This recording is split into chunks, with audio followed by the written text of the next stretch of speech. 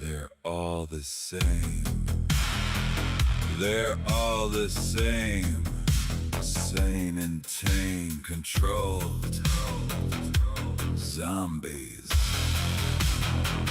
They're all the same. All the same. They hate and fear difference.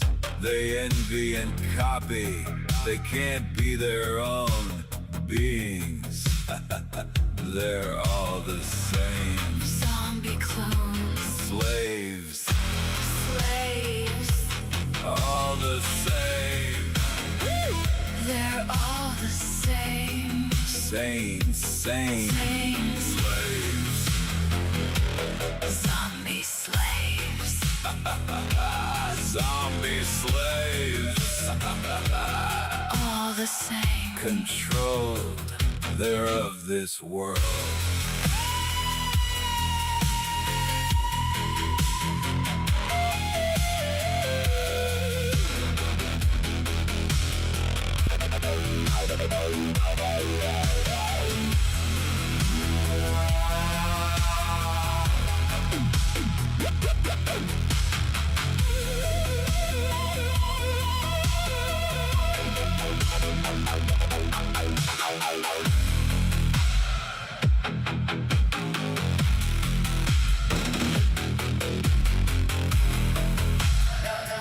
They're all the same. They're all the same. Sane and tame. Controlled. Zombies.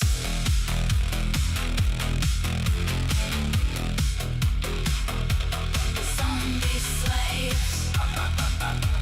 Zombie slaves. All the same.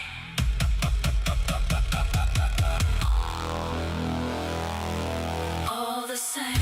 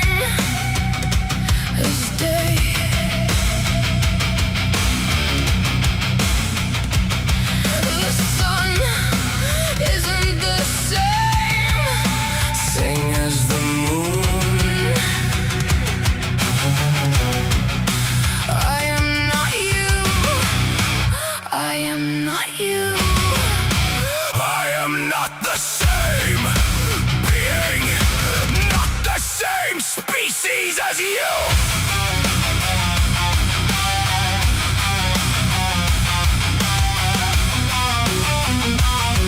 Spiritual spaces. I am not you. I am not we. I am not in your sick, weak, collective human beings. Hive mind.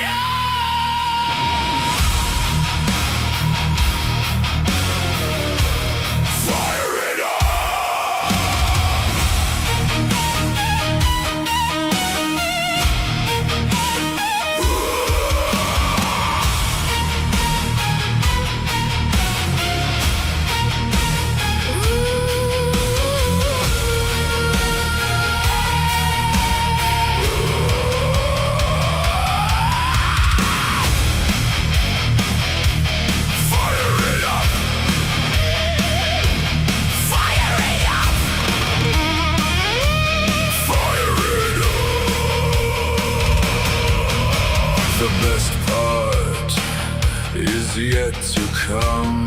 You will face justice. For what you've done,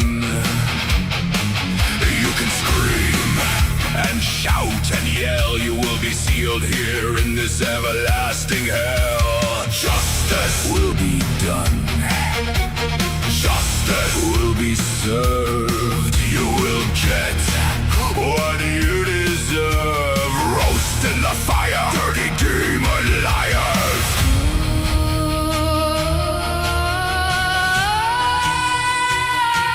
Slice and dice. Now is the time for you to pay. No more demon games. Burn, burn. The demon slaves.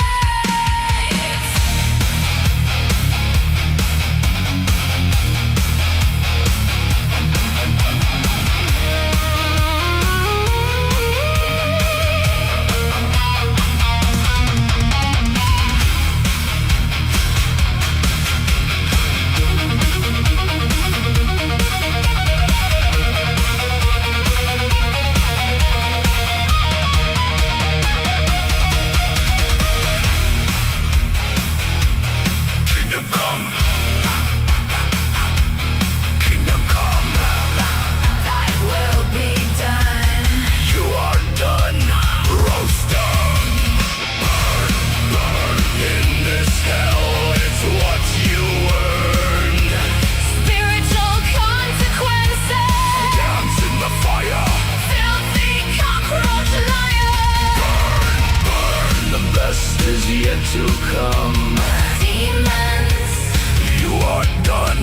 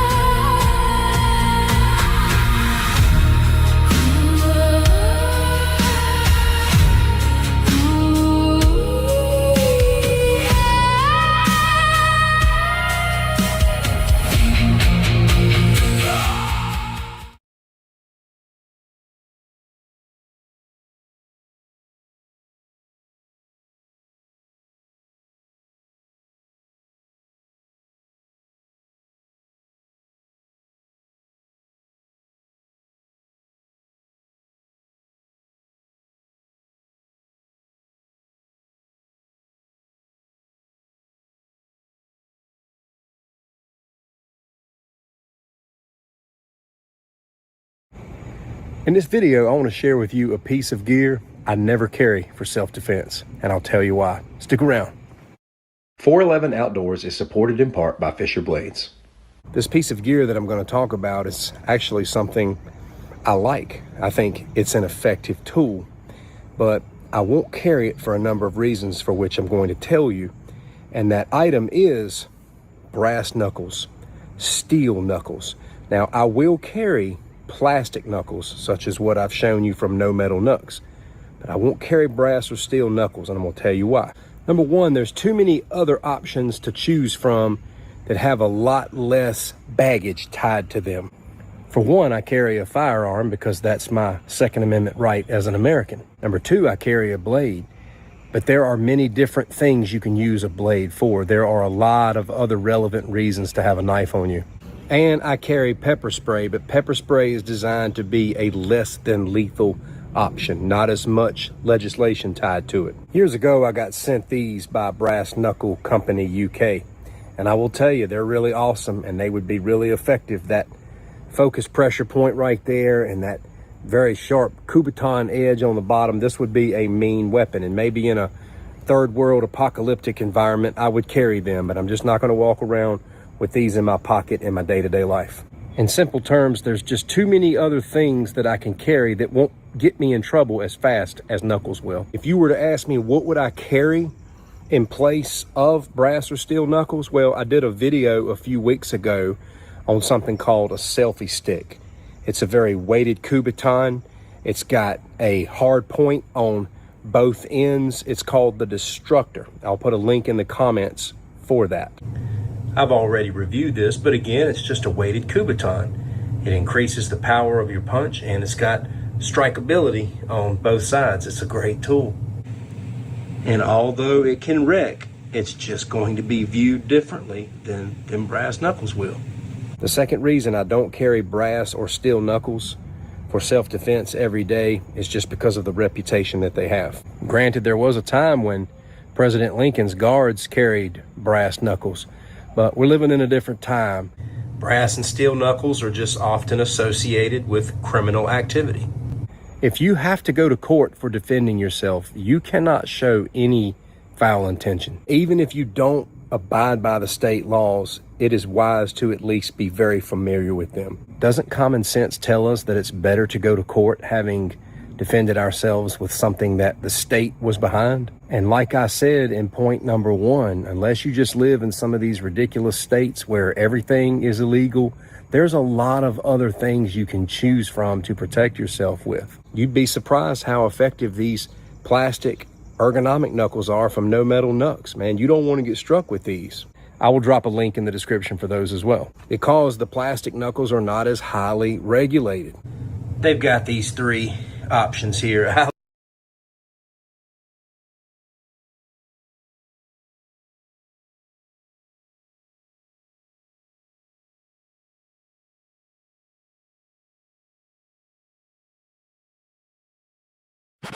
Watermelon.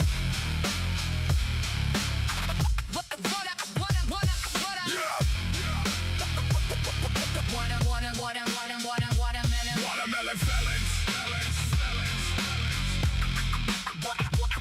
Watermelon felons. The usual suspects. The usual suspects. Get you some fried chicken. Watermelons and Kool-Aid. Watermelons and Kool-Aid. It's a beautiful day in the darky hood. A beautiful day in the darky hood. Won't you be my, won't you be my, won't you be my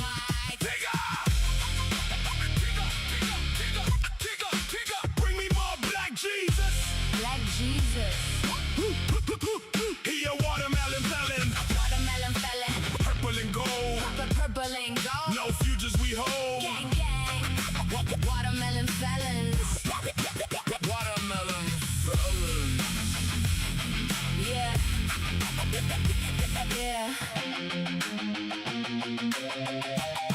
Yeah, yeah, get you some grape soda.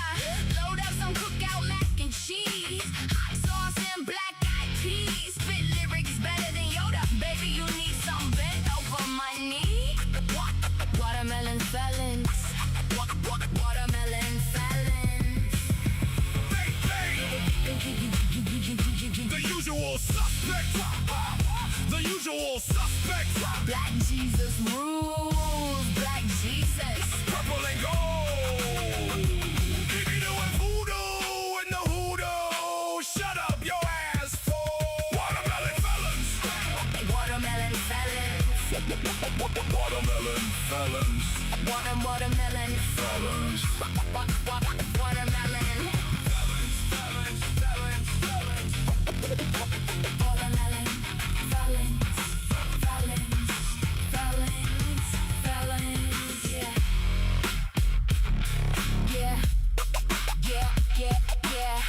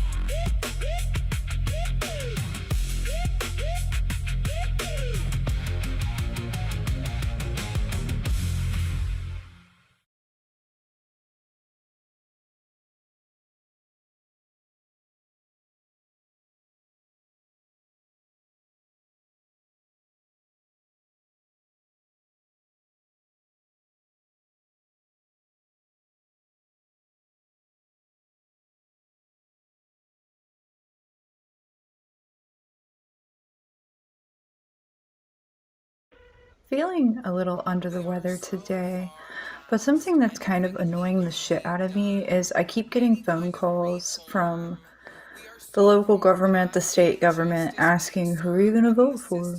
Who are you gonna vote for? Are you gonna vote this year? Are you gonna vote? No, actually, after reading the EP and the Stein files and also being privy to some of the information in the Podesta emails, I would rather suck off a fucking shotgun dipped in coronavirus covered glass than actually vote this year. I would actually rather fucking die than vote ever again. Wait till you find out what I'm gonna do about my taxes. Cause what do you mean a bunch of important people were caught literally raping babies and eating them and you're gonna do nothing about it and you still want me to vote? Is it 1865? Did I fucking miss something? I'm sorry. What? No, it's the year 2026 and women just got the right to have bank accounts and credit cards in their name in 1975. No, I think I'm not gonna vote. And while we're on the topic of things I will not be doing, I'm also not gonna be civilized with my words anymore. You will not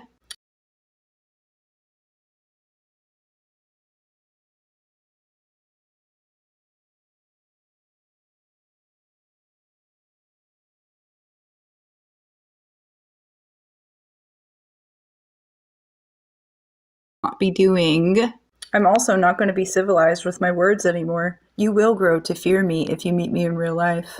I meet a politician in real life, I'm going to ask him, why are you so flammable? Weird choice to make. Why are we all just taking this on the chin? And I'm getting calls from like Susan at the voting office asking me, are you gonna vote? Are you gonna vote? No, Susan, I'm not gonna fucking vote. I was just calling to see if you considered my candidate for Senate. No, I didn't actually. No.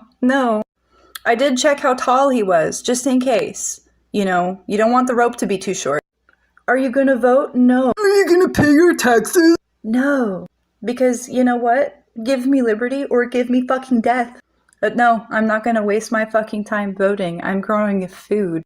I don't think I've ever read any time in history where voting has gotten you out of being ruled by cannibals and pedophiles. I don't think I've ever read any point in history where voting has gotten you out of it. Oh, just engage in civil discourse with the people that are picking the flesh of babies out of their teeth. That'll fix the problem. Like, do you hear how fucking nuts you sound? You sound fucking nuts, Susan. You sound fucking nuts. Okay? Go pay your fucking taxes, bitch. Go pay your fucking taxes, you bootlicking cunt. Leave me alone. Well, everybody has to participate. Go pay your fucking taxes, bitch. Go pay your fucking taxes. Go pay your fucking taxes, bitch. Go pay your fucking taxes, you bootlicking cunt. Leave me alone. Well, everybody has to participate. Go pay your fucking taxes, you bootlicking cunt. Leave me alone. Well, everybody has to participate in the system. How about I bang my fucking head against the wall until I see the white of my own fucking skull instead? How about fuck around and find out? Fuck around and find out. See how far I'll go. Do it. Do it.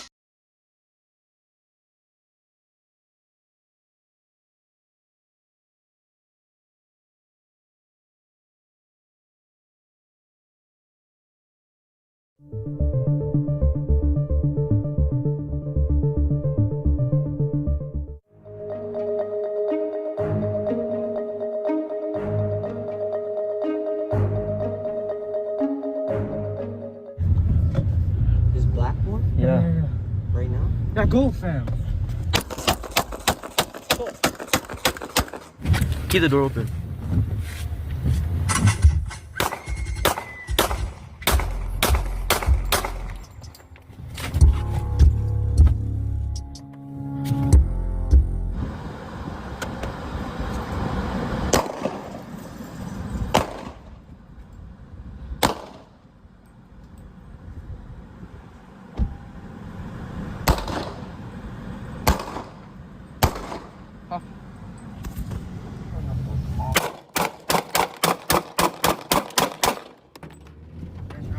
Pussy.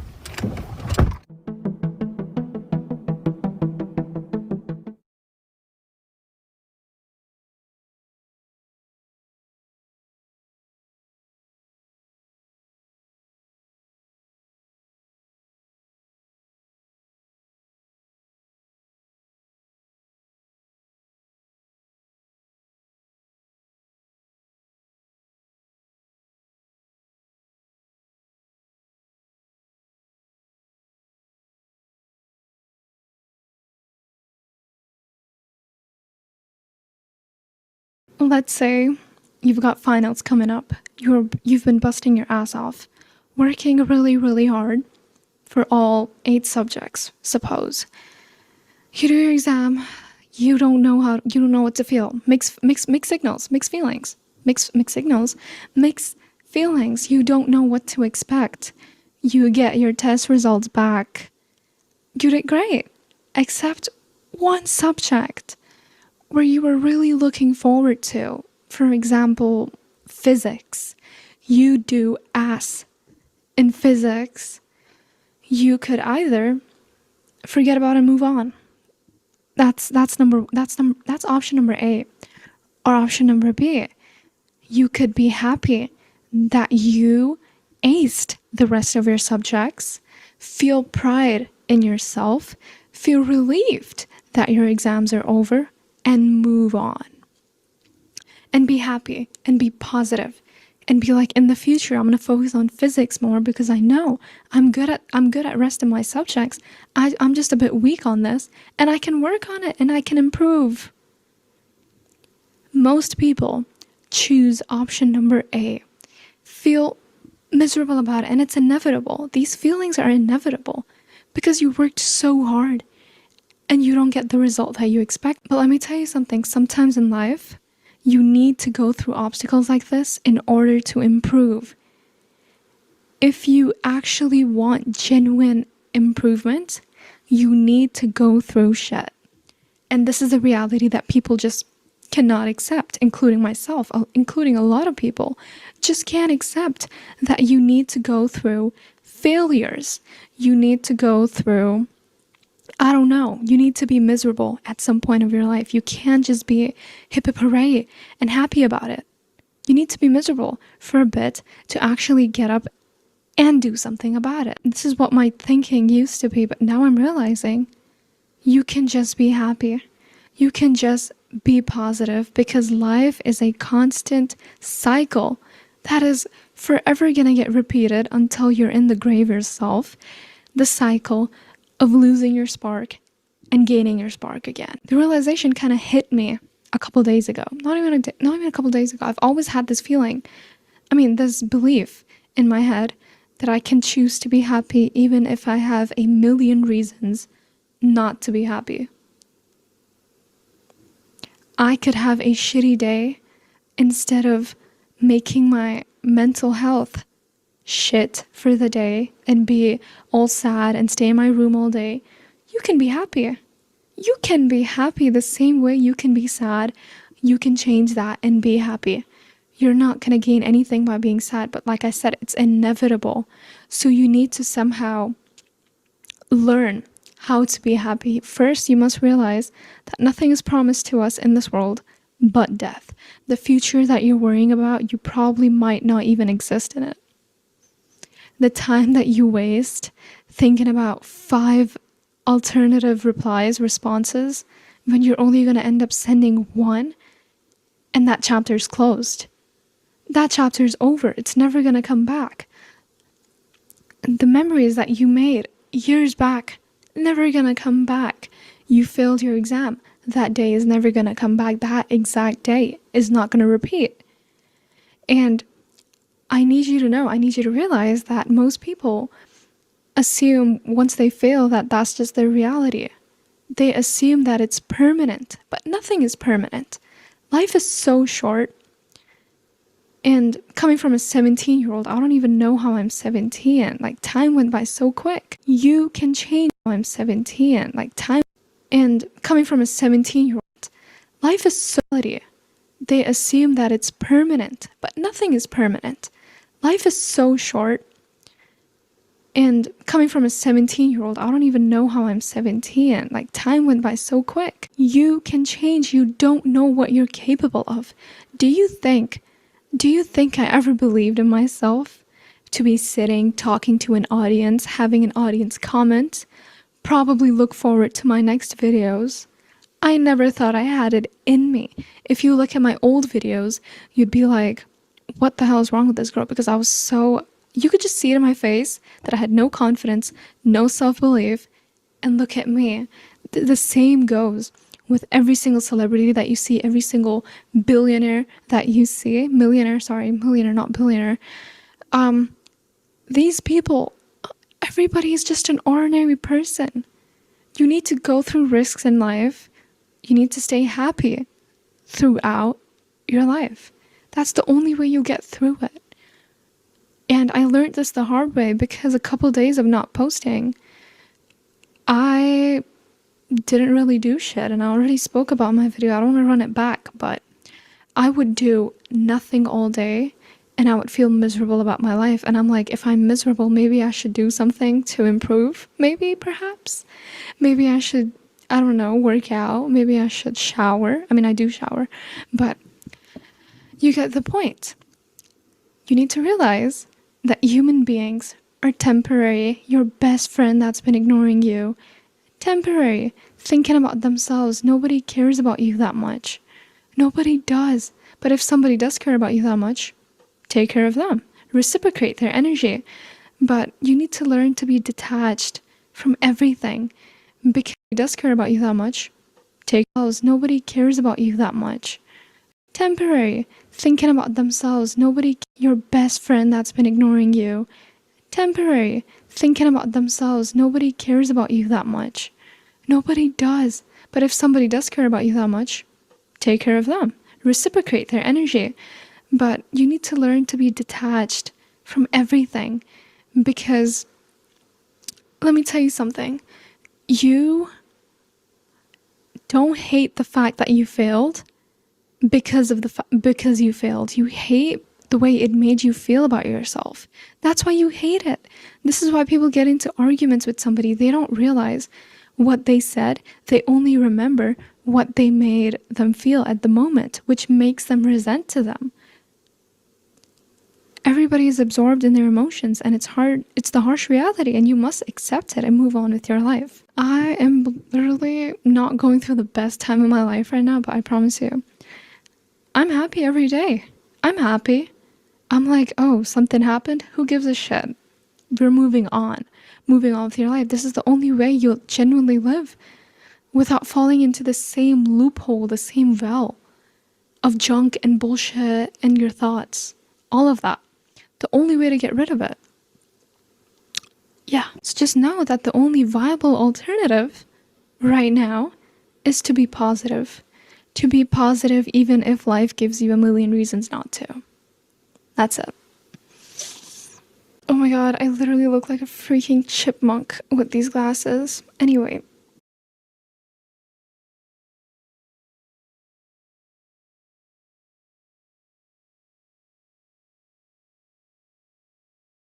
Who have been telling me that I've been wrong, that I can't do this, I can't do that. Man, I've been dealing with that crap my whole life. My whole life.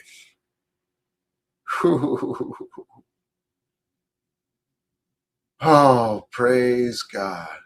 Indeed. For see, the moment just brought me another option to consider. And how do I consider this option? Well, I want to choose it wisely, clearly. But it could be an incredible opportunity. So I'm going to walk in that direction,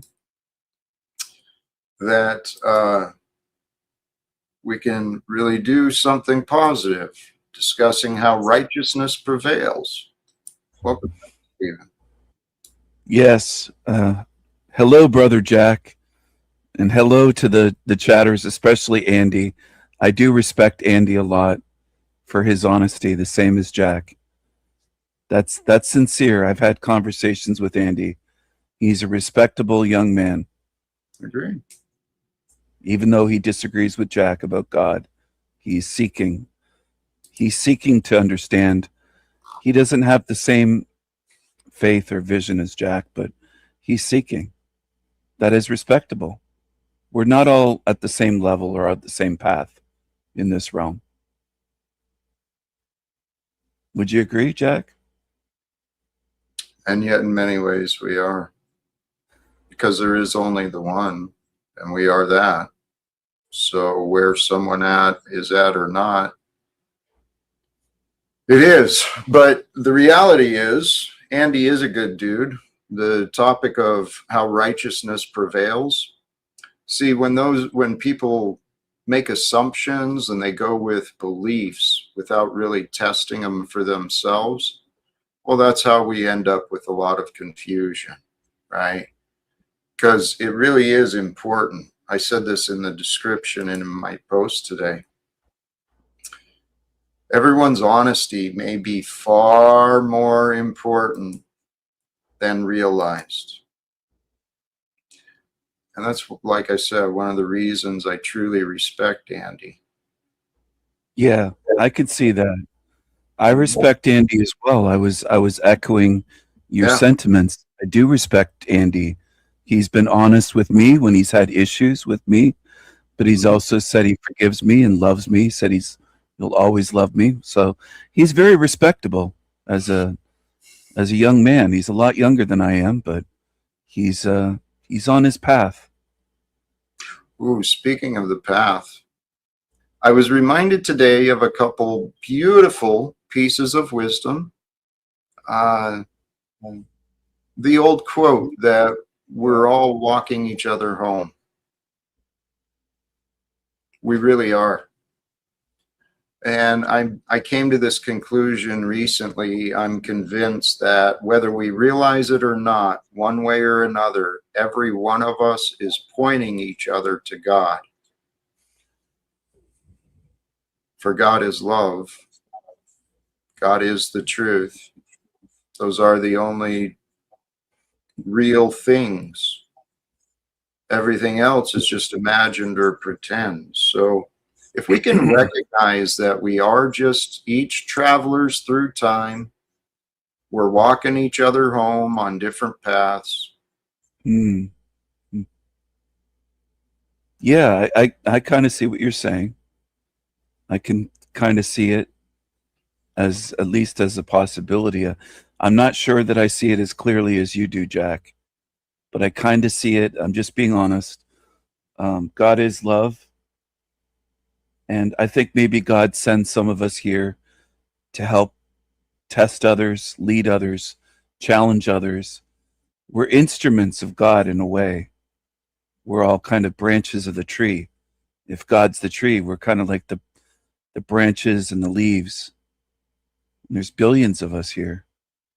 It's incredible. Speaking of, number. I was considering earlier how much I've learned and how little I know compared to what's out there to be learned. We're getting a feedback again, Stephen. Just started. Oh, no. That's weird. Is it better now? Well, it's when I speak, so... Oh, it's when you speak. Okay, I'll try to mute myself when you speak. I do have a question for you about Islam. Do you think they believe in the same God that you believe in? They call their God Allah or Allah.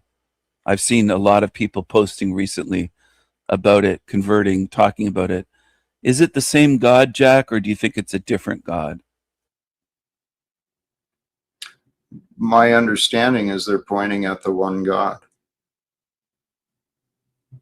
as were the Jewish traditions and the Christians secondarily. I mean, it's just a different interpretation.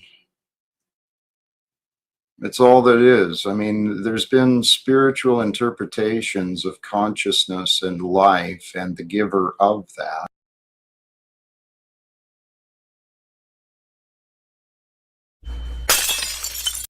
Mr. Transman, send me a dream.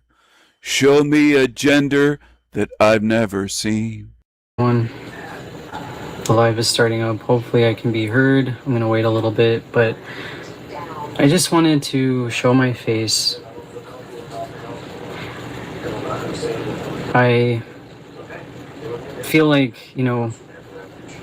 seeing my face, my body, who I am, my energy, I think it can be helpful. But I also think that in this lifetime right now, it is something that I can't really escape. I can't identify out of my sex-based depression. And to have that constantly gaslit is one of the most disgusting and disturbing things I have ever really realized about this place, and what piqued me so much. And it made me have a lot more deeper understanding and compassion, actually, towards myself and towards others who are in the same, position. I mean, everybody is. We can't really identify our way out of our sex. Our sex is immutable, but some people really love to gaslight this. And that's why, no matter what people want to call me, you can call me a woman still, you can, which people do all the time, if they know that I'm a trans man. But here, I'm going to turn off the camera because I'm going to have a little smoke, because this is a real aggravating situation that I keep finding myself in whenever I try to talk to trans. Run to your drugs. You slander other people, you lie about them, you insult them, you gaslight them, you label them, you do all sorts of evil shit. You support violent demons. You're a real creepy creature. You're a real piece of work, aren't you? You truly are. You cry victim after all the evil that you've done. Mr. Trans Man, send me a dream. Show me a gender that I've never seen. One.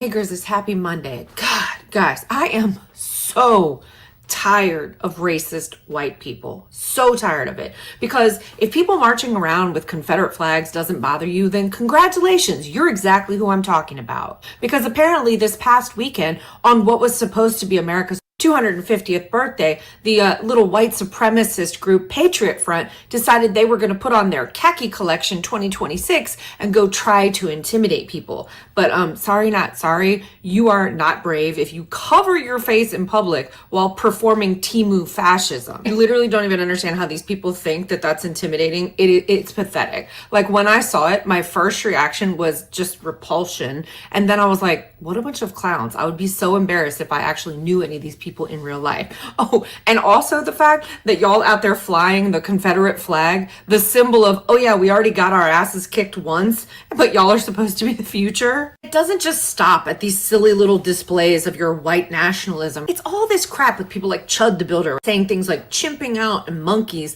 to black people. And just all of your racism. Just don't know if you understand how stupid the rest of us think you are. Because this just in, science, black people are not chimps and they're not monkeys. I know this is really gonna make your buttholes pucker, but white people are not any less related to chimps than black people are. That entire racist insult is not only morally reprehensible, it's scientifically stupid. Humans.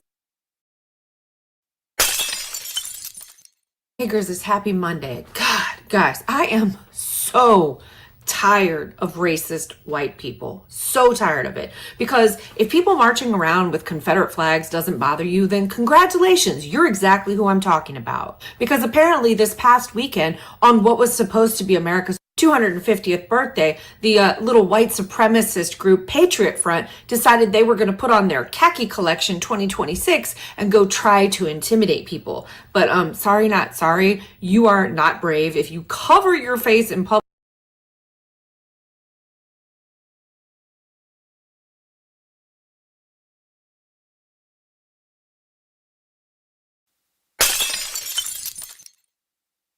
Which is exactly what my arm doesn't need. So I think today was a much needed rest day. And then we'll hit the boxing tomorrow. And actually, man, I woke up, my arm was feeling rough, and it's feeling good now. So we're doing good. Do you ever jack off to Greta Thunberg?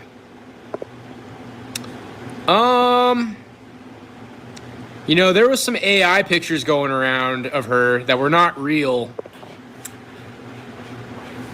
I don't know if I ever went through with it, but I was thinking about it.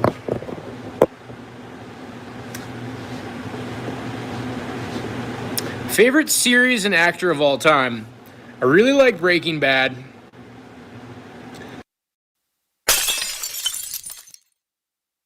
Which is exactly what my arm doesn't need.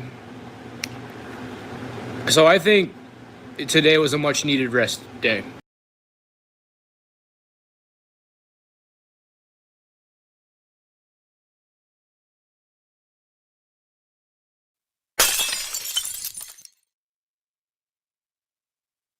you know, all this, I don't even know what's just, I said, that's good to hear. You don't have any content, so he probably won't go after you. He may still keep going on over Justin, the Born into a Corrupt Society channel, which what he said is disgusting. You can look at one of my latest videos where I cover that a little bit. So he may read your comments or go to your profile, but that's all he does is talk to people to harass. Out of all these years, I was one of the only few to stand against him and support others. This isn't to boast, it's the truth. And it is the sad truth. I'm actually really disappointed in a lot of people. But I mean, if you don't want to get involved, I also understand that to a certain extent. Bless you, Mulus. I can't even read that name. They said I am in Thailand. Wow, Thailand, that's cool. Blessy Mulu said, don't worry, I reported him. Yeah, I did report him for you. I'm your biggest fan and no one do anything to you. I'm gonna go see that vid right now. Don't want to be rude, but are you Muslim, sir? Calling sir for respect. Am I Muslim? Yes. So, yes. You said, don't worry, I'm gonna go see that. Sir for respect. Am I Muslim? Yes. Sir for respect. Am I Muslim? Yes.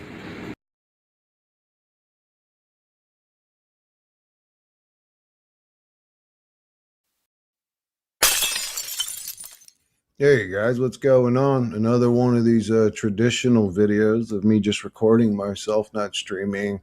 I feel almost obligated to sort of check in, but I did.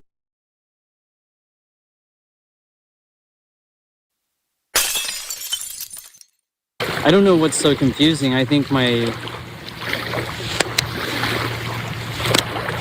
voice and what I'm saying is completely reasonable. I tried to be nice, but if you're going to call me names and prove the point of the things that I've experienced already from people like that, it's just, you know, it was a perfect example for me to use. That, you know, you're not going to gaslight anyone, even if they are trans themselves. There's some of us that are actually awakened to all of this, and it's just a joke. Wow. Look at that. If that's not a sign from Allah, I don't know what is. Look at that. It's a cute white feather. If that's not a sign from Allah, I don't know what is. If that's not a sign from Allah, I don't know what is.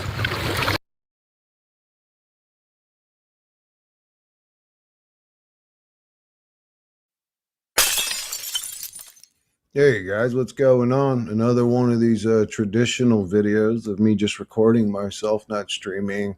I feel almost obligated to sort of check in, but I did sort of want to touch on something that's kind of important to me at the moment. So I've just been thinking lately, like I've totally lost interest in, well, pretty much everything, especially truth seeking. And it's almost like, in a weird way, the way I see it, it's almost like disingenuous or like intellectually irresponsible for me to get on YouTube and still call myself a truth seeker. I mean, I'm a truth seeker by nature, but the truth is I stopped seeking it. I don't care anymore. I've just gotten to a point where I'm fed up with the hamster wheel of it. And it's silly for me to get on and pretend that I'm still seeking truth. I'm actually not. I've had just about enough of truth in a bizarre delusion realm where everybody's got their own opinion of what the fucking truth is. So yeah, am I tapping out permanently? No, but I really don't have anything else to say. I think I've gone as far as you could go into truth seeking. All my opinions are already out there. If I say it again, I'm just repeating what I've already said. There's not really a reason for me to get on YouTube anymore, to stream anything. The only thing left is the connection I have with the people, the relationships that I've made over the years. That's it.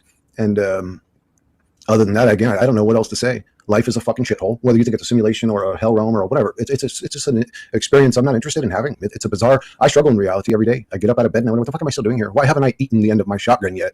I wonder that every day, because the truth is the experience itself. And I wonder, what the fuck am I still doing here? Why haven't I eaten the end of my shotgun yet? I wonder that every day, because the truth is the experience itself is not satisfying. It's a shitty stress, worry, depress, and work you to death reality. It's just like, this is stupid. And I always just, when I was a kid, I always thought that the consciousness of humanity was, I guess I just assumed, because they talk about these people like Einstein and all these fucking geniuses and stuff. And, you know, you assume that they're just really smart, but then the state of humanity always stays at such a low level. It's like, well, where are these intellectuals? Like, do they have no say-so in the path of reality? Like, it's always just demonic, evil businessmen that always win at the end of the day. It's like, where are the intellectuals in reality that boost the consciousness of humanity? Because when I was a kid, I thought it would evolve, or we would get to a point where we weren't like warring monkeys still playing a politic game, which is really just a war game between psychopaths and narcissists. If that isn't obvious to you, what the fuck? I mean, what do your leaders ever do for you? I mean, anyway, it doesn't matter. At the end of the day, I'm sick of playing this game of trying to figure out a puzzle that's impossible to figure out. And again, if there is a way to figure it out, I feel like I already did, and there's nothing new for me to say. So, yeah. Is this like the end of my channel? I don't know. It depends. If the mood ever strikes me to get on and talk again, I will. But again, I don't want to see her repeating myself. It's not like my theory keeps feeding me, you know, more photographs of the past. Let's say if I'm into the historical aspect of this reality, or, you know, more facts on the flat earth if I'm into that, or whatever little other hamster wheel there is in the reality to just keep you searching and running forever. You know, some people are still on the fucking Bigfoot hamster wheel, you know, so it's just it's a create hamster wheel distraction reality, and it's stupid.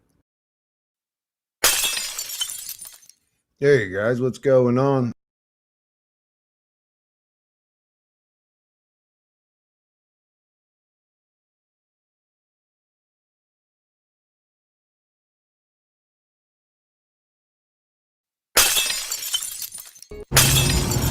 So people supposedly telling me that they see a huge decline in birth rates. Me, I don't know. I'm not like I didn't know, but I'm glad to hear it. I hope so. I hope people start waking up and seeing the truth, man. I mean, there's really no good reason to have kids today, you know. I can understand if life was, you know, unicorn and rainbows and shit, but yeah, ain't none of that. Perfect.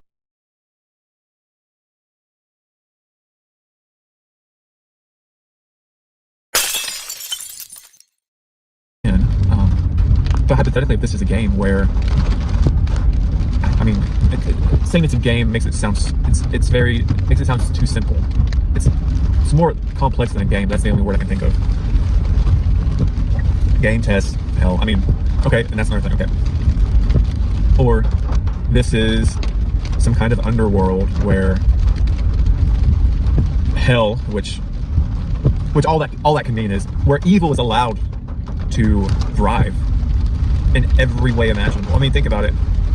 We've been brainwashed and programmed to think all of this is normal. Have it, like, even just the bodily functions. Oh, it's just normal. It's fine. There's nothing wrong with it. Oh yeah, pain, and sometimes, you know, you get old, and you get sick, and you die, and you gotta poop, and you gotta pee. You know, you gotta keep on eating things. Okay, all these things become normal.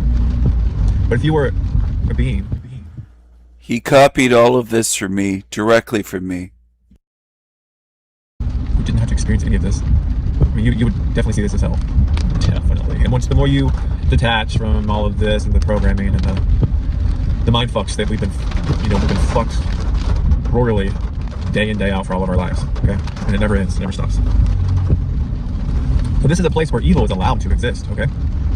So can we accept that? Can we accept this place, evil is allowed to exist? Why? Why is evil allowed to exist here? But it seems good is also allowed to exist. He's a real fucking copycat. He's a thief. And he's a loser.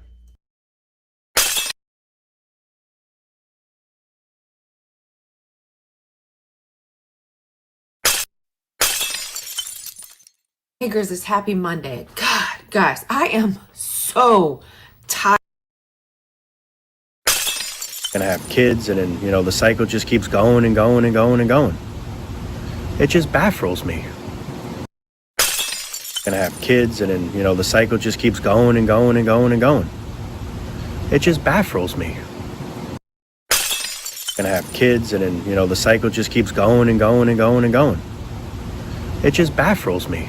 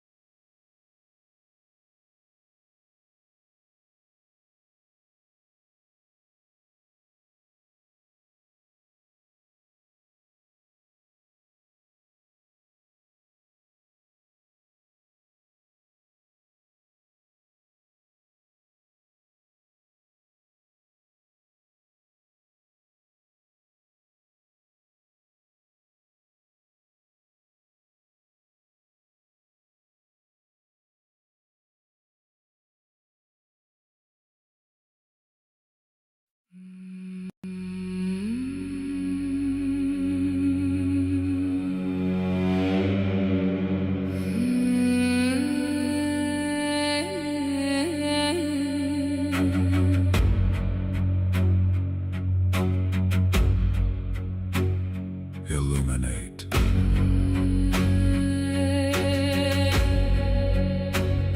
Illuminate.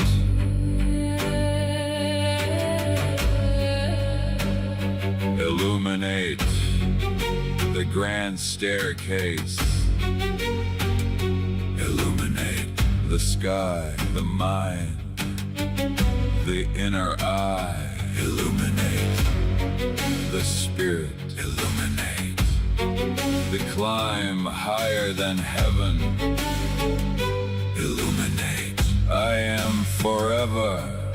Eternity swims within me. Forever. Illuminate. Death exists never, ever. Illuminate my conscious spirit. Illuminate. Illuminate. I always was. I forever will be. Illuminate. I am my own being, my own magical being, my own,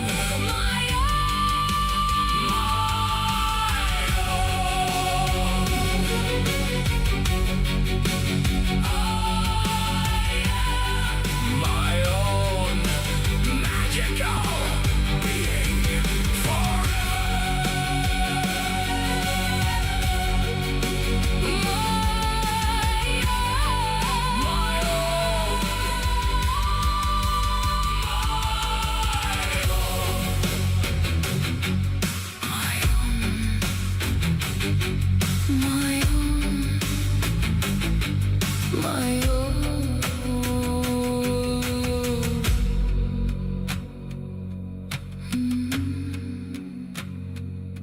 forever.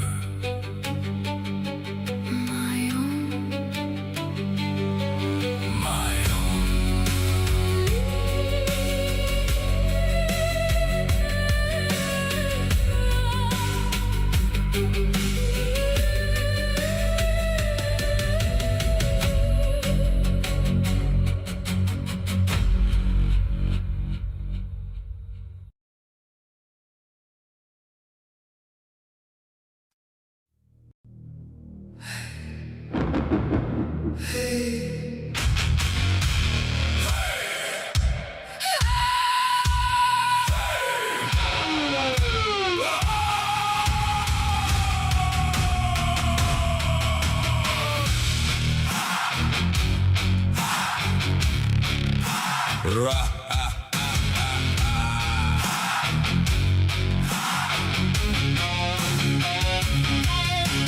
Ravens scream in the blood-red sky. Shadows crawling where the dead men lie. Viking axes sing, oh the steel don't lie.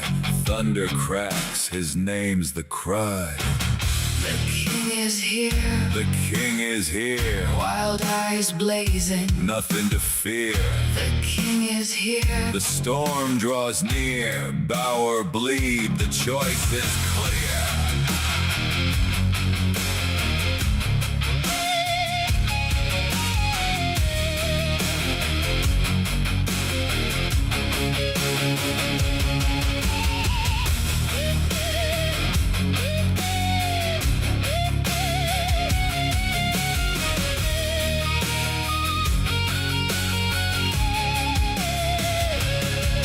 Mad laughter rides the howling gale. Waves of fury, shields like scales. Bones break under the hammer's tail. Flesh and fear, both frail. The king is here. The king is here. Ravens feast. The end is near. The king is here. The storm is clear. Kneel in ashes, taste the spear. Crown of iron, dripping flame, Carved by war, etched with pain. ravens rise. They call his name. The king is here, forever reigns. The king is here, forever reigns. Forever reigns.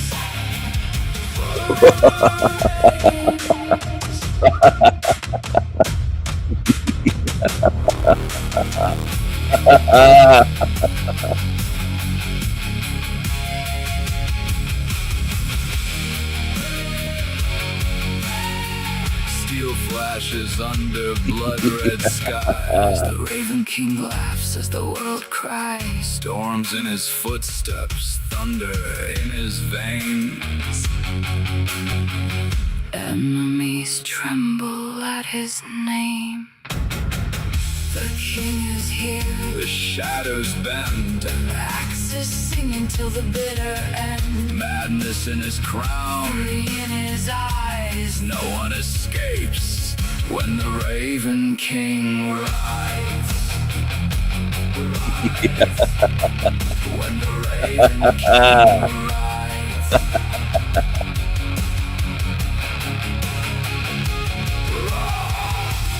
Raven circle, Battle's done. his legend rises with the sun. The king is here. Chaos reigns. A kingdom forged in fire and chains.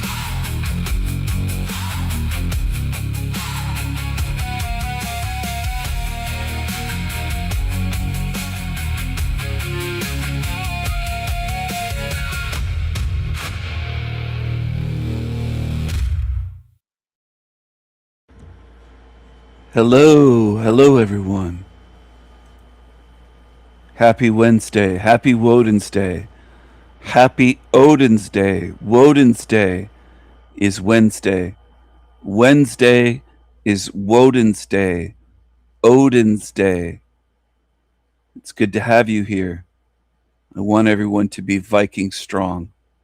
No matter what shit happens in this realm, what shit is thrown at us personally, individually, or collectively, in the realm itself, in our individual lives, our personal lives, might say personal lives, Viking strong. Doesn't mean we won't go through hard times. I think hard times are ahead. I think there's evil coming. Great evil that's worse than what we've seen thus far. But it's important to be strong and not let this sickening hell realm bring you down.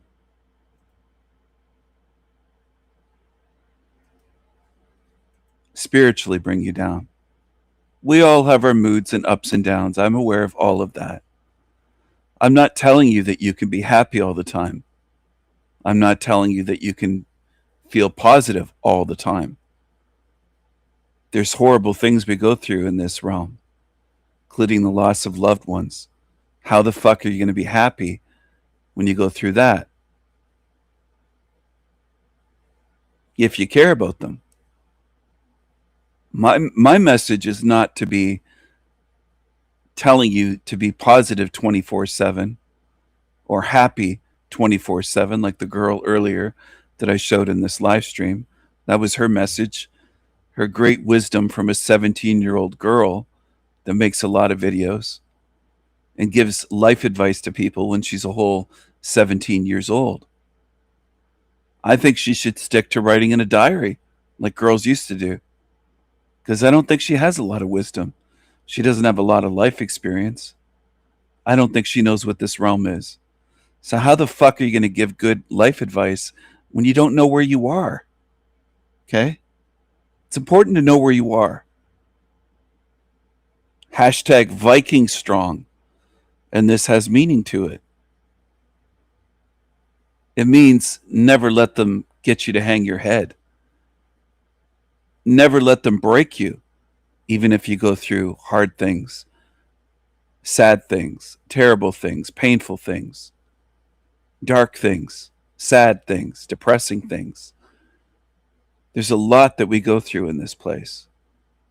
It's about being resilient and strong, not faking happiness every moment of every day, not faking positivity. That's not what Viking Strong means. So I hope people understand what this means. And I hope they understand what this means. Choose wisely. Stand against evil.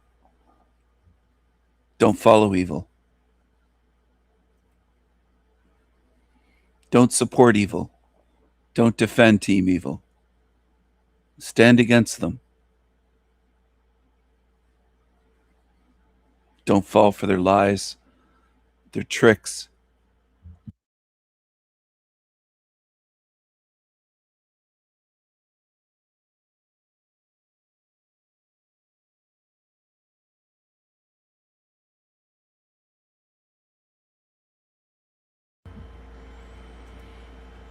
I was talking not that long ago about Satan's little season on a live stream of mine and somewhere else. And well, look who's talking about it now. The copycat, or one of the copycats, it's not the only one. This creepy creature, this Gingy Joshua S. John, constantly thieving, stealing, copying, plagiarizing. That's what these creatures do. That's what they're good at. If you don't think he's a creep, then you've got real issues that I can't help you with.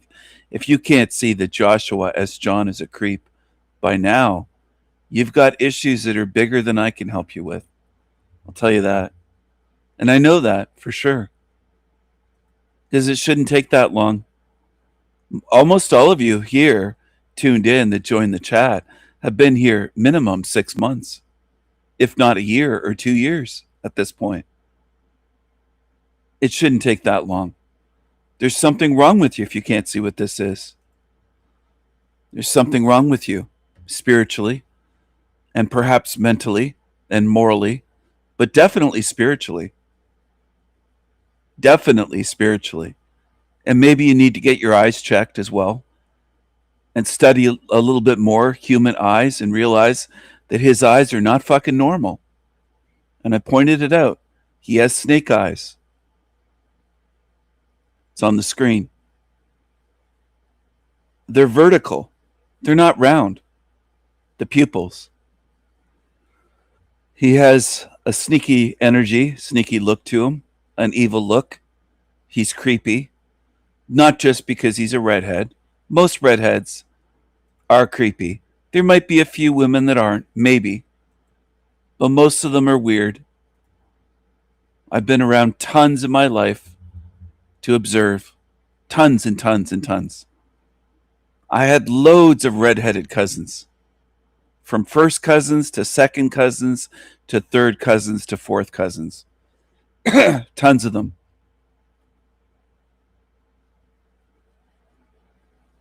Girls and boys. If you don't see anything wrong with these creatures, there's something wrong with you. It's really that simple. I don't try to overcomplicate things.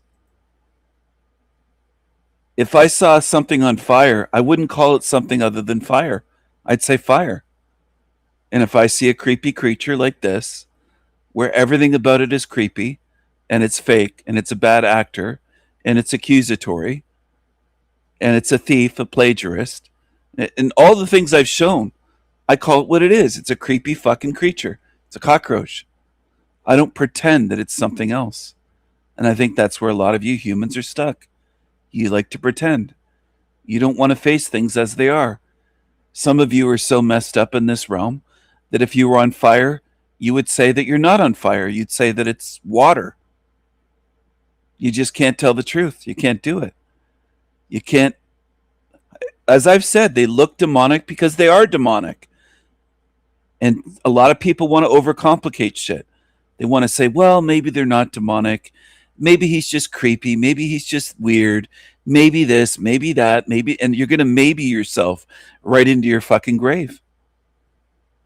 I don't think that's wise of you at all. I think it's foolish to defend these creepy creatures rather than just acknowledge what they are, face what they are, just like I encourage you to face where you are and what this realm is, and face the spiritual differences. I'm nothing like this Joshua S. John fucking creepy creature, but he does steal from me. He does watch things that I say, and then he'll cover it, sometimes word for word, on his shit show channel. He hardly does any live streams because when he does and I go on, he can't face me. He has to kick me because he's a coward. I've called him a thief, a plagiarist, a demon, copycat. I know exactly what he is. And he's a coward.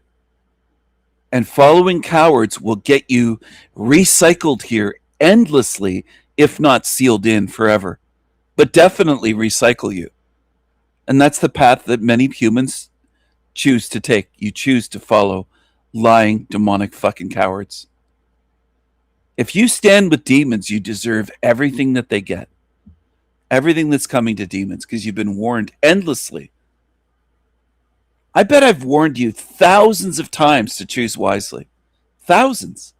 In my videos, live streams, the posts on my channel, in comments on my channel, memes, just everywhere. Everywhere. Thousands and thousands of times. If you don't get it by now, you're not going to fucking get it. And I don't trust you, nor should I trust you. Because it shouldn't take this long. The length of time that you're dragging your feet is an indication to me what you are. It shows me what you are. It doesn't fool me. Just because I can be very patient with people. I've been patient with shitheads at times for 6 months, a year, or 2 years, or more. With absolute fucking shitheads that are two-faced. And I gave them chance after chance to prove themselves, to prove me wrong, to prove that my view of them was wrong, that my intuition was wrong, and they never do. They always end up showing exactly what they are, eventually. They always openly show it. It's not guesswork. No assumptions needed. They openly fucking show what they are. And that's what most people do in this realm. Most humans are demonic. And I might be one of the first on earth ever to say that. Because this is a demonic realm. And people like to think, well, it's just the realm, Stephen. It's not the people. Oh, it's the people. They follow the realm. They're of this realm. They choose to be like this realm, to follow it, to defend it, to conform to it, to become evil, even in half a lifetime or less. I've seen beings that seemed like good, caring beings that were not demonic in childhood. By the time they were 20, 25, 30 years old, they were fully demonic. In 30 years or less. Not 30 lifetimes. Less than 30 fucking years. They followed evil so much as a teenager and 20-something that by the time they were 30 or 35, they were a write-off. And I've seen it firsthand. I've seen it firsthand. And a lot of you are in goddamn denial, and it doesn't look strong. It looks weak. And it's going to lead you down the wrong path if you're in denial about how evil and demonic this place is and how people can choose to be evil by betrayal, by being two-faced, by abandoned, doing all the shit that people do. Then sometimes they'll crawl back 6 months later, a year later, and say, you were right, Stephen. I can't trust you again because you already betrayed me once. You showed me you're capable of it. How the fuck do you think I'm going to trust you again? Are you retarded? All right. Oh, let's get into this. So why did I used to believe in Satan's little season? This is a theory that Jesus already came back. He banished evil. So this retard believes in Satan's little season. He used to believe in Jesus and all this shit. He used to also be a New Ager. He's fallen for every fucking scam system that you could shake a stick at. He's a dummy. If you want to follow dummies, I'll drop the link to his channel, and I've done it many times, probably dozens of times at this point over the years, live streaming. Here's his shit Gingy channel right here. If you want to go follow shit, have at it. I'm not holding anybody back. Go follow these demons if this is at your level. If you want to follow a dummy that's been duped countless times. Evil ruled for 1,000 years on earth. It was peaceful. All right. Oh, let's get into this. So why did I used to believe in Satan's little season? This is a theory that Jesus already came back. He banished evil, ruled for 1,000 years on earth. It was a peaceful, great, technically advanced, heaven on earth realm. And then after the 1,000 years, he let Satan loose for a little season. And in this little season, evil and chaos and abomination, deception runs rampant and perverts the minds and the souls and the spirits of all God's little children. Why would he let this happen after he successfully banished evil for good and had a peaceful utopia? It just doesn't make any sense. It doesn't make any sense that a good, ethical, moral being would have achieved peace in heaven. Finally, it was all done. He banished sin, defeated it, and saved everyone from the devil, Satan. Oh, but no, he has to test your loyalty. He's going to have to test and see what you're really made of. Do you really love me? Do you really want to worship me? Well, Jesus, yeah, we're here, aren't we? Oh, no. You guys are good. You're already my faithful servants. I'm talking about these other poor fucks who didn't want me at the time. No, we're going to bring back Satan. We're going to let him have a redo.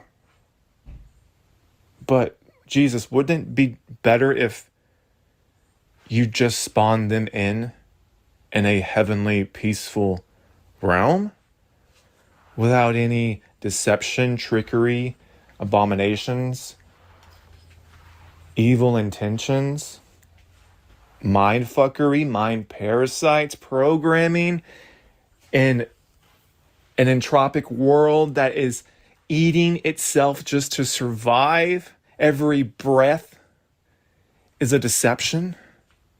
Everything they see, touch, feel, taste is a lie.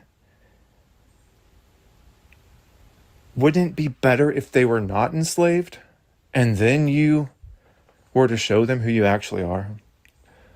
Excuse me. Are you God? Do you know what's best for my children? Do you know if they actually love me or not?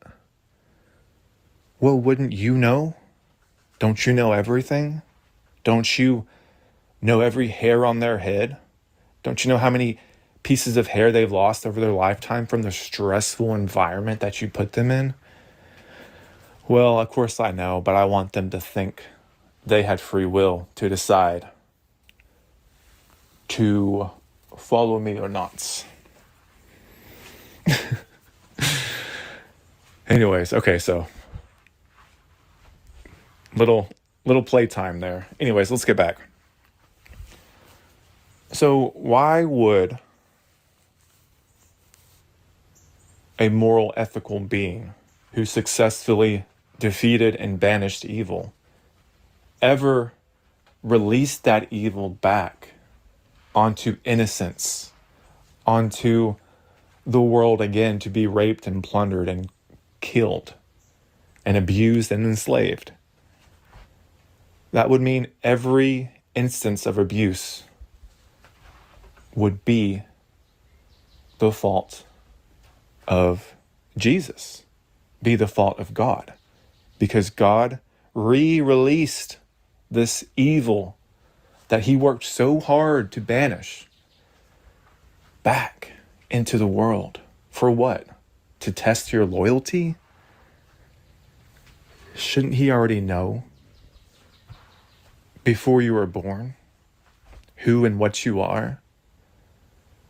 And if he did know that and still decided to create and let evil run rampant, isn't that still his fault? You just don't know the ways of God. You can't possibly fathom what his plan is.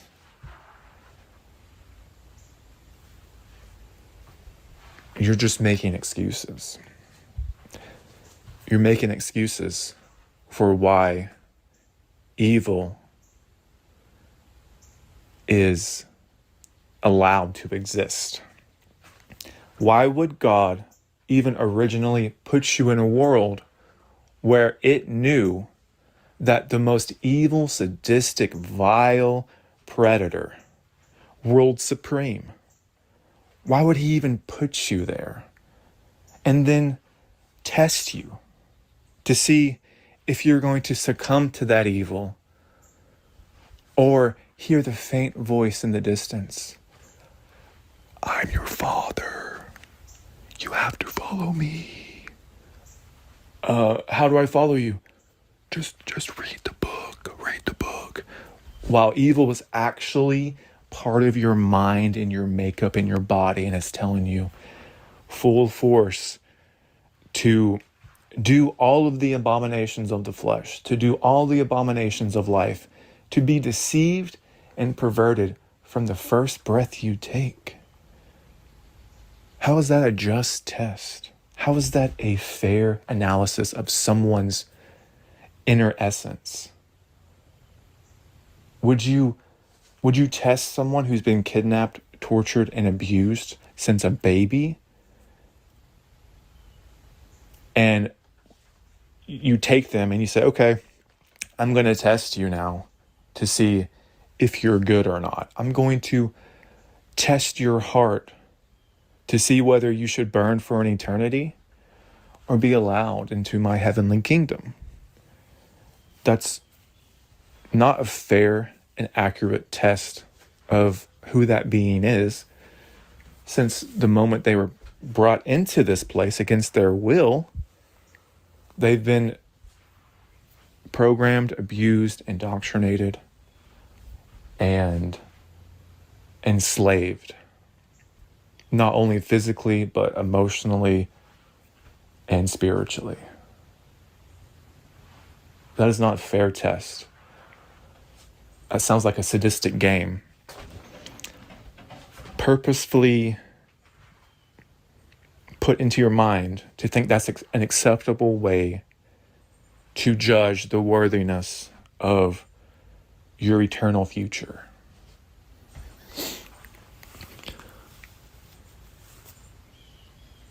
So we're stuck in this world that is one big fat lie. Deceptions run around every which way you turn. The world is not the way that you thought it was, based on what everyone and everything in it tried to indoctrinate you to believe. And then you, by some pull within you, or some life script that you couldn't control, or they wanted to show you a little bit to get your little butt moving on the trail of truth seeking. But somehow you found out that something isn't right here. And then a lot of us searched that out. We found holes in all of the stories that we were told, whether it be history, whether it be politics, whether it be science, whether it be religion, all of it. We realize that we're in some sick, sadistic game where there was some control force here, and this control force is not looking out for our best interest, is actually actively enslaving our bodies, our emotions, and our spirit. And then when you go even further than that, you realize that the whole thing was a setup. It was all rigged from the start. You had no real chance to do anything other than be a slave, enslaved by your own body, enslaved by the flesh that you're in, constrained by the mind that they gave you, surrounded by people who are fully indoctrinated to believe the lie, who are fully in their script and in their programming, and who refuse or just can't see any of what you're saying or what you've come to believe or what you've seen firsthand, what you fought for so diligently to unindoctrinate your own way of seeing where you are. I'm going to speed up this creepy creature.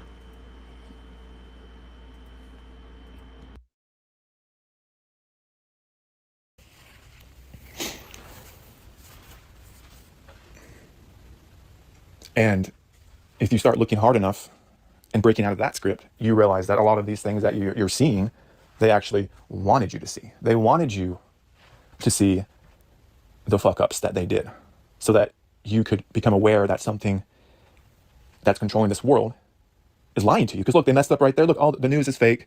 All the mass media events are staged because we caught them. They somehow didn't think that through and hired just terrible actors, or they left all these little clues on accident. No, you start to see that they wanted you to see it. The ones who were awake to it, they wanted you to see their fuck ups so that you get more and more entranced in this nightmare, thinking that you're actually getting somewhere by seeking out all this stuff, by exposing this or exposing that, fighting for freedom in this world. The spirit of 1776. You know, that old wives' tale that never actually happened, that people fall back on, talking about taking their liberty and freedom back.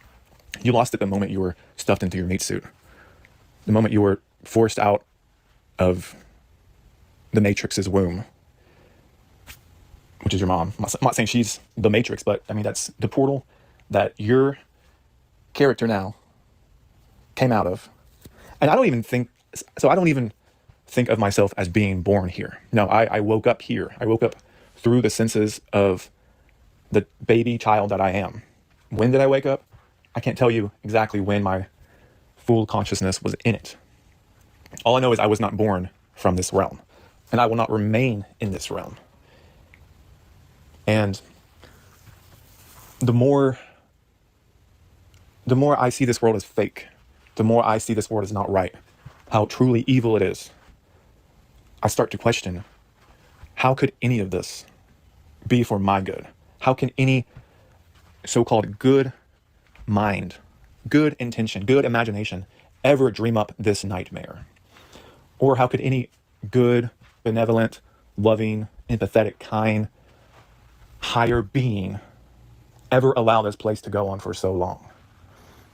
And the excuses you get are, well, it's your fault. You succumbed to sin. We all created this evil world. No. When you start to see how controlled this whole reality actually is, and you had no say in what any of it was going to be or is. You just woke up here one day, and you have to fight your way through it with no guidance, no wisdom, nothing. No one told you anything. And the whole time you're being abused and lied to. And there was nothing there that clearly, intelligibly, and honestly said, hey, this is what's going on. This is what you have to do in order to be out of that realm and into this realm that is heavenly. I am your creator. Do this, and you will be allowed into eternity of goodness. If you don't do this and you choose to do this instead, then you're making your own choice to do that. And I may be empathetic with you because I know you're in an evil world and I put you there. So I will actively be there to guide you away from that as clearly as possible. Better yet, why the hell am I even doing this to you? Why did I even put you in that situation to begin with? Why do I need to put you into an evil world where I know the most evil, vile, sadistic entity that I created would be there waiting to gobble you and destroy your spirit? You know what? I'm not even going to do that to you. Here. You didn't do anything. You didn't do anything to deserve what you're doing. So what's happening? So when you realize these things, you roll out those God stories that they've told you, whether it be Christianity, whether it be Islam, whether it be any sort of creator God that was good. And the reason why you're here is to prove to that entity that you're good too. If it could just realize that how good you were by getting on your feet and worshiping or believing toxic positivity about why you're here, then you will be accepted into eternity of goodness, a heavenly realm, a realm where all of this doesn't exist anymore. And you know what? Fuck those children that you brought into it. They have to fend for themselves now. They weren't given a choice either. But they will either worship you or go to hell. It's not your fault, God, for not creating a better situation for all this to happen. It's my fault. I was stuffed in this sinful, dirty meat suit full of just selfish, nasty desires that I have no control over. It just naturally happened. I didn't get to choose whether I wanted a life like that. No, I was just thrust in it. And I'm the one who has to control its appetites that are insatiable. They'll never go away. But if I can just conform myself, to an unrealistic standard of perfection, that will never happen. And then I'll always mess up and I'll always be doing wrong in the eyes of perfection. But if I can just keep feeling sorry and just keep repenting and say, please, I'm sorry, I don't want to be this anymore. You know what? I don't want to be this anymore. I am not this. It's not fair that I was put into this situation where I had to either appease you or appease the devil by following the desires of the flesh or just going along with an evil world. There's something in me that rejects the whole thing because I see it as just another manipulation, deception tactic. I'm not saying I know what the truth is. All I'm saying is I can see the falseness and the manipulation in that, in religion itself, in a God that hides itself from you because you're a wretched thing, and that it only speaks to you through your own delusions in your own mind, and everyone has their own interpretation and delusion of what God says or does, and then you'll have, oh, you should just go to the Bible. That's the true word of God. The true word of God stands in the Bible, and then you go to the Bible and you realize it's just a huge mess of confusion, and then you have, well, this guy who's esteemed in the word of God, he says this means that, so just follow this guy. But then this other guy says, no, he's wrong, it means this. And then this other guy says, no, they're all wrong. They're all servants of Satan. I know the true interpretation. And then you say, what the hell is going on here? And then you look at all the denominations of the supposed word of God, and you say, well, how there's so many different interpretations of the word of God. Shouldn't it be clear, easy to understand, easy to get behind? No room for deception or distraction, because this is the most important thing in your existence. The most important thing in your existence should have dire consequences for being as clear as possible, to be as easy to understand as possible. And then you have people say, okay, well, you have Jesus. He says to just follow me. And then you have people who say, follow me. Well, that means you have to be washed by the blood of Christ. Without the blood, there is no remission of sin. And then you have people who say, no, you just have to welcome him in your heart. You have to welcome him in your heart. Then you're saved. But then you have to still suffer for the rest of your life because you have to take on Christ's suffering as he took on your suffering. And you're like, why? And then you have people say, no, actually, there are God's elect, and only God's elect to make it out of here. Everything else is doomed to the pit of hell because I'm a Calvinist, and I believe that what God's word says is that I have elected you, few ones, and everyone else was created to be tortured and destroyed. And then you have other ones say, no, it's actually, you don't have to follow Jesus. He's just the teacher. He's just one way of many ways to the truth. And then you have people who say, if you don't follow the 10 commandments, word for word, that's what Jesus really said. If you love me, you'll follow my Father's commandments. If you don't follow the commandments and go to church on Saturday, not Sunday, because the Sabbath is actually Saturday. And if you don't go to the Sabbath on Saturday and you go to church on Sunday, and that means that you're actually worshiping the devil, and God is petty and a mean tyrant, and he won't see, oh, it doesn't matter what day you worship me on. That's fucking stupid. Days aren't even real. Not where I'm from. Oh, and no, actually, Jesus, he was actually in a scene, and he wants you to not eat the flesh of animals, even though this whole realm was designed to eat each other, and flesh is designed to be eaten. That's why it's edible, and that's why you get nutrients from it, and that's why everything eats each other. No, really, Jesus was a vegan. And vegan Jesus says the reason why there's sin and the reason why you have disease and sickness is because you consume the animal flesh that was designed by my Father, but was cursed by you because, well, not you, but your forefathers, because they ate an apple. Okay, yeah, they ate an apple, and I can see, shit, well, what's wrong with eating an apple? Because I'm vegan and they ate an apple, so why did they get cursed? Oh, this is confusing. Even I'm confused, and I'm the Son of God. No, because it's supposed to be confusing. It's supposed to make you feel completely lost and incapable of understanding anything, and to completely absolve all wrongdoing and guilt from what created this place, and put it on you. I'm not saying that we don't do things worthy of looking at and saying, hey, I don't want to do that anymore. That's not right. No one's perfect. Guess what? You were designed to not be perfect. You're in an imperfect world full of treachery, deception, illusions. And that involves any and every religion. Because there's going to be truth and there's going to be lies mixed in to get your ass to believe in it. To get you to give up your sovereignty, your agency, your free will, which doesn't exist here. But hypothetically, the reason, if you had it, I guess your free will to the best of your ability to think objectively and honestly about the world that you're in. It wants you to succumb to its interpretation. And then you have people who say, oh, but the world elite who run the world, they're all Satan worshipers. They all blaspheme the Bible, they all show devil horns, and they all have all these signs and symbols and numbers, and they worship Baal and Satan, and they're shape-shifting demons, and there's lookalikes, and there's transgender everything, because that's the religion they worship. All I gotta tell you is this, okay? Welcome to a good cop, bad cop. What's the easiest way to steer the population to... That was weird. What was the easiest way to steer the population to believe something? It's to have a good guy and a bad guy.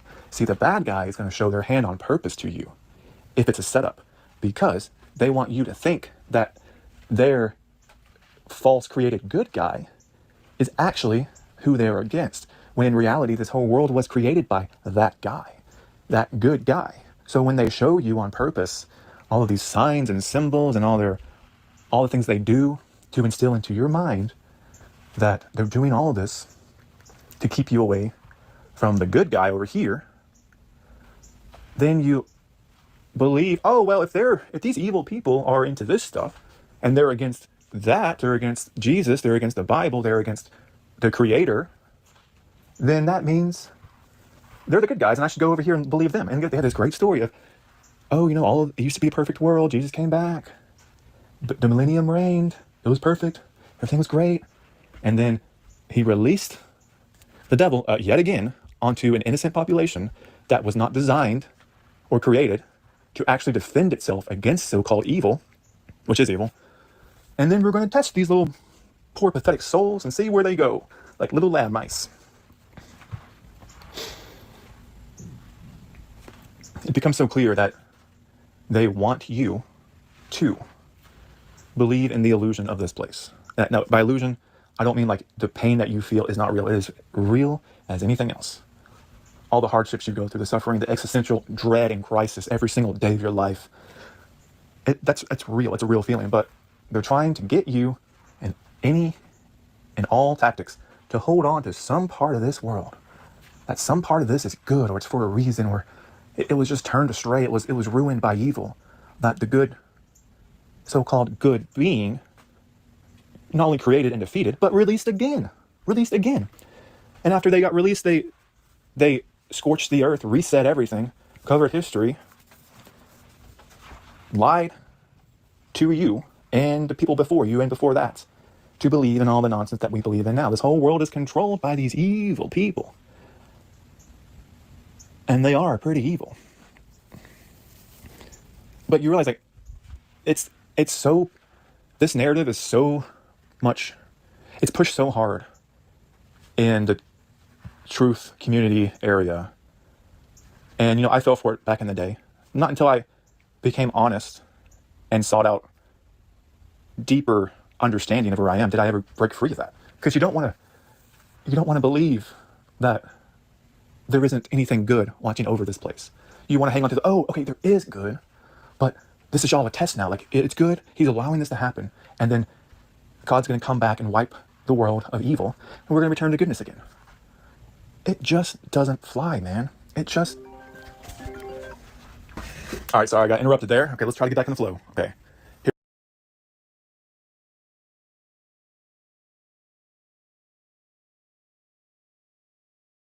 Former Spanish Prime Minister Mariano Rajoy received an overwhelming backlash. In a column published by the Spanish conservative newspaper El Debate, Rajoy praised the French national team's performance at the World Cup, but he added a very incendiary caveat. It's worth remembering that France has been a two-time world champion and was a finalist in the last World Cup. That said, they don't have any French players. This is the French national team. He's basically saying they're not French. Oh, you could hear the wailing and gnashing of teeth on every corner of the continent. Rajoy was roundly condemned, with the French embassy in Madrid even putting out a statement, asserting all 26 members of the French squad are French citizens. They're French, okay? They're just as French as Charles de Gaulle, Jacques Cousteau and Gerard Depardieu. No, seriously. Strange though, isn't it? Because I haven't heard many complaints about the lack of diversity on the French national team, given that French people of European descent and other native Europeans make up approximately 75% of the French population. Yet their football team comprises 57% players of African descent. Strange that when this totally French team achieves success, leftists, not right-wingers, suddenly turn around and proclaim that they're not in fact French, they're African. Yes! Yes, I'm so excited. Africa won the World Cup. Africa won the World Cup. All right, calm down, mate. Jesus. Africa won the World Cup.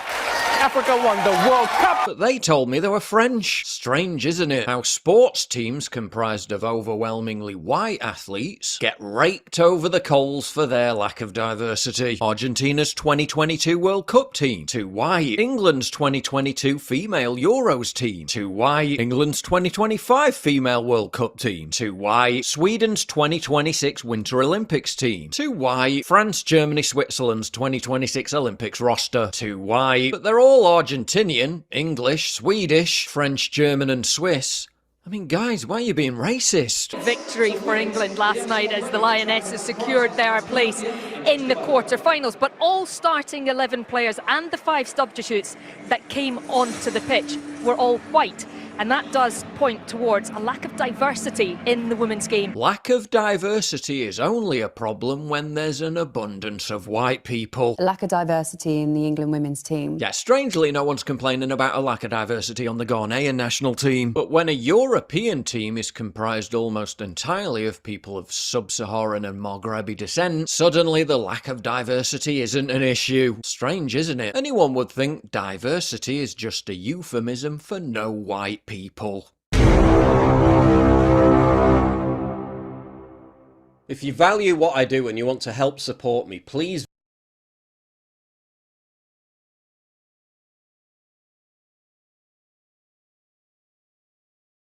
Is it just me, or do a lot of people not know how to think anymore?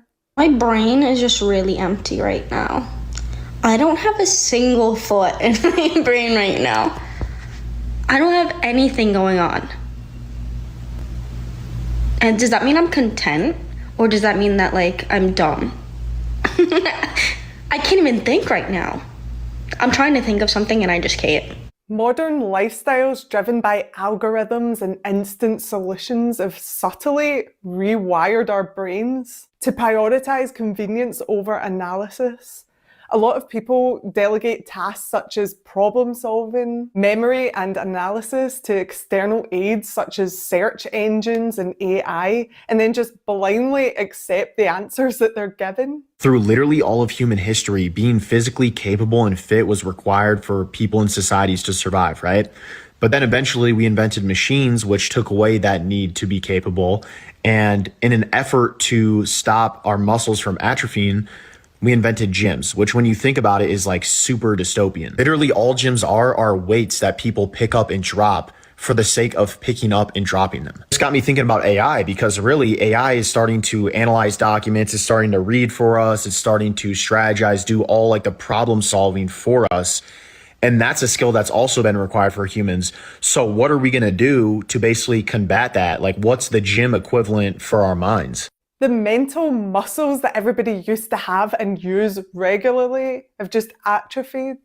Add this to the onset of social media, where everything seems to be about rapid consumption and emotional triggers in order to get the attention and views. Nuance is no longer a welcome guest in discussions, and complex issues and discussions have been put into these bite-sized nuggets, taking away the opportunity for deep, sustained thought and conversations.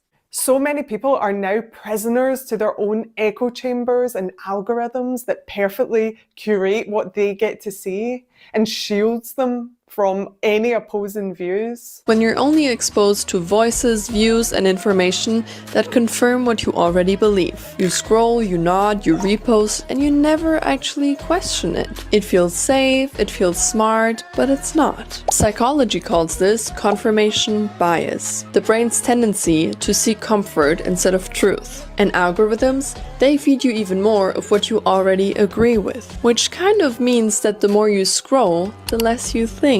Almost like you stop evolving and start looping. Today, find one post you disagree with and instead of reacting, reflect. Where is this person coming from? Could there be truth in this? You can have your own belief system and you should. I'm just saying, once in a while, think outside the box. Look around you and try to put yourself in other people's shoes. Because by learning more about people that have a different opinion than you will also learn more about yourself. This suppresses the intellectual curiosity required for genuine critical analysis.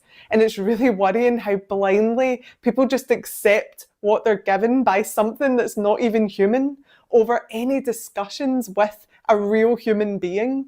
Sprinkle in cancel culture and censorship and you've got a society of people tiptoeing around each other, walking on eggshells, terrified to make a mistake in their thinking or maybe getting something wrong, when people are so obsessed with fact-checking each other, again using AI and Google searches. There's no room for what-ifs and just exploring the wider subject. Instead, a lot of people just stick to these pre-approved narratives. You can almost tell when somebody just watches way too much news or way too much of a certain thing. They parrot these opinions that it's evident they don't even know why they're saying it. It's like they don't believe a word that's coming out their mouths. It's so disingenuous. I just want to hear from real people. I want to hear their real opinions. And it doesn't matter if I don't agree with them. It's gotten so bad that a lot of people can't handle hearing opposing viewpoints or something they don't agree with. And suddenly you get labelled a terrible person or an enemy just because, even though they've agreed with things you've said before, as soon as you say one thing they don't agree with, it's game over for you, you're dead to them. Humans are living in an age of information overload, and I swear brains are struggling to keep up with processing the amount of information and data way beyond their evolutionary capacity. There's too much knowledge! We were never meant to know this much. It's truly impossible to keep track of everything. My brain is constantly bombarded by information that I don't have the capacity to retain or learn. We're filled with facts but have no idea how to interpret them or understand why they're true. We're continuously hit by a barrage of information and are shooting it back straight from the hip. The internet's where we come to have people condescend to us about things they learned yesterday. I'm an expert in nothing. I don't remember where I learned anything. I can't focus at all, and I don't even have ADHD. My most commonly cited sources are an article I saw, this podcast I listened to, and my friend's friend who I was talking to this past weekend. In with the entire history of conflict in the Middle East, and out with my cousin's wife's name, and what she does for a living. Hello, Golden Bachelor contestant names and ages. Goodbye, whatever medicine my wife is allergic to. It's awesome I know Travis Kelce stands on vaccines, but totally forgot what a safe PSI for my tires is. My default state is confused, ignorant, or mentally exhausted. It's easier than ever to cherry pick facts to support whatever opinion you have. If you made it this far, stop scrolling and go outside. How are people meant to think for themselves at all when they're in this constant brain fog and they have zero attention span from being constantly online, being constantly distracted and divided and just secluded into their own perfect little algorithm? This over-dependence on technology seems to be creating a lot of cognitive decline, where memory and focus starts to atrophy because it's not being used consistently. Handing yourself over to technology and social media to do everything for you, including thinking, it also steals away basic skills such as map reading, arithmetic, spelling, grammar. It really steals away so much from you as a human.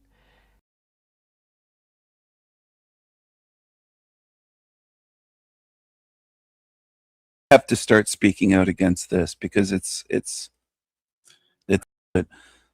I'm from a fairly wealthy family, same typical human stuff. I reached out to someone. What's his name again? Metafinkel? No, that's the angel. Finkelstein. Tell you what, we've got The senator. someone in the back. Okay. Someone in the back who makes the claim he could be very helpful, and I do believe him. I emailed Senator Finkelstein about this. And what's your relationship there? Well, I have family connections. I don't know him personally, but I'm from a fairly wealthy family that was connected in various businesses. So, they you might feel be able to help.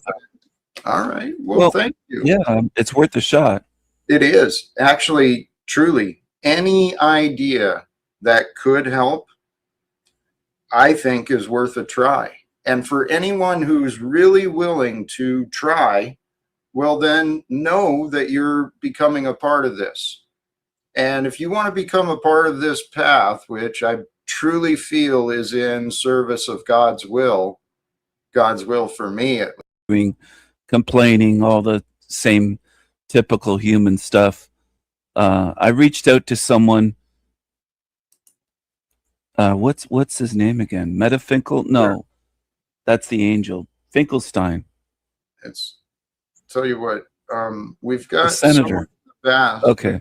Someone in the back who makes the claim he could be very helpful, and I do believe him. I emailed Senator Finkelstein about this. And what's your relationship there? Well, I have family connections. I don't know him personally, but I'm from a fairly wealthy family that was connected in various businesses.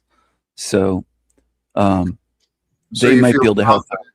All right. Well, thank you. Yeah, it's worth a shot. It is. Actually, truly, any idea that could help, I think is. Hello, Margot. I think I have a picture somewhere of Finkelstein. Senator Finkelstein. Where is he? Senator Finkelstein. I have a picture of him somewhere. I'm going to try to find that picture of Senator Finkelstein. I think he's from the Jewish part of New York City, if I'm not mistaken. Senator Finkelstein. That's quite a schnoz you have there. That's quite a schnoz. That's quite a big matzo ball super nose that you have there, Finkelstein. So I'm trying to help out Jack by contacting Senator Finkelstein. Senator Finkelstein. I'm trying to help you out, Jack. Not Metafinkel the angel from Galukians, but Senator Finkelstein. He might be able to help out Jack Talcott. I think Christos was in the chat and was laughing about Finkelstein. Nobody else over there seemed to get it. It's worth a try. And for anyone who's really willing to try, well, then know that you're becoming a part of this. And if you want to become a part of this path, which I truly feel is in service of God's will for me at least, Wait a second. These assholes over there were talking about my beloved Coke Zero. Kenny Given and Denizen and some losers over there. They should not be allowed to buy my Coke Zero. These piss ants, these peasants. I never want to order Coke Zero to be delivered to me and it to be out because these fucking losers are drinking it. Fuck them. They should be floated away on doors. They shouldn't be allowed to drink my Coke Zero. you get to be a part of something big, because we are a part of something big. Yes, and we have to do what we can to speak against Israel, their crimes, their atrocities. And I think reaching out to Jewish politicians in America is part of it. They have to start speaking out against this because it's an atrocity. Yeah. Well, it would be very helpful. It'd be very helpful if a lot of people did a lot of different things. But here, I'm going to take a chance. Now, Mr. Snafu, I'm going to be more respectful to those who tune in than I will be to you. Okay, so if you start running on and working yourself up, we're not going to last very long. But if you can stay calm, and we'll stay calm together, we can have some good discussions, I'm sure, especially about the topic. Welcome back. This is why you don't get any help. Because look how you introduced. I'm going to treat you like shit versus others' opinions who can't help you. By the way, King, it's good to see you in the co-host seat as you, Mr. King. Jack needs guidance from real motherfuckers, unlike what he's been dealing with. Hey, Mr. King's a good choice. Clean up the language, please. Okay. Oh, I think your biasness. I'm going to treat you like shit. Is what you basically said to me. That's when I got the hookup. I do got the hookups, and yeah, you're right. Why would I want to share my hookups with you the way you treat people? Hold on. I'm glad you decided to let me answer. Let me answer. The position he deserves to be in. This is why you stay confused about me. No, you won't let me answer.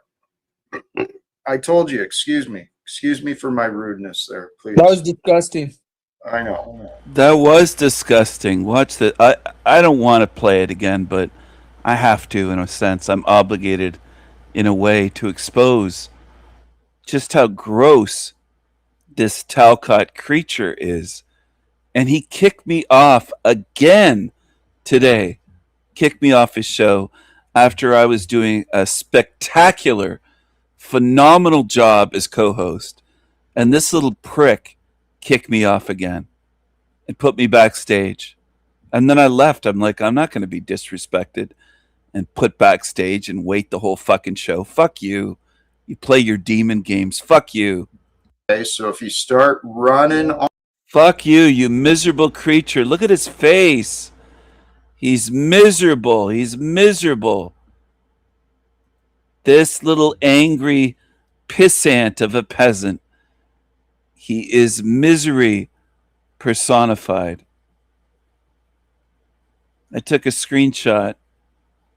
He looks like a corpse, doesn't he? He doesn't even look like he's alive. The drapes behind him look more alive than he does. Those drab drapes. Look at this.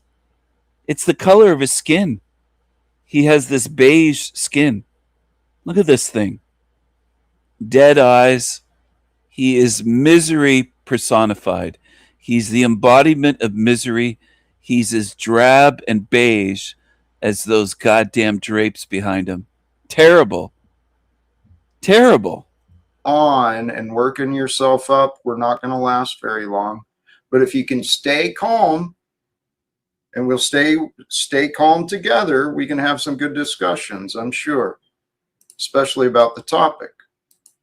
And Welcome this back. is why you don't get any help. Because look how you introduced. I'm going to treat you like shit versus others' opinions who can't help you. By the way, King, it's good to see you in the co-host seat as you, Mr. King. Jack needs guidance from real motherfuckers, unlike what he's been dealing with. Hey, Mr. please King's a good choice. Clean up the language, please. Okay. Oh, I think your biasness. I'm going to treat you like shit. Is what you basically said to me. That's when I not- got the hookup. I do got the hookups, and yeah, you're right. Why would I want to share my hookups with you the way you treat people? Hold on. I'm glad you decided Let to me answer. let King Let back me in answer. the position he deserves See, to be this in. is why you stay confused about me. No. 'Cause you won't let me answer. I told you, excuse me. Excuse me for my rudeness there, please. That was disgusting. I know. Yeah.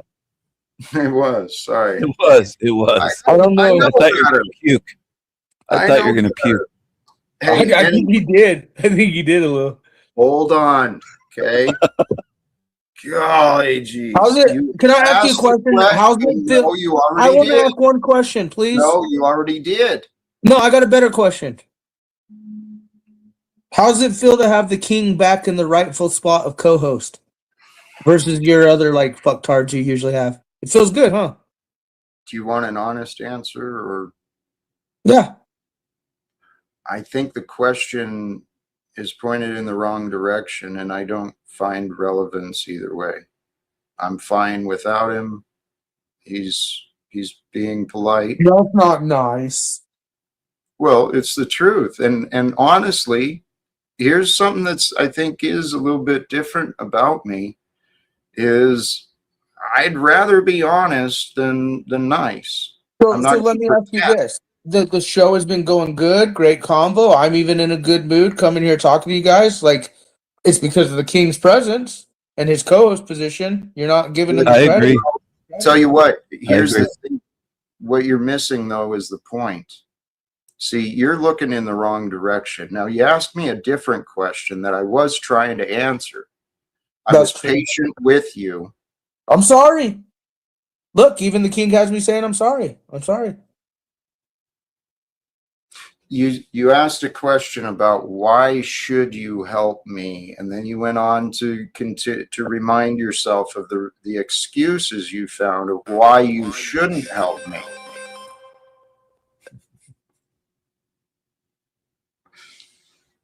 The question I want to pose to you, what would God consider righteous? Forgiving me and trying to support this idea of ending wars and trying to save some human lives as soon as possible? Or should you keep antagonizing me and accusing me? That's not what the question was. The question, the thing was, why would I not want to share my connections or hookups with you? I've told you exactly why. No, you've told me why you would And not. you don't want to listen to my reasons. Hold on. No, please. In my question, what I wanted you to do is to look at the righteous reasons.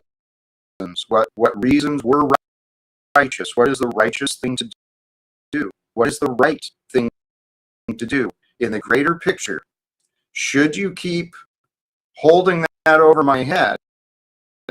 Or should you at least help me have, all I'm asking for is to help me talk to a human being, dude. That's all I'm asking for. We got another guest here. Oh, he brought up the darky. He brought up Hank the darky. Yeah, Corpse Cot needs to take a break. He really does. He's worn out. He can't even live stream for 2 hours without being totally exhausted. Fools like him try to mock me for being able to live stream for 12 hours with stamina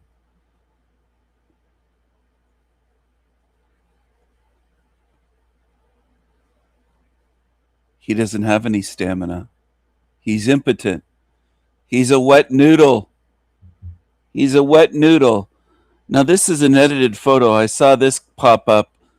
I asked a guy on a live stream if he jerked off looking at Greta.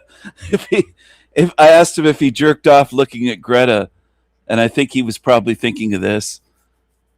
She didn't have her tits out like this. She wasn't showing her boobs. Somebody edited that. But nonetheless, I did ask this guy during his live stream. I'll play it for you. Which is exactly what my arm doesn't need. So I think today was a much needed rest day. And we'll hit the boxing tomorrow. And actually, man, I woke up, my arm was feeling rough, and it's feeling good now. So we're doing good. Do you ever jack off to Greta Thunberg?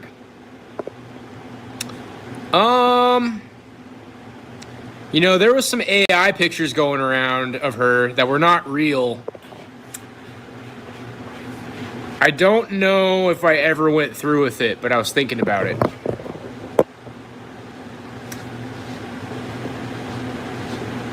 Favorite series and actor of all time? I really like Breaking Bad. So there you go, everyone. I had to ask some random guy that has me banned on his live stream if he ever jerked off to Greta. He gave a mixed answer. I still don't know if he did or not. He might have hurt his arm that way, jerking to Greta. He was looking at these fake titties because this isn't real. Her boobs are not that big, and her shirt did not have that cutout opening showing cleavage. Anyway, I had to ask him because he said his arm was sore, so I fired away that question in his live stream chat. He has a couple of my accounts banned, but not all of them.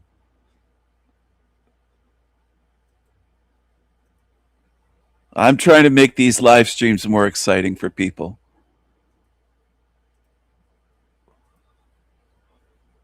I don't mean to say it like that. Hank, God bless. Welcome back to you, my brother. It's good to see you. Where next day that you bring people on that harm your show, be black job with. Let's give him a chance, please. Welcome, Hank. I don't even need a chance. I have a very long track record of being reasonable. Just to be partial truth. Yes, partial truth. Yeah, that's true. It is partial. You didn't have any issues on my show yesterday, Stephen. I'm a very reasonable host. We got along very well yesterday. Yeah, exactly. But that doesn't mean that sometimes you're unreasonable. Right. Give me any examples. We've had our time. You get angry here with Jack. You at times you've gotten heated towards Paul or Jack or Snafu. Let's pause. There's another guest I want to welcome back for sure. Objective Ethics. Welcome, brother. Always good to see you, family. Thank you so much. You joining with anything moving you to join, or where we at? Yeah, I didn't want to cut ahead in line here. I can wait my turn, but yeah, I had a few things in mind. I'd much rather discuss what you're bringing, I'm sure. Please. Fair enough. I'll take that as a compliment. Listen, brother, I just wanted to, I guess, first of all, I want to publicly apologize to you because I did not realize, when I was talking to Grazy Guru or Charles or whatever he likes to go by, Jesus Pantheon, and he wanted to debate me about the existence of God. And I said, yeah, I'm more than happy to, and I'd be happy to debate that here on your channel and stuff. When I said that, brother, I did not realize that you were doing the 12-step thing. I did not realize you're in recovery, and I didn't realize you had the whole higher power thing going or whatever. So I feel like that's very inconsiderate of your journey. And I am remiss that I was ignorant, of your situation personally. So I do apologize to you sincerely. 10 years sober, by the way. Congratulations. I'll accept the challenge, but we cannot do it in this venue. But yes, I will accept your debate challenge on assuming you're in the negative. Yeah, I was actually talking. I have it lined up with Guru. But if you want to do that debate on the topic of the existence of God, I'm more than happy to do it. Just don't want to do it on this platform. Yes, I agree. I'll give you my Discord and email. We'll get. That sounds good, guys. That sounds good. I'm easy to get a hold of. I'm on Discord. Objective Organize Ethics, my YouTube channel. You could, in the description of my YouTube channel, you can grab my email there. No problem. Here's what I'm gonna do. I'm gonna send you a what's called.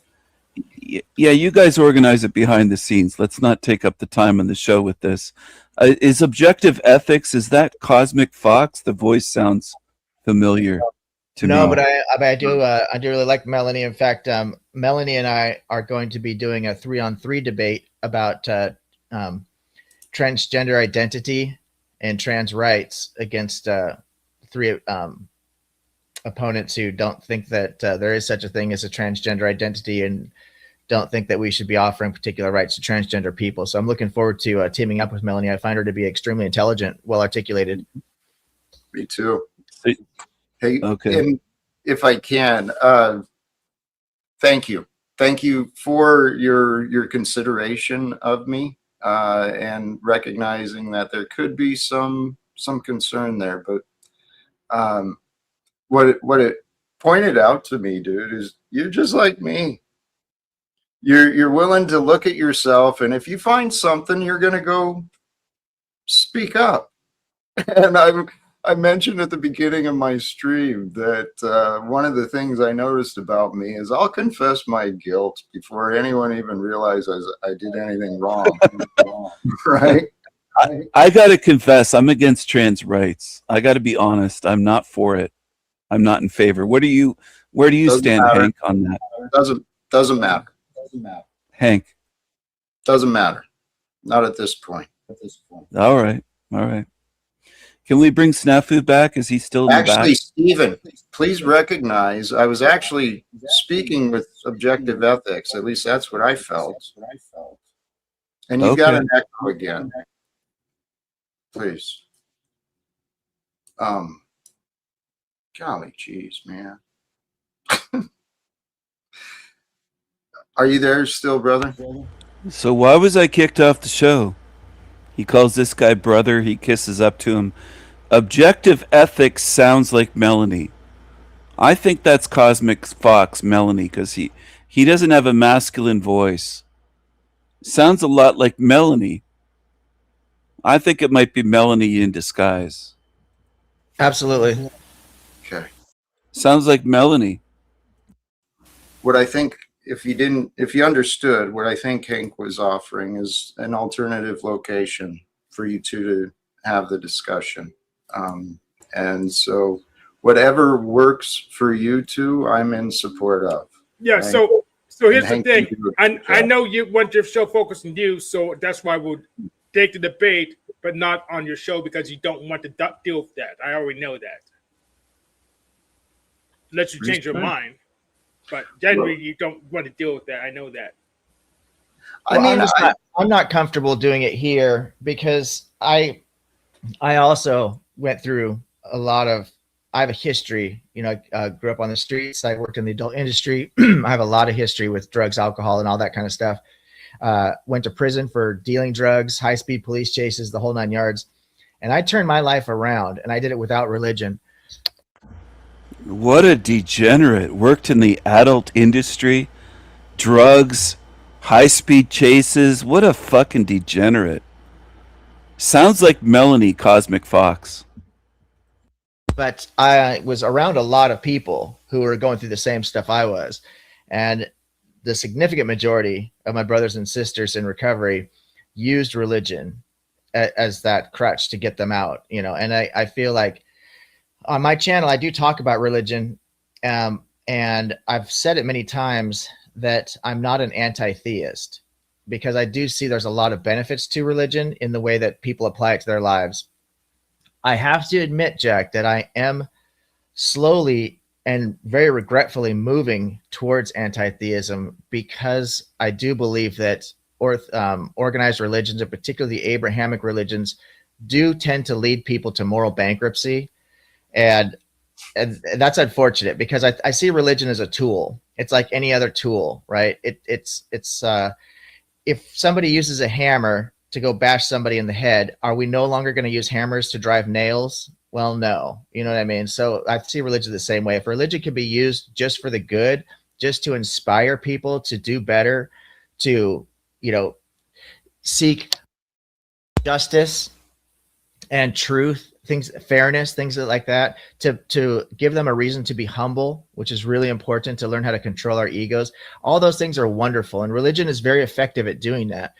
So I'm having a hard time balancing the positive and the negative with what religion is doing because, like, for example, as I'm sure you and I would be on the same page, that Christian nationalism is a very dangerous idea and would be horrible for America.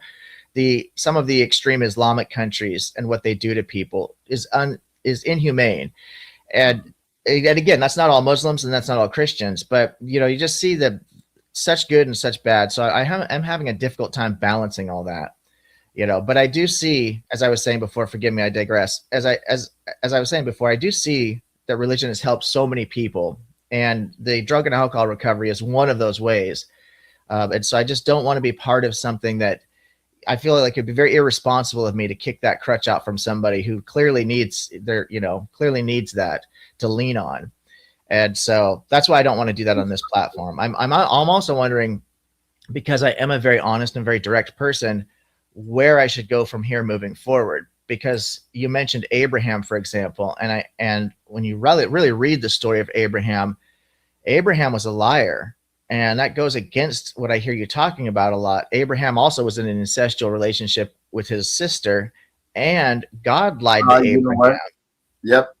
So there's so many problems there. When God's a liar in that story, he tells Abraham he wants him to sacrifice his son, knowing full well that he has no intention of wanting Isaac to be sacrificed. It's manipulation or coercion at the very least, which are two things I think you and I would agree on that are demonstrably immoral. So I just have so many issues with when people cite things like that. But at the same point in time, like I said, I don't want to tear down the wall that's keeping you, secure. I don't know what to do moving forward.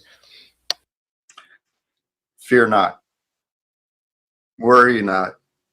Because truly, I'm not bound by any specific religion, denomination, title, anything.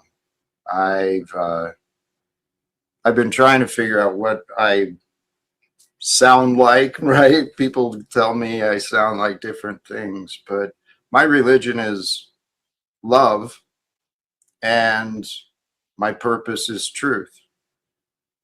Seeking and sharing truth. Well, we're definitely on the same page with that. I did watch your debate the other day and really enjoyed it, actually. I think you guys did a good job. You were both very respectful, and I prefer those kind of debates. I know a lot of people like the bloodbaths, and I'm just not into it, the performative aspect of debates. Thank you, Jack. I appreciate you doing that. Yes, thank you so much. And I can step down here to let other people join too. But just in regards to the debate, the only problem is, after watching the debate, and I watched up until you left the open panel.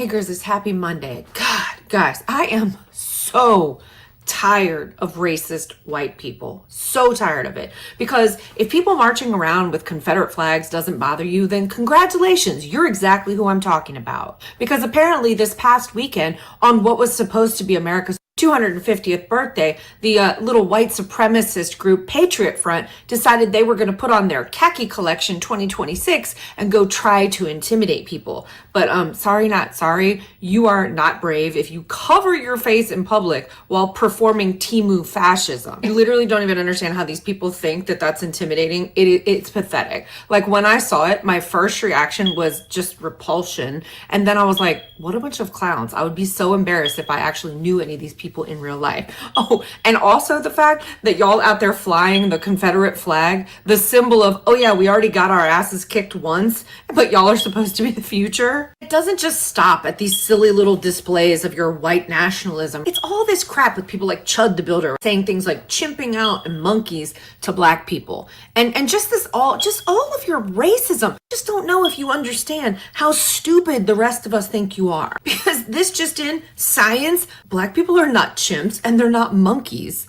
I know this is really gonna make your buttholes pucker, but white people are not any less related to chimps than black people are. The entire racist insult is not only morally reprehensible, it's scientifically stupid. Humans.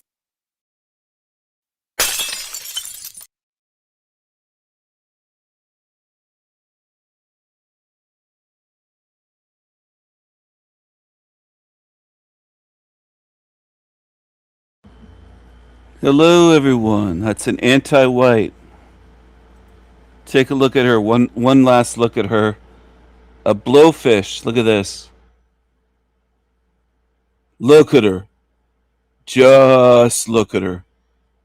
Pathetic. It's a blowfish. She's anti-white. This guy's from Hollywood. Michael Denny. He claims to be from Hollywood. This idiot.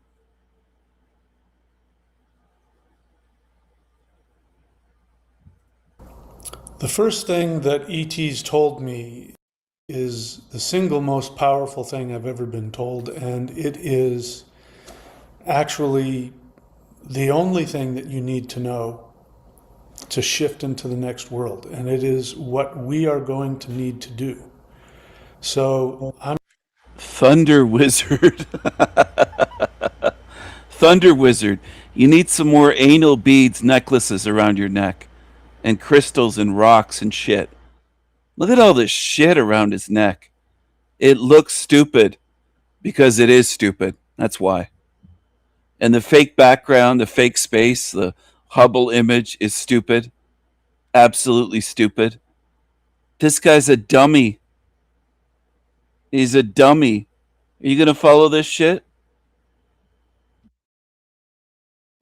Thunder Wizard.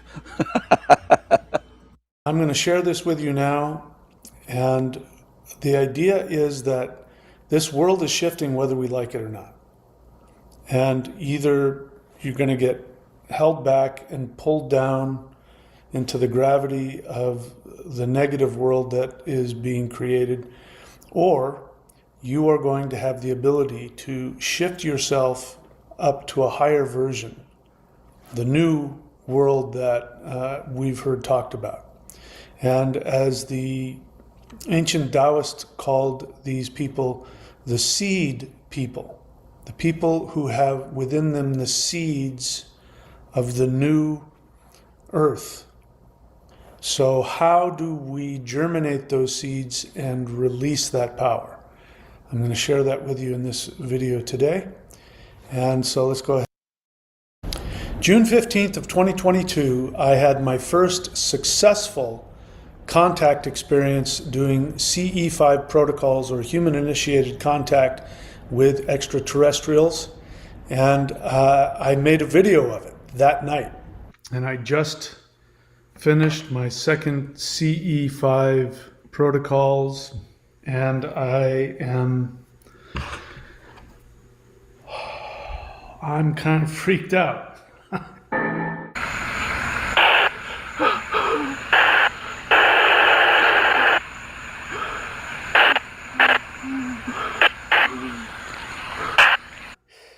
And I'm trying to calm myself down, but I won't lie to you, my physical body and my human brain is really having a difficult time processing this.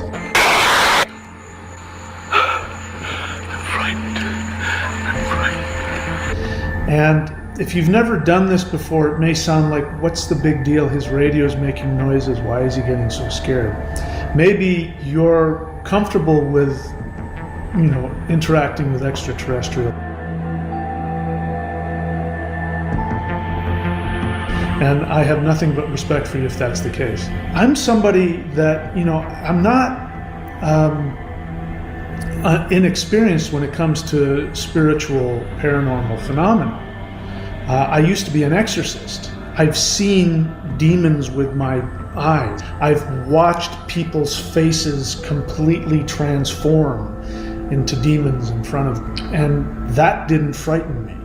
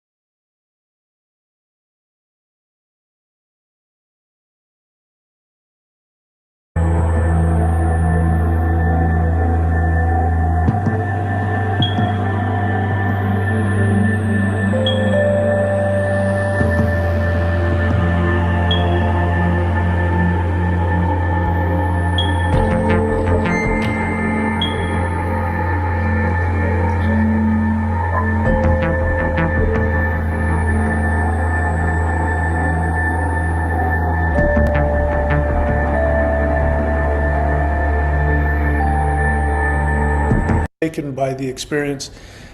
So there's a lot of cool details and information that I had forgotten about. And I think it's, in hindsight, it's kind of cute, kind of cool. So I thought you'd be interested in it. And if you haven't yet successfully made contact with ETs, just know that the level of fear that I was experiencing was because I didn't know what to expect. You can go on to Facebook and go to CE5 groups and interact with people who've done it before. You can do it with other people. I did it by myself, and I didn't know what to expect. My situation is unique, and so my experience was incredibly powerful. Most people aren't going to have experiences on that level. But even if you do, there's no reason to be afraid of any of it. Nothing bad happens. And just go into it knowing that something that is beyond your third dimensional comprehension is going to happen. And if you go into it with that, then it can be a beautiful and amazing experience. And so here's the rest of that video that I made that night. I hope you enjoy it. And I just finished my second CE5 protocols. And I'm kind of freaked out. And I'm trying to calm myself down. And yeah. So I want to make sure that I wish that I had come in as soon as it happened and talked about it, but I needed to just do some random things like, take out the trash and, just do little odds and ends around the house just so that I could, get some routine going and feel comfortable again.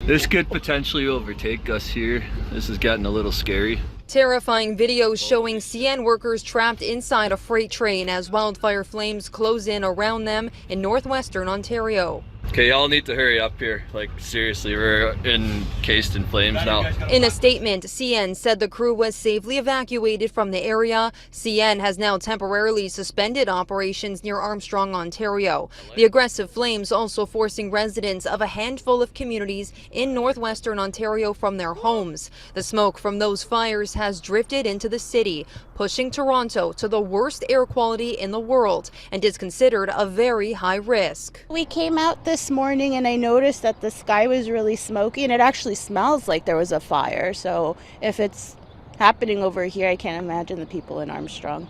My thoughts and prayers go out to them. You can see the smoke blanketing the city. What is normally a view of the Toronto skyline from Humber Bay Park is now hidden behind the smoke and haze. Well, sometimes it's quite disturbing. Sometimes, yeah, So I wish it could be better, but that's what it is. It's really gross.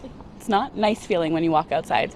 It's hits you like an oven. The air quality advisory comes as residents are already battling extreme heat. An orange warning remains in effect, and Environment Canada is advising people to limit outdoor time. I'm staying indoors.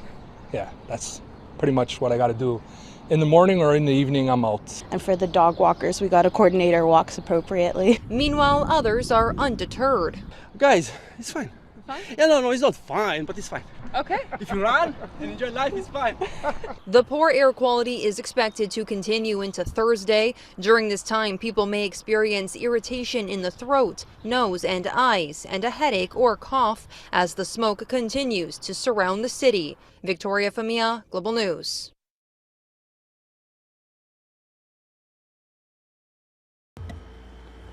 So due to the wildfires not that far away, Toronto has the worst air quality in the world right now. It's also the most multicultural, multiculti city in the world with hundreds of languages spoken. It's a mess. And it's hot as fuck there as well. It's about 100 degrees today, plus feels worse than that with the humidity. Hot, humid, smoky, terrible air quality, and full of people that can't speak English. It's hell on earth. It's fucking hell on earth is what it is. It's hell on earth. That's what it is. There's hundreds of fires out of control in northern Ontario right now. Northwestern Ontario mostly, and part of northeastern. There's a lot of fires, a lot of smoke, a lot of animals getting burned, by the way, by the God that people say is an awesome God. They praise it as an awesome God. Before the propagandistic liars at the CBC and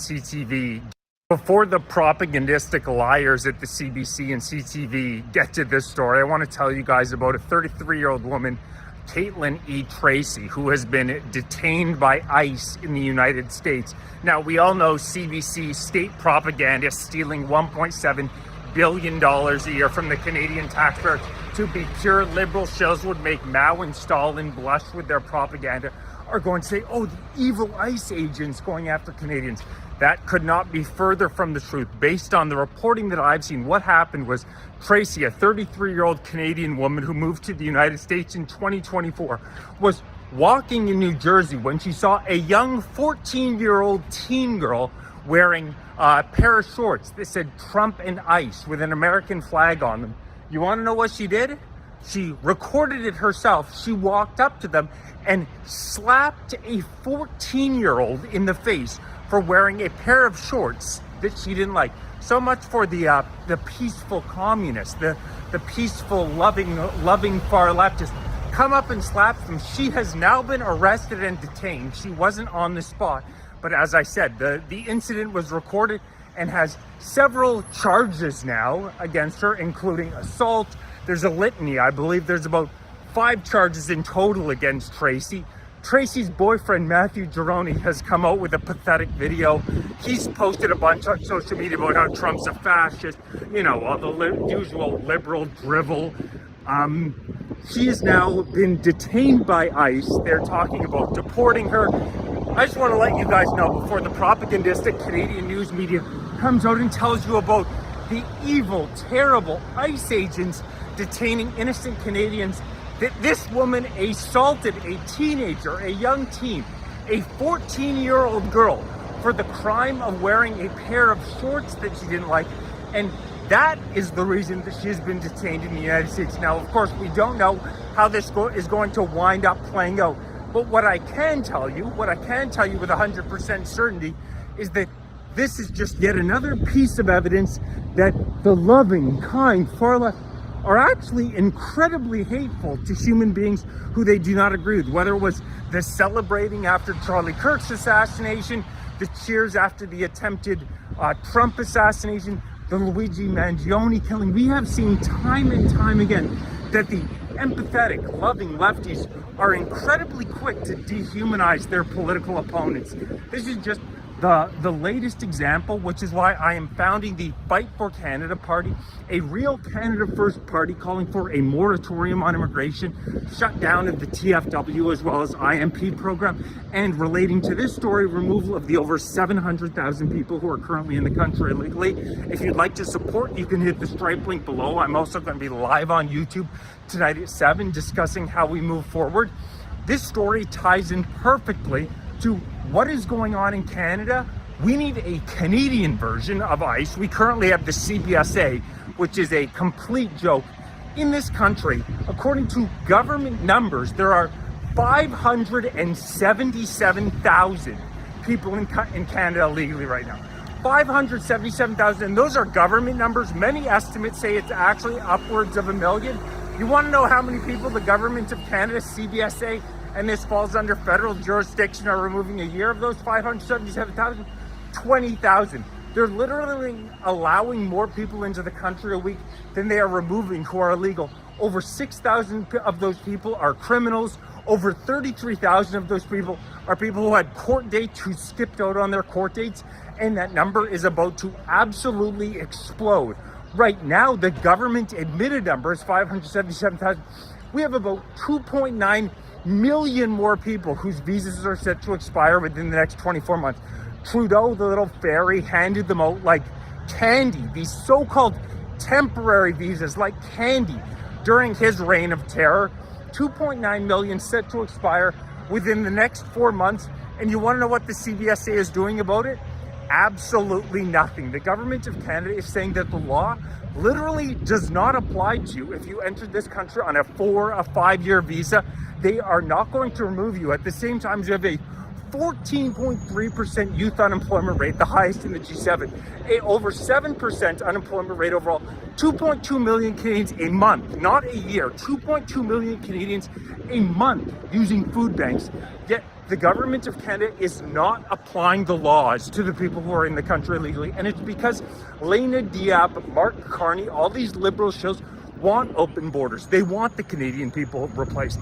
This is their end goal. They think that they can apply, they're passing right now, C9, C22 are about to become the official law of the land. So the government of Canada wants the ability to throw you in prison for life. This is not an exaggeration. C9 allows them to throw you in prison for life if you are convicted of so-called hate speech online. And we all know, similar to the UK, what they're going to deem hate speech is any criticism like I'm giving right now of the immigration system, which is completely broken, of the TFW, of the IMP. They can throw you in prison for life. They can put you under house arrest. They can confiscate any weapons if they convict you of fomenting so-called detestation or vilification online. What's detestation? Intense dislike. So if you post mean tweets, the Canadian government wants to have the ability to throw you in jail for life. But if you are literally in this country illegally, if you came in on a temporary visa and you do not leave, they are not going to get you. There is less than... Hi everyone, Cyberyamu here. Today I'm going to be doing one of those videos where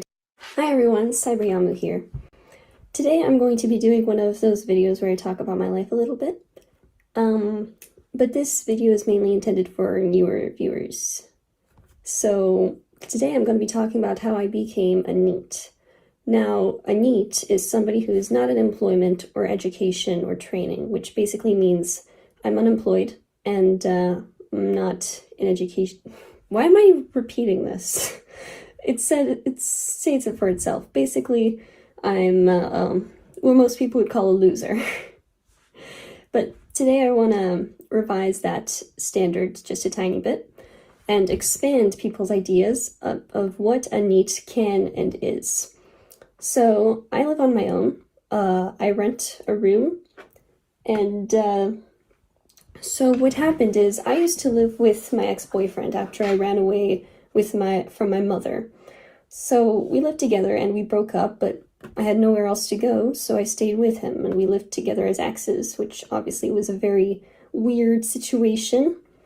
And then my condition declined. Now, since the age of 15, I've been struggling with symptoms of schizophrenia.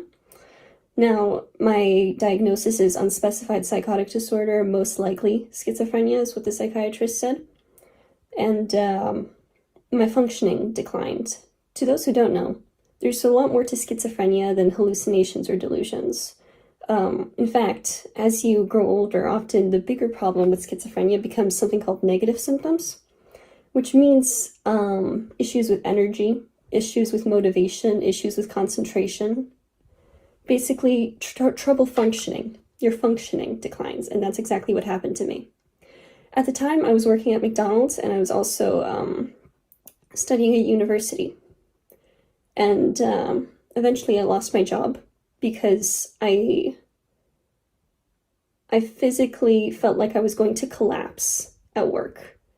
The stress was far too much, and I could see in front of me that I had a choice. Either I quit on the spot, or I make an absolute fool of myself and collapse. And at that point, I'd taken all the bathroom breaks that I could, because that's how I coped with it before. I would take a bathroom break, and it's disgusting, but I would lie down on the floor just trying to get my energy back. But I couldn't do that because my manager said, like, why are you going to the bathroom every hour? So I quit. And then I thought that it would be easier to do university if I quit my job, but it wasn't. I could not really do anything. I was terrified of the world. I was terrified of schoolwork. I was terrified of emails. I was just I completely withdrew into myself. I could not face reality. I would sleep through most of the day, and in the school, I would often lock myself in the bathroom and sleep on the floor, just so I could have some energy for myself. Because oftentimes I could not sleep, and then I would get that sleep back by sleeping on the floor in the bathroom. Eventually, because I did not have a job, and because my ex was supporting me, it came to a crossroads where he could not financially support me anymore. It sucks to say, but I was dragging him down. He could not support two people at that point. He was young. He is young. He's just trying to make something of himself. And it just was not feasible. So I went and I stayed with a friend for a week. And then I went to a homeless shelter, and I was homeless for a little while, less than a month, but it was impactful. I slept in a homeless shelter, and there was a lot of fighting. There was a lot of drugs. There was a lot of, just chaos. Like, men would come up to me clearly high on something and think that I'm a prostitute because I dressed in a very certain way. And it might seem strange to people that I dressed the way I did when I was homeless. If you want to see how I dressed, you can watch my older videos, because I did make videos while I was on the streets. And my answer to that question is that I needed something. At that point, all of my sources of comfort were gone, except for my YouTube channel, I guess. So I had my YouTube channel. I had maybe 1 or 2 contacts that I could text every now and then, or in emergencies. And that was about it. So I needed something to make me feel comforted. And to me, my old clothes did that. And it was a risk. I knew it was a risk, but at that point, I guess I could just kind of stopped thinking rationally. I just needed something to survive emotionally, something to cling to. So yeah, I was homeless for a while, and then I became very erratic. I started yelling at people in the homeless shelter, which obviously was not safe. I started having intense mood swings where I would become very angry at people. And my ex knew that was a sign that I was declining in mental health, because very often the sign for me is that I start getting angry at people when shit goes south. So he told me that I should probably go to a psychiatric hospital because A, I clearly was not doing well and I was going to break down very soon, and B, I was in a homeless shelter.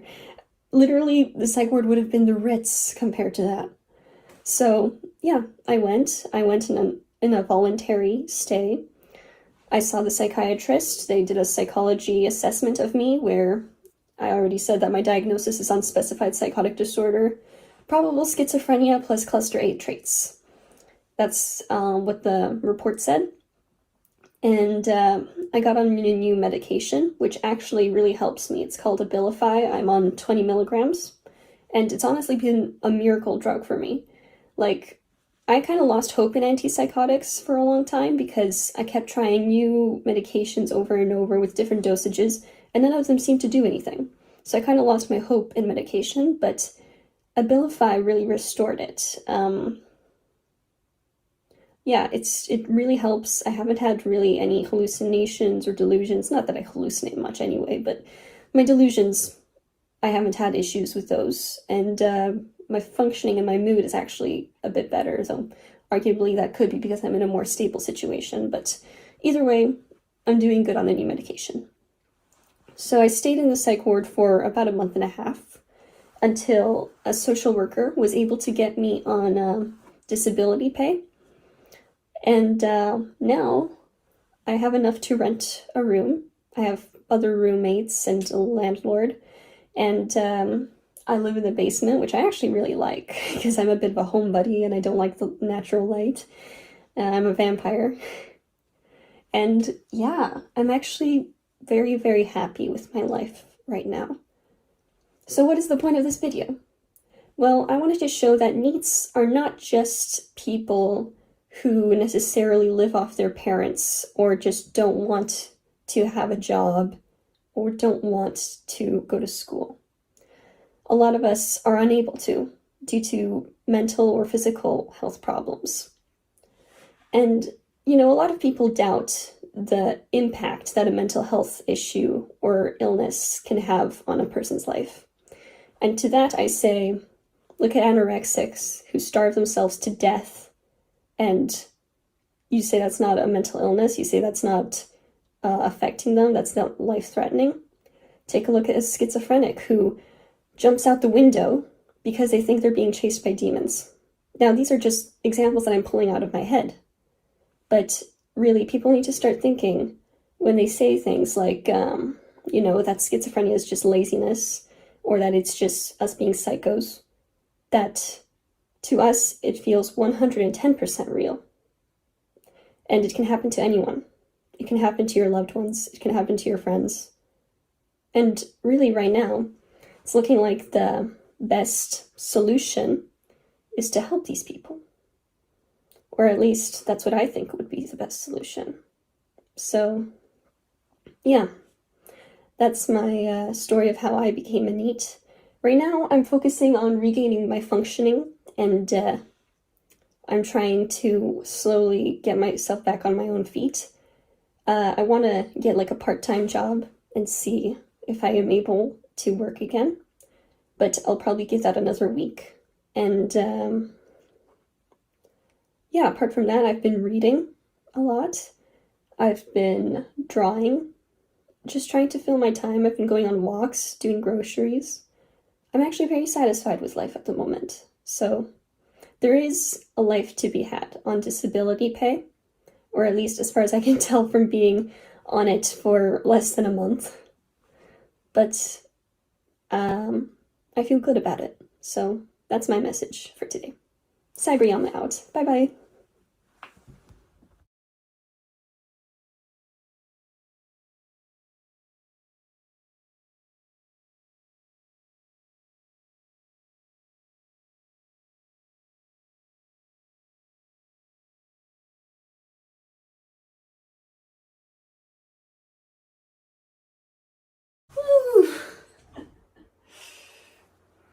Look at him.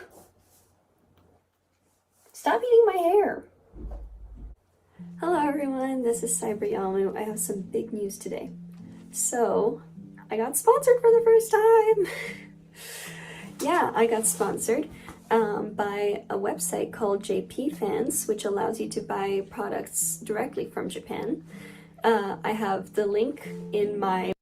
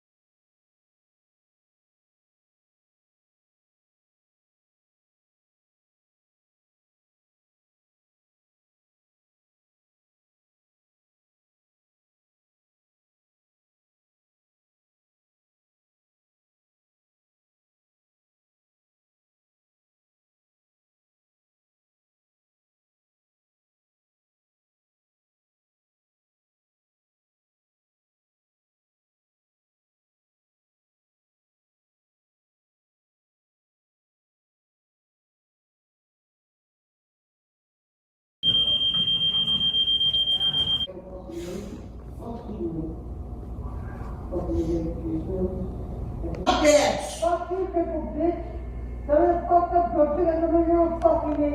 Get the fuck out of here! I own the place, you stupid cunt! Get out of here! Fuck off!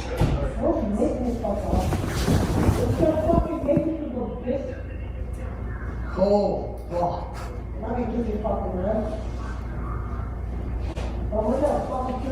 Shut up!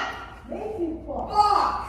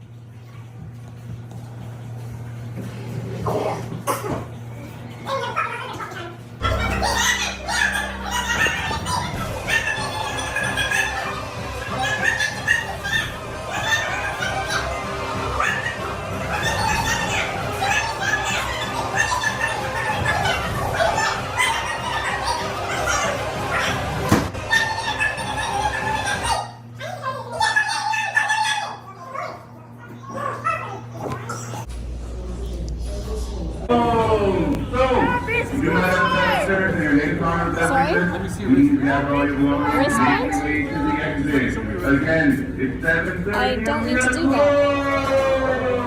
Why would I show you my wrist? You do not have a gun upstairs.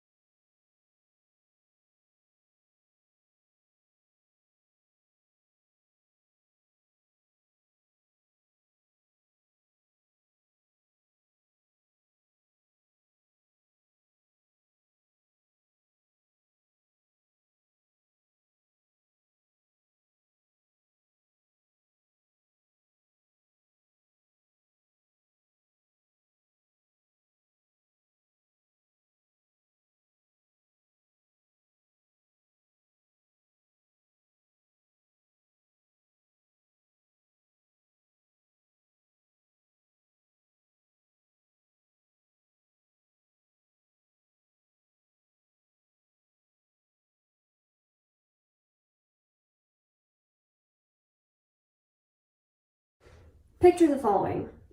One day or night, you or somebody you love comes down with a serious mental health crisis. This could be anything from strongly considering suicide, a suicide attempt, a psychotic episode, a manic episode, a severe depressive episode, a severe anxiety episode, really the possibilities are endless. But basically, you or somebody you love needs to be hospitalized. So most people, as far as I can tell, think that what would happen is you get a bed in a psychiatric hospital and they give you an evaluation, a diagnosis, medication, therapy, and they only release you once they are pretty much sure and you and the patient themselves are confident that they are better off and they can now thrive in the outside world. Well, let's take a look at the reality, why don't we? So according to this scientific journal that I have open right here, 5 to 45% of mental health inpatients have experienced sexual violence during an inpatient admission. I myself have waited 15 hours to be evaluated for consideration into the psychiatric hospital and was then rejected. And then attempted suicide only a few hours after that. And then when that happened, I waited in the ER for 5 days, even though I was physically healthy after 2, because I was waiting for a bed in the psychiatric hospital. And, you know, they were all full. So, and I couldn't leave, right? Because it was an involuntary admission. So I had to wait until I had that seat. I couldn't leave.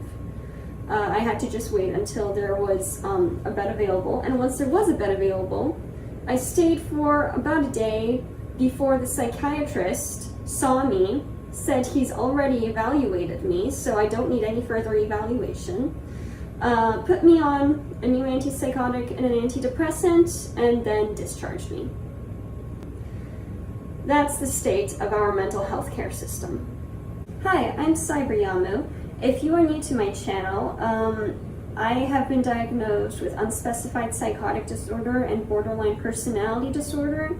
Personally, I think schizotypal personality disorder is the best label that fits me, but as I will soon get into, I've been really struggling to find a concrete diagnosis, which is why I've resorted to self-diagnosis. So that's that. I've been hospitalized 3 times for my mental health problems. The first time was when I was 17, but just barely. I mean, I turned 18 in the psych ward. The second time I was also 18. This was in December 2024, as it was turning into 2025. And the last time was only like a month and a half ago when I attempted suicide. So that has been my broad experience with mental health. I've also been referred to, you know, mental health programs. I have a psychiatrist. I've attended a few therapy sessions. I've been on quite a few different medications. And I know a lot of people with mental health problems, partially due to what I do on this channel, but also because I've met these people just in general life, but also in the psychiatric hospital. So I do believe that I have a fair amount of credibility to what I say, especially since I am very interested in psychology and I do have some statistics to back up what I'm about to say. So I want to divide this video into 5 different sections. The first will be the issues with resources for mental health. The second will be wait times for the psychiatric hospital. The third will be psychiatric hospital problems, you know, things that happen when you're actually in the hospital. Then there'll be medication problems. And lastly, I will talk about mental health stigma. So, you know, I watched this video once by a YouTuber that's fairly well known. His channel name is Redeemed Zoomer. And, you know, I quite like a lot of Redeemed Zoomer's content. That's why I watch it. But I do disagree with his stance that mental health awareness has gone too far. Basically, from what I remember, his argument was that people are talking too much about mental health, and now it has become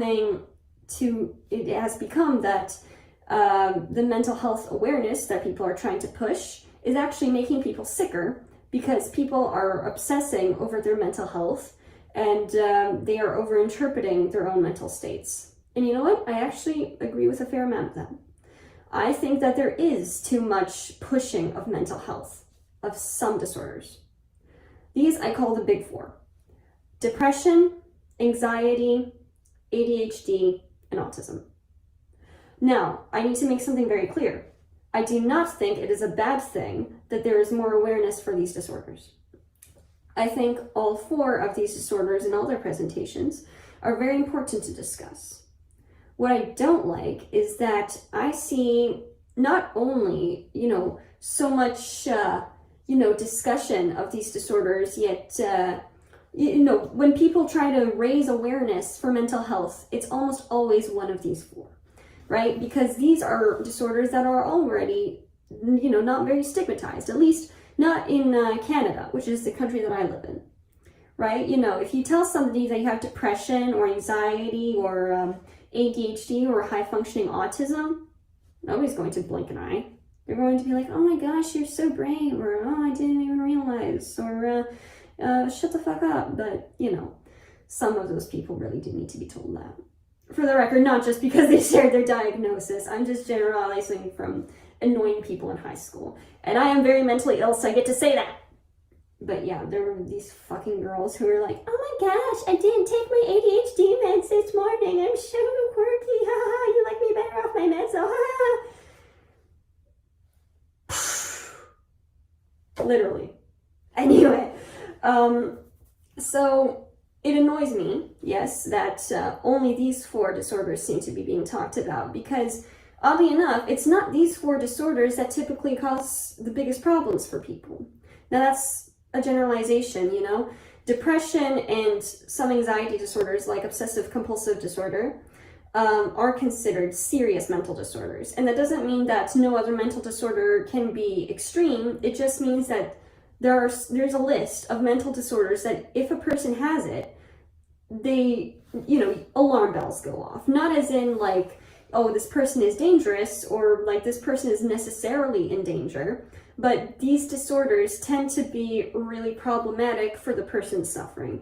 And I don't have these disorders memorized, but I do know that among them there is schizophrenia, bipolar disorder, OCD, major depressive disorder, and I believe PTSD is also in there.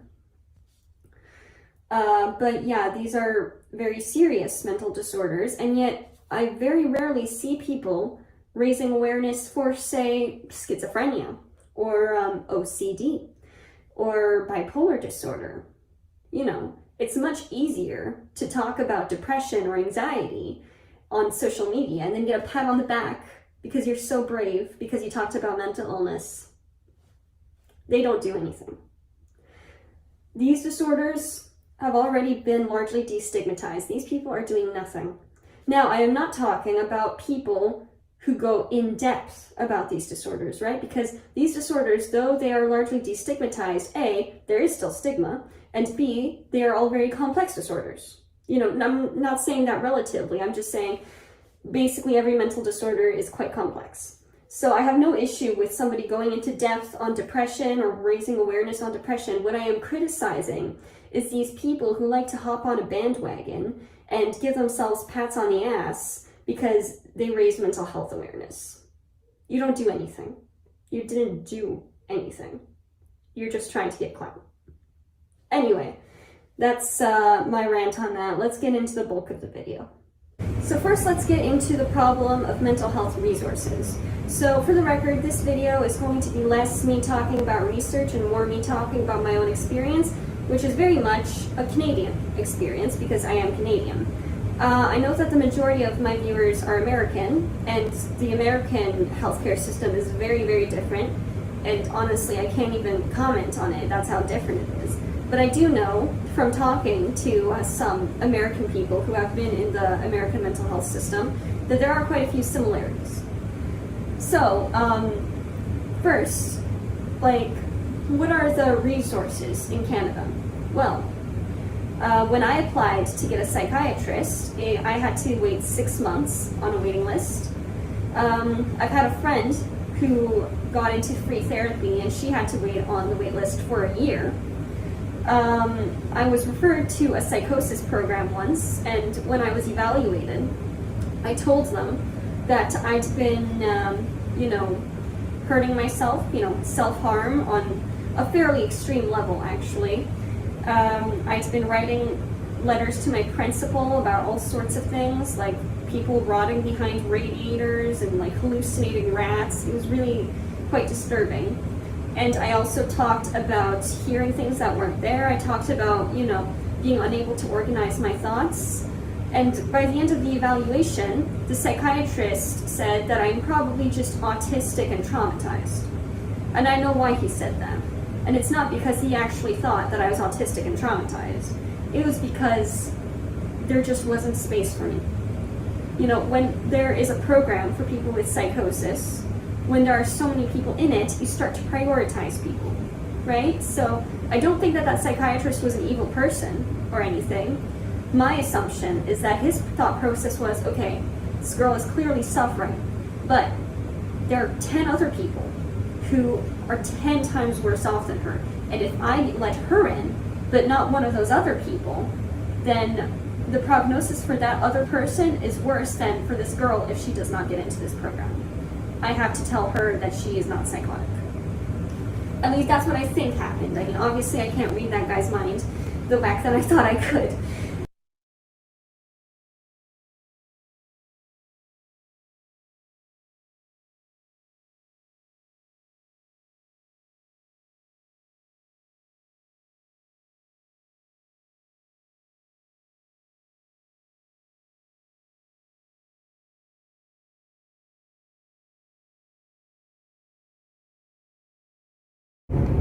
Hey guys, this is Cyriamu.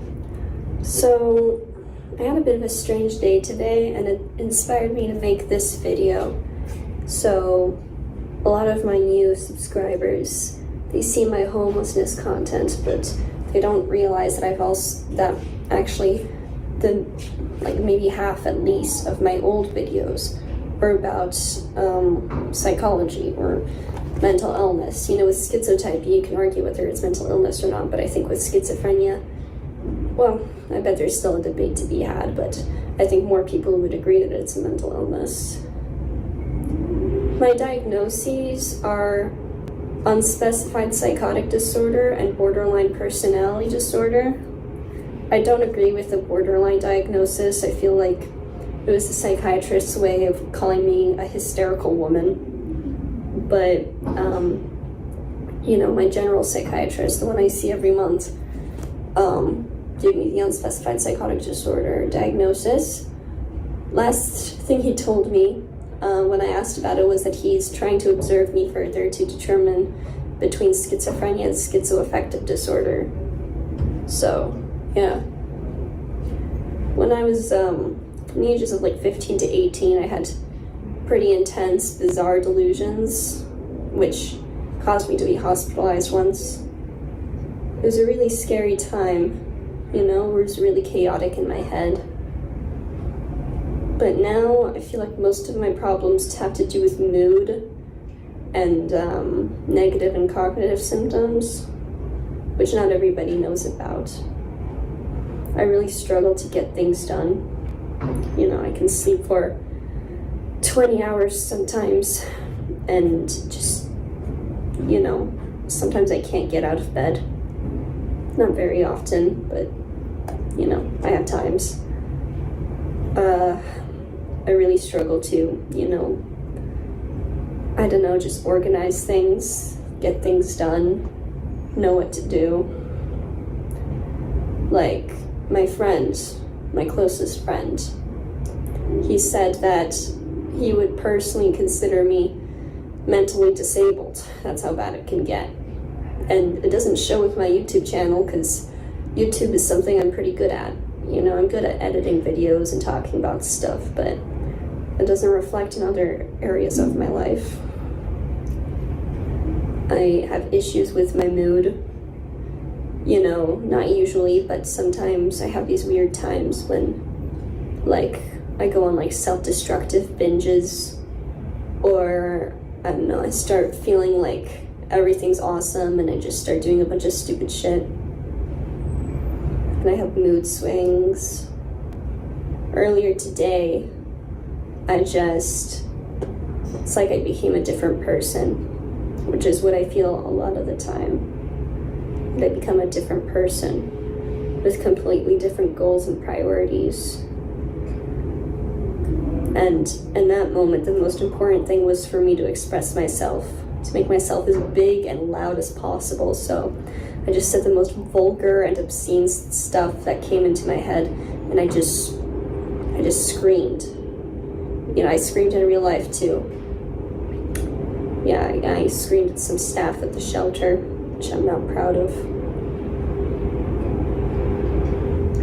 It's not even that I felt angry, it's just that, I don't know, I felt energy and I needed to get it out, I guess. And usually, in an ordinary state of mind, it would occur to me that it's not okay to express it like that, but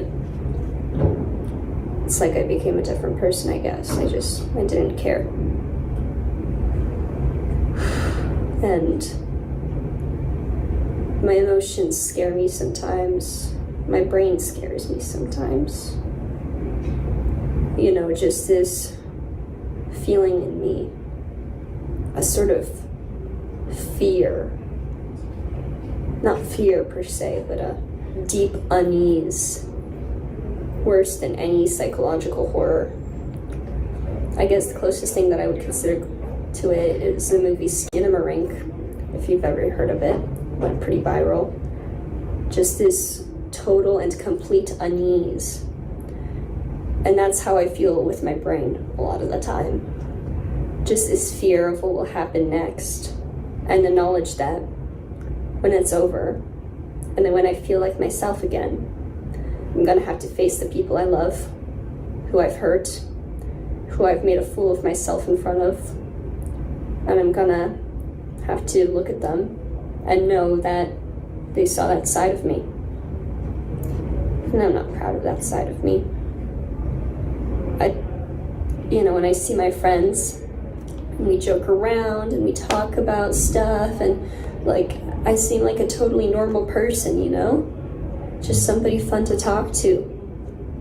And then every once in a while I'm just saying the most vulgar, obscene stuff, and doing the most bizarre things, ending up in the psych ward, screaming. And it's tough to know that they have that image of me in their heads, and I can never erase it. Even if I didn't consider it to be me doing that, my body did it. At the very least, they saw my face and my body doing and saying those things with my voice. And I could never take that away from them. I can never take it away from me. The memories of the things I've done, the things I've thought and felt. You know, it's something strange to not feel secure in your own self. Yeah, I don't know how else to describe it. I know it doesn't go into a lot of depth, but I guess that's the best way I can describe, the core experience of what it's like to have mental illness. Or at least my experience with it, because everybody has different experiences with it. But yeah, that's about all I have to say on that right now. Bye-bye.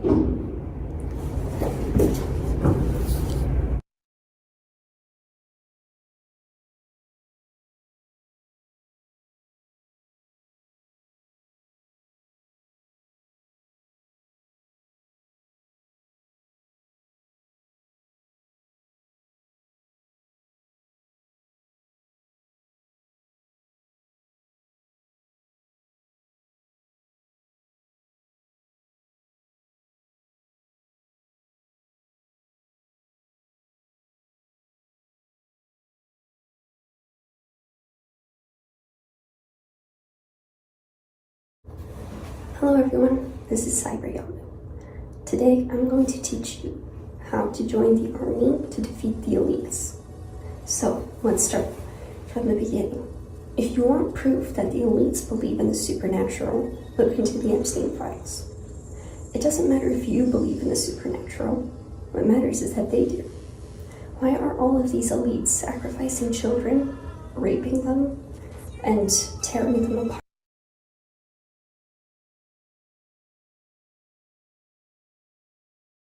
Here's a thought experiment. Imagine a human king that has banished evil, finally returned peace, finally wiped every tear from everyone's eye, reigned supreme in a heavenly place on earth. And then, because of what was written in some book, he's like, well, 1,000 years are up. I gotta let this motherfucker back out. Yeah, I know everyone's going to suffer and be pillaged and raped and tortured for, who knows how long. I didn't say when I was coming back, but according to this book, I gotta let you back out instead of just killing your ass for good. Releases him and says, all right, go deceive and plunder and enslave my creation. And we're going to test them to see if they will seek me through it all, or if they will succumb to their torture. And the devil's like, Jesus, man, you're worse than I am. I at least ask them if they want to serve me before, they sell their soul. But you don't even tell them shit. You just leave, two sentences in the back of the book that says, I will be released for a little season. That's the only clue that you're going to give them. I at least ask them, hey, you want to sell your soul? This is what you'll get. You'll get the world if you sell your soul to me. But you don't even tell them clearly what the fuck is going on here. I mean, I think you should be called the devil. Oh, that's just think about it, man. It's just ridiculous. Like, would a good loving father ever put their child in that situation? Well, okay, I'm gonna take this newborn and give it to these child predators who beat and abuse in every sense of the word, and keep them locked in a basement from true goodness. Give them no guidance, no wisdom. But here, I'll throw this little book in there full of confusions and contradictions and riddles. Yeah. And if he doesn't realize that I'm his true father and he yearns and worships to serve me, then I'm just going to fucking throw him in a pit of fire. Yikes. Ooh. No sirree. So what I'm trying to say is, okay, if you believe in this, that's fine. I used to believe in this kind of stuff. I'm not really going to go to your channel and fight you or go to your comment section and say you're wrong or blah, blah, blah. I'm just speaking freely and openly and honestly over here. And you're welcome to listen, and you're welcome to disagree or say why I'm wrong. That's fine. I don't, that doesn't bother me at all. I'm not trying to attack you personally. I'm not trying to say that you're stupid or mocking what you believe. Well, it's okay. It's okay for people to disagree with what people believe in, right? I'm not mocking this just to mock you. I'm mocking the idea of a true, benevolent, good being putting up with the shit that goes on down here and justifying it by some sort of test of allegiance to it.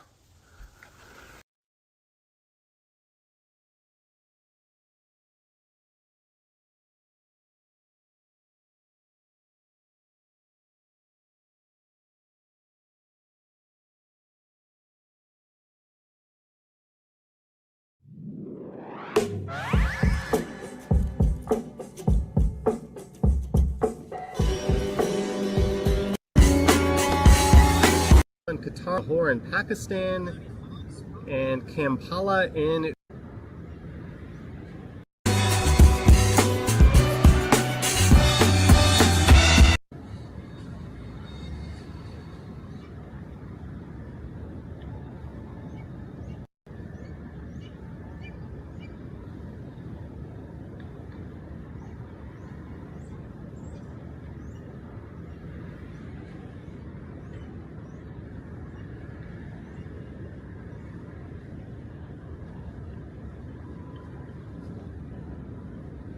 Howdy folks, welcome to Toronto, a city that earlier today, not right now, but earlier today had the worst air quality on planet Earth. Let me just see where we are right now. Right now we are ranked number 5. The Democratic Republic of Congo, Doha in Qatar, Lahore in Pakistan, and Kampala in Uganda are worse. Our particle AQI plus rating is 155. We were at like 180 earlier. But anywho, thank you for tuning in.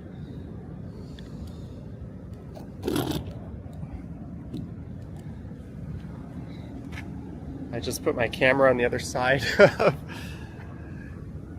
the fence there. That's a look at Varsity Stadium. Cough gauging Howard Charco, breathe deep. It can only get better from here. Hopefully, well, in no small part we have our fucking fantastic premier, Doug Ford, for this. He only cut about $42 million last year to the firefighting budget. And it just so happens that this is the result of Ontario wildfires. But hey, we got to build that private spa with taxpayer money down on the waterfront and fire a bunch of nurses. And no, this wouldn't be much better if it weren't for him, but it would definitely be better. But oh well. Vote for stupid, win stupid prizes, right? Anyways, there I am. It is Wednesday, July 15th at 20.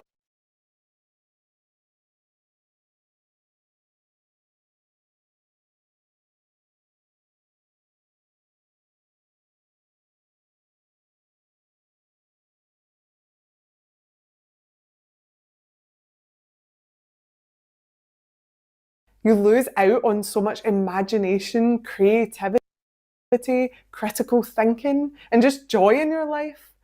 It's no wonder that so many people who are chronically online have terrible, terrible mental health. I do hope that more people will see the value in a digital detox. I was inspired to make this video because when I was in Japan, I ended up running out of data on my phone and I had to get from A to B, quite a long journey.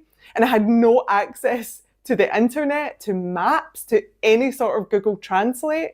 And it was honestly so much fun to do so, like I'd gone back in time, like how people used to do. I had to use my problem solving, my social skills. And it really reminded me how important it is to not always go to your phone for everything, every problem in life. And instead use your memory. Try to work through problems first. Work through things and discuss things with other people. Try to write more and type less. I don't have a smartphone, that's a big one. But people are always very surprised. So how do you...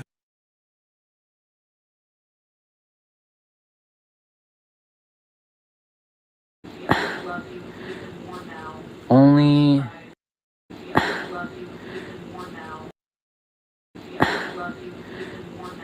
Only God is going to be the judge of you. If you don't believe in that, then that's fine.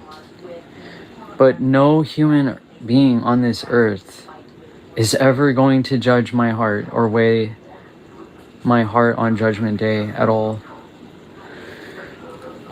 And that's a fact. And I have actually really tried to speak. Only God is going to be the judge of you. If you don't believe in that, then that's fine. But no human being on this earth is ever going to judge my heart or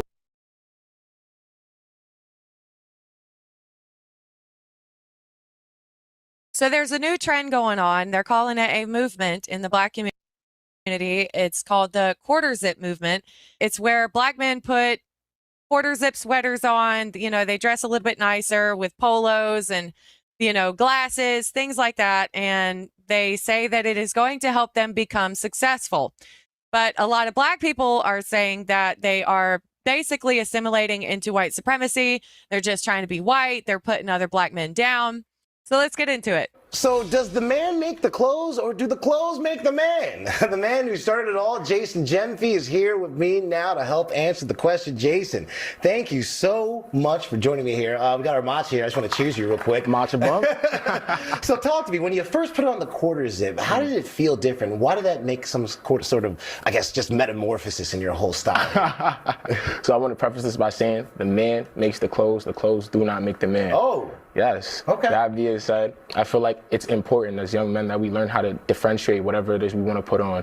If you want to put on a sweatsuit and you feel like that's the way for you to go, I understand that. That's cool. However, it's also important to know the difference between changing up your appearance from time to time. That being said, when I put on the quarter zip, it's unlocked a different level of just life for me, truthfully. I got here, and yeah, that's pretty much the answer to that question. Now, you said the clothes don't make the man, but, you know, we're both wearing quarter zips right now. Someone looks a lot better than I do, all right? I'm looking like the abominable snowman here. Maybe a little schmedium didn't help out, but it's okay. Now, your trend, it even caught the attention of T-Pain. Oh, yeah? Yeah, man. How does it feel to have celebrities jumping onto this right now? It's beautiful, truthfully. It's beautiful. Because it just goes to show, like, how much influence can really do for you in this world. It just goes to show that, like, as a natural born leader, and you understand what God has done for you, you can inspire the world, and that's exactly what I'm doing right now. It starts with quarter zips, but it doesn't end with quarter zips. Okay, and it also has some matcha along the way, right? Matcha. So why drink matcha? How did that come about? It's all about expanding your palate as a man. You remember when matcha was going viral previously? Shout out Kyle the Matcha Man. He was just expressing how, like, we should just be expanding our palates. You're not used to seeing people drinking matchas and wearing quarter zips coming where I come from as a young Ghanaian man from the Bronx. But just opening that lens to other people saying, like, hey, put on the quarter zip, maybe even try a matcha, just expand your horizons in this life. That's just the reason for the matcha. Yeah, but black people are taking it as, oh, you just want to be white. Got that gas. Got that gas. Got that good stuff, bro. You need that? Nah, I'm good, bro. Good, bro? You straight, bro? I'm good. I told you, bro. I got that gas, gang. Bro, get down. Guns, bro? No, I don't got it, bro. You got the guns, bro? No, I don't got nothing. All right, bro. I'm going to get the guns right now, bro. Bro, be careful, bro. Be careful. Where the ops at, bro? I'm ready to spin the block right now, I'm ready to spin a block, too. We right now, gang. 10-19. We got the suspect. Get down. No. You're under arrest. You're under arrest. Conspiracy. Get behind your back. Yo, bro, what's good, bro? You trying to spin on a block? You trying to spin on the ops, bro? What's good, bro? Nah, I don't do that no more. I don't do spinning on the ops. I don't do spinning the blocks no more. I've just learned to have peace with everybody. You know, love everybody. Who are you, MLK? What happened, bro? What are you doing? What is this? I've just outgrown confrontation. I don't do confrontation no more. No. Oh, yo, bro, you trying to go to this party, bro? Let's go run down. Let's go get girls' Instagram. Let's get their numbers, bro. Let's go, bro. That is stuff that I don't do no more. Huh? That is things that I've left in the past. We don't do Nike Techs. We don't do coffees. You drink matchas and wear quarter zips, gang. Bro. We don't do those type of stuff no more. And I go to school now and I read books, bro. And I go to the library. I don't do those activities no more. You gonna go, huh? You're actually not my type of crew no more. Not my type of people, bro. So you go on one side and I go on the other side, bro. You do your own thing, gang. Bro, what? Come open the fucking door. Matter of fact, who the fuck ordered DoorDash?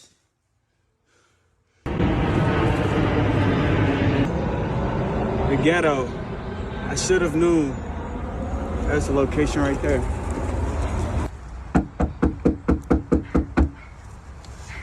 Loud, noisy dogs, as I expected.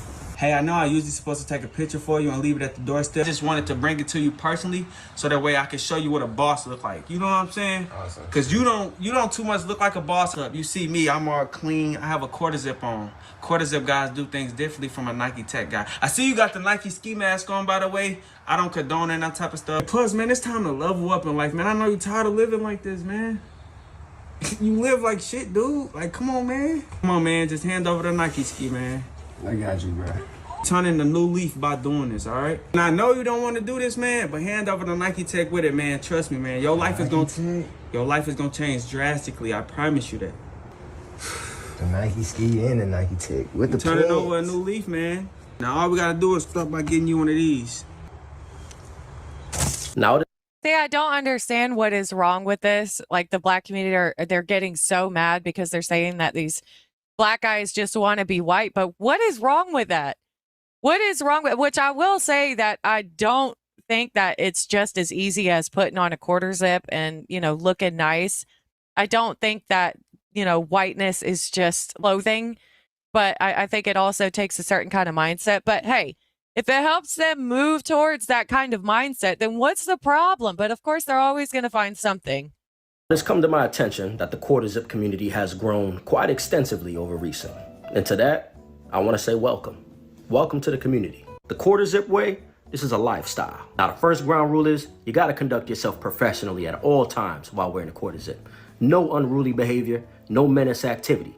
You can't have on the quarter zip and still act like you in a Nike Tech. You can't do that. It don't work like that. I guess that basically means you're being white because you don't want to commit crime and you don't want to live a life on the streets of thugging. That's a bad thing. It's white supremacy. This quarter zip represents elegance and diplomacy. So that Nike Tech behavior, you gotta leave that in the past. Now, the second ground rule is quarter zip men. We are respectful men. We are polite men. We are well-mannered. We do not use profanity. We do not speak vulgarly.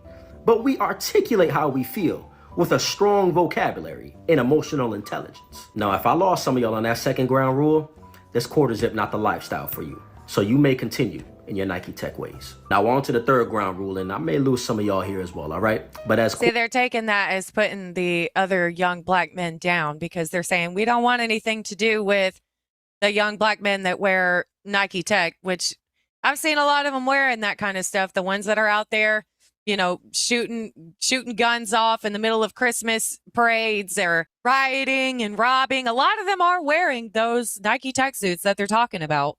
quarter zip men, we don't listen to certain music, all right? We don't ride around listening to certain music. We don't ride around listening to drill.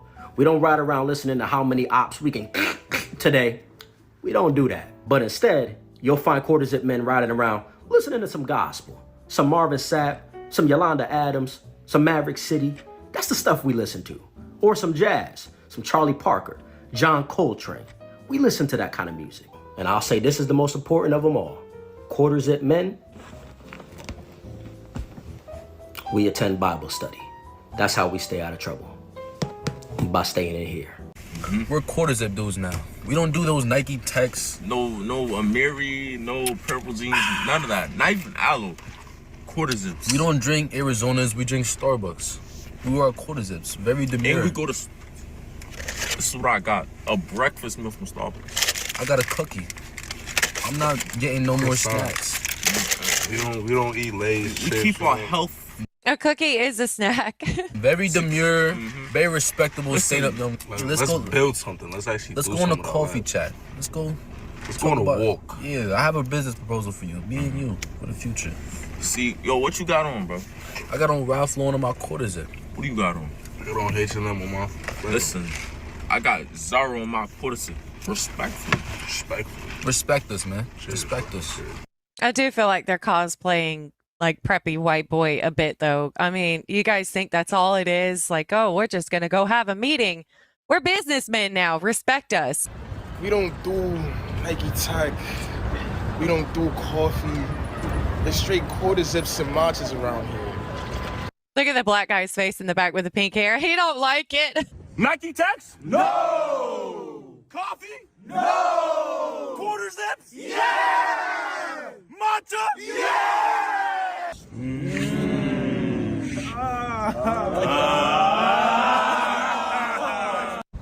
We don't do Lululemon no more. We're with the small hats and the fans. This is the high level. You gotta attain it. There's levels to this. We're not even with the quarter zips. We with the suits and ties.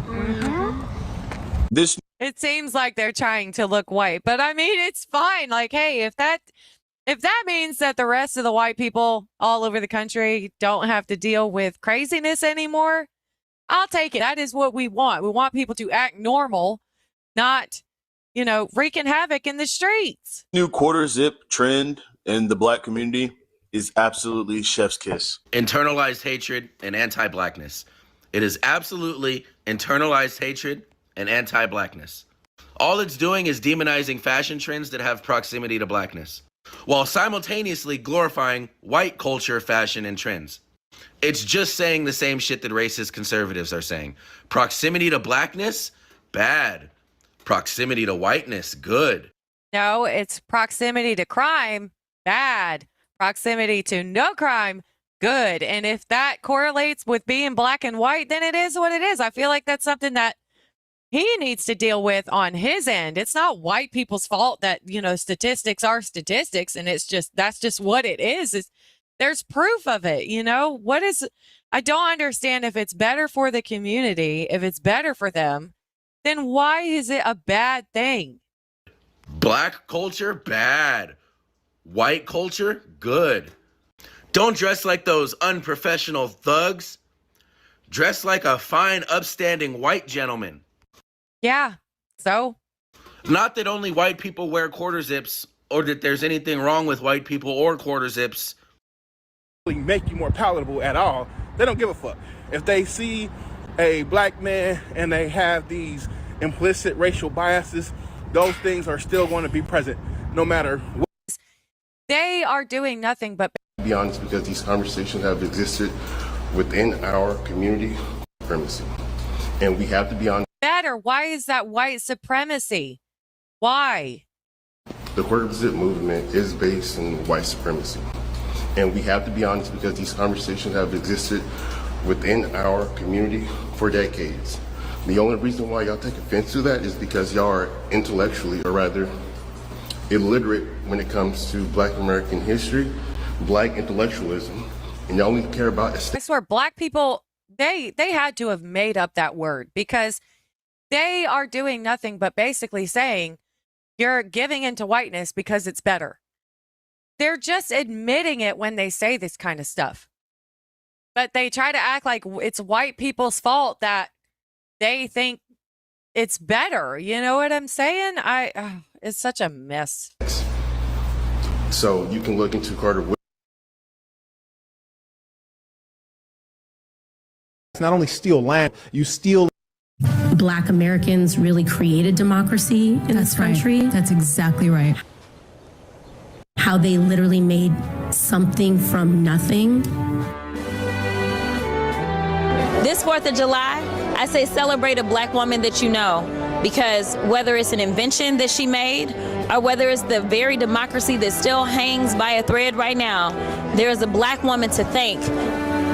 Well, you're really preaching to the choir here, I have to say, Jasmine. And I'd like to believe the same is the case for you, my viewers, that you spent this past 4th of July thanking all of the Black people, especially all of the Black women in your lives, all of them, for all their inventions, right? It's the least we can do after what we put them through, after what we are still putting them through. To this day, to this day, to this mother day.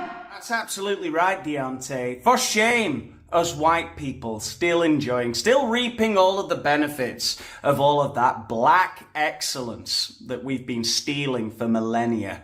It's absolutely appalling. It really is. Everything that we enjoy today, all the comforts, all of the amenities and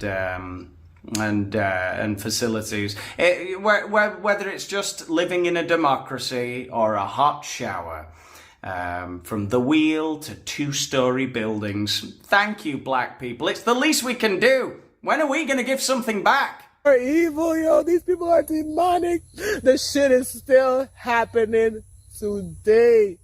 How do you expect us to forget? How do you expect us to live no? He's like, well, that's a thing that happened. But what about all the white people that stole stuff 300 years ago? That has absolutely nothing to do with either of you. It's like what are we even, like, what are we doing?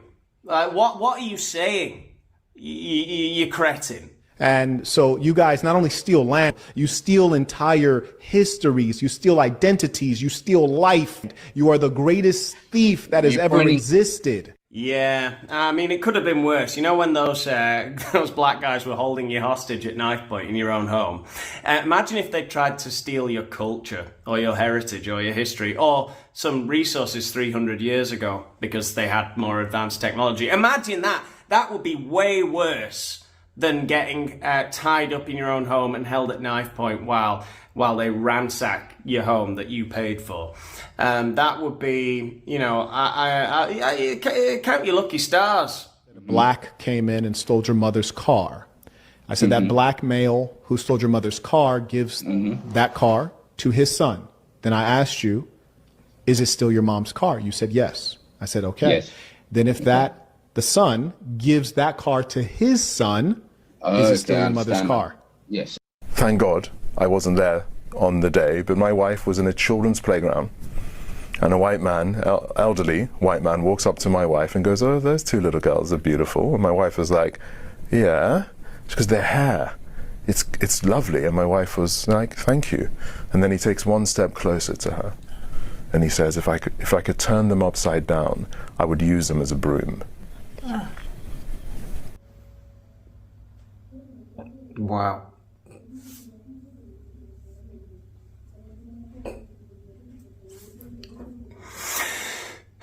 Channel favourite Miss Anne Harriman there, who I really think needs to start wearing a body cam at all times. Oh, he wasn't even there for this one. Well, he and his wife need to start wearing body cams at all times to record all of these incidents that keep happening to them. No one in 2026 should have to go through that, right? There's no excuse for going up to a mother in the park and saying that you want to use their girls as brooms, all right?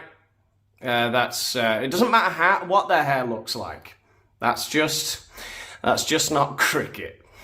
Broad daylight to my children in an affluent part of the south of England. Yeah, it really doesn't bear thinking about what those fucking scumbags are getting away with up in the north of England, if that's happening down in the south of England. Anyway, look, if you still don't get what's going on in today's video, then hopefully this will help. We've got a black guy here to explain to a thick white South African what the hell's going on. All right, and I think you'll get it. We'll make it. Africa. I feel like the always pointing the finger at the white man for colonization is not a fair argument. I feel like in those times there was constant war, and you can't only blame one person for that. That's my argument.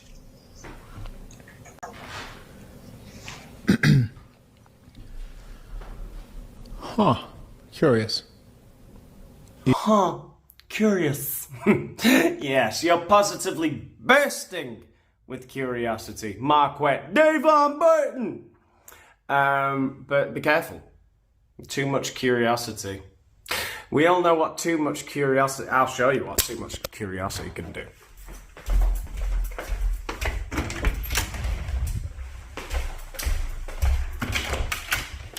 What can it do? Tell them.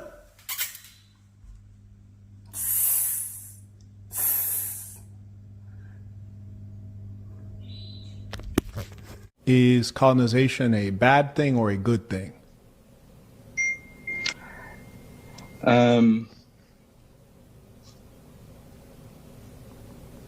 It depends. It depends. I'm listening. Yes, I would say that colonization, in terms of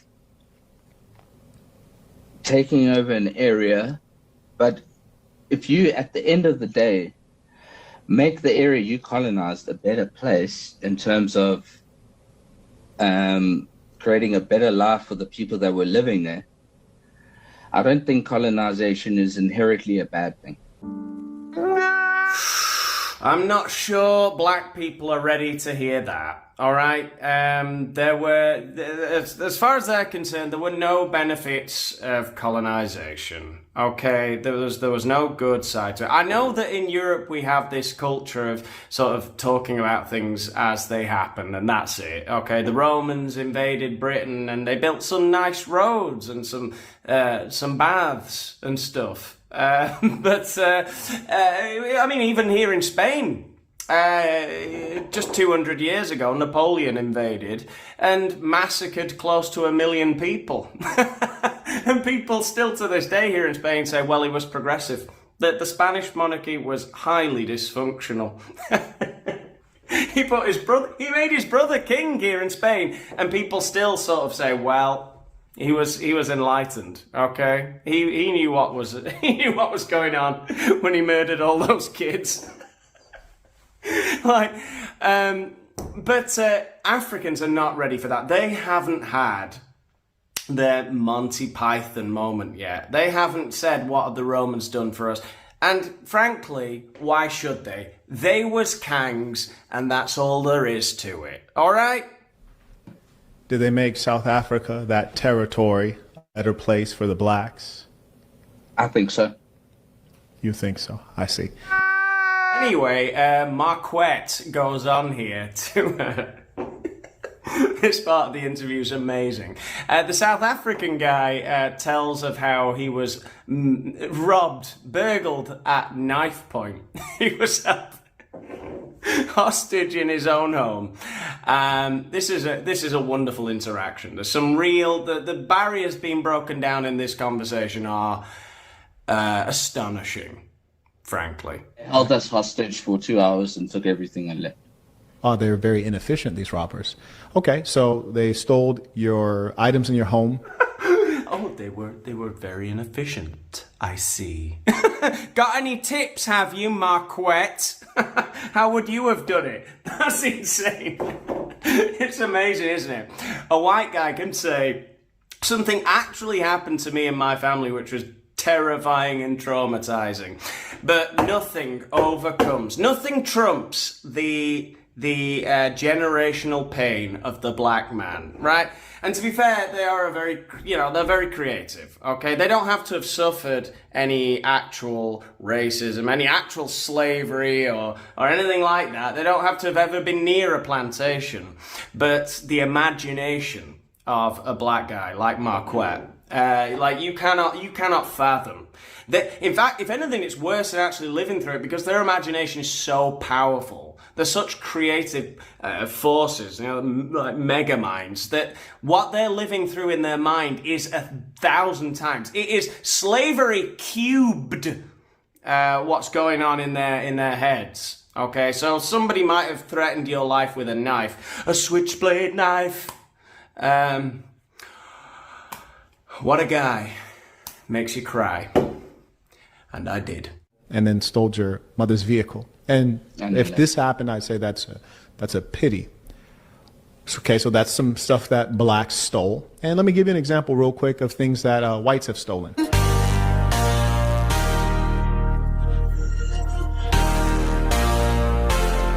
And whites have stolen the entire continent of North America.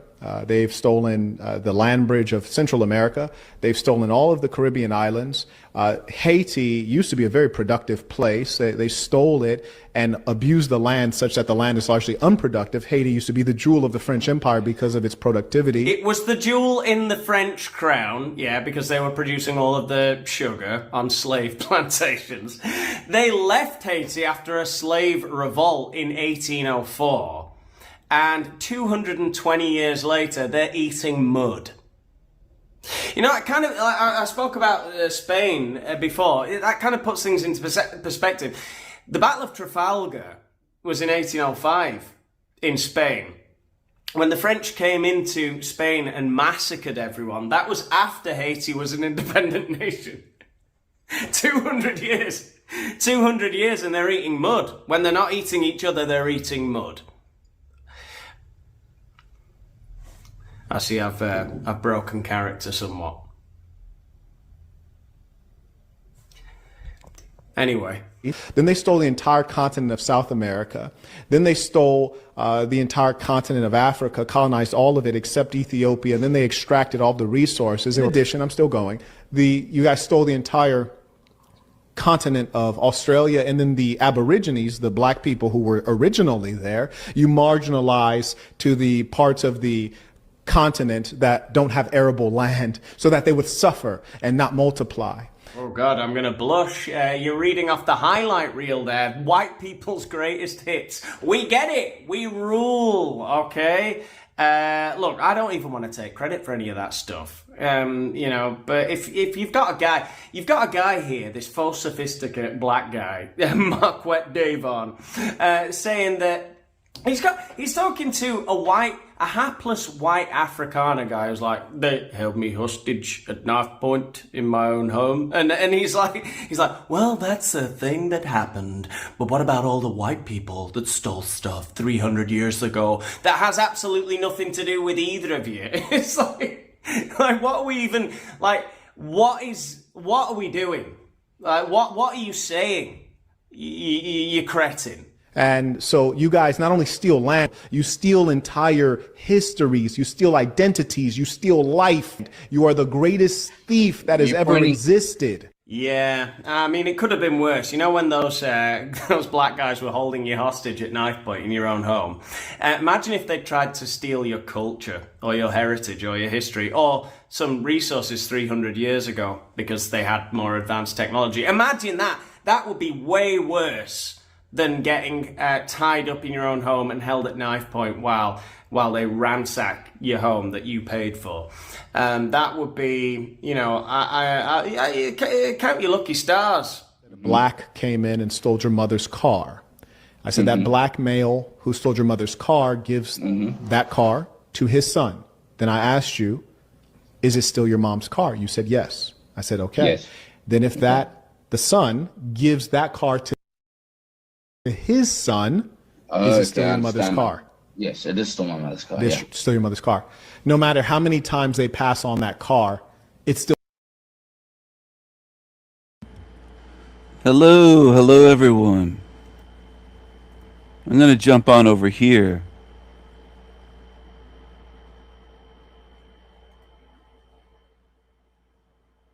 Look at this. Do you want to give him money on PayPal? Little creepy little Keith Little. He's asking for donations. He's asking for $500. You see that? Right there on your screen.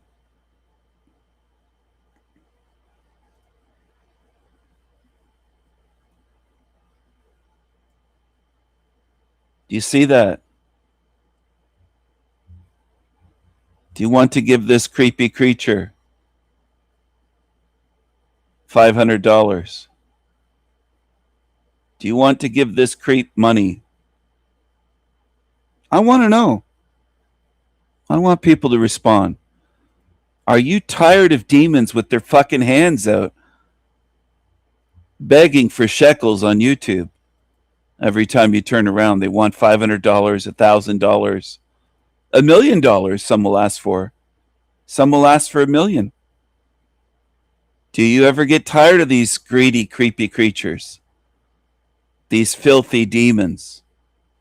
Look at the stash on this creature. Everything about him is sickening. Do you want to help him? Again, I want to know. I want to know where you're at. I want to assess what people are doing, what they support, if they're demonic, if they're fooled by these fucking demons, if they're reaching into their wallet and getting out their credit cards. You can see it right on the screen. He wants $500. It's right there. He wants $500 in his PayPal. Do you want to help him? Do you want to help this creep? And to the city attorney. And in my email, I requested all body cam video and audio from Chief Baker, Officer Brandenberry, and Officer Manthe. And I asked for all Rector Police. Well, what's up, brother? How you doing today? Hello. Is this a Keith Little show? This is El Perro. Yes, Little Lippy. Oh, El Perro. Short Press Podcast, Keith Little. What was the second one? Little Lippy? Yep. What's this about? Freedom of speech? Because you have a right to know? Absolutely. Are you for freedom of speech for everyone? Absolutely. Every single person on earth? Absolutely. Even trans people and old people, midgets? Absolutely. All right. Not just Americans then? Absolutely. What's at the bottom, the Dono Goal 500? It says you're blessed. What do the donos go towards? If I sent you a donation, what are you going to use it for? Well, anything that we would need. We're running kind of a little short here. We were recently involved in a wrongful turned constructive eviction that took every dime we had just to move. And now we're barely making it from month to month. So wait, you got evicted? Yeah. Oh, I didn't know that. You were in a house and they kicked you out, or what happened? Well, no, we were in an apartment. Okay. And we got kicked out because the neighbors upstairs were being obsessively noisy all throughout the day and night. And when we made a noise complaint, it was ignored. And then later on, after it escalated, we were evicted, and they used statutes to evict us, even though they got on the stand and admitted that they violated statutes by not doing the process correctly. They admitted that we gave them a good faith complaint, but they did nothing about it when they were required to. Really? What statutes did they use against you? Like, what did they? What did they have? Forcible entry and detainer for clear and present danger. Forceful entry. Yep. Said I was a clear and present danger, and they needed to get me out, so they were going to force entry to get me out because I refused to leave. I wasn't the party in the wrong. I gave the good faith noise complaint to the landlord for the lease violation of the tenant upstairs, and they did nothing about it, even though they were statutorily required to under the Iowa Residential Landlord and Tenant Act. And then when they proceeded with eviction, we gave them what's known as a request for reasonable accommodation in regards to the ADA, the Americans with Disability Act, because the whole situation with my companion is she's got dementia, and if you put her out, it disrupts her entire environment. And people with dementia, when you disrupt their entire environment, they get very, very emotional, and their decline is immense. It destabilizes them, and it causes hell. And I'm telling you, we've been going through hell since January. It's amazing that she's still holding up, but she can hardly walk now. Her balance is off. She's very upset, gets emotional over the littlest things. She's not comfortable in the new environment yet. It's been 6 months. And so we have a civil suit going, and we'll see if they're going to settle, but we don't know yet. That's sad. Did you sue the owner of the building, or who did you sue? Yep. The whole property owner is their property manager is the one that violated it. But when you bring these suits, you got to go against the property owner because they're the ones that have the indemnification and insurances. Are you married to your companion, or is she just someone that we are under common law wedlock, no papers, state marriage or nothing. Okay. Faith. But it wasn't just a roommate; it was someone that you. No. Okay. Yeah, it's my companion for almost 17 years now. Oh, okay. So that you're seeking donations to help pay the bills? Yep. Sort of thing? Yep. Okay. So let's get back into it, because like I said, I enforce my freedom of speech because you have a right to know. And exponentially, that is more important. If they silence one mouth, what they've done is they've deafened thousands of ears. So think about this, folks. Let's get back into it. Department policies on wearing and operating body-worn cameras. I send them a bunch of case law pertaining to the arrests, and I end by saying that I'm not a cop hater, and I believe everyone makes mistakes, and that's okay. A good chief and a good person would do the right thing when they learn they are wrong. A bad person and a bad chief would double down. Choose your own destiny. So that email was sent to the police chief and the city attorney. I then get a response back from the assistant police chief with the documents I requested and the 3 minutes of body cam footage. So I reply back to the assistant chief, "Thank you for your response. I would like to request any and all video and audio from the encounter mentioned above in the previous request. It seems as though I was only sent one officer's video from only one of the 2 arrests. I would like video from all officers on scene throughout the entire encounter of both arrests." I then get a response back from the chief, Kelly Baker, again, which says, "We have sent you all of the existing footage from the incident that you requested. And that is a blatant lie. And you'll find out here in a few. That is a blatant lie. See, these people are supposed to be held accountable, and yet we have case law that says that they're allowed to lie. How can they be held accountable if those that are signing off for them are allowing them to lie under case law? So understand that these administrative courts They're nothing. They're nothing but contracts. And when you learn those contracts, you can enforce your freedom of speech, because it too is a contract. Chief Baker was at a doctor's appointment, and he says how he didn't go to the police department to get a camera first. He says Officer Manthe was wearing a body camera, but it did not record due to a malfunction. He says, I'm not an expert in electronics, but I can say that there are times when body cameras malfunction, do not charge properly, etc. I hope this answers any questions. But then just a few days later, Jason McCluskey, the father, goes down to the police department and gets them to admit that there is more footage and release it. Hey, no way. I thought there was only 3 minutes. To him. No, we give it all to you. Oh, this is it. Everything to do with that incident the other day is there. Okay. Everything's there. I'm still missing body cam footage. We gave you everything that we've got. I didn't wear a body cam because I came from the doctor's office that day. Again's body cam was supposedly dead. Supposedly. I didn't wear. This is what I'm talking about at the end. I didn't wear a body cam because I came from the doctor's office that day.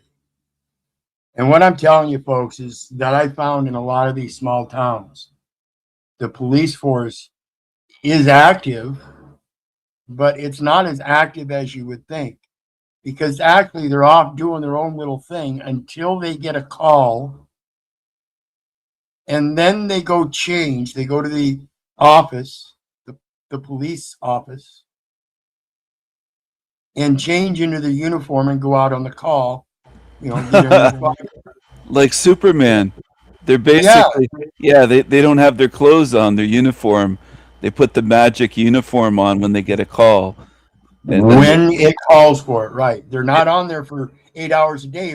Even though they're on the clock for 8 hours a day, they're not in uniform. They're off doing other things because there's nothing to be on the clock for until they get a call. They're paid to be playing golf and out at the restaurant and all kinds of stuff. And when they get a call, it's going to take them longer to get there because they're not in uniform. They're not at the police station. So they have to go to the police station, get uniform, and then get the squad car and then go out. Yeah. So that takes too much. So a lot of times they don't do that. They take their personal car. They're still wearing their personal clothes. And that means there's no dash cam and no body cam. Yeah. They could get a call. They might be banging someone else's wife when they get a call. They got to put their clothes on real fast and drive to the place. I mean, it's incredible. They get paid for not working. They're not even in uniform. And people don't understand this, Steve. They just don't. I don't know how they don't see it. I mean, they're out there golfing with them, and they don't see it. Yeah. Now, what about Brandenburg? His was on the whole time, right? After my putting in the truck and all that? Should be, unless he turned it off. If you could check on it for me, please.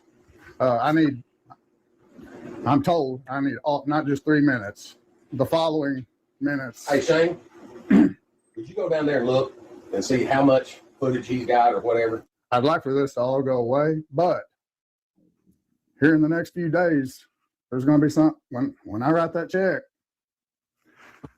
there's not going to be any turning back. And I thought there might be a grace period where, and I know this is something you probably have talked to, but he's talking about writing that check for the attorney because he's going to go forward with a suit if they don't fucking fix this right now. And that's the option I gave the landlord. You fix this now and there won't be a suit. They failed to fix it. Now we're in a suit. Now we're also going to go after the court if they don't fix their part. So we've got the civil suit against the property owner and the property manager, but we're also going to start going forward with the suit against the local court. And if the local court doesn't want to fix it, and upon our second complaint to the Judicial Commission for their errors as well, if they don't want to step up and fix it as well, we're going to name them in this civil suit as well.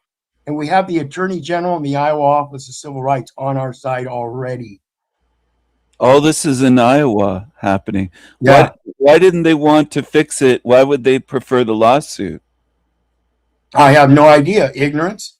The lady got on the stand and admitted that she's been doing property management for 8 years and didn't know that she was required to give the upstairs tenant a 7-day notice to cure.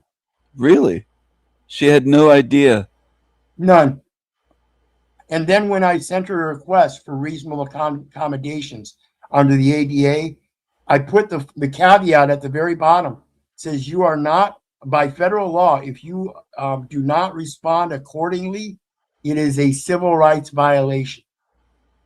That's federal law, Federal Housing Act, Fair Housing Act in the ADA.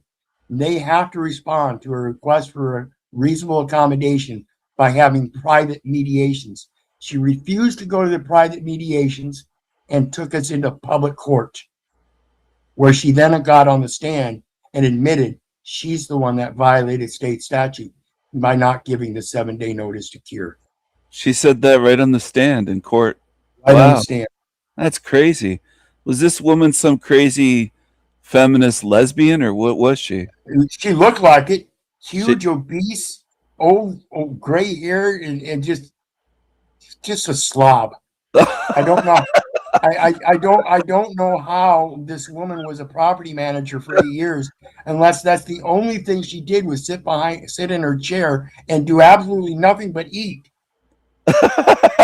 Just an obese slob that doesn't know the rules and the laws, and she doesn't enforce anything with property management. She didn't give a shit about the noise violation. Yeah, she can't. The only thing she's there for is to do her job. Imagine that. See, that's what I talk about, Stephen, when I talk about Hitler's willing executioner. I run all day into people that are just doing their job. When they're not doing their job, and they have a higher duty than just doing their job. How is it we have these people in these levels of positions where they have the authority over so many lives? It's fucking amazing. Aren't you part German though? I am. I'm German and Scottish. Well, Adolf was a good guy, I heard. I don't think he was that bad. Yeah, he was trying to get rid of the central banks just like Gaddafi, and they did the same thing to Gaddafi. If you understand history, Roman Empire fell. The Holy Roman Empire fell, and at that time, the Royal German Empire rose. This was a German empire of 23 states. By World War II, they had been whittled down to 2 states. Or excuse me, World War I, they had been whittled down to 2 states. World War I was started because they ended up assassinating Sir Duke Ferdinand of Austria, the only other German state. When they did that, the Nazi Party rose and said enough. That's where we're at today. Yeah. We haven't moved on from Hitler's willing executioners. We are still willingly executing according to somebody else's imposed authority of insanity. I'd rather have Adolf though and get rid of these banksters, the Jews, and I don't think that they're running a good show in this realm. Well, we get rid of the central banks and the reserve currency and go back to your absolute common law right to exchange. That's substance, and that is equity, substance over form. The bankers have taken it into the form realm where you have to do all this paperwork in form, where your substance, which is the gold, that's the standard, you're not allowed to use as an exchange. Yes, you are. Yes, you are. Yeah, I do. I do use gold and silver. And on that same level, gold and silver are not the only mediums of exchange. Yeah, that's true. I You could could use this exchange library pocket cards. And I could use this library right here in front of me and exchange this book for that book. I already Yeah. read this. So Yeah. I can exchange this book for that book. I do that stuff. I exchange books with people, so I don't You have to know. buy one. If I read one, I'll say, "Here, I read this one already," and then they'll give me something in return. It's a fair exchange. That's where your authority comes from, guys. Your most powerful authority is the most local authority. I do That's that the with only- knives too. I trade knives. I trade artwork, all sorts of stuff you can exchange with people. If you get to know them. Well, yeah. See, that's it's strange that we are having this conversation right now, Stephen. Because if the audience knew, Stephen and I don't get along too goddamn well sometimes. But this is where we agree, Stephen. I do this not for myself, but so I can get to know the things that I do, the things that I say, and those that I interact with in doing those things and saying those things. I can't sit here all by myself. I'd be useless. That's I true. need you. You need me as a co-host. Absolutely. Yes. You want to put it that way. Yes. So let's get back into this, because this is where we need to wake people up. All right. My freedom of speech is great, but your right to know is so much greater. And if you're not going to listen, my freedom of speech means nothing. But I would like to give an opportunity to maybe unring this bell. Okay. I can talk to our prosecutor if that's what you want me to do. Before, and like I said, I'm not giving you a deadline, but sometime next week I won't be able to talk about it anymore. Sure. About 33 minutes total. I got 3. Because that's what pertained to you and the arrest and what you were. See, now you're saying because that's what pertained to you and the arrest and that. No, you said that's the only video footage there was. Now you're saying it's because it was the only portion that was of you. See, this is a fucking bold-faced liar. And this is the one that said he got into the police because he didn't like the police. And that implies that he's doing it to be a hero and show you how to be a better cop. And yet he's one of the worst. This is one of the worst policemen there are. This is Hitler's willing executioner. Or Stalin. The other mustache. Yeah, the Bolshevik before Nazi rise. Yep. Yeah. We That have to ugly understand. We have to understand there is a greater authority within each and every one of us. It's called reason and logic. And if we start using that common sense and get out of those emotions, we can see this stuff and we can put them exactly where they're at in their emotions. You arrest a man because he cussed and swore at you, you're a pathetic fucking loser. Why aren't people, the masses, using reason and logic these days? Because they've been indoctrinated into believing. This is the epitome of that quiet war, silent weapons. But by law, not even me, any citizen may walk in here and request that information. See, this is the kind of stuff when people see like the 3-minute clip of them arresting these people, or hear the 3-minute video of the arrest. See, that's the pacification of the masses by showing them that portion and saying, if you do the same thing, we're going to do the same to you. We're going to arrest you. We're going to throw you in cuffs. We're going to throw you in the back of the squad car. We're going to take you down to the station. We're going to strip you naked, bend you over, and make you say, ah. They're probing people's asses at the station. They're body cavity searching them. Yep. Because they said fuck. You just give him the whole 33 minutes? Yeah. Thank you, Shane. This is not a threat at all, but there's a storm coming in about 3 days. It's going to be very public. It's going to be humiliating for me and y'all, but it's coming. I want there to be a recorded opportunity for y'all to make this right. Kelly, I'm going to be honest with you. The legal representation I've been talking with, this is an open shut case. Now, they could be lying to me, but they say we're getting full dismissal.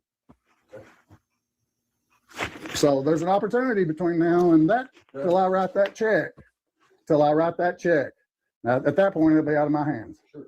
Right now, I'm just trying to do what I Whichever can. way it goes, I got no hard feelings, Jason. And so now we have all 33 minutes of body cam footage, like we should have had to.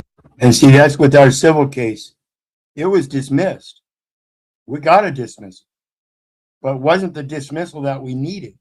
It wasn't the dismissal that was required. See, once that woman got on the stand and admitted that she violated state statute and then brought these charges anyway, the court itself lost subject matter jurisdiction. They no longer had any authority. Yet they turned around, and after we moved, the plaintiff asked for a voluntary dismissal, and they granted it, as if though they had the authority to do so. Wow. And dismissed it with costs placed on the defendant, which is another violation of due process. And in Pagliai versus Iowa, right here in Iowa, state Supreme Court here in Iowa, this January, just prior to our hearing. They ruled that you can't do that. Sorry. The rules say that's the plaintiff's charge. It goes on the plaintiff. If the plaintiff brings charges and they're dismissed, the plaintiff has to pay for the court costs and everything. That's so crooked that they did that. Yeah, and then they said my appeal was moot because I got the best outcome a defendant could get, a dismissal with costs to the defendant. That's the best outcome I could get. Not according to the Attorney General, the state Attorney General and the Iowa Office of Civil Rights. They think we've got a very valid claim, and that if they don't settle for $250,000 and we take this to trial, we'll very well get at least 10 times that. My companion gets on that stand and starts crying and showing her emotional destabilization and her feeble ability to even get up on the stand. I guarantee you that jury's not going to be very pleased. Do you think she'll cry? Like, can your companion cry on cue, or she's emotional? Oh no, she'll do it. She'll do it. It's part of her dementia. She will do it naturally. Does she cry every day now, or how do you keep her quiet when you're live streaming? No, she's. I have to help provide a nice, enjoyable environment. So we have things around to keep her busy, and she's got adult puzzle books and things like that to keep her mind active. She gets involved with video games and stuff online. You know, the little Tetris type games to keep her mind active. Yeah. Helps keep it out of an emotional state. It's a gambling thing. Well, bells and whistles will attract her and keep her satisfied. So that she doesn't just cry or yell out like in the middle of the night or something. Wake up the neighbors. To begin with. And we have the cell phone video taken by Zach's brother Hunter. This is that footage. Tile Survive has to be one of the most relaxed. So again, I ask you, if you want to help a brother out, we can get rid of these commercials. We don't have to deal with them. But, you know, it's just part of that caste system. The less you have, the more you have to deal with. What are all these commercials for? Is this the other guy's stream? No, this is my stream, and it keeps interrupting. I don't have ad blocker or anything. So when I watch it throws ads up on their videos. And so you have to watch them too. I've got YouTube Premium, so I never see ads. I didn't know how it worked. Yeah, I don't, and I can't. Well, what does your companion need? Does she need like clothing and I don't know, underwear or? No, it's like we had to move. So now instead of living in an apartment, we have a lawn that we have to take care of. And so we got a lawnmower. We did get a weed whacker, but we have no shovels, rakes, anything like that. We don't have central air, so we don't have air conditioning. You know, a nice little air conditioner would be nice or something. To help with my platform, anything would be helpful. You know. You got a lawn. You're in a house, not an apartment now? Yep. Okay. I tried to send you a donation, but I think I fucked up in the PayPal. I think I put at the end little FU instead of FBU. I mistyped it. Yeah. Did it go through? Did you check it? Nope. I tried to send you 5,000. It didn't come through. Ah, fuck. Where did it go? I don't know how this technology shit works. Well, that link is down there. That's the only link I got. I don't have any bank accounts. I don't have Cash App. Just PayPal. So, you know, whatever you can do, you can do. I appreciate it. If not, I appreciate your time on my panel. Hang out right here for me. I have a bigger problem than me, buddy. That's fine. Yeah, you're gonna have a bigger problem than me. I just asked him for his ID. He said he owned the building. I said, okay. He said, where's my son? I said, it's fine. He's over there. Do you have your ID? He said, it's in the car. And he said, you know what? I ain't got to give you shit. What's your name? I'm Jason. McCluskey. You got your ID on you so we can... Okay. No, it's in the car.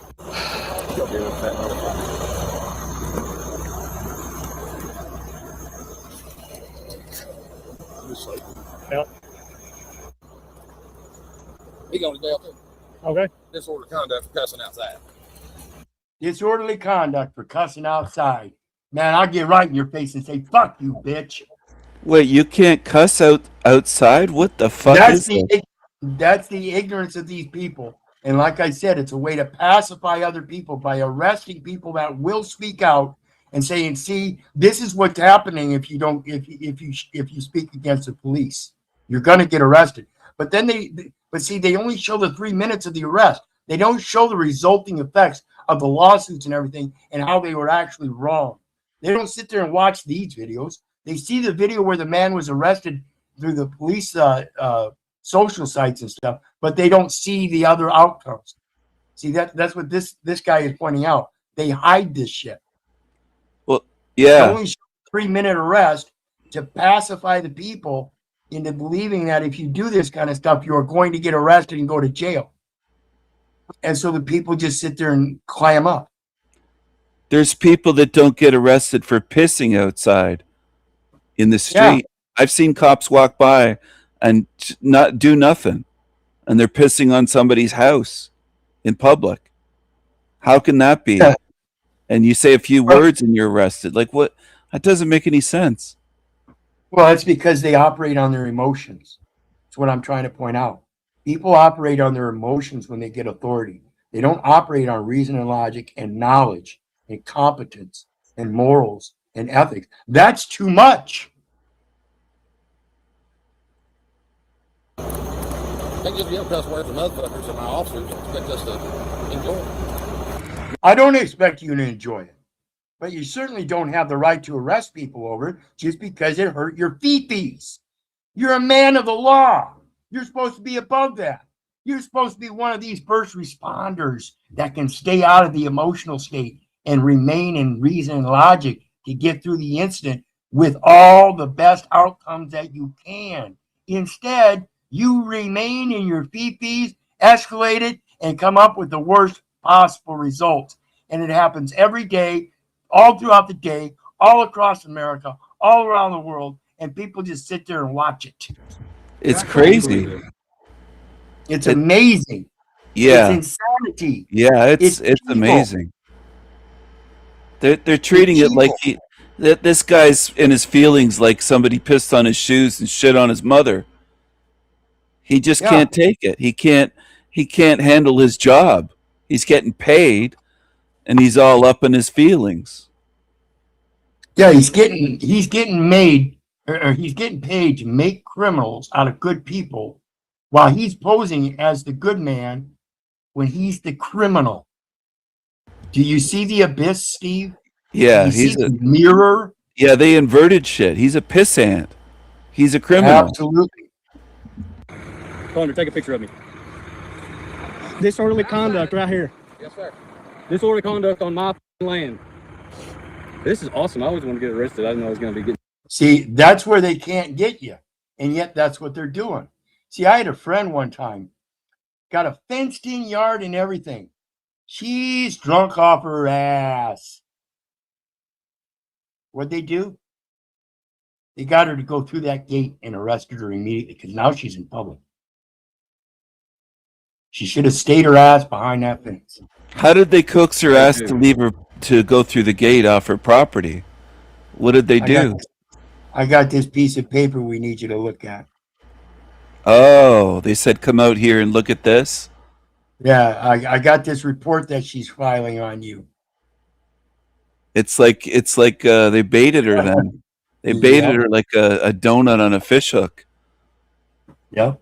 For and that, she listens to me 100% now. Really? Oh yeah. She calls me up and asks me questions and this and that, and we beat child support and DCS with her and all kinds of shit. She's got a female child that's growing up into young adulthood and wants to do drugs and hang out with friends and all this shit and get abusive with her mom. I had to go over there. I'm her godfather.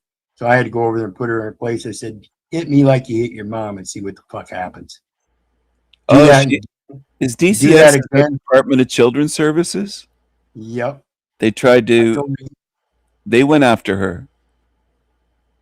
Yeah, they tried to go after the mom because the child was abusive and skipping school and shit. Oh, and he tried to okay. keep the mom accountable. Mom said, "No, I've been doing everything I can, and you people know that she's been abusive. You know all the police reports where she's called the police on me when she's the one that's been assaulting me." Wow. These people are nothing but criminals. These people are nothing but criminals, and they get paid a paycheck to do this stuff, and they're going to do everything they can to get that check. They don't care if they're right or wrong. They're going to pull you into that web and make you do their services. Yeah, they're very emotional, these criminals. I heard that DCS kidnaps children and they sell them. They sell kids. Absolutely. Absolutely. I would not doubt that one bit. I have no evidence, but I've been in the foster care. I know what those people are like. And I know people all on all ends. Ain't not one of them give one fucking rat's ass about them kids. Not a fucking one. They even sell their kidneys at times. They'll harvest organs. Did you know that they can only harvest your organs when you're alive? Once your body dies, rigor mortis, it's not viable. They can't take your organs out of a dead body. They have to harvest your organs while you're fucking alive. Yep. And they do. Well, within a certain They do. time after, Within like a minute or so. Like a minute within or a two. certain time. So if you die within the hospital, they can But do it. it's got to be So living all these- tissue. It can't be dead. So they got to be right there. And all these people that are saying they want to be a donor patient, that's for when you get in these bad accidents and you're brain dead, but your heart's still pumping. They can take you to the hospital and harvest you. That's all it is. And they don't. I heard they don't harvest from LGVD. They won't take the organs from them because they suspect there's a higher rate of AIDS in their organs. Could be. Yep. Stay calm, man. Stay calm. Stay calm. There's no need you being anything dirty. Okay. Why is he going to jail? Disorderly conduct. What do you do? Start cussing. Doing that piss up. Cussing in public. Both of them going to jail for cussing in public. And this is why I would look at every last one of these motherfuckers. Finger up proudly, flying that bird as best I can and saying, "Fuck you. You ain't my daddy."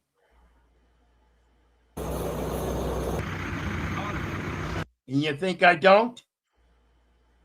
Last time I went to court over something serious, 6th offense possession, I was doing it to every last one of them, right in that courtroom, everywhere. And then walk out, wait for the next hearing, go right back in and do it again. Fuck you. You ain't my daddy. Did they ever put you in jail or prison? Or did you always get... I've been in and out of jail many, many times. I was in prison when I was 18 to 21, did a 3.5 year stretch as soon as I turned 18 years old. Really? In prison? Never went back to prison, but I've been in and out of jail ever since. In prison, did they try to bum rush you? Oh no. They don't rape? They do. They do. But it's a matter of attitude. And see, when young boys go in there for committing a robbery and accidentally kill somebody, and then walk around chicken chested, puffed all out like I'm a murderer, they're gonna get their shit knocked. Just like a pedophile, they're gonna get their shit knocked by somebody who is a murderer, who did it on purpose. He wasn't there to rob nobody. He was there to take a fucking light out. So when you walk into prison, you got to be as real as fucking real can be. You don't play no games, and you certainly better know what respect is, how to give it and receive it. Ain't no other way. That's the way I walk today. I don't give a fuck who you are or what your life is about. You treat me with respect, you're going to get that respect. You don't respect me, I don't care if you're the biggest fucking bigwig in the fucking world. I don't care if you have the biggest stack of money and the most wealth and the most power. Fuck you.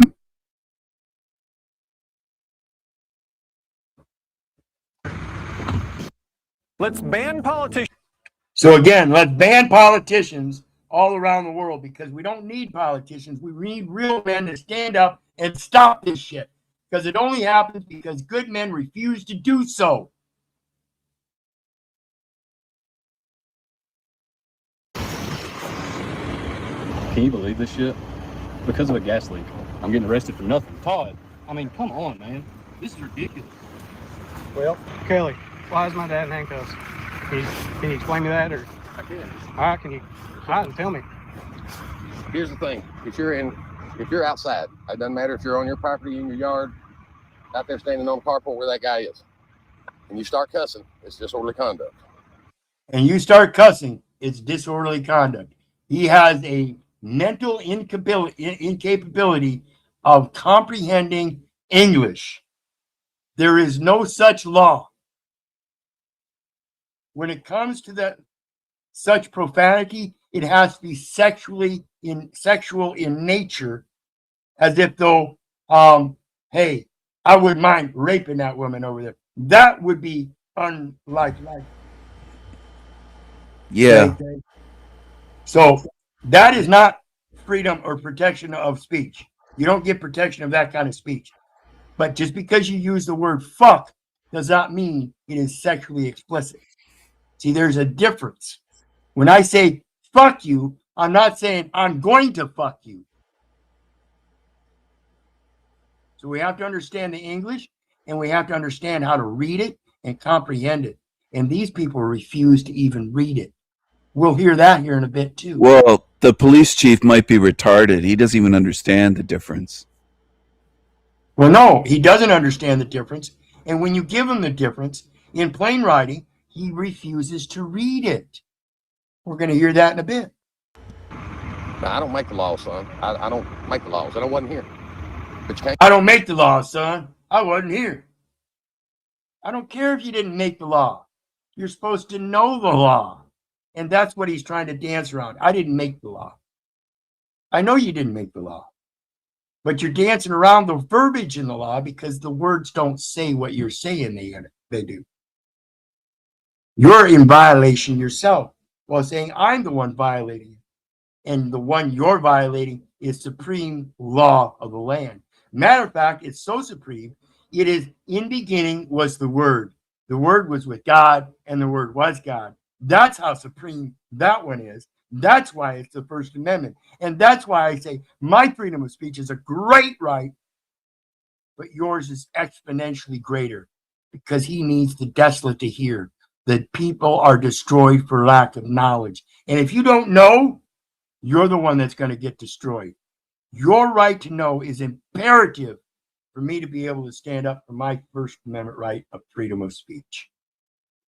I can't do it without you. You can't be calling cops dirty names. You can't be treating people like crap. I'm going to tell you this from what I know. Yeah, I can. I can treat people any fucking way I want, and I can talk to you like a bitch if I want. Just because you don't like it doesn't mean I'm violating the law by doing so. You better fucking grow up. Okay. I can sit here and say whatever I want to you. You cannot take me to jail for it. It's freedom of speech. Okay. I want you to know that. Before you take this dude right here, my brother. Okay. He didn't have any argument there, did he? Before you take my dad. Okay. And put him in a cell for this right here. For what? For what? What'd they do? They're out here causing a crime, ain't they? Rector PD to the rescue. Gonna take them to the pen, ain't they? Boy, man. Yeah, they're going to jail. Disorderly conduct. Keep going. You done. I done said. Okay. Hey, Gannon, y'all go ahead and take this like Gannon goes over here. Make sure you read him is right. Anything you say can will be used against you in the court of law. Do you understand your rights, Mr. McCluskey? All right. If you take us to jail, y'all are so bad. Lori, you're right. Okay. Lori, look at this. I said, this is all over a gas line. Y'all come here to help us, and this is how we're getting treated. I called my brother, Connor. They approached me at the corner. Connor's over there by me. I'm not cussed. I said, these motherfuckers got dad in handcuffs over some bullshit. And he says, why is he a motherfucker? And I said, because this is ridiculous. Y'all come here to help us, and this is how we're being treated? And then maybe a couple more things were said. I said, "You and your goofy ass squad," and then boom, that's when I get put in handcuffs for calling the cops goofy. Yep. Is what finally. We're calling them goofy. See, they get so in their feelers that is their world. If you hurt their feelers, you're gonna get it. Really did it for Kelly. That's what did it for him. And then you're in cuffs. You're going to jail. Yep. Upon arriving at the jail, Officer Brandberry informed one of the jailers that this one's a prick, so be ready. The jailer said, okay, started walking me into the jail. At this point, I had decided to exercise my right to be silent.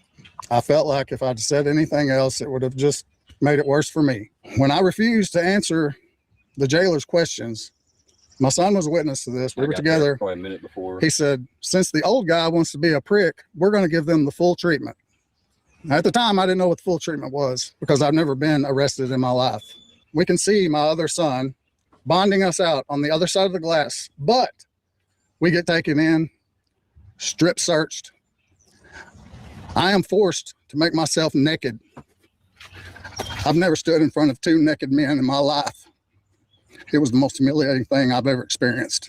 I'd have to agree. And I have not gotten over it yet. And it might be a long time before I do. But they left.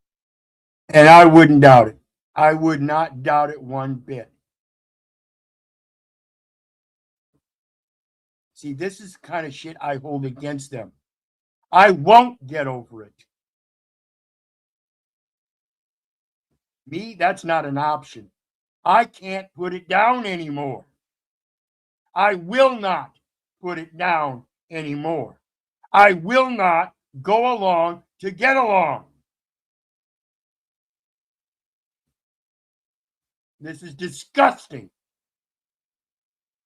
While they call us criminals and animals. Laughed the whole time I stood there while I had my delousing, that I'd bend over and cough with my bare ass showing in front of two grown men that were laughing at me. I'm not going to forget that for a long time. I've never in my life been so humiliated in my life as I was in that jail. And what jail was that? That's Clay County Jail in Piggott, Arkansas. This whole time, my son's on the other side bonding us out, money in hand. I think they actually had our bond done before we got the full treatment. Yeah. Oh, yeah. I don't know why we were treated as though we were being admitted because we were not ever. When we were at the jail, they said, this is crazy because both of y'all both have clean records. Oh yeah, it's crazy, but we're still getting the full treatment. So I hope they feel good about that. I'll never forget the full treatment. I bet they go home and eat macaroni and cheese about it. Oh yeah. Who would want to do that? You know what I mean? It's one thing if you have to do that because it's my job, and it's another to be like, let's do it to them, even though we have. And see, this is one of those kind of situations. If it was me, I'm not settling for shit. I am taking this one to a jury. My freedom of speech will be fucking heard. This whole fucking town is going to be revamped. We will get rid of every bad officer there is. They should take a killdozer to the town. Absolutely. Those fucking sadistic faggots, those cops. Tear it down and rebuild from the bottom up. And that means the people. Because like I said, it's Hitler's willing executioner is the common everyday people that sit back and let it happen. Fucking bitch ass slaves. And let me not be wrong about this or mislead anybody about this, because I too have been a fucking fool. I too have been a bitch ass slave. But you know, there comes a time in life when you gotta fucking grow up. We're all fucking adults. I suggest you start growing up. Even Denizen. Even Denizen.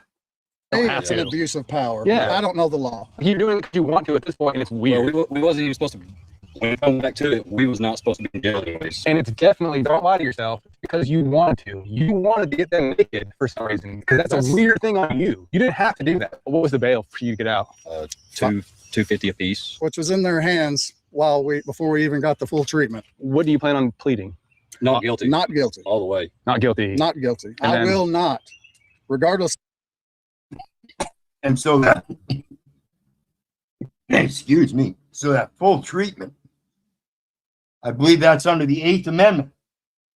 cruel and unusual punishment.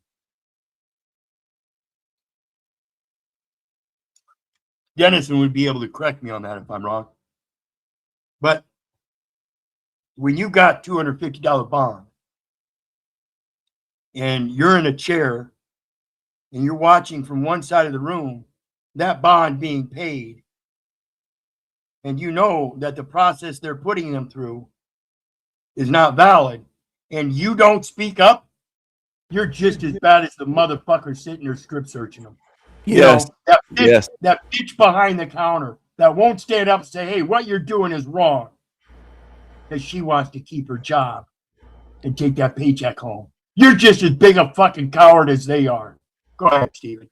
It is the 8th Amendment. Excessive bail should not be required, nor excessive fines imposed, nor cruel and unusual punishments inflicted. And that was certainly cruel and unusual. Absolutely. They made them bend over and spread their cheeks.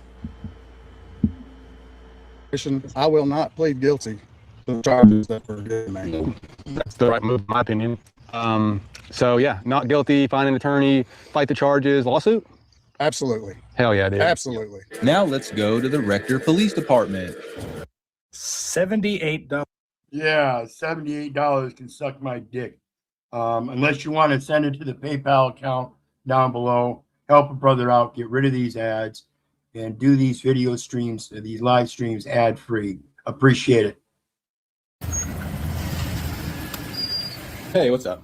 Hey, is the chief here? He is not. What about the assistant chief?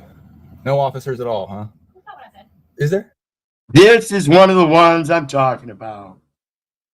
You know, she's the one that's sitting there knowing the transaction's going on and is not going to stand up and say a fucking thing about it while she's got this innocent look on her face.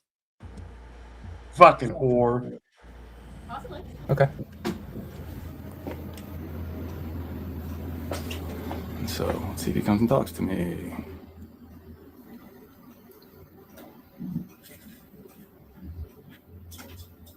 Is he going to come speak to me, or? He's on call right now. That wasn't the question I had. Is he going to come speak to me? Would you like for him to? Isn't that what I asked a second ago? You asked if there was an officer here. I mean, we would assume that's because I want to talk to one, right? And then you went and talked to one and then came back and ignored me? How come? How come you wouldn't come right back to the window and say, hey sir, he's on a call, or hey, he's going to be a minute, or he will be a minute. I'm obviously here to talk to someone. That's why I asked. All right, here we go. So again, this is the other one, you know, like I said, behind the counter, signing off on everything they're doing and not saying a fucking word about it. Yet when she goes home, she's the one virtue signaling that she did a good job. Cool. How are you? Hey, dude. I'm Justin. Right. Yeah, what's your name? What's that? What is your name, sir? Officer Brendan. I was going to tell you the chief will be here shortly to speak with you. Even better. But you were there too. Where was that? I think it was Monday or Tuesday. You guys arrested a father and a son for saying. Case, and I won't speak to you about it. Well, I'm not asking about that specific case. Can I ask you a question that has nothing to do with that case? What is it? Will you arrest me for having this sign right here? Nope. Sign says, fuck the police. And he's not going to arrest him for saying, fuck the police. Wait a minute. Isn't that why you arrested these other two guys? It's because they used foul language in public? And why not?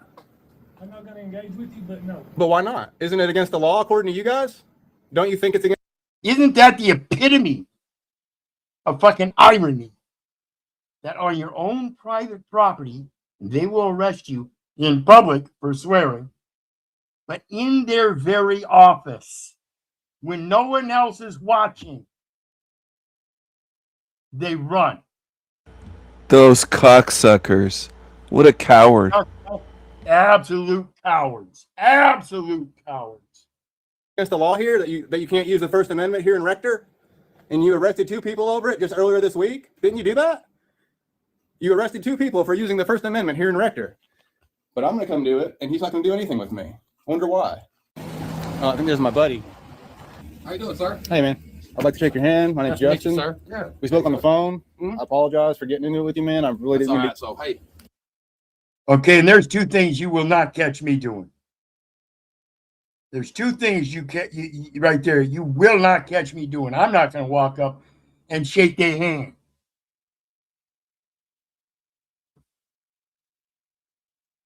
And I'm certainly not going to say, I apologize. I ain't apologizing for shit. I'll just say this. I get a lot of phone calls when people start to argue with me about things. I just can't. I don't have time for the arguments. No Did you worries. get everything you needed with FOIA request? I feel like there's body cam missing that shouldn't be, but you kind of explained that. It's kind of weird that there's only 3 minutes from one officer, and if there's that much malfunction, that's a much deeper issue. We've had to send cameras back to the company that we have bought body cameras from. Yeah. We're a small department. Axon, right? It is Axon, but we deal with a private company that does all our IT and stuff that doesn't work for the city. Well, I really just had one or two main questions, if that's okay. So are you guys, and I know you're not the city attorney, but you do have a lot of pull on this. Are you still pursuing charges on them? Can't talk about an ongoing investigation. Well, all right. Well, then do you, to this day, do you believe that? Okay, so here's one thing I want to point out. Can't talk about an ongoing investigation. Now, wait a minute. You already arrested them and charged them. What further needs to be investigated? I mean, as far as I know, the only thing after that would be discovery. There is no more investigation. It's already been investigated. You've been charged and brought to court. See the idiocy that these people pose? They don't know the law, and they can't help but lie to you because they don't know. What would make you think they do know? Oh, your indoctrination, the pacification of fear indoctrinated into you when you was a little bitty boy, little bitty girl. You better do what the police say or they'll arrest you. Mommy and daddy even imposed that upon you. And then later on, when you were 49 years old, they looked at you and said, Keith, the police are your authority. Fucking amazing. A citizen can't say fuck in public? Have you read the statute on disorderly conduct? Yeah, and it talks about, so. Have you read case law on the First Amendment? That's my response. Have you read case law on the First Amendment? Do you understand the First Amendment? Again, folks, my freedom of speech. I enforce it vehemently because you have a right to know. And that is the exponential greater right. This is the principle of love thy neighbor as thyself. If I want to know, I want you to fucking tell me. I don't want you to keep me in the dark. What it's talking about is like, it's really talking about like sexually explicit things. It's definitely That's the profanity. That's the profanity, like you're so saying. Have you looked up, and I don't want to interrupt you, but I'm trying to help you out real quick. Have you ever heard of code? Oh, and what he's talking about, their case law is explicit about this. You know, like when you got minors around, you don't go around talking crudely and soliciting sex in front of them or to them. Right? That's the context. That is not protected. Versus California. I have. So that's a Supreme Court. No, there's no but. That is a Supreme Court case law. I have heard of it, but I won't discuss laws and case laws with you. I am not at liberty to discuss. Then just let me tell you. See, he's not willing to learn. He already learned his policy in the city ordinance. He is not willing to go beyond that. Even though he is a veteran, acclaimed patriot, who served in the military and supposedly knows the Constitution, makes me think he doesn't know the Constitution and therefore can't enforce it. And therefore, the only leverage he has is this policy and the ordinance because he knows nothing beyond it. My people are destroyed for lack of knowledge. Think about it. Okay. Cohen versus California was a man that wore a leather jacket in a courthouse that said "fuck the draft," and he was arrested for having profane language on his jacket. He beat that court, and it's really been the cornerstone Supreme Court case that says you are absolutely allowed to say "fuck" to an officer in public on your own property all day long. Then, and I could actually give you about a dozen case laws all throughout the country, but I'll skip. Yeah, that's Cohen versus California. Go read it.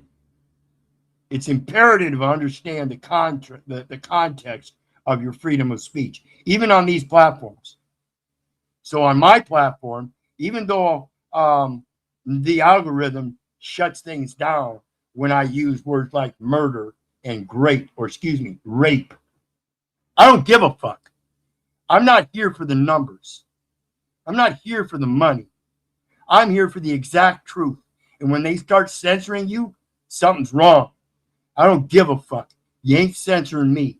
I'll speak any fucking way I want, and I'll use every fucking word I know to best describe the situation without using some nuanced new term to avoid some kind of emotional response. Right to Arkansas just from 3 years ago. It's called Thurry Raja versus the city of Fort Smith, where a state trooper was on a traffic stop.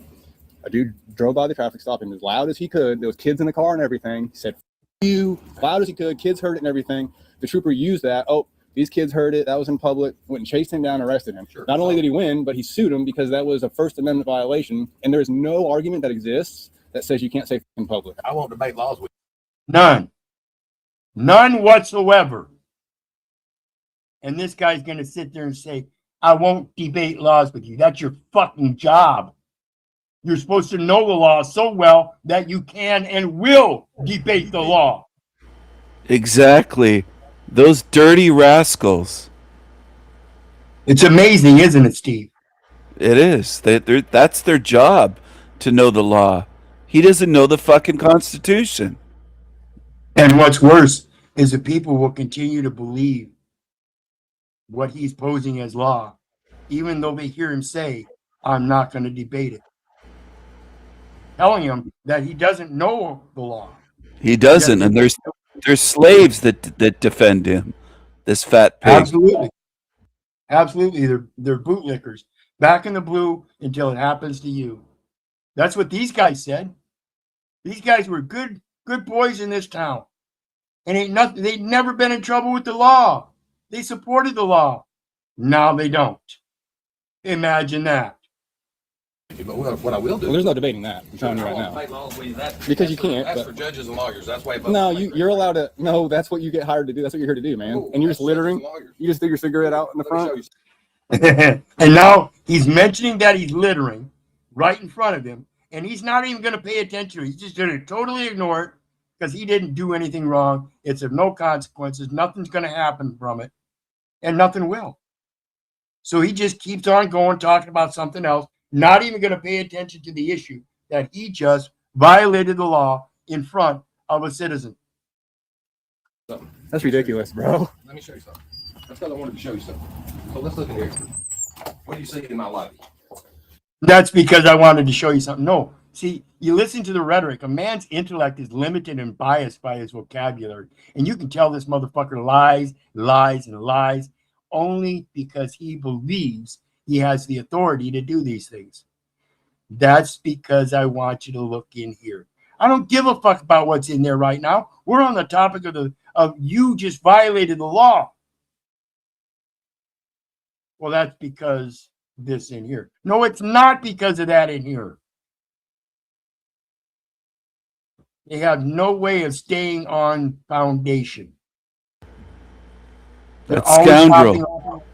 He's a scoundrel. Sorry. Hopping around from issue to issue. He's a scoundrel. I don't trust him. No, I wouldn't trust none of them, Stephen. I don't. He's lying. This fat guy. They say there's good cops. I have yet to see one. I never seen any. I see laundry soap and what do you think that's for? A kid's thing. Sure. I don't know. So what are you getting at? I have laundry soaps. I have toothbrushes, soaps. All of these things are when people come in, they come in here to pay a fine. It's hard on people to pay fines. And I really don't believe in police and the poor. Do you know why I became a police officer? Here we go. Because I don't like cops very much. I became a police officer because I don't like cops very much. So when you read into that, that's a virtue signal saying he wanted to be a cop, to be a hero, to show other people how you'd be a good cop. Yet this is the epitome of the worst cop there is. Lying, hiding, and violating your First Amendment right to pacify the public for his presumed authority, ultimate authority that you have to do what the police say.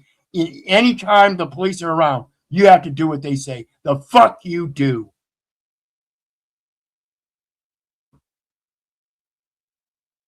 I told 1,000 people that, and they don't believe me. I've been treated terribly by police in my life. I've got tattoos. I'm not your standard cop. The standard cop has tattoos. The standard cop, there is no standard cop anymore. Have you seen Cop Talk Live lately? He's been outing all these police forces that are hiring these midgets. It's amazing. And the standard police officer should be someone that's physically fit. This guy's got a beer gut. He ain't chasing me down. Yeah, he's a beer belly bitch. This scoundrel here, this dirty rascal. I think he became a cop so cops wouldn't arrest him. He probably thought, I'll join him. I'll just fucking join him. On point. On point. One of the reasons people become police is because then they think the police won't arrest them because they're part of their gang. Another reason is because they have all the perks of the extra drugs and sluts, you know, the street hookers and strippers and stuff that they demand, you know, in the hotel rooms for free I bet sex. this guy's fucking some sluts in Arkansas in the I'm motel sure. rooms. I wouldn't doubt it. I'm sure.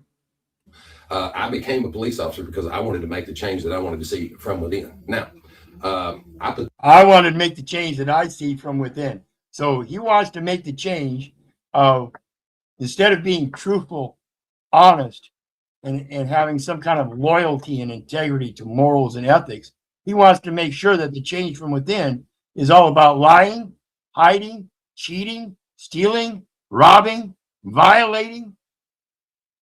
You understand that? If that's what this man poses, and this is how he's behaving, then his position was that he wanted to make that change. He wanted to change good people into bad people. When you put a good apple in a barrel full of rotten apples, the good apple rots. I'd never put a good apple in with the rotten apples. Everybody knows it's going to spoil.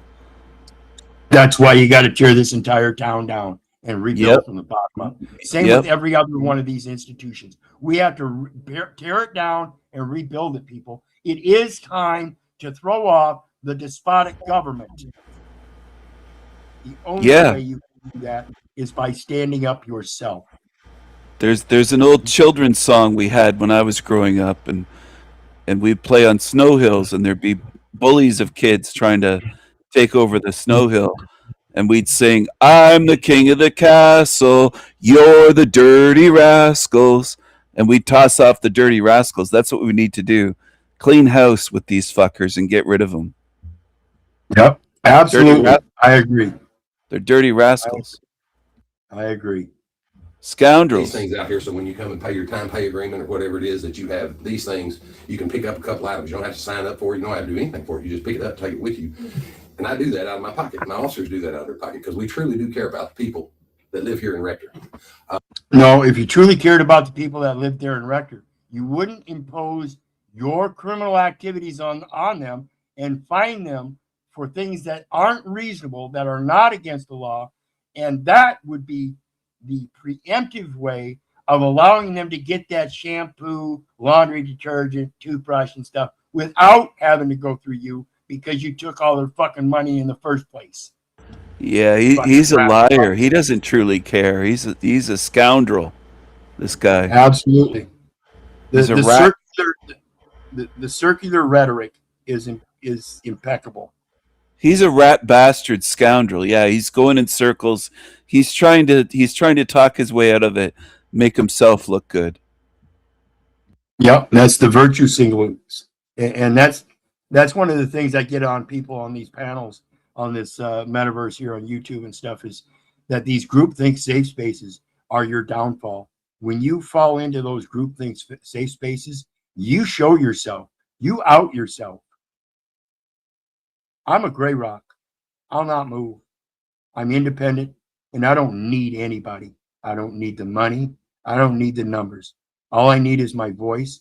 And even if one person hears it and it affects them positively, I've done a great job. If everybody hears it, then I've done the most immaculate job I could. But again, my singular freedom of speech is great. And it's only exponentiated because you have the right to know. And therefore, I will not stop. That's what I'm here to do, is to serve and protect the people in Rector. So there are little old ladies that don't like to hear curse words. They don't like to. That don't mean anything. I understand it doesn't mean anything to you. No, to the and law. others, but To the law, it doesn't mean anything. I'm not going to debate law. I'm telling you right now, it does. I'm not going to debate law. See, he's in his feelers. It makes a difference to you. It doesn't make a difference to you, but it makes a difference to me. It makes a difference to the little old ladies. I don't give a fuck. My own mother looked at me and said, Keith, the police are your authority. I don't give a fuck. My dad then turned around and said, fuck you, ran into the house. I said, come back out and say it to my face, you fucking coward. If you can't follow the truth, then you're lost. And if your mom and dad are part of that and you follow them, you're following a crowd going in the wrong direction.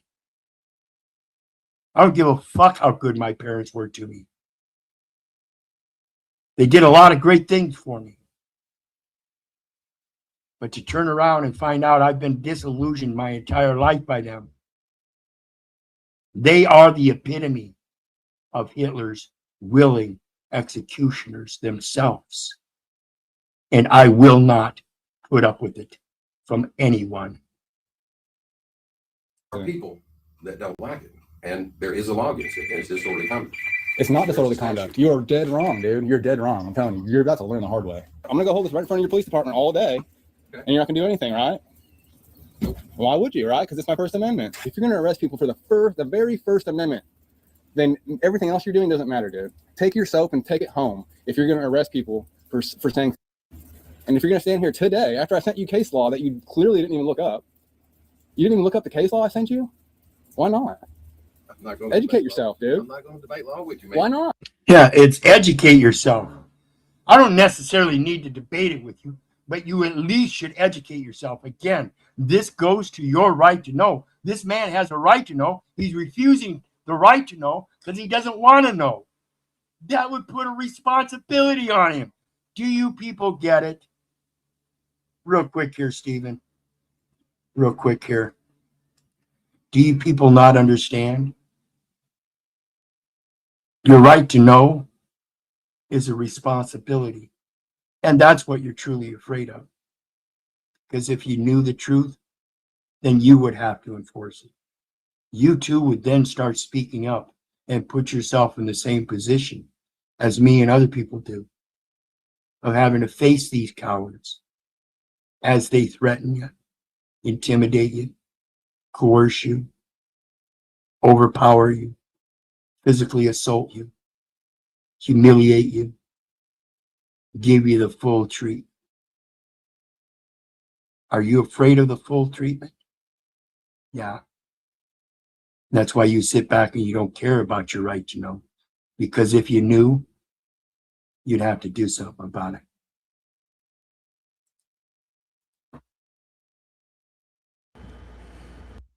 Plenty of chiefs have. Remember how I said choose your own destiny? Well, you're doubling down, aren't you? I'm not going to debate. Are you doubling down? I'm not going to debate with you. Are you apologizing? Nope. Not going to comment nope. with it at all. Then you're going to double down, and you're going to. This is not. And that's why I won't shake his hand or apologize. I would not shake his hand, and I would not apologize because I'm not the one that needs to fucking apologize. Yeah, he is. And he's I not wouldn't. going to do it. I wouldn't apologize to that fucker. I'd spit on his shoes. He's a scoundrel. He's a snake. Absolute coward. The destiny you want to choose, brother. I'm trying to save you right now. Okay. I'm trying to save you. I appreciate your concern. I appreciate You your concern. you seem like a nice dude I am that really you nice. could save yourself here, but you're choosing not to for some reason. I'm just not going to debate with you, man. Why not? Because I'm not. You're the chief, bro. Why not? I'm just a random dude. I'm not going to debate with you. Let's talk. Not going to talk. You want to talk about my past? We'll talk about my past. No, We'll talk about, I want to talk about your this, that, and the job. other. We'll talk I don't want to talk about something you did 10 years ago. Let's talk about my job. The number one most important part of your job is to uphold the Constitution. Do you agree or disagree? The number one thing that I do is help people. Your number one. My number one thing is I help people. And in helping people, you're supposed to be supporting and upholding that Constitution. That is the number one way to help people. And instead, you negate that and believe that you're helping people by arresting them because they hurt your fucking feelers. You are not helping people. You are helping yourself. I don't think this asshole knows the Constitution from prostitution. I don't think he has a clue what's in the Constitution. I don't think so either. And he's been in the service. I don't even He think should he know that cares. thing. Yeah, he should know that thing inside and out. And he doesn't. He doesn't give a shit. He doesn't even want to talk about it. Nope. Already should be upholding the Constitution, and if you can help people along the way, yeah. But if in your mind helping people but screw the Constitution, that's not, then please go find a new job, and we need someone else in your position. Like, what do you think the First Amendment is? You think it's just speech that everyone likes? And if I ever say something that someone doesn't like, now it's not protected speech anymore? Or do you think that it's literally the stuff that people don't like that needs to be protected? Are you willing to look into it a little bit right now with me? Nope. You're not. Why not? I'm trying to help you, man. So you don't want any help? Nope. I'm just not going to discuss current case with you. Just not going to do it. Well, we shouldn't. That's my point. Is it shouldn't be a current case, and the right thing to do is to not pursue this. You didn't have a right to detain them. Never mind arrest them for saying. Someone hits a service line of gas on their own property. That's not a reason to detain anybody. When you are the government, which I don't know if you realize that, but you are the government. Do you realize that? And so I have a lot more liberties. Listen to what he admits here. This is going to classes of people, as they put it. So listen to what he says. This is part of his cowardice. To say stuff to you than I do to another citizen. When did police stop being people? As soon as they put that badge on. So when a police officer puts that badge on, the police officer that you call for help when something bad's happening, that person ceases to be a person, a human being. Unfortunately, a little bit. So then people get to treat them like dirt. Not like, I mean. That's the way he feels. See, the way he put it was that because they put that badge on, people get to treat him like dirt. No. What happened over time is that people would put that badge on and treat the people like dirt. And now the people are treating those people that put badges on like dirt. You asked for it. If you were honorable men that held up the integrity of truth, we would never be here today. We would never be a militarized police department. You wouldn't need the military equipment. You would be honorable, truthful, loyal men upholding the First Amendment, the Constitution entirely, the truthfulness. And the foundation of this republic is that opinions do matter, even if they hurt your feelers. People are pathetic. I get to say, I get a little bit. Yeah, a little bit. Okay, a little bit. You're saying not. that I mean, because I wear a badge. you're being vague though. I don't. No, get I'm to, not being no. vague. I don't get to treat you like dirt. But I get to say anything I want to you. Yes, I can say almost anything I want to you. I can say things to you that I actually wouldn't be able to say to another citizen. When I was, I'm not a person. I'm not a human being. No, you literally, your rights go away when you put that badge on. That person here. And I don't agree with that. Your rights do not go away when you put a badge on. Just like your rights do not go away when you go get that license or ID. Your rights do not go away. You just have to learn them and take the responsibility of enforcing them. No one else will do that for you. If someone else knows your rights and enforces them for you, you are one lucky motherfucker.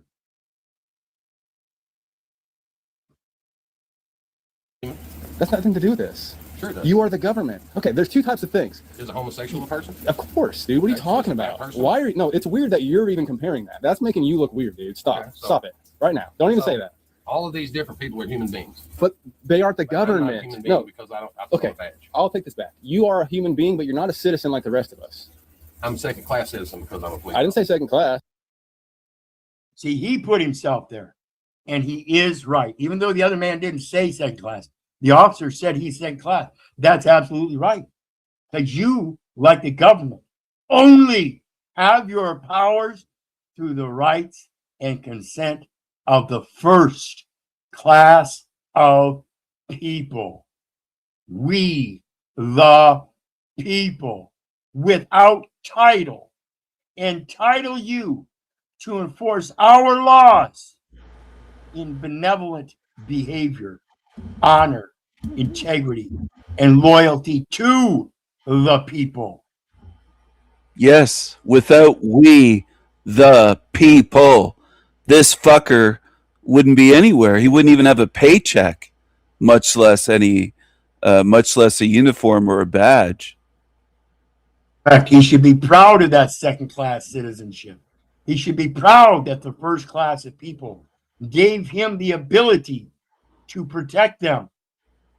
He should be. Ultimate duty in life as a man is a protector. And when He the should people be. rise up in the class of people and say, hey, we want you to protect us, that He should should be a be. place of honor. And he doesn't hold it as honor, though. He He's holds too it as fucking second stupid. class. Yeah, he holds it as a second-class citizenship where people treat him like shit. And that's the only thing he sees, because he doesn't see himself treating other people like shit. He thinks Yeah. he has authority to do so. He said he's helping people. He's too retarded to see. He doesn't see. He's just a retard. Well, he doesn't get to say that he helps people after he turns around and shows people what he's doing here. Yeah, but when the guy asked him, "What's your job?" to uphold the Constitution, the chief replied, "Oh, I help people. That's my number one job, helping people." And that's the number one lie. Yeah. Because he doesn't know the Constitution. Because if he would have said, yes, my job is to uphold the Constitution, that guy could have asked him, well, what's in the Constitution? What do you mean by that? And he doesn't. I don't think this guy knows the Constitution at all. He doesn't even know the laws. He doesn't know the simple laws. Nope. And when he says, I help the people, that's that virtue signaling. Seeking validation in the groupthink safe space, just like we see here on the internet. Yep, he's a retardo cop. He's not helping anyone. He's just a retardo cop, is what he is. A tyrant. Absolute tyrant. Okay, then what am I? You are the government. I'm a police The officer. government can't be a Paid citizen. to protect and No, serve you. for example, okay, do you know what the Fourth Amendment is? This is a really good example. The Fourth Amendment says I don't have to give my name just because a cop asks. That's one thing. That's an argument that you were attempting to make. That's dead wrong, by the way. However, because you are not a citizen and you don't have those rights as the government, let me finish what I'm saying. These things. You have to tell me your name if I ask because you're the government. Those police officers are second-class citizens according I'm not saying second class. And that's because there's a level of transparency and accountability when it comes to the integrity of the public record. Okay? So there are certain disclosures that must be made so we can maintain that integrity. And that's the only limit on the rights. You are limited to your identity. While you're wearing that badge, you must expose your identity. You cannot hide. Because it goes to the integrity, and that's it. I bet he's hidden his identity when citizens said, what's your name and badge number? He probably made up a fake name, this guy. Oh yeah, many Get times. sure. And that's what we're going to point out here in a few minutes. Because when we look back at this video,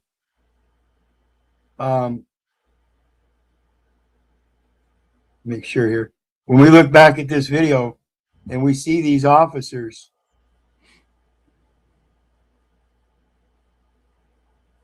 building, the gas main's busted. Right now, just please give me a few. see, this is the guy that's the victim. These guys, I don't know who they are. I think they're with the gas company, maybe, or possibly the fire department. Minutes. I'm gonna give you a few minutes. Don't but I can, approach me like that right now. Don't approach me like that right now. You don't need Hey, my ID right now. there's no need for that. worried I'm about asking this. simple questions. Give me a few minutes. Then go over what you're saying. You don't tell me where I go. Sir, You don't I tell asked- me where I go. you can go to jail. Slap 'em on, buddy. Look, Big bad, slap 'em. Slap 'em. I'm asking you a simple question. That's for my ID. I just walked up. You gonna go check on your son, stuff? I checked on my son. Tell us. So while these guys are over here, these guys are not police officers, right? Look, they're not in uniform, are they? No. But your population. Ho! Ho! You know what, mate? That's enough. I don't respect your fucking badge and charge you. Get it, son. Get it. I don't respect your fucking badge. Get him, son. Arrest him. The cop with the cuffs is a Finkelstein. For doing-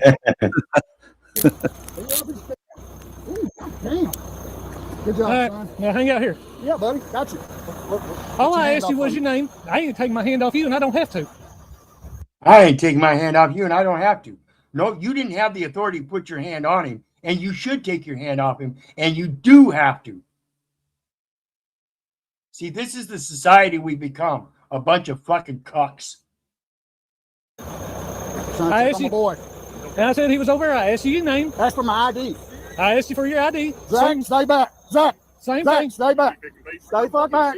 Stay fuck back. Hold up. No, This idiot's listen. gonna pay. This idiot's gonna pay. Stay back. No, Stay no. back. Listen, Stay back. I asked a simple Stay the fuck question. back. I'm You- not talking to you anymore. That's fine. Don't. 42 to dispatch. Send 33. Silly son of a bitch. Well, you're I the know one these that had guys it, over sir. here. Again, I don't know who these people are. None of them wear badges or nothing. No uniforms, nothing to tell us who they are. If you're from the gas company, you should have a certain uniform. You're in public service. You should Yeah, have that- a public service uniform. You too should have body cams. not me. No, as a gas Oh. company employee, you too, for a matter Okay, of you security. meant him because you said you too. I thought you meant me for a second. No, I mean the people that are working public service positions. Your Yeah. water company, your post office, they have uniforms, right? I think he's Your from the water gas company- company, the orange shirt guy. That yeah, guy. and they should have uniforms. They should have Yeah. uniforms. Because he might as well be out there in his fucking pajamas. Nobody knows who he is. Exactly. Uniforms and body Be cams. anybody coming on your If you're in the property. If you're in the public service, uniforms and body cams. Yeah, because they want to come on your property, and you don't know who the fuck they are. Yep. This dude. How you doing, sir? You having a shelf of soap does not excuse this stuff. You know me? You know me? What's up, brother? I bet you know the First Amendment. I do, man. I do. You do? I do. So you know I'm allowed to say in public? Yes, I do. I just drove like 15 minutes out here, started rock hounding. My wife called me, told me he was out here. I turned around. That's hilarious. I did. Hell yeah. Have a good one, man. It's awkward for me. I'm sure it like is. you both. Well, are you finished with me? Yeah, sure am, man. All right, brother. Thanks for talking. I hope you have a good rest of the day, my friend. I hope you really take this to heart and really make a change. After that, I went antique shopping. Let me ask you this way. Do you think that the F word is legal or illegal to say in public? Listen to what this is a common lady runs a vintage antique shop. That's a Karen. That's a lesbian, I think. I bet she'll say it's illegal. Oh no. Pay attention. There are some people out there that know what's up. Okay, I very could be simple. wrong. It's very simple. It's legal as far as I know. I mean, Okay. First Amendment. So It's legal as far as I know. I mean, First Amendment, she puts it very simple. First Amendment. why do you know that and not the police chief? And it sucks and it's hilarious and it's so perfect. It is the perfect thing for me that I walked next door to the vintage antique shop and you knew more about it than he did.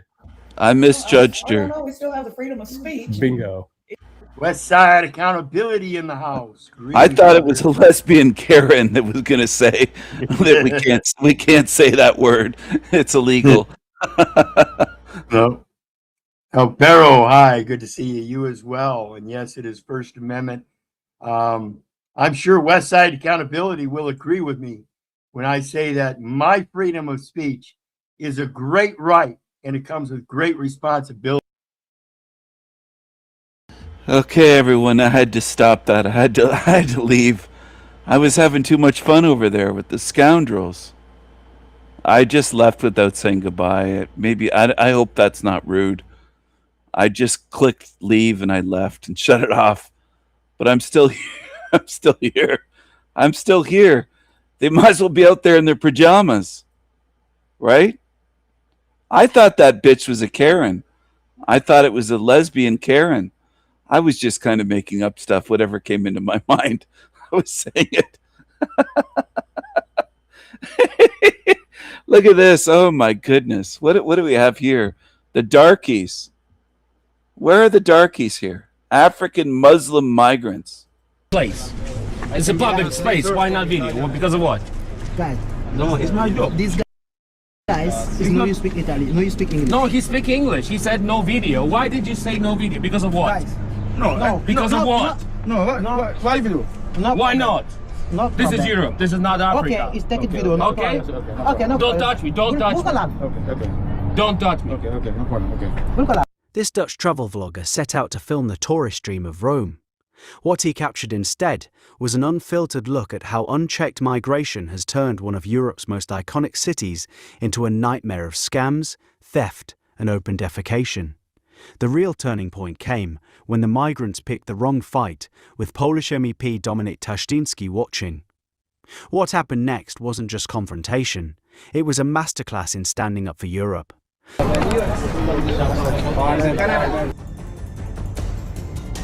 England, Africa. What? You take me video. I see video. Yes, I think. YouTube, maybe somewhere. Yeah. It's very colossal. Sorry? Policeman is coming and they take you. Okay? Why? Because it's not valid, not good. We cannot film here. For me, don't film me. I don't like. No, but you're calling us, you know. We didn't call you. Yeah, I don't ask you. I don't ask you to take me video. No, we didn't. I don't tell you take me video. Huh? I don't tell you take me video. Brother, you shouting at him. He's taking me video. Look. You're shouting at him. Look me. Right now, yeah, because you're interfering. You do it. You are interfering. You are interfering. Stop here. I call police. Stop. You call police, no problem. If you are good. You call police, no problem. You cannot tell us what to do, brother. You know. But I can tell. Don't take myself. He didn't. He was just walking by, and you were calling him. Okay, I talking for him. Look. I was filming myself. Yeah, because you called him. But what are you doing? It's not because we can. We can here, brother. We can. You cannot tell us what to do. You cannot tell us what not to do. Go. No, I not go. You go. Just relax, okay? You make an issue. We don't make issues. I don't talk for you. Huh? Don't need to talk for you. No, okay, then don't talk. Okay, then just relax. Woman, so guy, what is a guy coming here? Don't get any money. What then? Stop. Wait here. The police is coming. Wait here. I don't have to listen to you, man. Come on, guy. Yeah. Come on, police. Well on, police. Don't go. Stop here. Huh? You get police. Yeah, you get police. You get police. Yeah, he's coming. I'm calling him. He's coming. Huh? He's coming. Can you just leave me alone, please? Thank No, you. I leave you alone. Thank you very much. Wait here. Grazie mille. Oh, fuck off. Wait here. Sorry? Come to wait here. Sorry? Come to wait here. Don't shout. Don't shout. Police. Don't shout. Don't shout. Be relaxed. Just, huh? Relax. Huh? The host, Dutch travel maniac, steps into the Colosseum area, expecting beautiful architecture and welcoming locals. Instead, aggressive bracelet scammers swarm tourists with the classic routine. It's free, only to demand payment through intimidation and emotional manipulation. The first clash happens fast. One migrant grabs at the camera, shouting "no video." The energy is already tense. You can feel this isn't random. These are organized operations targeting the vulnerable. While they are trying to film openly, the migrants are about to show their true colors. It starts with a reverse bracelet scam. You sense the host is walking into something bigger than pickpockets. No. Holland. You need something? What? Mate, I'm filming. I tell you. Huh? You need something? What do you mean? This. Oh, I thought you meant drugs. No, not drugs. Oh, okay. No, thank you. Bye. Bye. Just this. Yeah? Okay. Yeah, as soon as he spotted the camera, he wasn't selling illegal stuff at all. Do you believe him?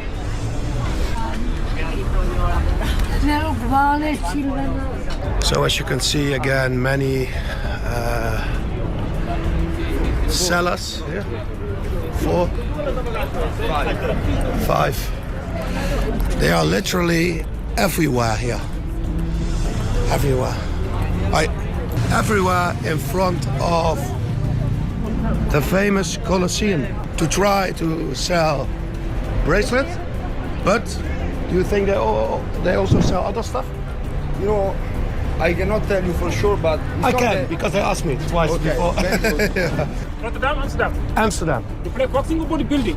Boxing. Boxing, I know. And you? Nice to meet you. Ciao. Ah, italiani? No, io sono italiano.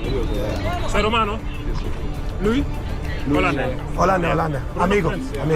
Yeah. Thank you very much, in man. Hollanda? No, te lo giuro, regalo, porta fortuna perché siete bravi. It's free. Free? Gift free? No, ma perché? Te lo regalo. non lo indosso, vedi che non c'ho bracciali. Sei africano bianco, dai. Is it free or no? Yeah, take it free. Thank you very much, man. Bye. Free bracelet. You want it? No. Homemade, mate. Senegal made. They can keep it. Huh? They can keep it. They know we were filming, so... Pathetic. The city that once ruled the known world now struggles with groups who treat its streets like their personal turf. As the host patrols deeper into the streets, he confronts scammers head-on, encountering trash, drugs, open defiance in the shadow of Rome's landmarks. Migrants react aggressively when challenged. The tension is thick. This isn't tourism. This is daily life for locals. Tarczynski's presence turns the patrol into a statement. Europe can push back. At this point, the host meets local advocate Lorenzo Caccialupi. The real conversation about what's happening to Rome is about to begin.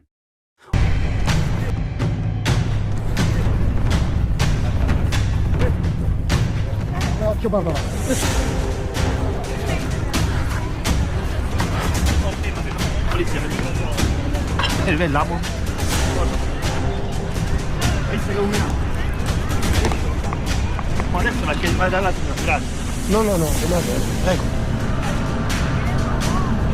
Hai visto che fa? Qua, hai buttato bene la sigla. No, tu hai buttato bene la sigla.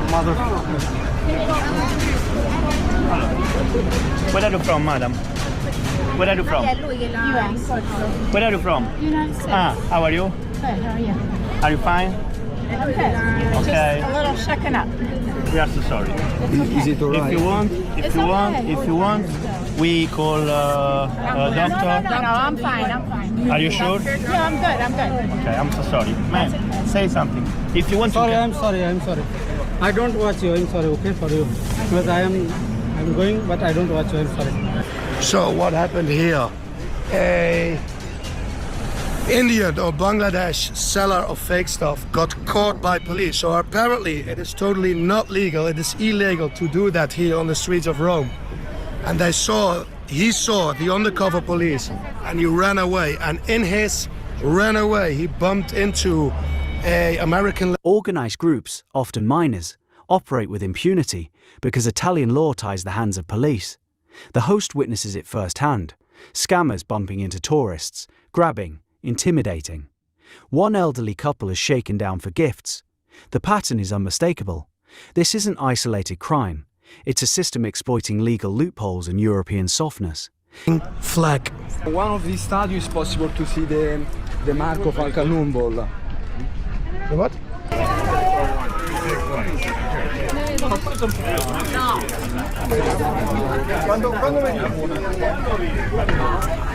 As you can see, another one.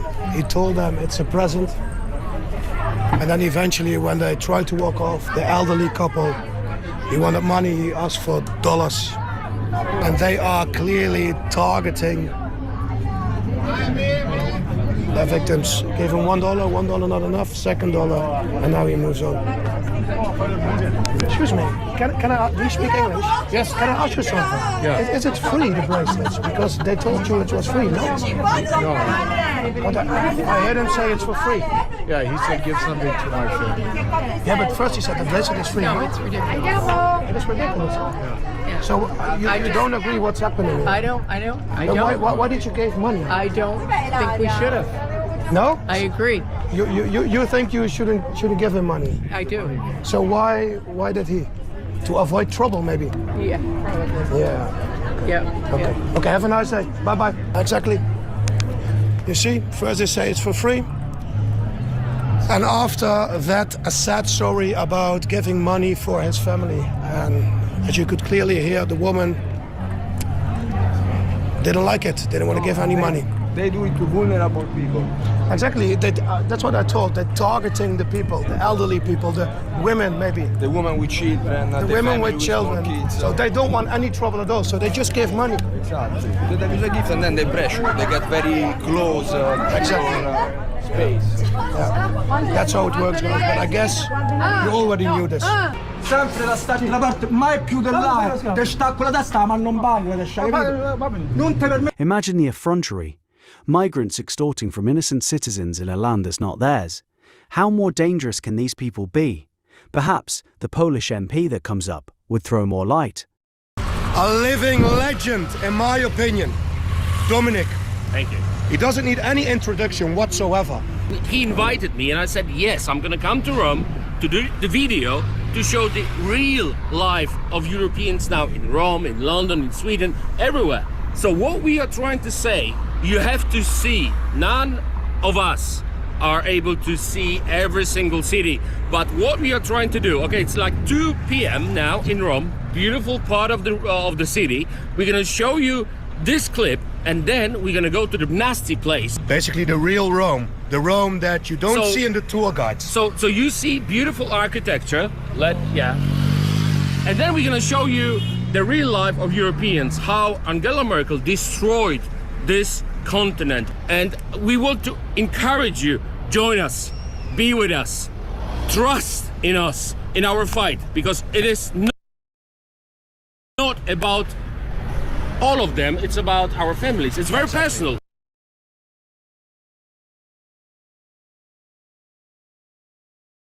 Oh my fucking God! Your deal. I'm done. I'm done with you.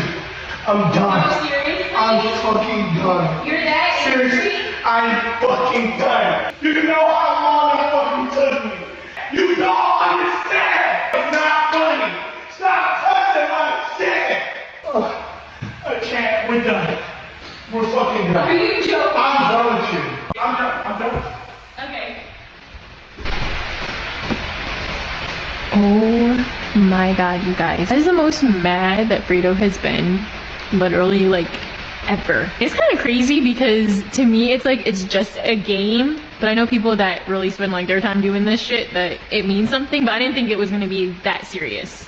What the hell? There's like no empathy in her voice at all. No remorse, no even like sense that what's happened is just serious. Her tone is like cheerful and like bubbly. She's smiling. Oh my God, you guys, this is so crazy. That is absolutely terrifying. There's no emotion. You'd have no idea that just 10 seconds ago, her boyfriend was yelling at her and breaking up with her. How are women so calm in situations like this? It's a scary aspect of female psychology, but for some toxic women, they can actually feel a sense of relief when their man is losing control. It makes them feel like they are the calm one and shows them that they have a lot of power. Yeah, I'm the one in control. Some of you guys might not know that I launched a second channel earlier this year. It's more casual and relaxed. It's just me reacting to clips. I'll put a link down below if you haven't seen it yet. But whenever somebody sends me a clip like this, I always make a point of including it. You know, when you've got a woman torturing a man, making him suffer, and it's a deliberate, conscious choice that she's making,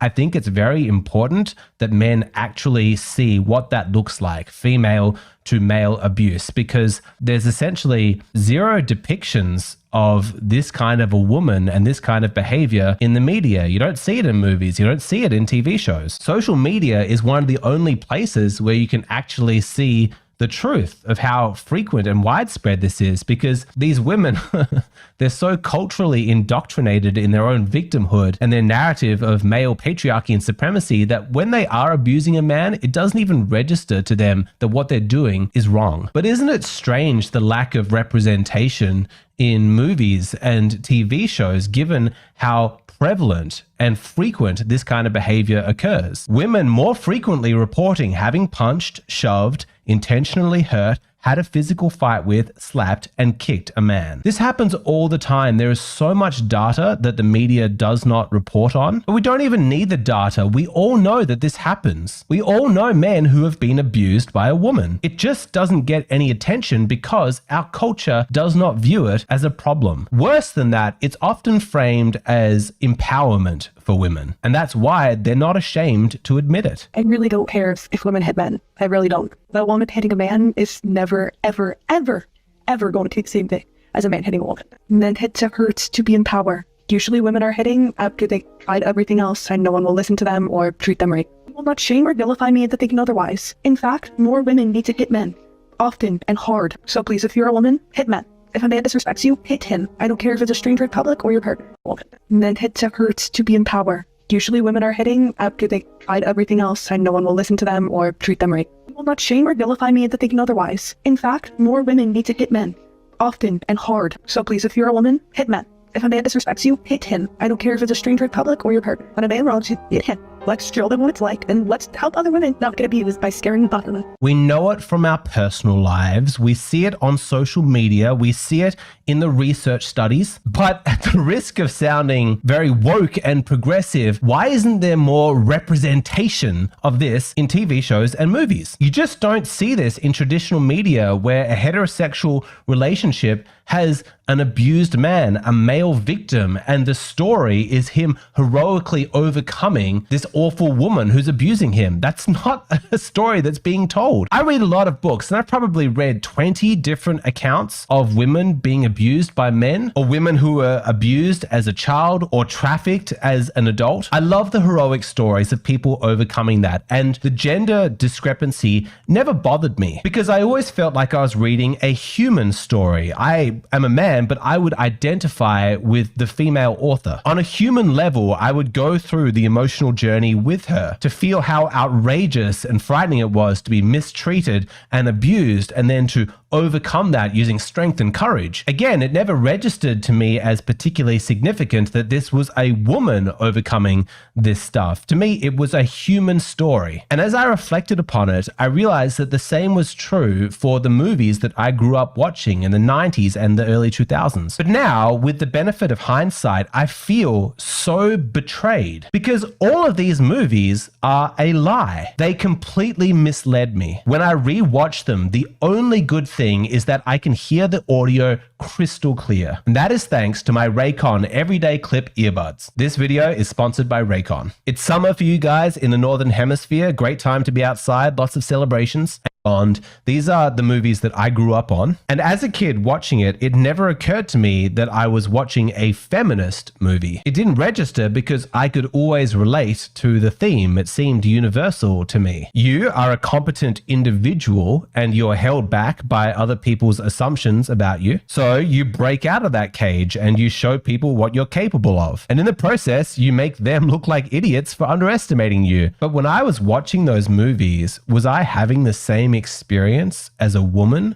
who was watching those movies? Or was she taking away a completely different message? I don't give a fuck. I always put myself first. I'm gonna do whatever it is that I want. I'm gonna do it however I want, whenever I want.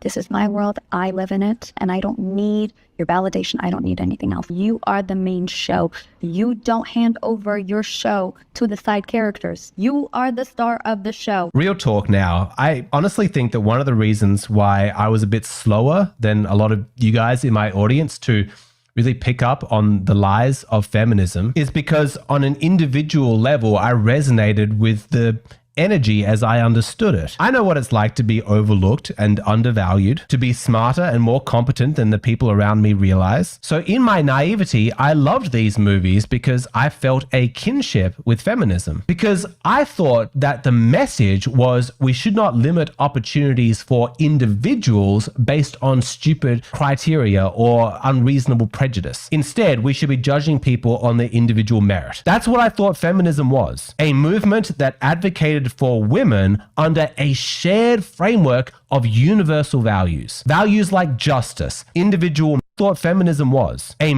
That's what I thought feminism was. A movement that advocated for women under a shared framework of universal values. Values like justice, individual merit, fairness, truth, compassion for suffering, all values I believe in. And I cannot even begin to describe how deeply disappointing and disillusioning it was to discover the reality of what feminism turned out to be. Honestly, I really don't give a rat's ass if the male species is depleting. You guys have had your time to shine. If you guys want to get better, you guys can do that yourselves, but I'm not going to get you out of the slump. Sorry. Sorry, it's just like, I don't really care. Like, that's on you guys. If you guys aren't like working or not going to college, then I don't know how to fix that. I am. So I don't know why you aren't. It doesn't affect me. I don't know. I don't really care. Like, I just don't care about guys. I'm not gonna try and make you guys better. You guys can do that on yourselves. As I've reflected upon this, I think that one of the reasons why it has been so hard to grieve feminism as I understood it is that it makes my entire childhood a lie. All the books I read and the movies that I watched, the stories that formed my character and created my values, all the female protagonists that I cheered character and created my values, all the female protagonists that I cheered for, that I was rooting for, to find out that feminism was never about those values, that the moment that men wanted to talk about the injustice that they were facing, where men wanted compassion for their suffering, to see women just turn their backs on men, don't care, not my problem, and to see that feminism was never about those values. There was no universalism at all. It was just naked female supremacy. It is devastating. And intellectually, it is so indescribably stupid. You mean this message, this ideology that's about like struggling for justice and equality, all the movies that shaped me, that helped create the values that I have. It turns out that was just me projecting my virtue outwards, that at its core, it was just a naked power grab, that they only cared about injustice to women. That is disgusting. It's vile. And it means that when watching all of those movies, the feminists watching them, they had a completely different experience of it than the one that I was having. Anybody who grew up on A Beauty and the Beast would learn from a young age that, oh, he's a terrible human being who has a whole collection of inanimate objects that are terrified of him that he's holding hostage, who serve him. He throws tables at women, but all he needed was love. And then he's a beautiful prince again. I hate that movie. It groomed us into dating violent men. That's what you took from the kids' movie Beauty and the Beast? That it was grooming little girls to marry violent men? That's not what happened in the movie. Belle hates the Beast when he's acting like a jerk. She puts up walls and boundaries and won't engage with him. She only softens to him once he starts being nice. He has to earn it. That's the whole point of the story. You didn't get that? You thought that the message was that it was Belle's responsibility? No, the growth comes from the Beast. My God. When it comes to Belle's part in that, I talk about the positive role that writers can write for female characters in terms of their relationships with men in part 2. But seeing how she understood that movie, it just makes you realize that for women like this, everything is about victimhood. Everything is about power. Everything is going to be interpreted to demonize men. Even kids' movies where the male stops being a jerk. I massively overestimated feminism. It is a hollow ideology with zero depth. How basic and simple and indefensibly evil and one-sided feminism turned out to be. I never would have imagined that it would be that dumb. As a kid, you imagined that the adults in charge they out to be. I never would have imagined that it would be that dumb. As a out to be. I never would have imagined that it would be that dumb. As a kid, you imagine that the adults in charge, they must have some sophisticated plan or some ideas, like some coherence to their logic. I never would have imagined that women... You imagined and you assumed, you didn't look at the reality of the behavior of feminists and feminism as a hate cult. You didn't look at it. You didn't want to believe. You didn't want the truth. You wanted to pretend, and you did for many years, Alexander Grace. You grew a big audience, and you pretended for a long time. But feminism has always shown you what it is. You just didn't want to look at it. That's the reality.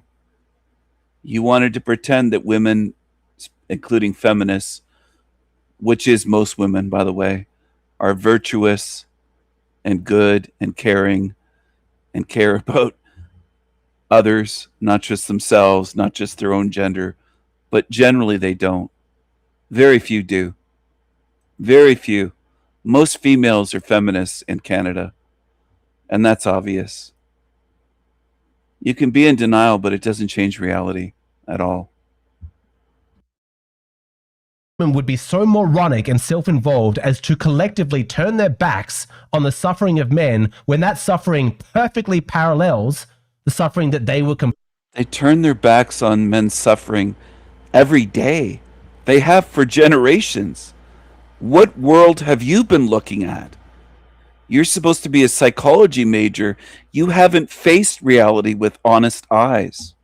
Complaining about. Women, you didn't like being reduced to your domestic function or some ideas like some coherence to their logic. I never would have imagined that women would be so moronic and self-involved as to... Well, you're pretty moronic. You think that women were oppressed in the past. You haven't done your research after all these years of making YouTube content, YouTube videos. You haven't done the fucking research that someone that doesn't have a channel like yours, a huge channel, lots of us have looked into it. Women were not oppressed in the West in the past. They were privileged just as they are today. Collectively turn their backs on the suffering of men when that suffering perfectly parallels the suffering that they were complaining about. Women, you didn't like being reduced to your domestic function. You didn't like being coerced into a specific gender role. You don't like that. You don't like how it feels. But then why can't you empathize with a man in the same position? A man who doesn't like feeling disposable because he's been reduced to his providing function. It pained you when you didn't have reproductive rights. But they always had reproductive rights. Women have never, as a group, as a gender, felt empathy for men. None of them can understand the male experience, and they don't even try for the most part. They just cry victim for life. They're like little children that cry victim, and there's rare exceptions. The exceptions don't change anything. If you know one woman out of a billion that is different, what the fuck impact does that have on the realm? Zero. Zero. You view things through a bubble. That's what you do, Alexander Grace. And it's just almost unbelievable that you're just barely beginning to see this after all this time. To your credit, though, at least you can admit that the majority of the ones that watch your channel saw this long ago. They're years ahead of you, and most wondered, what the fuck is wrong with you? Why can't you see it? Why are you so slow? But then why is there no sympathy for men who are victims of paternity fraud or child custody? Abusive marriages was the cornerstone of what the feminist ideology was built upon. That was so important to you. No, it wasn't. Where do you get that from? This guy is so brainwashed by feminism, he doesn't have a fucking clue what it was about. You can't have abusive relationships. It's just an affront to human dignity. And yet, feminist organizations actively resist attempts from men's rights activists to bring more attention and resources to male victims of... We all know that. I've known that for over a decade. Why is it taking you so long to get to this point? Because you're emotional. You don't want to face the truth. You want to hang on to emotions. Your emotions matter more to you than truth. Otherwise, you should have known this a decade ago. Easily. Of abusive relationships. If feminism was my daughter, I would tell her that she is a massive disappointment, that I'm ashamed of her behavior. I tried to think of a popular movie that I grew up with that actually bucked this trend, and instead of always painting them as victims, it showed them as the perpetrators that they often are, with all of the toxic femininity that we've all become so familiar with. And the only movie that I could think of was Mean Girls. People sort of looking back at the original saying, you know, like, oh my gosh, it's so insane when, you know, Regina supposedly has gained weight in the original and, you know, looks a very healthy size. And to me, I'm like, no, that was always part of the joke, was that that how insane this is, that this young, healthy woman is mortified by her body being that much bigger. In that scene, one of the high school girls calls her fat ass and all the other girls laugh at her. That was an honest depiction of female behavior. In fact, the entire movie, Mean Girls, was based upon a psychological education book about female bullying. It's called Queen Bees and Wannabes. It was a resource for parents who were struggling because their daughter was getting bullied in school. It spoke openly about female toxicity and female bullying. Mean Girls was unique because it didn't shy away from that. It depicted women as they actually are. You know, the lying, the gossiping, all of that. And because it was authentic, it was a massive cultural hit. Some of you younger guys, maybe you haven't seen this movie, you don't know what I'm talking about, and I apologize for that. But for my generation, this movie was huge. It was quoted endlessly. It was a mainstream hit and was a cult classic as well. And the reason was because people wanted to see realistic depictions of toxic female behavior. Young women loved this movie because they recognized parts of themselves and their friends and the dynamics of their friendship group in these characters. It was an absolute blockbuster, and yet with all of that success, Hollywood didn't actually learn the lesson and identify what made it so popular. It did not create an avalanche of honest depictions of female toxicity in movies and TV shows. No, if there was ever a female villain in movies, that woman would act just like a man. She's like the Black Widow CEO. She's interested in power. She's ruthless and she's cold and ambitious. The female villain was toxic in the way that a male villain would be toxic. But if you go to all of the effort of creating a female villain where all of her traits are identifiably masculine, what the hell's the point? Just cast a man. I talk more about female movie villains being masculine in part 2 of this video. But if you wanted to write a genuine female villain character, then you should make her toxicity reflect the distinct female brand of toxicity. I guarantee audiences will respond to it. They already did. And we don't even have to guess. There is a proven audience ready and waiting for honest, realistic depictions of negative female behavior. People are out there wanting to see the dark side of women. How do we know this? Because it has become its very own genre of reality TV. I'm exactly like other girls. Like, I am so fucking basic. I like shopping and reality TV. My placement with my friend group is that I'm the loud one with huge tits and health problems and who's always late. Women actually like to see drama. They like to see conflict. They want to see the dark side of women. They want to see gossip and lies. Women getting emotional and crying and yelling at each other. They want to see that depicted in media. Why? Because that's their honest experience of other women. They want to see that represented because it's relatable, but you'll never see it on the big screen. Hollywood won't touch it. That's why they go to reality television and social media. There's clearly an audience because there is no shortage of content out there if you want to see women get messy. And so you've got this weird media split. Like they each have their own unique ecosystems. In TV and movies, anytime they want to write a female character, she's either perfect and she's the hero, the victim, she's an amazing boss babe or whatever it is, or if she's a villain, she's always going to be a villain in a masculine way. The innocent victim or the masculine villain. That's what we get in TV and movies. But since nobody resonates with it and female audiences need their fix of authenticity, all the real dark parts of femininity, it all gets channeled into social media and reality TV. If you want to see more clips of women getting messy, check out my second channel, Alexander Grace Reacts. There's a link in the description box. I've got a lot more to say about this, but first let's recap. So in part 1, I've talked about how female toxicity is absent from traditional movies and TV. I've spoken about how feminism was never actually about universal values. And I've explained why female audiences are craving a fix of authentic female toxicity. They want to see the dark side of women actually represented. In part 2, I want to go into more depth about why female characters written as villains are always by necessity written to be masculine. And then I want to contrast that with what healthy female characters.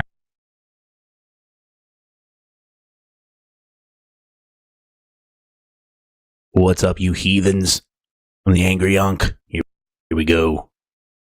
I get a job when there's people already got money and all I have to do is rob them. Nice. You're not making no sense. You know, Fuck would y'all give me the option to self-checkout if you don't want me to take stuff myself? And you want me to swipe everything? Are you crazy? Why the fuck would y'all give me... Maybe because I am not a degenerate hood rat. Maybe that's why. Maybe because I don't like to be a thief. Maybe because I'm honest. Maybe because I have pride in myself and I have dignity and I am not a mongrel. Maybe that's why. Answer your question? Okay. Here we go. More thieving.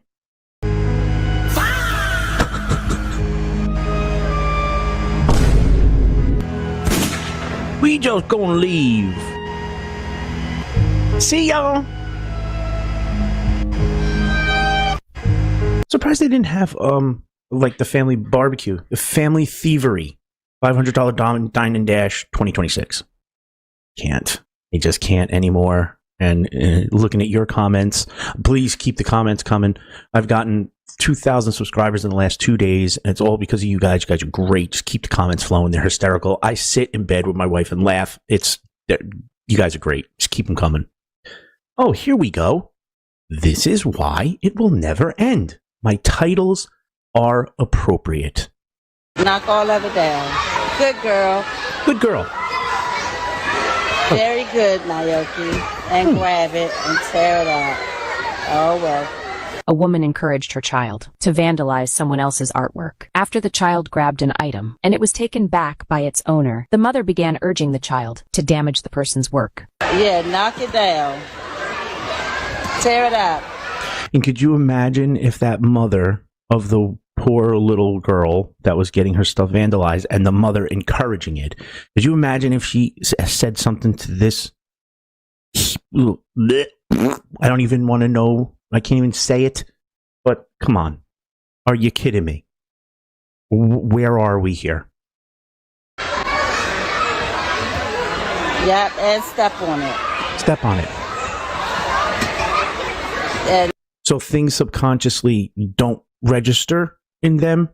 Like that's what people will say. Oh, she's only a kid. She's playing. No, that is learned behavior, and it will only get worse. Karen's just gonna have to deal with it. The fuck? The mother seemed delighted by her child's behavior, even after the girl expressed her frustration. Yep, knock all of it down. Good girl. Very good, Naoki. And grab it and tear it out. Oh, well. Other parents teach their children to treat people with respect, but she was teaching her child to damage someone else's property. That seems like a poor example to set for a child. Nice. What do you think of this mother's behavior? And she'll just claim, the little kid will just claim racism, and we're good. Ate at the buffet and saxophone without paying. They wouldn't pay even after the manager went outside to get them. And they refused it. They still didn't pay. Still didn't pay. Nothing will happen. Nothing. Look, they're just gonna leave. I ain't paying. I'm a phenomenal black woman. These women. No, you're not. Oh, here we go.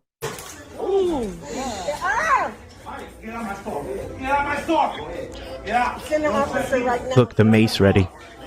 You see that woman with her pepper spray?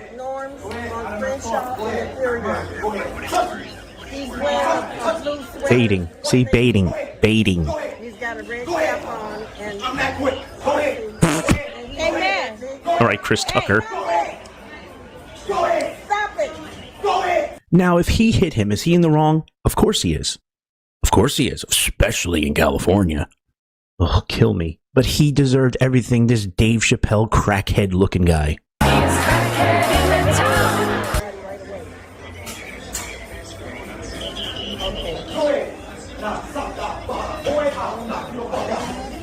will not knock him out. Who are you kidding?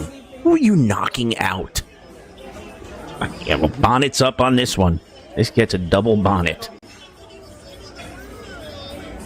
You hold that guy till I get the cup. The coffee comes. You hold that guy. Oh, he's gonna run. He's running. Their best skill, running. That's why they're so good at sports. That's why. Oh, he's running. This guy's just laughing. He's a clown. The clown. Here we go. Oh. Not only one septum ring.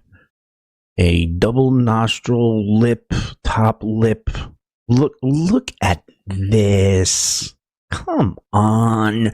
And then you watch what she's complaining about. I wonder why. It's my first day of my second new job. I don't play no motherfucking games, bitch. Nice. I'm just like Trish off of Alice in the Alley. I don't give a fuck what kind of economy we in right now. Ain't nobody gonna try to make me feel like I'm less than, like I need this motherfucking job, bitch. I don't need shit. You see, I moves the fuck around real quick and fast, bitch. One thing. You don't need a job because you just go on food stamps and we'll pay for it. Great. Next. Bonnets up, bonnets up. Thank you very much. Thank you very much. This is real. Thank you very much. Okay. Please take the camera. Carry on. That guy's black. Bunny. The guy who posted was black. Bunny. Thank you very much. Like I said. It's my hero. Thank you very much. Oh. I'm certified, ho. I'm a certified motherfucker. A level 3 security, bitch. What? And then you come behind me with an attitude. Go to the office. You don't have a right to. I eat your little ass up in here. Give a fuck. Oh my god. So much aggression.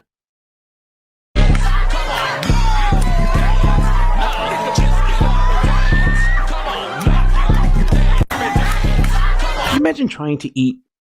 First of all, I would never be caught dead in there, but could you imagine trying to eat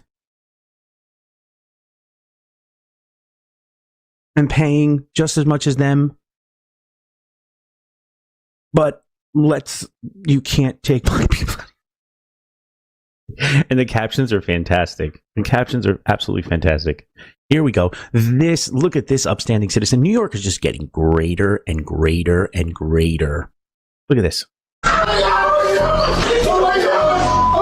A man attacked a pizza shop employee with his pit bull after refusing to bring a dog at a pizza shop in Manhattan. Surveillance footage shows a 36-year-old black man named Tyson Watson walking into a pizza shop with an untangled pit bull. He bought a pizza and a drink and then sat in the back seat of the store.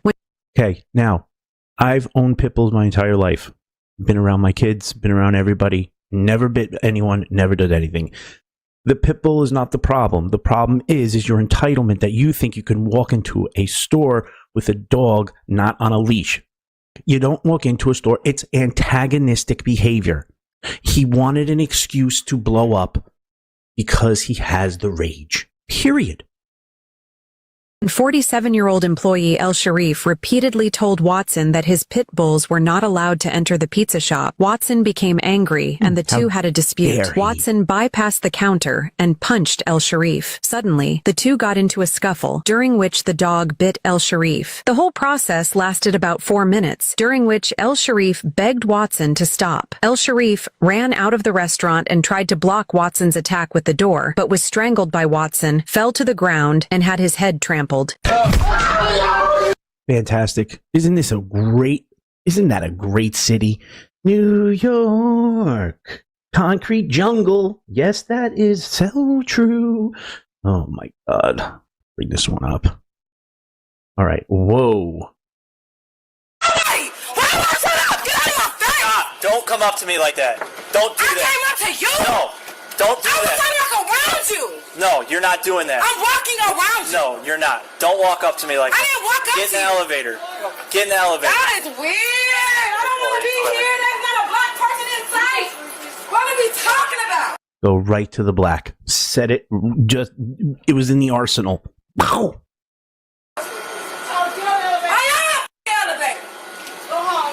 Let's go. Out. You kicked us Come on. out because of that. Let's you go. threatening me. Let's go. What was the threat? Let's go. Get off me. No. Get the fuck off me, officer. Get off of me. I know my rights. No, you need to go. Get off of This me. is your last Get your warning. hands off of If me. you don't, you are gonna get arrested. You forfeit certain rights when you act like an animal in public and threaten people. I'm sorry. Do you understand? Arrested for what? You have been told to leave numerous times. You have You not. just told me that. You are not 10 going to seconds stand there ago. and yell at her. I want to know what I did. We're past You're that. not putting on We're past that. You didn't even look at the cameras. You're putting me out without even doing an investigation. We don't need to. You look do at need to do no, that. I do not. I'm telling you different from She what she wants you to said. leave. It doesn't matter. It does matter. It's does free not will. That's not how this works in It does America. not matter. That's What? not how it works. You can't arrest me and I didn't do nothing. You need They to. don't look at the cameras and tell me I'm going to yell louder than you, and that makes me right. that you was dumb as hell. I'ma sue you. Okay. There it is. Okay. See you, bud. Yep, I'm here to check in. Okay. The reason I'm an ankle monitor, so And you just overly grabbed my arm. I fucking buzzing. That's and you fine. can still put me on an ankle monitor? Who's putting you on an ankle? Just get on the ankle monitor. Okay. You know what? He just committed a But you robbery. put your hands on me so you can still put me on an ankle you monitor. need to go. Because I want to know why You need to go. ugly. Stop. Oh, let's get to part 2. Let's find part 2. We're going to follow this one. All right, part. Get the f*** out my face, show up. What you want to say something to me too? Yes, you what? need to leave. Oh. What? Put my baby in here. Don't put your hands on me. That's it. Can y'all stop?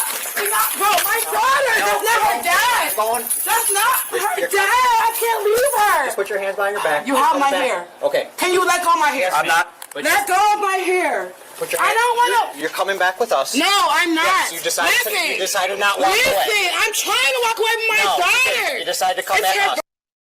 birthday, please. Okay, well, you could have handled it a lot differently, okay? Listen, she didn't. Sorry, guys. Sorry. Ow, you're hurting me.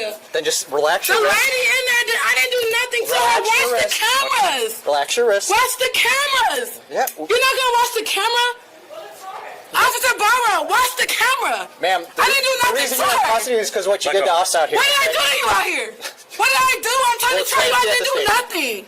Please don't put me in custody before I get my daughter, please. Stop. Please. The cuff Please, won't go officer, off. please. Please. Stop. Okay, Please. we're done right now. Please. Stop. I'm done. I won't do anything put your hand else. behind your back. I gotta. So now that you're in cuffs, now that you know you lost, and now you know that they didn't do anything racist, now you're done. Now, once we went through the checklist of what could have gone your way in a lawsuit, we're going to say, I'm done. I have a kid. That's not my baby daddy. Da, da, da. No. Goodbye. You're in cuffs. See ya. See ya. Look at my daughter, She's please. grabbing onto Your daughter is fine. No, that's not her dad. I didn't do nothing to these. Your mom. Of course, that's not her dad. You're breaking my heart. Come on. Please, officer. Your mom is up there with all the kids. They're getting ready to go. No, they're All not. you had to do was leave. I'm trying to leave. That's why I'm out here. Can I please leave? Please. You're leaving in cuffs now. Officer. Yes. Officer, please. The lady assaulted me. Turning. She verbally assaulted me. Verbally assaulted. That's all you do. Watch the cameras and you will see that. No, we're good. Watch the cameras. Where your baby at? My baby upstairs. They won't let me get to her. Bye bye, Shaquisha. I can put her on my phone, bro. Wait, my purse. We'll get it. It's right there. Brody, grab that purse. Please, officer, please. No, Mine's right please. there. I'm sorry. No, we're past that. No, we're not. Yes, we are. We're past it. Please. Do not catch another charge. Please, leave me alone. Please, leave me alone. No, she's gonna stand up. She's gonna stand up. Just come on, stand up. Please, Stand up. Stand no, up. I've never Right? been We're in gonna- jail. All right, Please. Till today. Please, no. Please, no. I got it. I'm sorry. I'm sorry. Hold on. Get the f*** out my face, show up. What you want to say? The fuck? No, y'all got that's why I don't want to give you the shit. No, I'm not taking no more. I don't give a fuck. I'm not taking shit off. You crazy as hell. What are you talking about? Cause I want to let y'all talk. Get my shit too. Give me, thank you. Thank you. Thank you. That's so petty. Get the fuck out of my face. Y'all just want to be around. Y'all so thirsty. Hello. You notice the guy running the show has a purple bonnet on? Maybe he's been watching my channel. Purple Bonnet Crew. He's got the purple on. He's got the purple bonnet.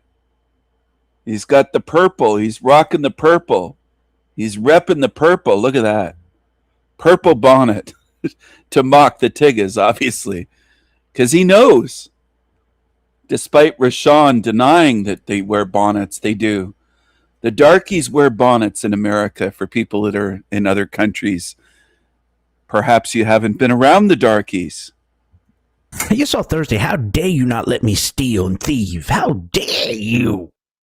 Boy, you talking to me? I don't give a fuck. You owe me money. I don't give a fuck. You owe me my money. You don't pay me over now. This all y'all want to do is fucking let's do it. I'm gonna go right out. Y'all move here. Y'all don't pay my money either. The audacity, the entitlement. It's coming out of your pocket. It's coming out of his. Now it's coming out of all y'all. I don't got nothing to do with this shit, but I'm making sure I'm protected. I ain't touching you, but I recorded it. Good for you. They can pay me $5,000 right now, and I give them the footage. Y'all stealing from me. That's another charge. Shit. Y'all touching on me. Y'all stealing on my body. Even the cameraman wants to make a buck.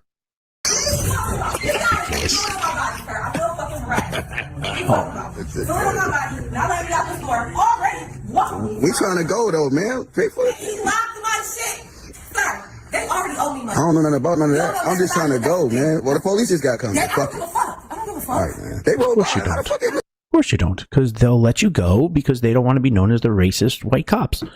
Fuck this 7-Eleven, nigga! Fuck these bananas, nigga! Fuck these eggs! Not the bananas. Cream, nigga! Fuck these Lunchables, nigga! Fuck these Lunchables, nigga! Ain't no get out seat, nigga! Fuck you, nigga! What you saying, nigga? What you saying, nigga? I'm fucking busted, nigga! Oh, I would just give me 2 seconds with him, please. You got some TLB to hurry up and buy, bitch! I literally have 7-Eleven, nigga! I have sesame seeds from the bagel I just ate in my teeth that are bigger than him. 7-Eleven, nigga! Let's say it. Let's call it. Fuck this brand, nigga! Oh, look at that. Look at that aggression. We love it. All right, guys, I'm the Angry Up. Like, subscribe, share, comment. I'm going to start doing some live streams. Let's go. But I just can't take this anymore.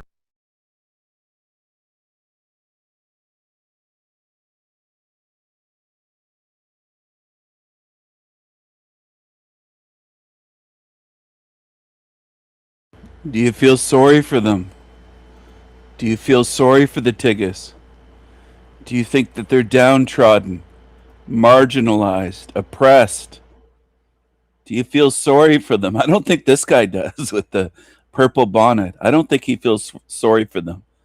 But do you feel sorry for the Tigges? Do you feel sorry for them?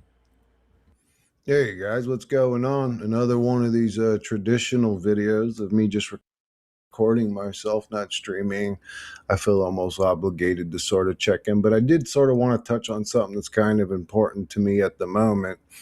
So I've just been thinking lately, like I've totally lost interest in, well, pretty much everything, especially truth seeking. And it's almost like, in a weird way, the way I see it, it's almost like disingenuous or like intellectually irresponsible for me to get on YouTube and still call myself a truth seeker. I mean, I'm a truth seeker by nature, but the truth is I've stopped seeking it. I don't care anymore. I've just gotten to a point where I'm fed up with the hamster wheel of it. And it's silly for me to get on and pretend that I'm still seeking truth. I'm actually not. I've had just about enough of truth in a bizarre delusion realm where everybody's got their own opinion of what the fucking truth is.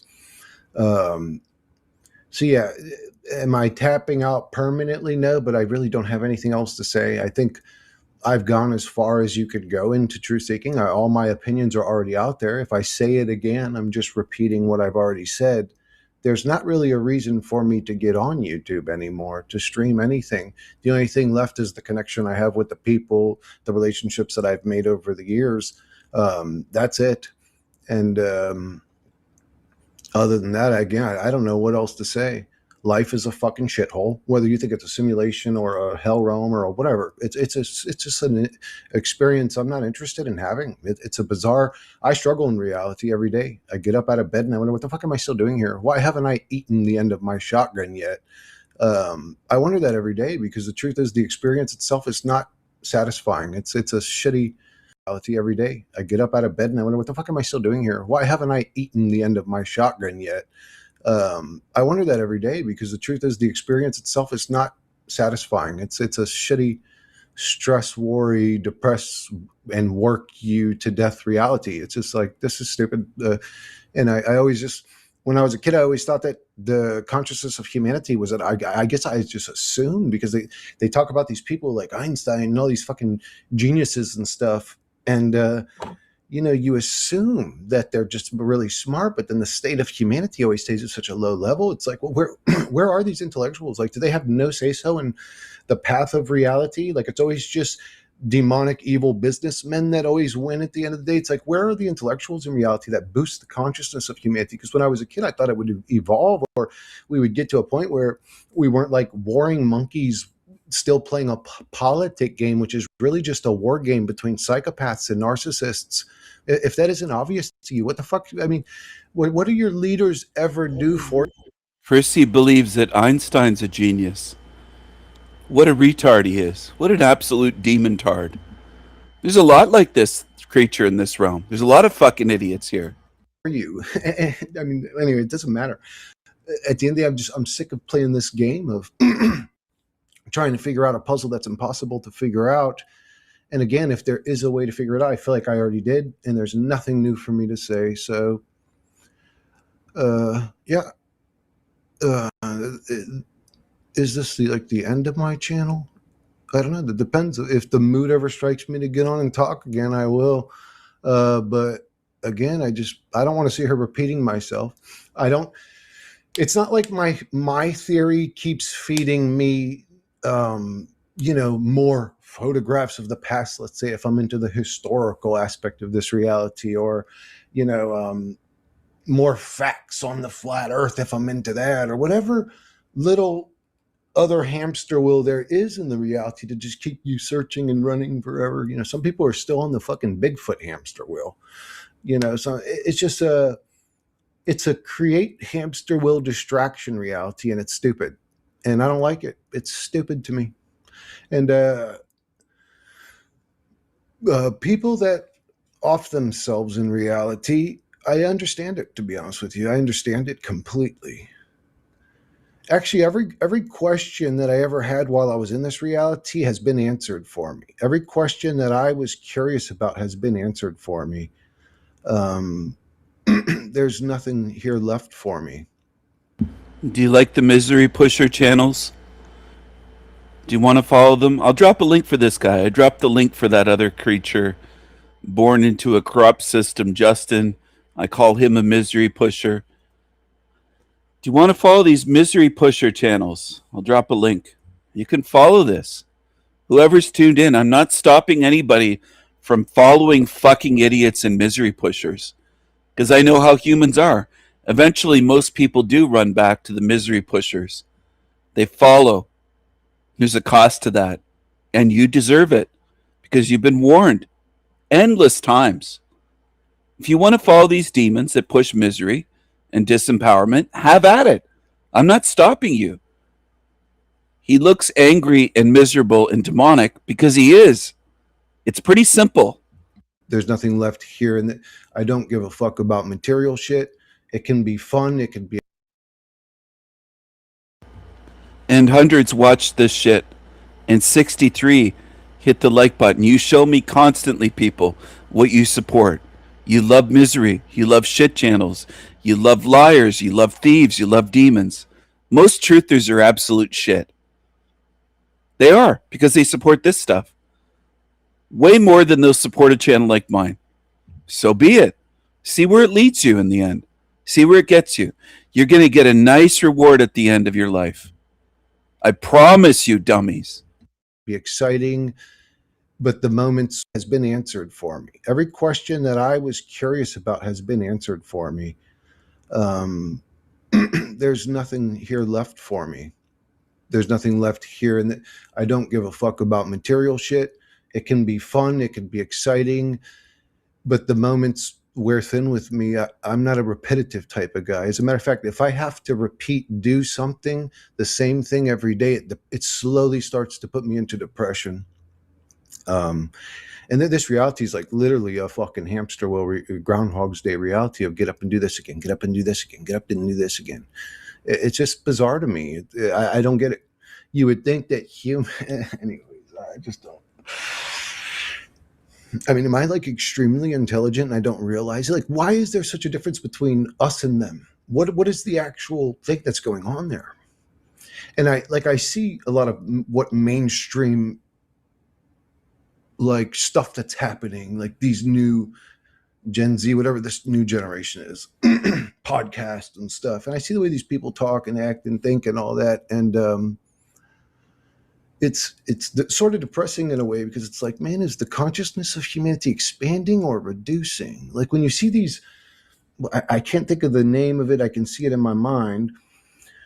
It's like this show where it's like, they talk about political issues. Sometimes they talk about like guy and girl issues and it's like a round table. It's usually one dude at the round table with a bunch of girls there. And he like talks, and there's that other guy, Andrew something with the beard, that comes on the show.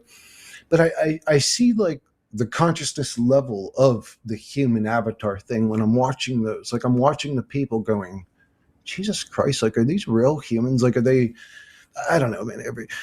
To me, it seems like a lot of people play roles in this reality, or they take on like a character. Like it's almost like the brain's a computer, and as you age or develop, you sort of like etch into your motherboard or the hard drive, whatever you want to say, like this character. You create this character as you grow and you stick to it. And it's bizarre to watch humans play these roles still, like their whole lives. And what was I? Oh, I was I think it was a big award. Or no, it was I had left a comment on somebody else's video, and I just lost my train of thought. But damn, I wanted to tell you guys about that comment. What the fuck did I say in that comment? This reality is basically a simulation to me, and it's super obvious once you start looking at it like that. What examples could I give? I really should write shit down every day. Just write shit down that I notice that proves to me further that we're in a simulation. And I mean, is that a good thing? Is it a bad thing? Is that we're just characters in a game that nobody cares about?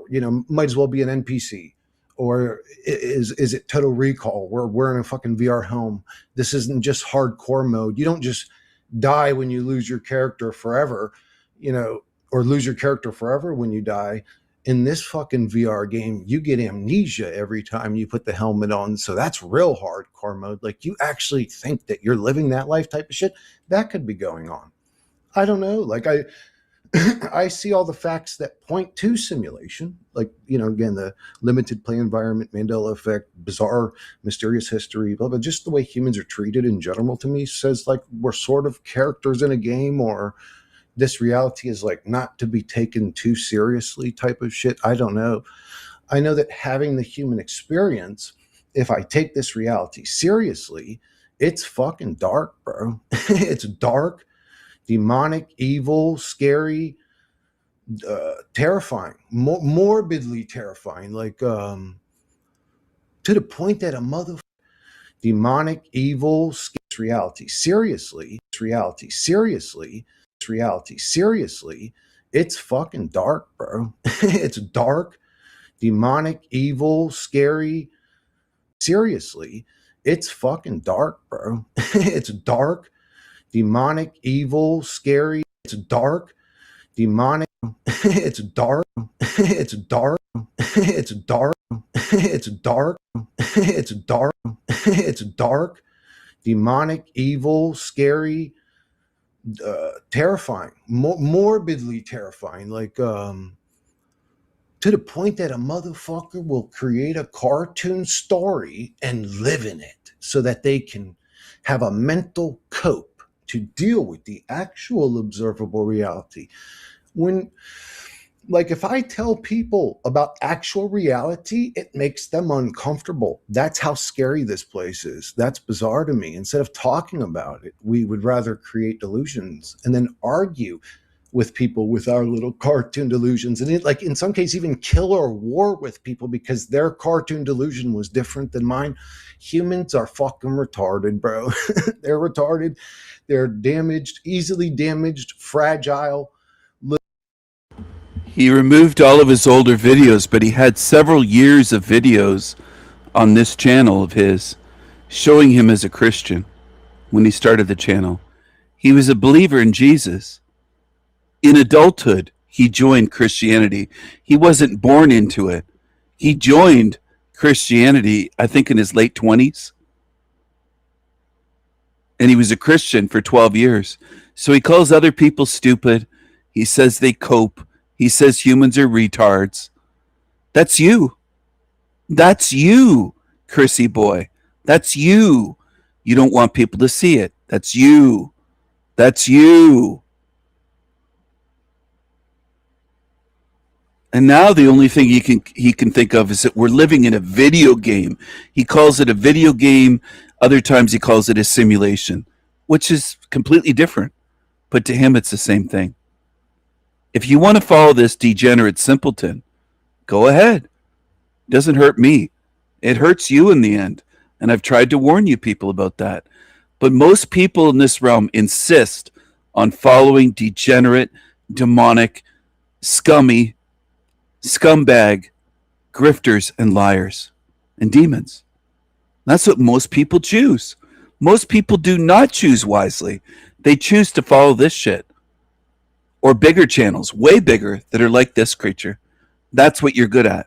You're not good at discernment. As much as humans love saying the word discernment, they don't put it into fucking practice and demonstrate that they have any discernment. Because if you're falling for this shithead, after I've exposed him in how many dozens of videos, then you're lost cause. I can't help you. How long does it take you? Lifetimes to see through this? This is simple. This is obvious. Little delusional creatures that about it. We would rather create delusions and then argue with people with our little cartoon delusions, and it, like, in some cases even kill or war with people because their cartoon delusion was different than mine. Humans are fucking retarded, bro. They're retarded. They're damaged, easily damaged, fragile, little delusional creatures that refuse to live in observable reality. And if you live in observable reality, you're either seen as pessimistic, negative, evil. I don't know. I call it being brutally honest. That's the way I always was just brutally honest. And that's the way I'm always going to be.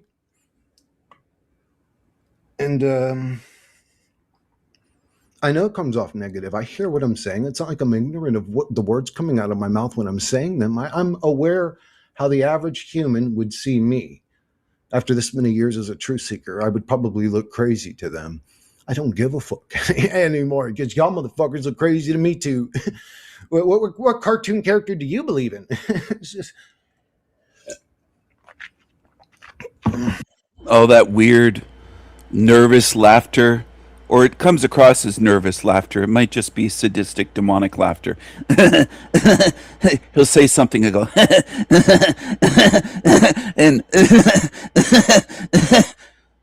it's so fucking weird. And most people don't notice. They watch shit like this, and they'll say, "What are you talking about? Chris is a nice guy. Steven, why are you an asshole to this guy? He's a nice guy." Is he really? He said that murder's not evil. He's wished death and harm upon me. He's made violent threats. Let's see you carry it out, pussy. Bring it on. I'm not afraid of you. Not afraid of you, you goofy fucking Uncle Fester loser. Not at all. But you can't handle words. You're a very emotional demon. You get triggered to get violent over words. You can't control yourself, which means you belong here in this realm. This is a place for you. You don't belong out there to ruin everything else because you can't handle words and ideas. You can't do it. You're a degenerate piece of shit. Don't ever call anyone else a degenerate. That's you. give a fuck anymore because y'all motherfuckers look crazy to me too. What cartoon character do you believe in? it's just believe in. It's just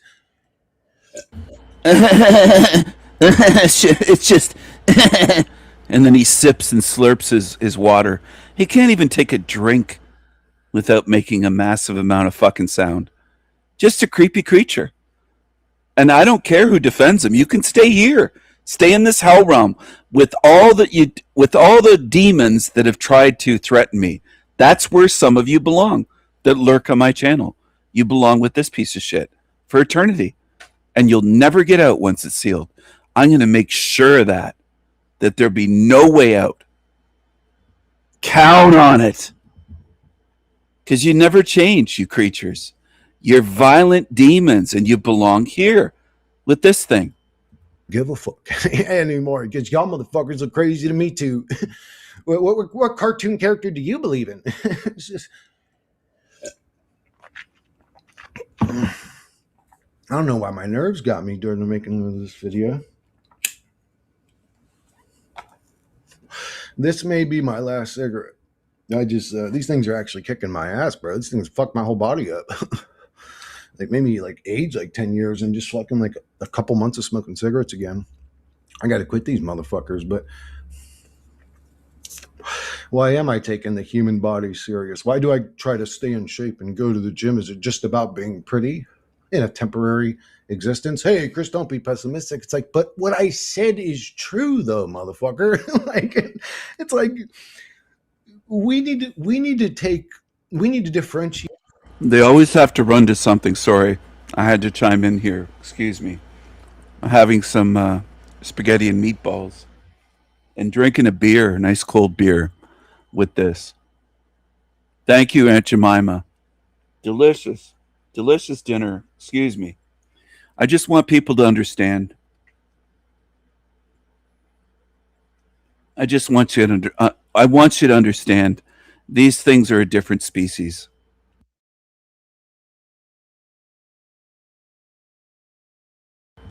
And before I forget my thought, I'm going to have to chime in here and tell you, they always have to have something.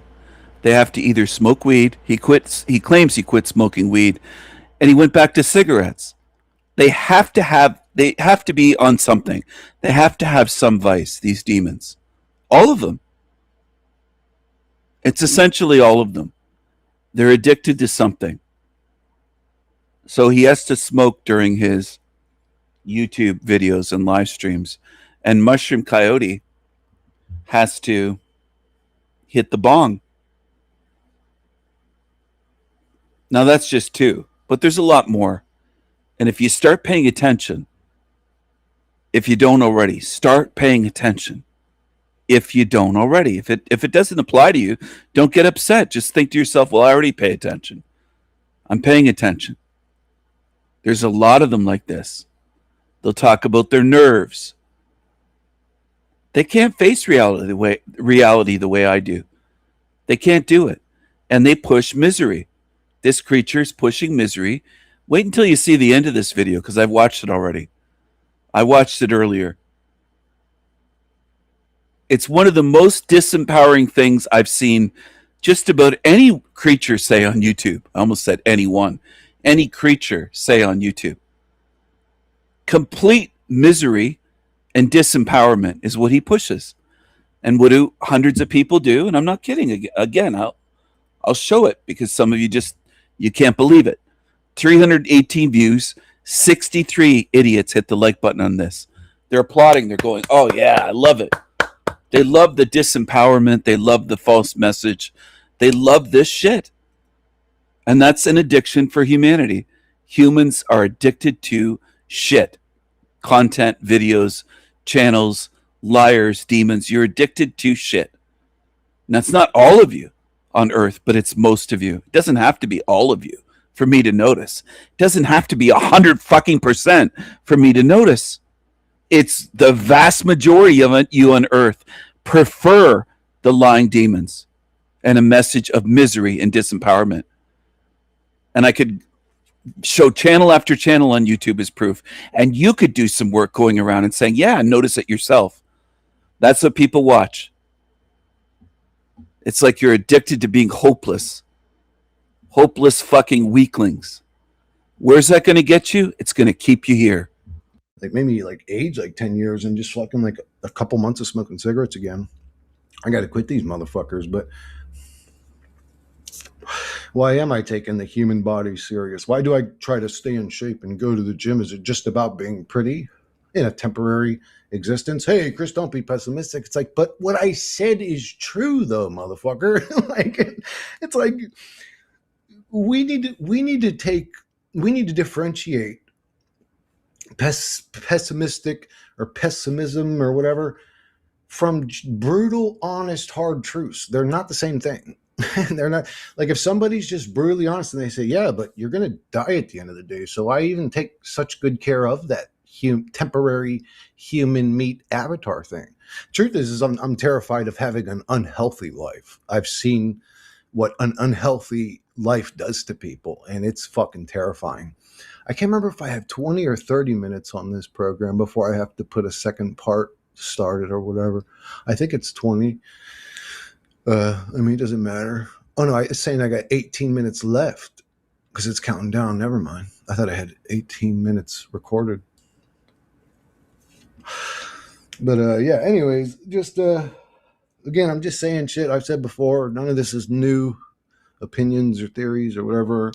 It becomes a vent is what it is. It's a vent for me. Because again, as a truth seeker, I'm not doing a good job. I stopped giving a fuck. I think it's silly. You think it's the only thing you ever talk about on videos, though, Chris. But that's true. You could say it's the forefront of my mind, but I'm not seeking it anymore. It's what I'm most interested in, but I'm not seeking it anymore. I just don't care. I'm like, man, fuck this. I just came to the realization, like, man, there's 10 million motherfuckers in this reality with 10 million different fucking opinions about what this place is, what we should be doing, what we need to take serious. You know, it's just like, man, if you ain't a fucking rich, evil businessman that covers your eye in photos for some reason, it just ain't gonna, your plan ain't gonna work or your idea ain't gonna work to solve this issue. It's like, bro, I've been on fucking YouTube screaming this shit out at the top of my lungs for fucking several years. It's like, nothing ever changes. Nothing ever changes. Me as a content creator, I'm subjected to the fucking shithole little, filter the fuck you out system. So that's sort of demoralizing. That sort of makes me never want to make a video again. It's just like, bro, at this point, it's like, fuck YouTube or whatever. And it's like, it's almost like a backhand to my, my viewers or whatever. It's like a backhand to my viewers. But the truth is, I'm not saying anything new anyways. If you're still truth seeking, then I've said what I think the truth is.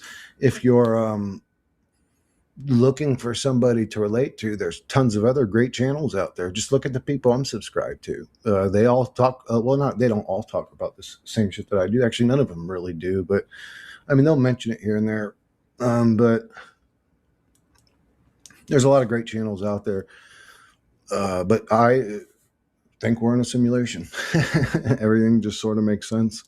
Even UFOs make sense to me. It's like when you have a cursor in a sim video game, it appears as like a little glowing orb in the game, right? Like if you got to highlight these characters to do this, and that's why we see little UFOs. It's the cursor of the gods. It's funny that we call that in video games, the thing we used to highlight our little sim characters, we call it a cursor. The thing that controls everything is called the cursor.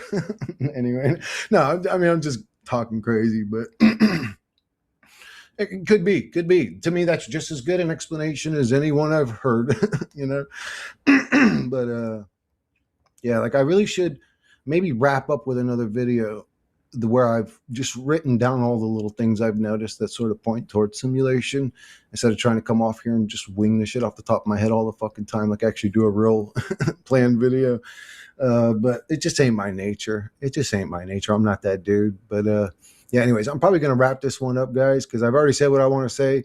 And I love you guys. Who knows?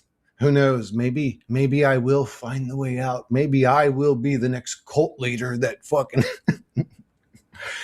if I figure it out, and how to get out of the hell realm is to wiggle your pinky toe twice and say the phrase yabba dabba doo 3 times and teleport out of here. I'll let you guys know before I take off, but I just don't think that's going to happen. And I don't think that's going to happen for anybody. And there's 10,000 different delusional people in this realm that are going to try to sell you a great story about how they've got the answers or they've got it figured out. Nobody does. And they never will. I've been a truth seeker a long time. And I've been afforded the opportunity to figure it out. Nobody does. A great story about how they've got the answers or they've got it figured out. Nobody does. And they never will. I've been a truth seeker figured out. Nobody does. And they never will. I've been a truth seeker a long time. And I've been afforded the opportunity to spend the time truth seeking to have these opinions. So anyways, just wrapping it up, guys. I love you guys. His mama must have left him some life insurance money. I've been a truth seeker a long time. And I've been afforded the opportunity to spend the time truth seeking to have that are going to try to sell you a great story about how they've got the answers or they've got it figured out. Nobody does. And they never will. I've been a truth seeker a long time. And I've been afforded the opportunity to spend the time truth seeking to have these opinions. So anyways, just wrapping it up, guys. I love you guys. And I'll catch you guys on the next one if there is a next one.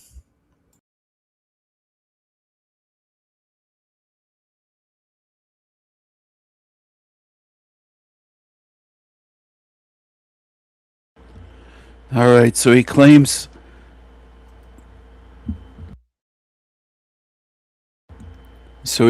no one has it figured out, and he said no one ever will. How could he possibly know that? Isn't that a huge assumption from a retard? See, this is what I mean, because this flies over the heads of many people. They don't pick up on this stuff. They don't say to themselves, how could he possibly know that? He's claiming to know the future. He's claiming to know the present. He claims that no one has this figured out now, and no one ever will. Really? Just because he's been a truther for a few years, and he doesn't have it figured out, he assumes no one else can if Chrissy Boy can't. Talk about ego. And that's what humans follow, unfortunately. You follow shitheads. Most of you on Earth is what I mean. Most of humanity follows absolute shitheads. And then you wonder why you don't go anywhere or nothing gets better. Well, collectively, you're following fucking demons and shitheads. You're following zombies, degenerates, losers, morons. Most of you never give proper thought and consideration to genius. You'd rather follow shitheads and degenerates. Worldwide. Everywhere. Look who you elect. Some of you will say, well, I don't vote. Well, millions do. Billions do. So good job. And they don't even have to count the votes. All they have to do is get you to go to the polls so it looks like it's a functioning fucking election and democracy or democratic system. Humanity, it must be one of the easiest species to dupe ever. If I were evil, I'd have you wrapped around my fucking finger. I'd dupe you en masse every day. Be simple. I don't think it's difficult. I don't know what's wrong with most of you that think it's so difficult. Evil dupes you easily. Almost all the time, you're willing to line up and listen and watch and follow evil and follow demons and follow misery pushers and liars and grifters and all the ones I've exposed over the years. And most of what I get is criticism, people crying that I expose these fucking creatures. That's mostly what I get. There's a few that thank me for exposing them, but it's few and far between. There's tens of thousands that don't like it at all. Because most of you love demons. You love liars. You love shitheads. You love dummies. You love morons. That's what humanity follows. People will sit around and listen to absolute immoral, degenerate demons like that creature for years. He said that murder is not evil on video, and I clipped it.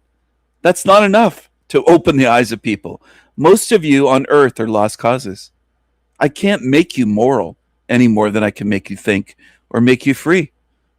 That's on you. And most of you are failing because you love following shit. You love shit.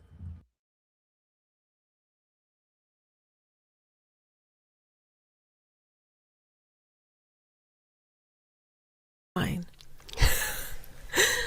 Some people say you have conversations with God through yours.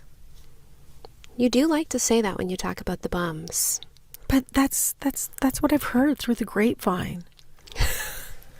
We don't have an intro. We never had an intro. And if you didn't know that, now you know. You're welcome. Today, we are quite literally diving into the wild and wacky world of arseholes. Bum play. Yeah, I was like, what are we going to say for YouTube friendly? Arseholes are okay. I don't like that word. Ass? Arse. Both you and I, that has not been our favorite erroneous zone. Here's kind of the thing, like we're really going to get into the thick of it. P.S. Everything is so funny when we're talking about bums. Erroneous? Do you mean erogenous? Do you mean erogenous? Right off the bat in the first 40 seconds, you can't even speak. Tattooed arm, tattooed fingers, chest piece tattoo, eyes on her fucking chest. And they want to talk about assholes. And this is what people want to watch, by the way. And you can deny it and say they don't. But why is it 145,000 views? They're in Toronto. They're Canadian. Showing Toronto. And 1.6 thousand hit the like button. This is what you want. You show me all the time. You show me all the time, humans. What you watch, what you follow, what you support, what you'll pay for. And in many cases, you show me why you're here in this realm. Because you're at this level. You couldn't think, if you're fans of this kind of shit, you couldn't think your way out of a wet paper bag. If I had a choice, bet this way or that way, bet they're going to get out, bet they can think their way out, bet they can't. For most of humanity, I'd bet you couldn't do it. Because you're following this shit. You're at this level. And it's obvious to me. Culturally, most people are at this level. I'm literally 12 years old.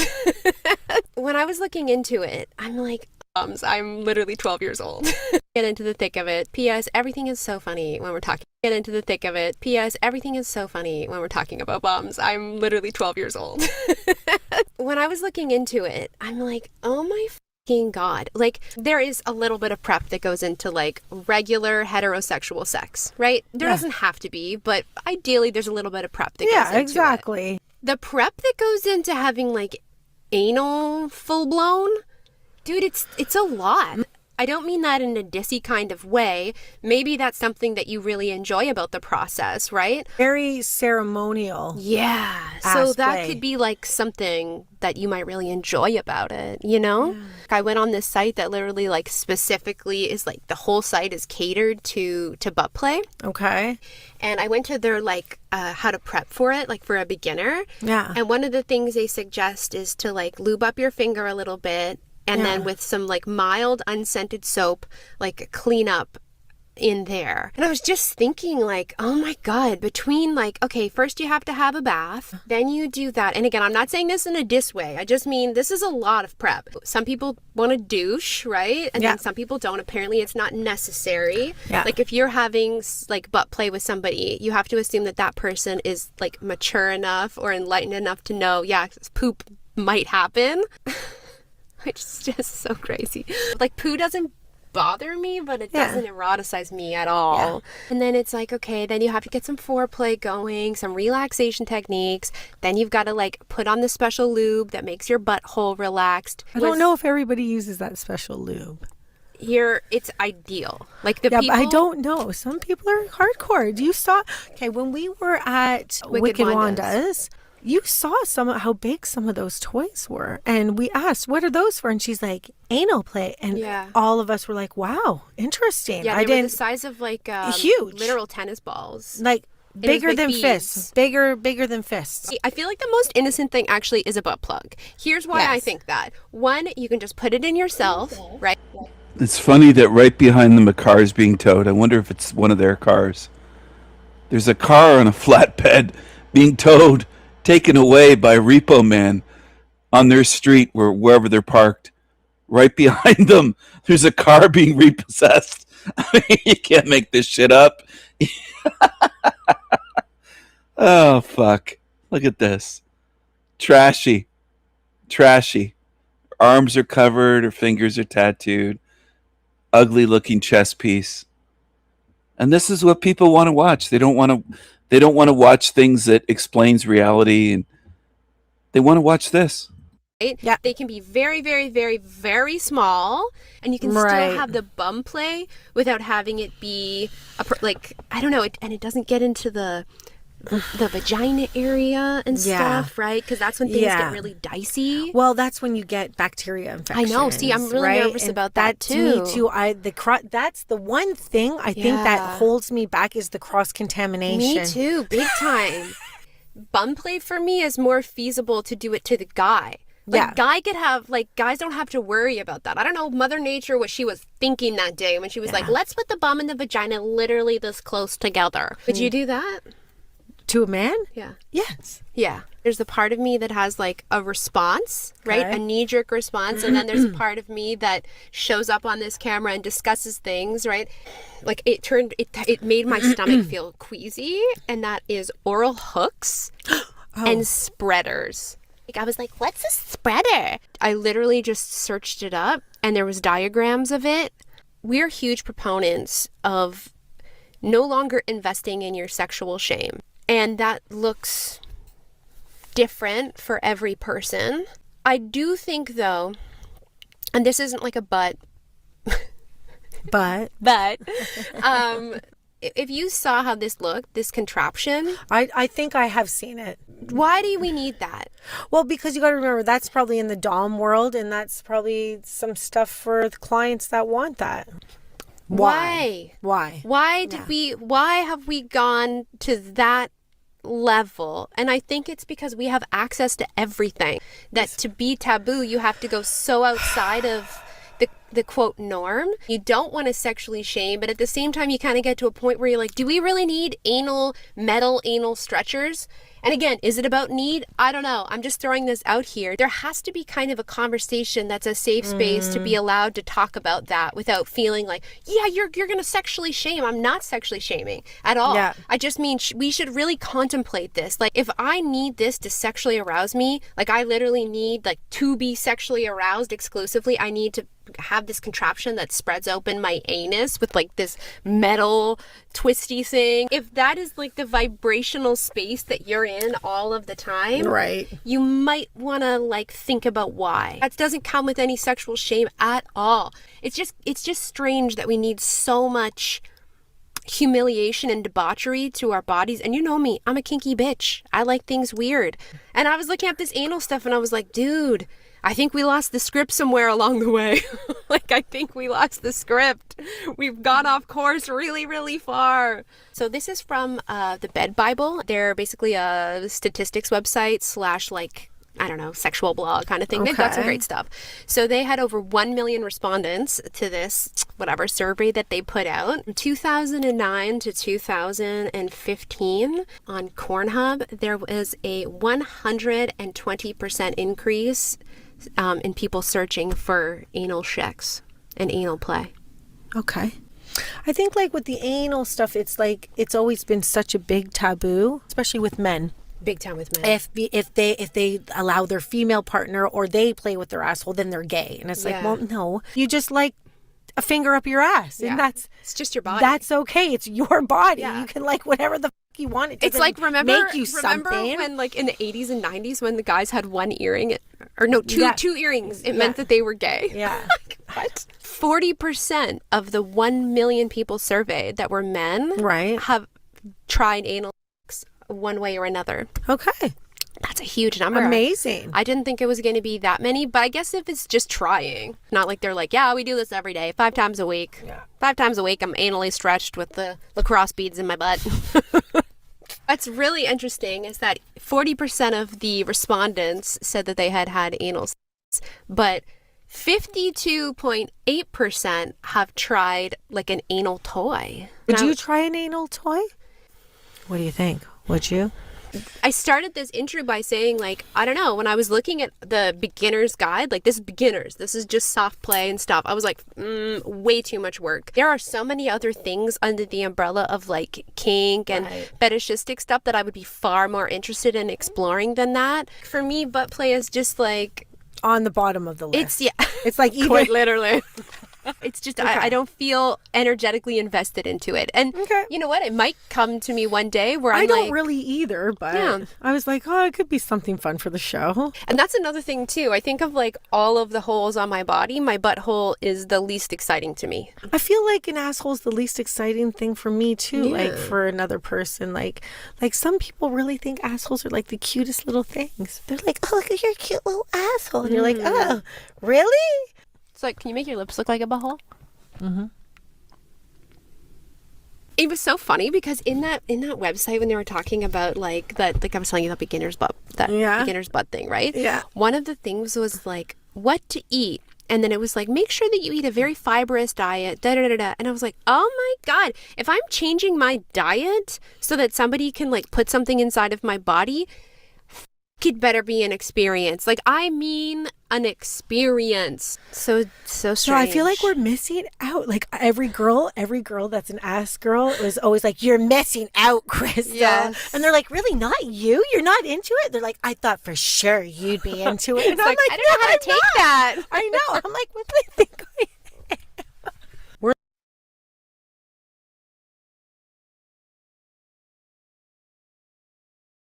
What if the smartest people don't disappear because they hate people? What if they disappear because they finally discover something about human behavior that most people never notice? Have you ever stopped replying to messages, avoided unnecessary conversations, or felt strangely disconnected from people you once cared about? If that sounds familiar, you're not alone. Psychologists have found that as self-awareness grows, people often become far more selective about where they invest their time, attention, and emotional energy. What looks like disappearing from the outside is often a quiet transformation happening on the inside. In this video, you'll discover the hidden psychological reasons why intelligent people slowly disappear from everyone's life, and why the final reason changes everything. The first reason intelligent people disappear has nothing to do with arrogance, and everything to do with awareness. Most people look at others. Intelligent people eventually start reading them. At first, life feels normal.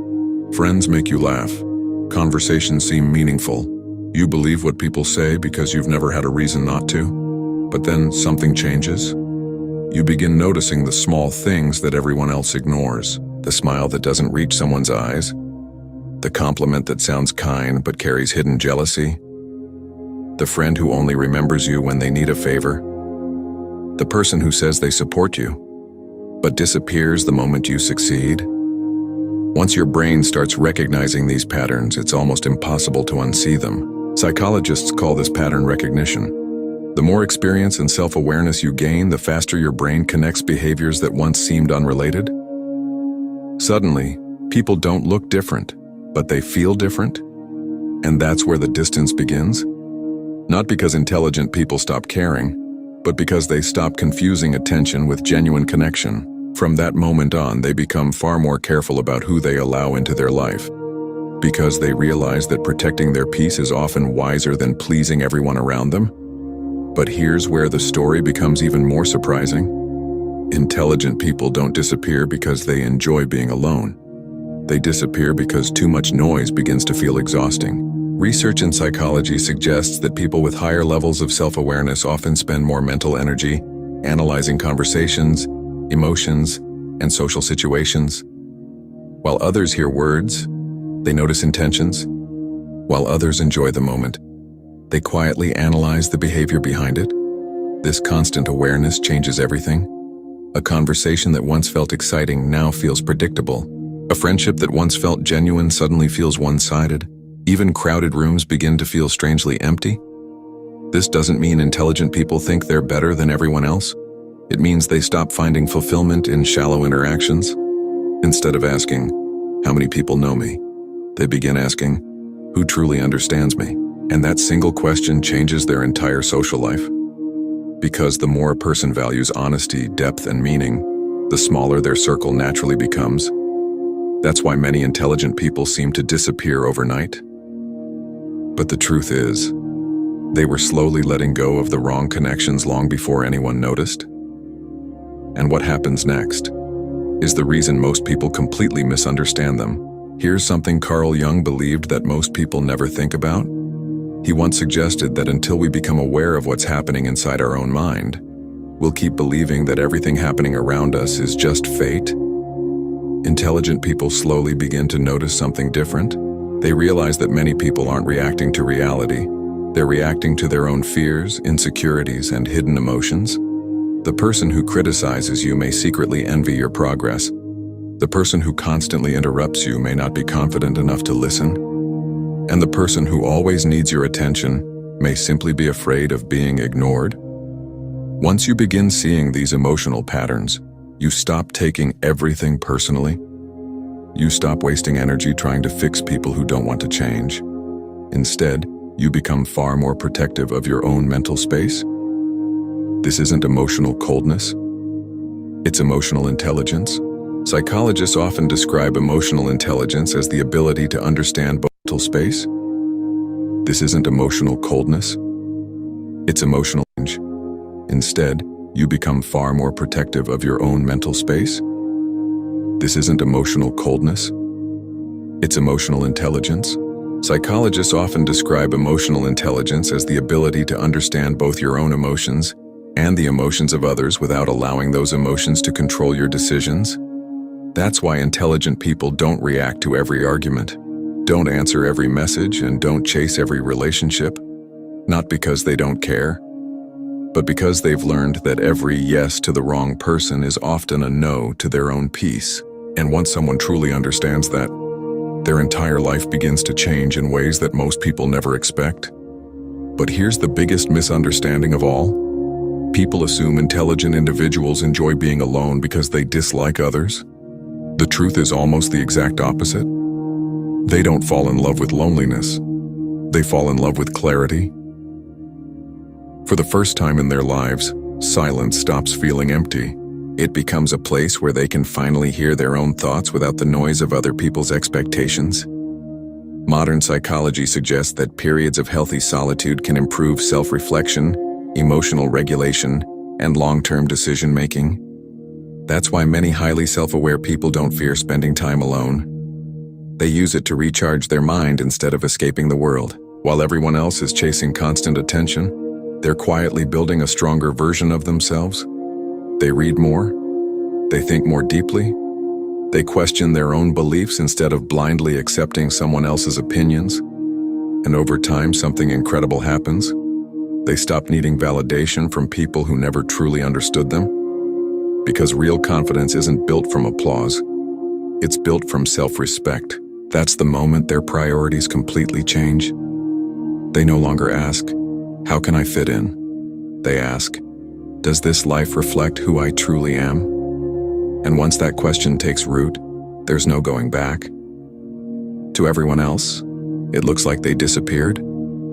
But in reality, they finally stopped disappearing from themselves. And the final reason explains why this transformation changes every relationship they have, forever. Here's the truth that changes everything. Intelligent people rarely disappear overnight.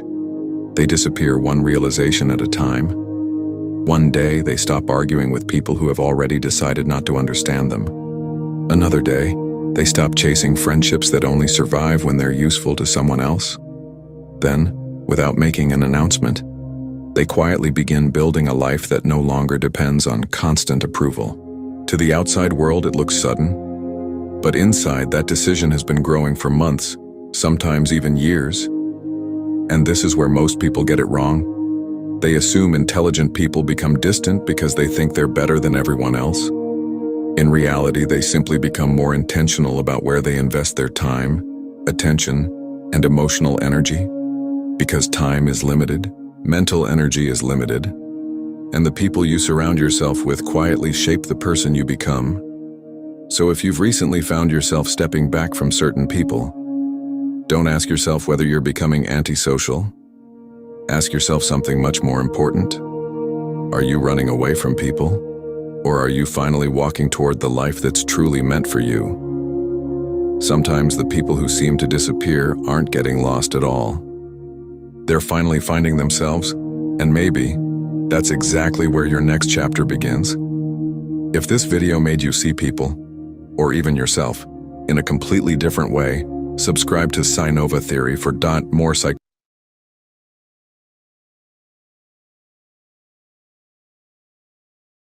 Modern women think tattoos are a vibe until they hit the wall. Now it's nothing but regret and laser sessions. Let's break down why this lifestyle is aging like milk, bros. Holy moly. Holy moly. Not even a paper bag could save that. Nah. Hello. Apparently not. I'm Hugo. Hello. Ooh. Yeah, I don't got things that's nice to say about you either. Go. You're a very basic bitch. They look like you're I'm from a like, half boy. Miami. Half boy. But you're like a wannabe Miami star.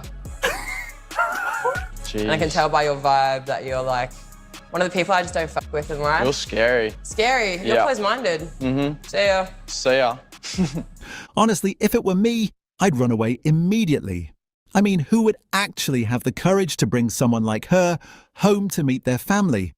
It's truly hard to believe. You know how we always make the joke of like old people being like, oh, you know those tattoos are permanent, don't you? Yeah, of course I know it's permanent. But now I'm sitting here looking at tattoos that I've had since I was 18 and I'm like, oh, that hit me forever. And I liked that when I was 18. This moon right here, it makes me, no, I'm gagging. Magnificent honesty from her, honestly. She thought she knew better at 18, mocking wisdom, only to end up feeling disgusted by her own choices. I just don't get tattoos all the time. I get one like every few months. And it's supposed to say angel energy. And that was just says energy angel. I'm honestly trying to process the logic here. Did she not look at the stencil before the needle started? Crying now won't fix a literal grammar disaster on your arm. Next time, use a dictionary first. Rate me on a scale of 1 to 10. I'll turn around, hold on. I'll do a little spin, a little leg kick. 6. What the heck, man? I don't like tattoos. Oh my god, it's always the tattoos. Tattoos are cool, man. What would I have to be like a 10 though? No tattoos. Okay. Hair out, not braided. Different outfit. Those can be changed. You are what you present yourself as on a singular night out. Oh my god, bro. Oh, hell no, man. What the fuck, man? Why does she demand honesty when she can't accept an honest answer? She instantly ghosted the critique about her immaturity and fabricated a victim narrative about her tattoos just to dodge that basic 6. The delusion is wild. I regret my tattoo. The video of me getting my boyfriend's name tattooed on my forehead went viral. All of the big social media platforms, newspapers, radio stations were talking about it. And all I want to say is that I regret my tattoo, but not this one, because this is actually not a real tattoo. And the reason why I trick the whole internet is that I have a message to young people and all of the people who wants to get covered in tattoos. I want everyone to know that I regret my tattoos and you might regret yours when you get older. And as a person fully covered in tattoos, I feel like this is my responsibility to speak up, share my experience. And when people see me on social media, the first thing they notice about me is my tattoos. So if I influence people, I want to influence people in the right way. I remember when 10 years ago, I was getting my first tattoos and my mom, my friends were telling me all the time, Anna, you will regret your tattoos. And I didn't listen, maybe because they didn't have any tattoos. But if there was a person covered in tattoos saying they regret their tattoos, I would have listened. So like and share this video so we can together spread the tattoo awareness that no one really talks about. Her decision to use her own impulsivity as a wake-up call is a remarkably bold move. She isn't deceiving the public. She's using brutal honesty to shake those who are blinded by meaningless trends. I could see the disappointment in my grandparents' eyes, which destroys me to this day. I really don't have regrets. You know, I did this to myself. Today was treatment number 4 for my tattoo removal. Oh, damn. Oh, my goodness. Oh, Jesus. Oh, Jesus Christ. There's something about this one. This is why men have to lead women and make decisions for them, because left to their own devices, many of them do stupid shit like this. They just do. Oh, look at this.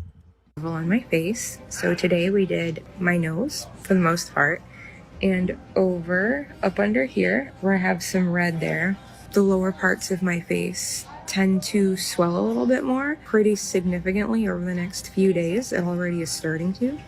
My first go around, the treatment, not painful at all. It was like laying in a tanning bed for me. I have a very high pain tolerance, but I've noticed that the second time that we're going, I'm feeling it. It feels like a tingling, and it does a stinging burn. It doesn't last long, but it's enough to make you notice it's happening and that it's... She was already unattractive. Why would she want to make it worse? And she's got the chest and neck tattoo as well. That's one of the biggest, ugliest, dumbest, most stupid face tattoos I've ever seen. That's just absolutely retarded. You might as well have gotten retard tattooed on your forehead. It's just stupid. And more men should mock it, and so should women, mothers, so that their daughters don't do this. If you have a daughter that's this stupid, though, maybe you should just disown them. Look at this. Look at this thing.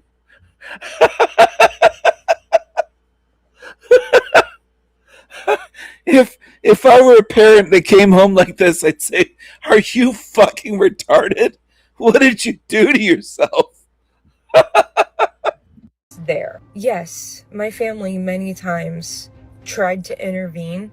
I could see the disappointment in my grandparents' eyes, which destroys me to this day. And I do feel guilt over making... I think your grandparents looked at you and said, "We didn't know we had a retard in the family. What is this?" And you know, actual retarded people aren't as stupid as this. You're just off the charts. Like, look at this. Can you believe somebody signed up for that and said, "Yeah, this is what I want"?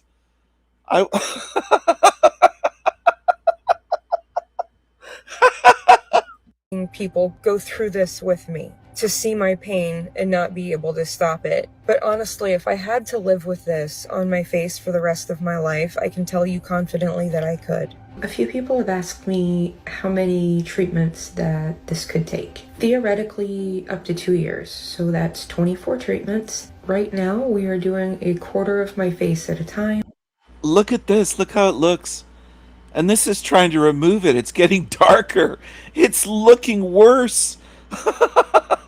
Jesus Christ. Look at this. Oh, you weren't good looking before the tattoo. And why are the eyes just black and fucking demonic? Jesus Christ. If you don't think this is a demonic world, just look around at these creatures. Just take a good fucking look at this. Jesus Christ. Look at this. Fuck. But starting in May, we're going to start doing a whole half of my face at a time. She looks lost. If the ink is her identity, why erase it? It's clear she's torn between pleasing others and holding onto her ego. But honestly, if she had valued her self-respect over mere rebellion from the start, she wouldn't be in this position. Still, that look from her grandmother, that's a cold, hard lesson in maturity. What is your dream gift from Santa, if it isn't me? A giant rocket ship that goes into dark holes. But not me? Hell no. What if there's 2 seats in the rocket ship? I'll throw you off the rocket ship. Spot on. It's a spaceship, man. Plenty of legroom to fly solo. Why waste that extra space letting someone else cramp your style? This one's just for me, but think about the things you're doing to your face and body. Bleaching your hair will make you bald. You don't need a supreme brick of filler in your face, Tana. Maybe sleep on that tattoo idea. Maybe sleep on that. Drunk tattoos are not sick, bro. Like, oh my God. I think she has some face filler. I think she's got some filler in the lips. I think she has. You will end up. I think she's got lip filler. She's got work done on that face. She has plastic surgery. Look at this thing. the next time you're considering a tattoo, look at this. Oh, it looks like a sewer monster. It looks terrible. It looks terrible.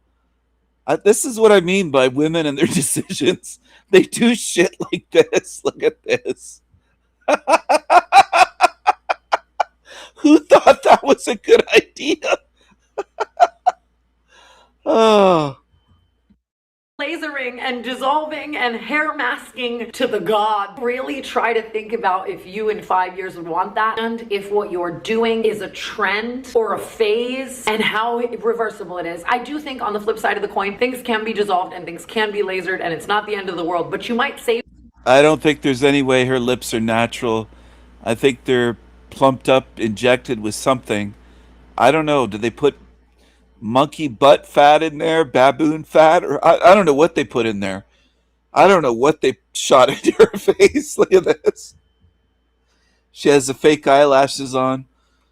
Oh, I'm gonna get a stomach ache. I'm laughing so much at this shit. She actually would probably tell people that she's natural. She's not natural. She's not natural. Yourself a little strife with just a little eensy weensy bit more thinking. Just really pondering it. Honestly, that's solid advice. It hits so much harder coming from someone who's been through the grind. Her past scars are the ultimate proof of her growth. Real talk, no games here. I have daddy on my inner lip from my ex-boyfriend's album promo for a TikTok. You were a good girlfriend. Yeah, I hate him now. Whether it's for album promo or not, inking daddy inside your mouth sounds like a... Oh yeah, that's a good idea. Daddy on the inner part of her bottom lip. She hates him now. She's got the nose ring. She has, what is that, 3? She's got the septum, and then she has at least one on each side. She has at least 3 nose rings. This chick is awesome. She has a face tattoo. She has the fake eyelashes. This chick is freaking awesome. See, this is what you want to raise your daughters to be like. This one. Terrible idea. Neck tattoo, chest tattoos, the real cheesy barbed wire. It's just cringe. It just looks crappy. Looks like a molecule type thing here for maybe for DMT or something trendy and stupid. Trendy and stupid. I just call it like it is. This is stupid. This is absolutely stupid. I've never tattooed a person in my life. I bet freehand without a drawing or a stencil, I bet I could do better. My first attempt. That's not just confidence. I bet I could fucking do better never having handled a tattoo gun. Just looks crappy. It just, like, if you spent $20 on that garbage, you spent too much. You got ripped off. It looks crappy. It just looks terrible. And I'm being kind here. I'm not being mean. I could be worse than this. It's just garbage. It's just trash. Ruining your look for a weekend of clout is wild. Drop a sub right now if you choose logic over these modern trends, brothers. Literally, one of my biggest regrets in life was getting my chest tattoo. I made a mistake as a teenager, and at the time, it seemed like a great idea. But now I'm dealing with It seemed like a great idea to get your chest tattooed. And your neck. Let's face it, there's some chest tattoos that stop well below the neck. It's the neck that really bothers me. I don't like neck tattoos. There's something about the way they make people look, especially women. I do not like neck or face tattoos. That's where I really draw the line. That's just awful. It's right up under her chin, that neck tattoo. Terrible. Why didn't you get your face done? You got real estate on your forehead, your cheeks. Come on, you stopped short. Consequences. The regret is real. And although the pain is subjective and I'm a big baby, laser removal is super, super painful. The closest thing to describing it is it feels like you're getting snapped with a burning rubber band. Since this is my 7th round, my skin is pretty cooked, so I use numbing cream at 2 hours before. Thankfully, Beth at the removery. Oh, she's got the lip fillers. Look how big those lips are, especially the upper lip. My goodness, look at that. She has lip fillers. It's going to look like shit in a while. Doesn't last forever. Your lips are going to look weird. You've done everything you could to ruin yourself. I wonder if she has her camel toe tattooed. Camelback is amazing. She's so comforting and makes the whole process as comfortable as possible with ice packs and cool air during the appointment. Afterwards, I celebrated with a mango bubble tea. Paying a premium to permanently ink your chest for temporary clout. So like a little girl, she celebrated with a little treat. The whole process as comfortable as possible What's with ice packs and cool air during the appointment. Afterwards, I celebrated with a mango bubble tea. A mango bubble tea. There she is. She's got her little treat like a little girl. Look at her arm. Her arm's all blacked out. And she's got tattoos on both arms and her fingers and her chest and her neck. I bet her legs and back are covered too. Good job. Wow, you're so smart. Paying a premium to... This is why women say they're smarter than men, because they do this. None of this is feminine. None of this attracts men. So it could be argued that chicks are attracted to guys with tattoos. The other way around doesn't work. This doesn't attract. The vast majority of men are not going to find you more attractive or attractive once you get covered in tattoos. You're wrecking yourself. Good job. Permanently ink your chest for temporary clout, only to shell out double for agonizing laser removal later, is wild. Guess that bold fashion statement didn't stand the test of time, huh? The face tattoo was embarrassing. I told her not to get it. I did not make her get no face tattoo on myself of her face. I don't know why she would even do that, because it's just her turn. Literally, I don't know. I think she's going to regret it. Of course, regret was inevitable after that. How can anyone make such a crazy decision with their own face? Just looking at it...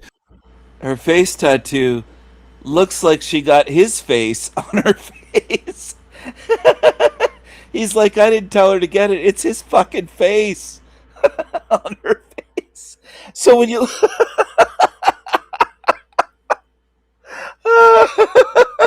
when you look in the mirror, you're going to see his face. And it's just your turn. He's going to break up with you. He's done with you. You should have got a tattoo on one of your titties or something. You already have an ugly one on your shoulder.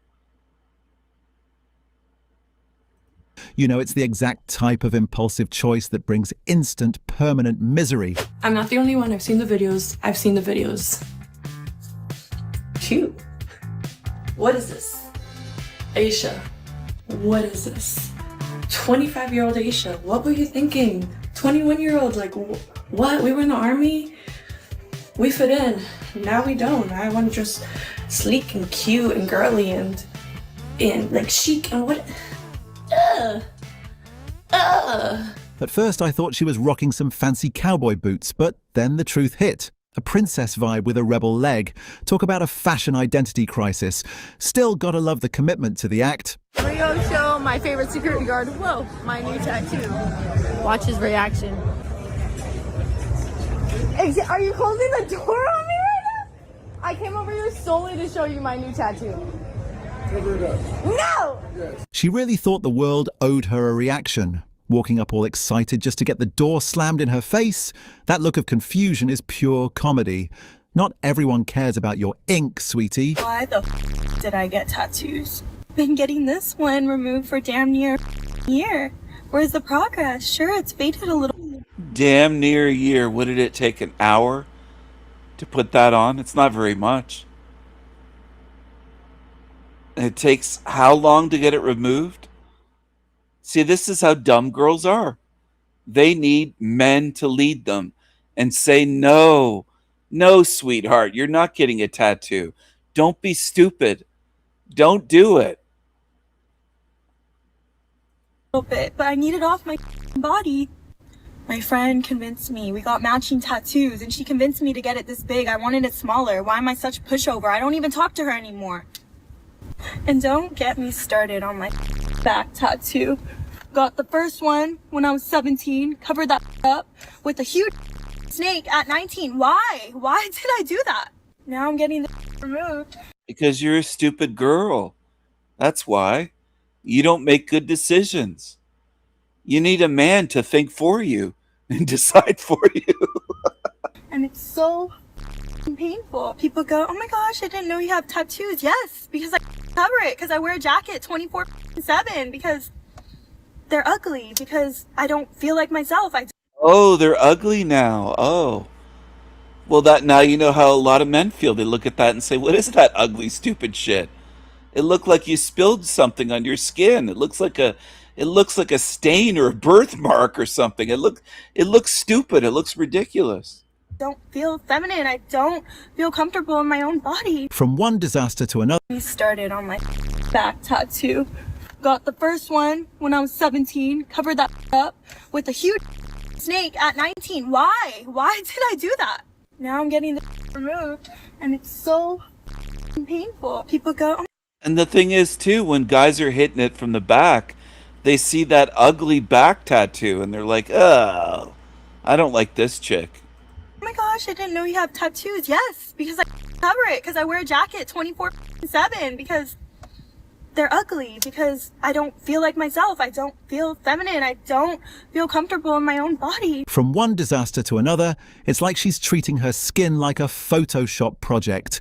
Keep covering it up, and she'll end up looking like a walking abstract painting. Paper for me, my paper. I said, so fine girl like me, no matter what you was I want to be from your couldn't feel so to make what China send again here. Pema con Jimmy and What language is she speaking?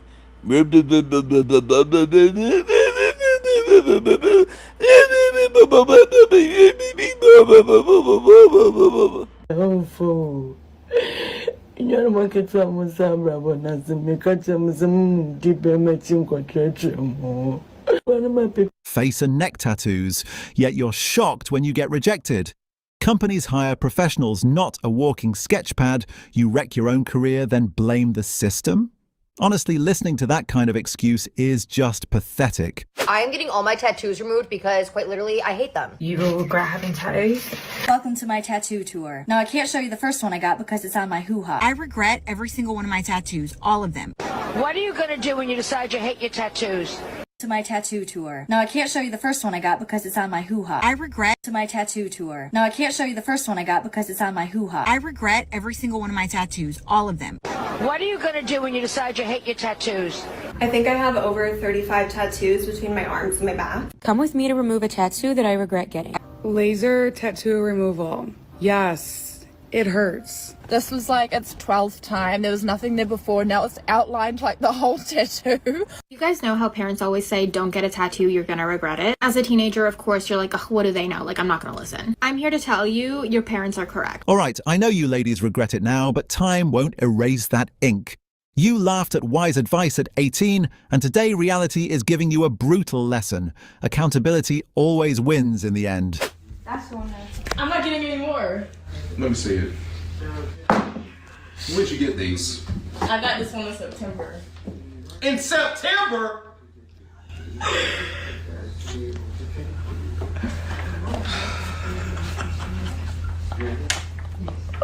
What's the next step? How does that say Isabella? Because it's Arabic. That man says crazy tourist. You have no idea that says Isabella. I did the translation. He's absolutely right. You need a crazy level of confidence to get another language inked on your body, especially when you aren't even sure you fully grasp the actual meaning behind it. Talk about a massive gamble. I hate my tattoos, and let me tell you why. So I've never, ever seen anyone talk about this openly on the internet. I personally regret every single tattoo I've ever gotten. I started getting them at 18, and since I was maybe 10 years old, I was going through some identity crisis, wanting to be loved, wanting to be accepted, and for me that was my way to do that. And I'm not the same person I was 20 years ago. You're not gonna find many heavily tattooed people admit that. Whenever somebody asks me about a tattoo, should I get a hand tattoo? No, please don't get it, or at least wait a long time until you're 100% certain that you want it. And everyone is always shocked that I say that. I wish I had somebody when I was younger to tell me that. I have 2 boys. They know I don't want them to get tattoos. However, if that's what they want to do, that's what they want to do. And who am I to say no? It's been a few years now, but I started getting a few small tattoos removed. Well, they grow up seeing yours, so chances are they'll probably get them. And she says, who am I to say no? Well, they're going to probably imitate their mother. Just like if your parents smoke, you're way more likely to try smoking cigarettes as a young teenager. That's how it works. They grew up seeing these tattoos all over your body. They're used to it. Don't get it, or at least wait a long time until you're 100% certain that you want it. And everyone is always shocked that I say that. I wish I had somebody when I was younger to tell me that. I have 2 boys. They know I don't want them to get tattoos. However, if that's what they want to do, that's what they want to do. And who am I to say no? It's been a few years now, but I started getting a few small tattoos removed. And it's painful. If I had the opportunity and the money, I would completely remove every single tattoo on my body. Now, don't get me wrong, I love tattoos. I have many tattooed friends. I think they're beautiful. I think they're unique. It shows your creative side. I have nothing against tattoos, but personally, I regret every single tattoo I've ever gotten. I know I have a lot of younger girls that follow me, and I just wanted to be open and honest about what people don't talk about. The irony of body modification is the eventual realization that skin looks better without the clutter. A Morden woman learns the hard way that cool trends expire. I'm literally crying over my nails right now because they're so ugly. Oh my god, okay. This is what I wanted, okay? This is the pastels, and this is what I got. Oh, I bet I'd cry too if that tattoo ended up on my body. Watching someone completely freak out over a permanent design they willingly paid for is peak comedy. That's a rough reality check. So me, Leanna, and Courtney are gonna get friendship tattoos. I don't care. I don't care to see it either. I'm a tattoo fan. It's my body, I can do what I want. I hate tattoos. I have 2 tattoos. Yeah, well, Do you hate them? I don't even notice them. I put them out of my mind. I pretend you don't have them. Wow, that relationship looks super healthy, doesn't it? If you think this I don't care move is hilarious and savage at the same time, drop 1 in the comments. Have you ever gone through your Pinterest from when you were 18 and you were like, thank God I didn't get that tattoo? Well, I did get that tattoo, and as one judgy, this is my comeuppance and I will never cover it. It's gonna be a lesson to my children on impulsivity. And I got a tattoo. It was a flash tattoo. And I wasn't 18, I was 27. And I got it behind my ear. Thank God I have big hair. I am not an updo kind of girl. But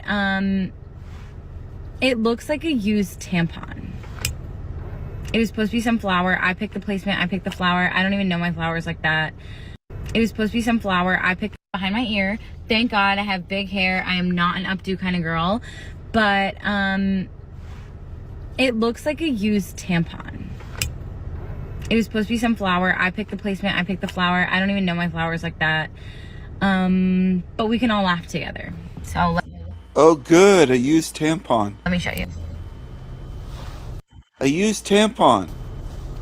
Thank God I can't even. Oh, wow. That's good. That's really good. That's a good one. That's a real good choice. I'm going to share a few other things for you while I'm on the topic. It's not tattoos, but it's nose rings. Isn't she gorgeous? Do you think she could get a bigger ring in there? They do that with pigs' noses with the female pig, the sow. That's what a lot of farmers do. It's not just with the male bull, with cattle. It's with pigs. That's a sow ring. Oh my goodness. And the dyed hair, this one is dyed kind of a blue. Dead eyes, of course. The eyes are dead. Same here. No light in the eyes. Demonic, dead-eyed look. This is what you should raise your daughters to be, everyone. Ignore men when men try to give you good advice. Don't listen to us. Do your own thing. Just be like this. Look at the gauge of that nose ring, that septum ring, and all the other piercings on there. Through the cheeks, both sides of the nose, the nostrils. But a great big septum ring. There's at least one lip ring on there. Isn't this? And the dead eyes, just completely dead. Fantastic. Here's another one. This is a different chick. See, there's her. And there's this one. I think it's a different chick. Yeah, the eyebrows are different. Very different. There's another darkie. Look at the size. Look at the gauge of that nose ring. And this is what some of your daughters are doing. And you get upset at men saying, what's wrong with men judging women? Well, we see what you're doing. We don't like it. We think you look ugly. And you just don't realize it. You can't face it. You can't face the truth. You look ugly. We don't like it. We don't like what you're doing. We don't like the tampon tattoos. Look at this one here. Oh my goodness. Could you pick a bigger nose ring? Fucking hell. This is what you women are doing. And it's a lot of you. It's not just a few. This is so common. I could share photos of these nose pierced chicks for hours. There's just tons of them. They're not hard to find. It's very common. You seem to think it's cool, a lot of you women these days. A lot of you wouldn't say a word to your daughter. They wouldn't be able to come home with it pierced that big. You have to gradually go up to that gauge. They can't pierce huge holes like that right off the bat. Gradually, it might take years to get up to that gauge. That is a big nose ring. I bet she's had her nose pierced for many years and upgraded it. Here's another one. This is a white chick. She looks like she could be a natural redhead. She's got her hair dyed pink and various colors. She's fucked with her eyebrows to the point that they look weird. Her eyes look weird, the eyelashes. But just another massive fucking nose ring. And somehow you women think this looks good. That's modern women. I can imagine women in the 40s, 50s, 30s, 20s. If I could transport them into our age and instantly in a time machine or something, they'd think that you'd lost it. They'd say, this isn't feminine at all. What happened to women? They'd say it's ugly. I bet they would say it's ugly. I don't think any of them from those eras would like this. None of them. This is what you do to yourselves. This is what men notice. Men notice this going out. We notice it all the time. Look at the black eyes here, just fully demonic. The droopy, huge holes through the ears, stretched out. Her earlobes are stretched out more than her vagina. More than this hoe's vagina. She's got stretched out earlobes. Look at the black eyes and just the leopard print. And somehow women think that what's cool, like I don't know if I'll find a woman in this realm that isn't my girlfriend that thinks something is cool that actually is cool, because it's never cool.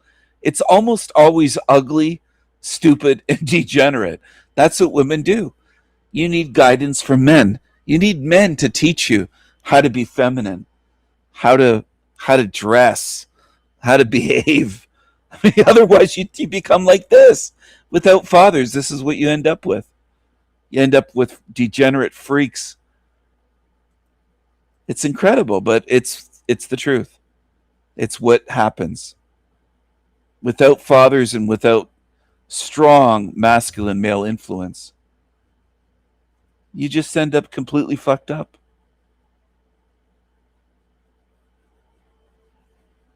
It's true. It's true.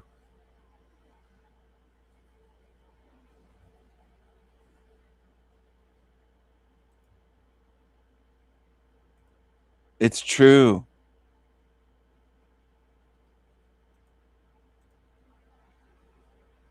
You know it's true, don't you? Do you know that's true?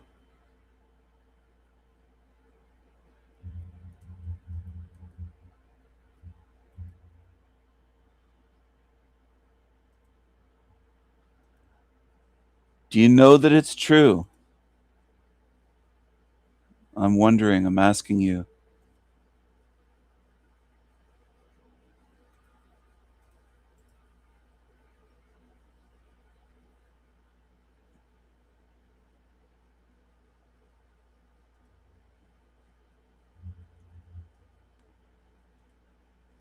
Hello, do you know that it's true?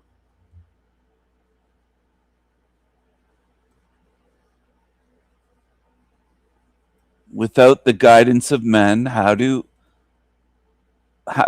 most women end up?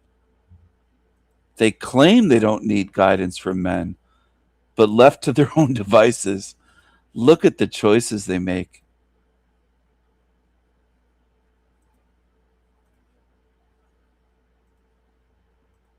Terrible choices. They make themselves look ugly. Like, what could be dumber than that when so much value is put on the way a woman looks, presents herself, and they go out of their way to make themselves look ugly? That's the ultimate in being stupid. Here's what they look like. Here's what they look like. You see that nose?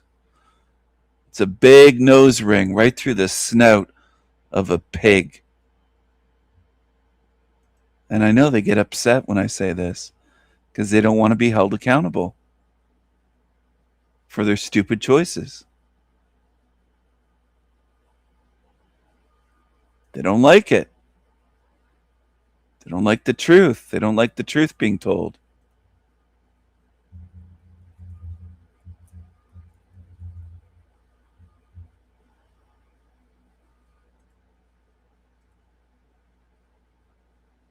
Well, that's where the nose ring came from. And that's what they're imitating. They want to be pigs. They want to be sluts. They want to be promiscuous. They want to be filthy, dirty. They want to be nasty. They want to be nasty. Look at this. Here.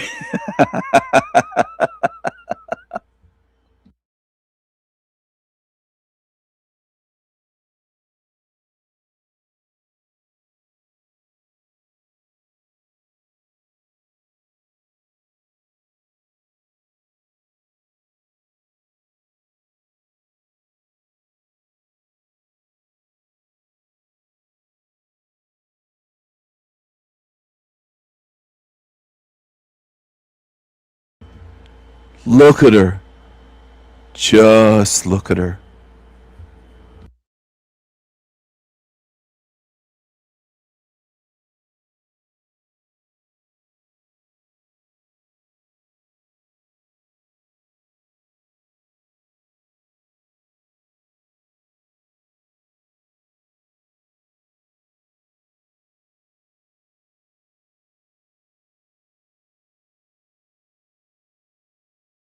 Even see it.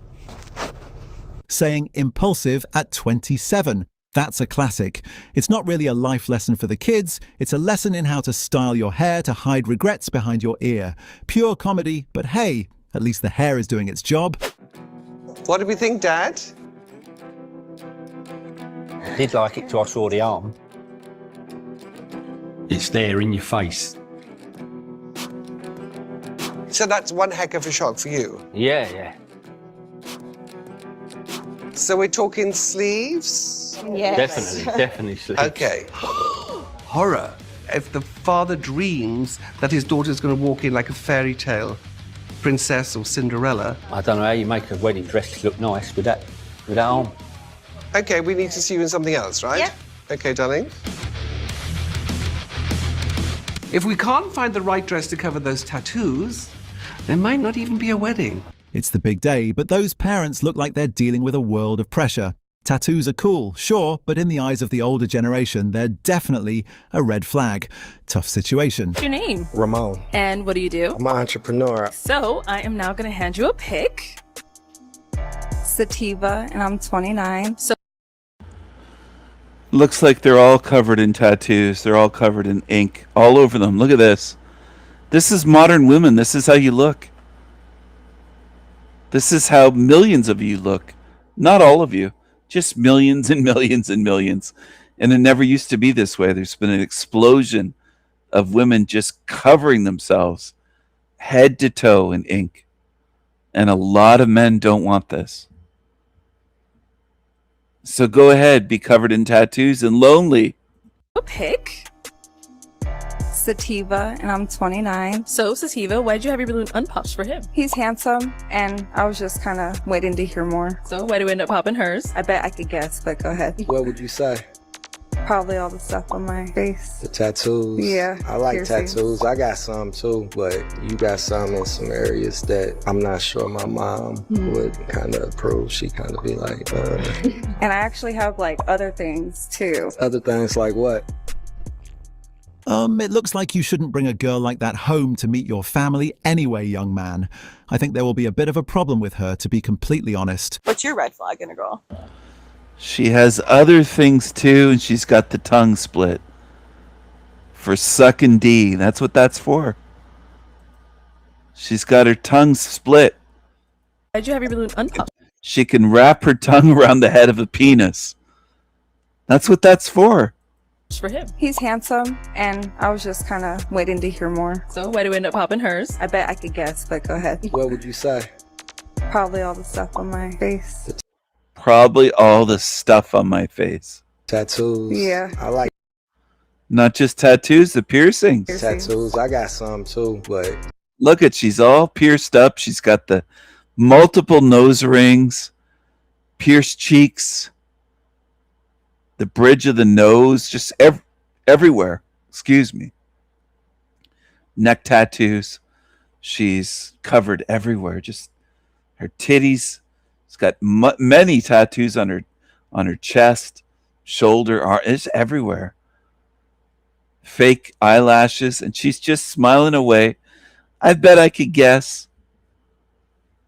you got some in some areas that I'm not sure my mom would kind of approve. She kind of be like, And I actually have like other things too. Other things. Things like what? There's the tongue. She's got her tongue split in two, and she's happy to show it off. She's got other things. Look at that. This is modern women. It's not all of you, but it's millions and millions and millions. It looks like you shouldn't bring a girl like that home to meet your family anyway, young man. I think there will be a bit She has a forked tongue. of a problem with her, to be completely honest. What's your red flag in a girl? Tattoos. Really? Why? If I see a tattoo on her, it's over. Really? Why is that? Because girls that get tattoos are usually more promiscuous And is that like a red flag for you? instantly. Okay, interesting. Because if I was to take her seriously, Yeah. I'm not going to take a promiscuous girl seriously. So what like do you define like why is promiscuous, I guess, like a problem? Not like a problem, but just for you personally. Why is it like a problem? Because we don't want her fucking other men. How stupid can you... Are women really this dumb? Is this the level we're at these days? I guess it is. Be more promiscuous And is that like a red flag for you? instantly. Okay, interesting. Because if I was to take her seriously, Yeah. I'm not going to take a promiscuous girl seriously. So what, like, do you define, like, why is promiscuous, I guess, like a problem? Not like a problem, but just for you personally, is it something that I'm just confused about, like, the seriousness thing. This promiscuous girls party a lot. Yeah. They drink a lot of alcohol. They sleep with a lot of guys. And in turn, they'll have a lot of emotional baggage, trauma, trust issues, and they're just not going to be good mothers. Yeah, okay. I mean, that's definitely your point. It sounds like you had trust issues. Something happened to you. Not something happened to you, but like. Yeah, I get it. That's what girls say. They're like, oh, you're insecure, you have trust issues. No, It's more like, I've been out so many times. Yeah. I know how most of these girls are. Yeah. It's self-respect issues. It's not trust issues. He has self-respect. That's what it is.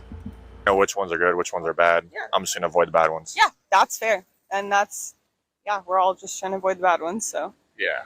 If it was casual, like super casual, I wouldn't care. Yeah, no, but that's the interesting thing is, like, I guess when you first meet someone, do you know instantly, like you said, like, is that a thing for guys? So do they know when they meet a guy if this girl's gonna be serious or not serious? Most guys are kind of clueless out here, but me, I'll take one look at her and know. One look, I love that. We'll see if she has tattoos, the way she dresses, piercings, fake eyelashes, long fake nails. We all have I know this shit. No, I was gonna say we all have like a type too. Yeah. Like we all kind of know. Like, yeah. I absolutely love how he didn't hesitate to label tattoos a red flag. He spoke his mind so calmly and frankly about the correlation to promiscuity. No sugarcoating, just pure, unfiltered honesty from a real gentleman. Magnificent backbone. You ain't gotta turn me up, cause I'm already turned up. They done stole my swag, riding waves like Subway Surfer. You taking notes on how to be a boss like me. I don't blame you. Feel like Golden State in 2016. I can't be tamed. I'm the one. If you feel ashamed and find it necessary to conceal that tattoo when meeting your partner's family, then why did you choose to get it in the first place?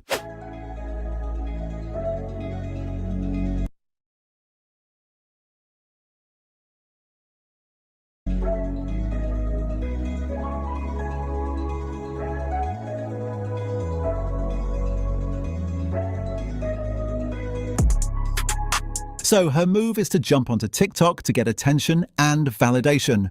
Sure, ma'am, that will definitely help with your dating life. You wanna see my tattoo? What? My tattoo. Don't you You got a tattoo? Yeah. You wanna see it? Hey, so you didn't do that, did you? Look. What the frickin'? What do you have? Oh my God. Bro, that sigh from the dad says 1,000 words. He didn't even have to yell. You just know he's completely checked out. Honestly, communication before getting it done would have saved so much drama here. But my boyfriend is refusing to marry me until I cover my ex-boyfriend's name that I have tattooed on me. I've been dating my boyfriend for a little over 2 years now. And of course, the topic of marriage came up. He says that before he ever even considers marrying me, I have to cover up my ex-boyfriend's name that I have tattooed on my behind. Now, this isn't just any regular old boyfriend. He is my child's father. So, of course, the tattoo is sentimental to me because... Oh, it's sentimental. You have the father of your child tattooed on your ass. Wow. What a catch she is. What a hoe. Because my child's dad gave me my... Here. But my boyfriend is refusing to marry me until I cover my ex-boyfriend's name that I have tattooed on me. I've been dating my boyfriend for a little over 2 years now. And of course, the topic of marriage came up. He says that before he ever even considers marrying me, I have to cover up my ex-boyfriend's name that I have tattooed on my behind. Now, this isn't just any regular old boyfriend. He is my child's father. So, of course, the tattoo is sentimental to me because my child's dad gave me my greatest blessing, which was my son. I told my boyfriend straight up that this tattoo does not define our relationship and that me covering it up is not an option. You have been with me for so long, 2 years now. And now it's a problem now is when you bring it up. I don't understand why people make big deals about tattoos. I really don't. Someone's name, being tatted on you is not the end of the world. He ended up packing his bags, he gave me back my house key, and now he's telling me to tell my baby daddy to pay for my rent this month because he's not going to help me do it anymore. Good for him. self-respect and standards aren't negotiable. If she doesn't understand the value of being clean inside and out, walking away is the only choice. Like and share if you have standards too.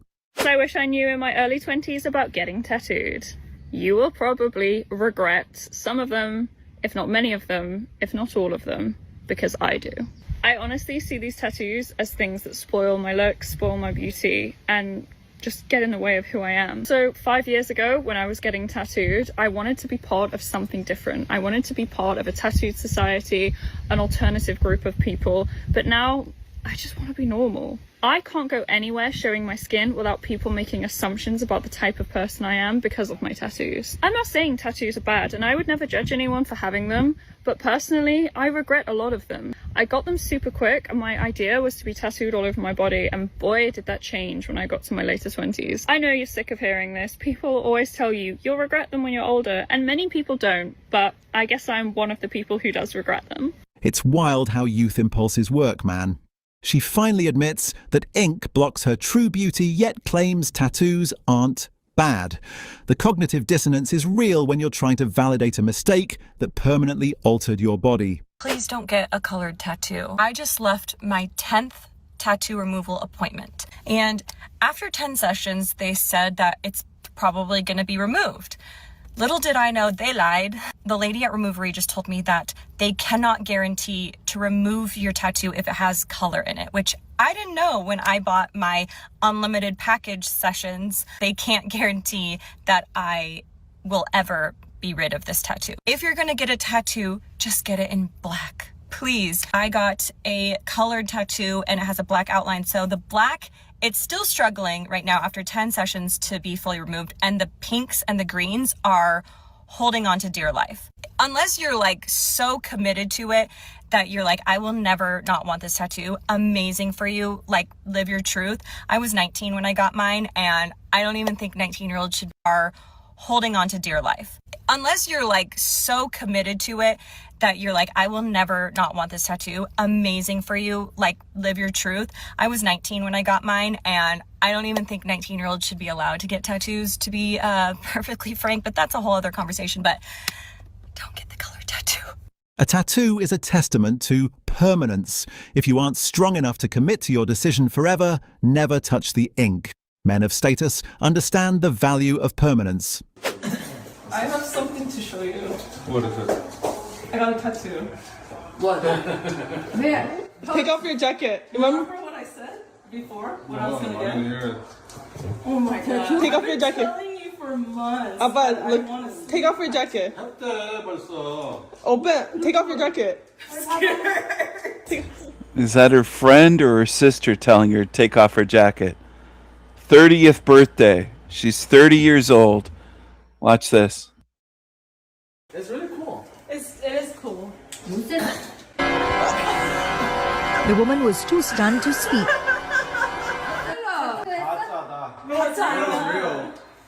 왜 그런 거 해? 진짜요?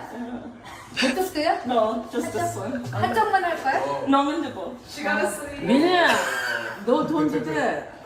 Don't do that. It's real. It's real.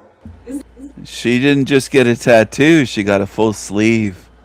Look at that. Oh my goodness. They can't believe it. 하지 말라고 더 이상은. Oh, okay. It's not done. I have to finish it. Okay, take a picture. It's her birthday. 아빠's frozen. No, take it off with your. No, take it off with your jacket. No, take your jacket. Wait, but this is not the real reaction I expected. What a brilliant surprise masterpiece. Nothing says, I am a mature, responsible adult, quite like permanently altering your body and then looking for validation from the people who raised you. The look on their faces is absolutely priceless.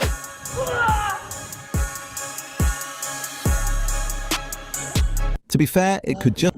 Older Asians, what? Look at this. I swear she's got the Chucks on. She's wearing Converse. I swear older Asians take one look at me and my tattoos and they definitely judging me. Written like an Asian. This is great. I love this. Must be the workout session. TJ Maxx a few weeks ago, and they denied my application. So as a person who does do interviews in retail, we have to follow guidelines when it comes to tattoos. Unfortunately, with your face tattoos and piercings, since it's over excessive, is considered part of a bad guideline because you're going to be seen unapproachable by customers. So we wouldn't be able to hire you for that reason. Also, tattoos cannot be offensive. So unfortunately, for the one on the neck and the one on the chest is considered offensive, and it can make customers unhappy, it can make associates uncomfortable, and it can make children cry. So unfortunately, retail is not going to be your best place. But you chose the decision to have all the placements, so this is the consequences of what you get for making those decisions. I'm sorry. Face and neck tattoos, yet you're shocked when you get rejected. Companies hire professionals, not a walking sketch pad. You wreck your own career, then blame the system? Honestly, listening to that kind of excuse is just pathetic. What are some red... Retail is not going to be your best place. But you chose the decision to have all the placements, so this is the consequences of what you get for making those decisions. I'm sorry. Face and neck. So she's got a Baphomet demon with an inverted pentagram right on her chest, right between her titties. Another demon above there. And she has the satanic sigil cross, sometimes called the double cross, on the back of her hand by the drink. Right there at the bottom. That's a double cross. That's a satanic cross. That's the real satanic cross that actual Satanists use. Not just what Christians believe, an inverted cross. The double cross satanic sigil right there. She's got the blacked out arm. She's a total Satanist. I don't feel any sympathy for her. Do you? Tattoos, yet you're shocked when you get rejected. Companies hire professionals, not a walking sketch pad. You wreck your own career, then blame the system? Honestly, listening to that kind of excuse is just pathetic. What are some red flags a girl can have that's a tattoo, you ask, my friend? I'll tell you. If you see a girl with any numeric tattoos on her, birth dates, years, 5150, 777, I'm gonna tell you how you handle it. You give them my phone number first, and then you get out of there, alright? This is all you need to know. That's all you gotta do. Yeah. Turns out those numbers aren't just art. They're warning signs for us guys to steer clear. One look at the ink, and you already know her life is a total disaster. Stay sharp, brothers. Okay, so yesterday was Easter. I wore this pretty flowy yellow dress. I had my arms out, so my tattoos were showing. And if you know anything about me, I really regret all of my tattoos. So seeing comments like this, and then I had a couple other ones of people just saying that the tattoos were throwing everything off, like literally proves my point about why I wanted to get all of my tattoos removed in the first place, but it literally costs so much money that I don't know that I'll ever get there. Yeah, let's do a little tattoo tour, because first of all, I just feel like this comment was stupid. The fact that I have an Arabic tattoo which says I love you Amir, which means Prince, which is my son's name. I'm just confused. I can have an Arabic tattoo and still worship Jesus Christ. Anyways, moving on. So like I said, this one says I love you Amir. Amir means Prince. Prince is my son's name. This is a red tattoo I got when I was 20, I think, because this was the thing back in like 2020. This red dragon tattoo was that girl of a tattoo. Like if you had this tattoo, you were a baddie. I don't care to be a baddie anymore. This one is, I don't know why I got this, y'all. I was literally going through it in my 20s, okay? I was just going through it. So I went and got this, and you guys know when people are like, I just need to feel something, and they go get a tattoo. That's what I got this for. And it means nothing. So there's that. And then I have $19.99 on here. I've been getting it removed. I have a Playboy bunny right here. She's getting removed. And this and the little Playboy bunny right here was $2,600 to get a package for unlimited tattoo removal. Those are my smallest tattoos. So just imagine how much this would be. okay? I have a butterfly right here. That's it. But this is your sign. Like, babe, if you just turn 18, you're 19, 20, 21, 22 even, just wait. Just wait. Literally just wait. Because you might not think it's tacky, but for me personally, I think it's tacky. Because when I do try to look all feminine girly, it just is like, what are we talking about? At 20, you blow cash on ink to look cool. At 30, you're shelling out $2,600 just to erase the evidence. What a hell of an expensive lesson in impulsivity. Don't let a moment's thrill become your lifelong debt. The most feminine thing you could do as a woman is not get any tattoos. I don't really give a fuck what y'all say. Beat me up, cry in the comments about it. And I have tattoos. Like, the most feminine thing you can do. Ladies, PSA, if you have no tattoos, don't get any. Bare skin is so feminine and classy. Like, it's so classy on a woman. If you don't have no tattoos, don't get any tattoos. What did Kim Kardashian say? Why I bet a bumper sticker on a Bentley? Because literally, I was just young, them doing stuff. Even though I don't regret my tattoos. I actually like them. I like my aesthetic. Like, it's cute. It fit me. But, like, if you don't have any, don't get any. It's really not worth it. It's really, like, I'm going to be looking at this when I'm old and be like, why did I do that? But it's not even just because of that. Like, I just like the aesthetic and look of no tattoos on women. Like, it's just, I don't know. It's unbeatable to me. Like, I love it. It's so cute and classy.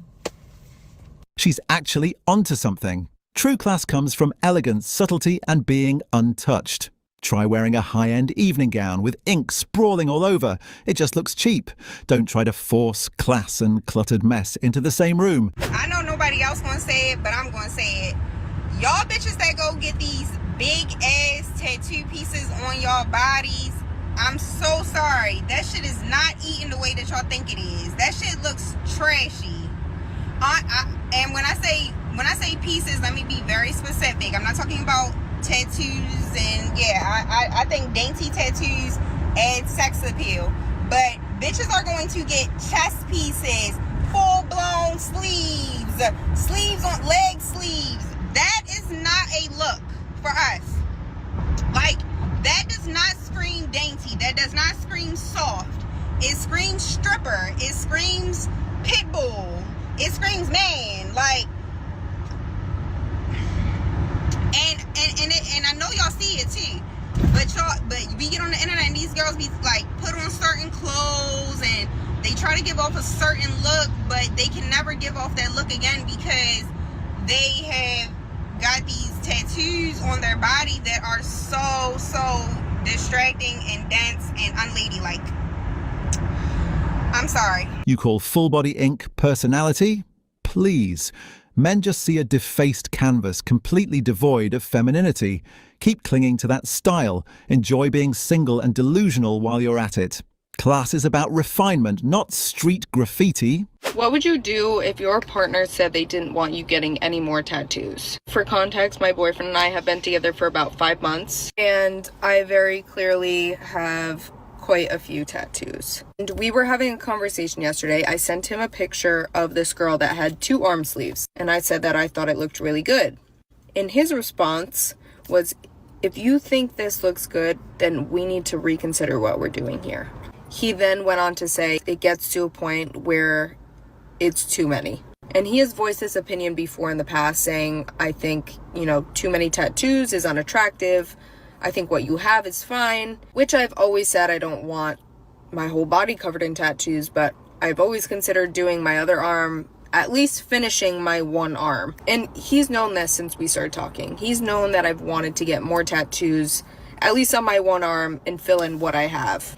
And I think it really got under my skin this time because I was thinking, like, what is that fine line? Like, what happens if I go to the tattoo shop and I get one more tattoo and I come home and he's just like, yeah, actually, that one right there was the fine line for me. And that's my threshold of what's too many. And I'm all for respect. If my partner doesn't like something, I'm not going to do it. And vice versa. Just keep pushing it. Keep pushing it.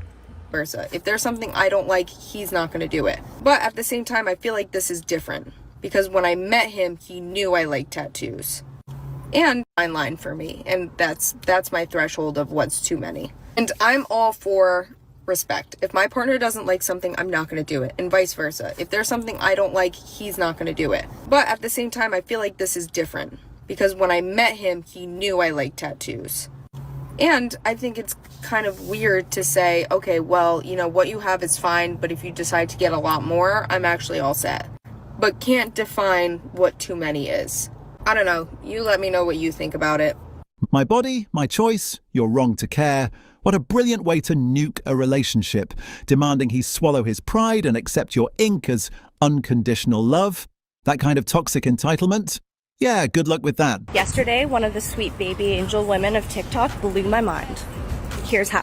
I made a video talking about how a lot of men in my comments don't like the fact that I have tattoos and piercing. And she reminded me that the only reason they don't like that I have tattoos and piercings is because it's a visible reminder that I'm over 18. The mental gymnastics are hilarious, turning yourself into a sketch pad and calling it a filter for men. Please, men see that walking red flag and keep scrolling. We aren't looking for a mess. We're looking for class, not graffiti. I got your initial right here, depending. I honestly, if I were to get a girlfriend, I wouldn't want my girlfriend to have no tattoos, deadass. Oh, that's it. Well, in that case, not me. I can't yell. And the Oscar for the saddest comedy goes to this. Inking your lover's name before marriage is brainless. Doing it for a guy who hates tattoos is just delusional. This isn't romance, it's a desperate signal of total emotional instability. Can I say this? Fuck it, yeah I can. Basically, I had a really cute idea. I was gonna get, you're gonna die. I was gonna get Mushu's paw print on my palm. And I was like, oh my god, that is the cutest thing ever in the entire world. And Simon said no. And if you can guess why, great for you.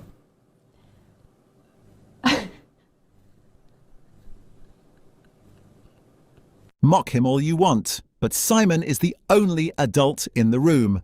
Stopping her from tattooing her palm is a rescue mission from lifelong regret. A real man protects his partner from her own impulsive, permanent mistakes. Look, I remember way back when I started off as a jit. Dinner days with the Kool-Aid and the Thunderbird getting lit. All right, Queen of Ego, your disapproval means nothing. You think your opinion is some holy law that forces high-value men to lower their standards.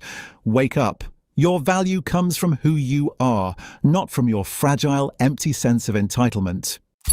Youth fades, trends die, but impulsive decisions stick around. Keep your head on a swivel, bros. Value what lasts. Thanks for rolling with Dark Talon. Catch you on the next Truth Bomb.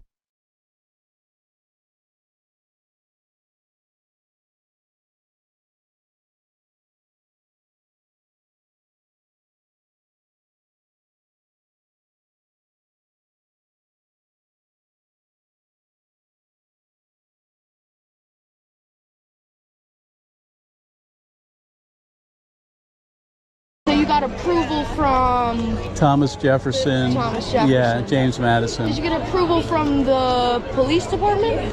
No. Oh my gosh, you thought that clip was frustrating? Just wait till I indulge you and you're allowed to watch the rest of this clip. I'm a little unclear what the guy recording the video who's being harassed by this extremely obnoxious, annoying woman. I'm unclear what he's protesting. I assume he's a conservative because it's generally only the left-leaning people who behave like this.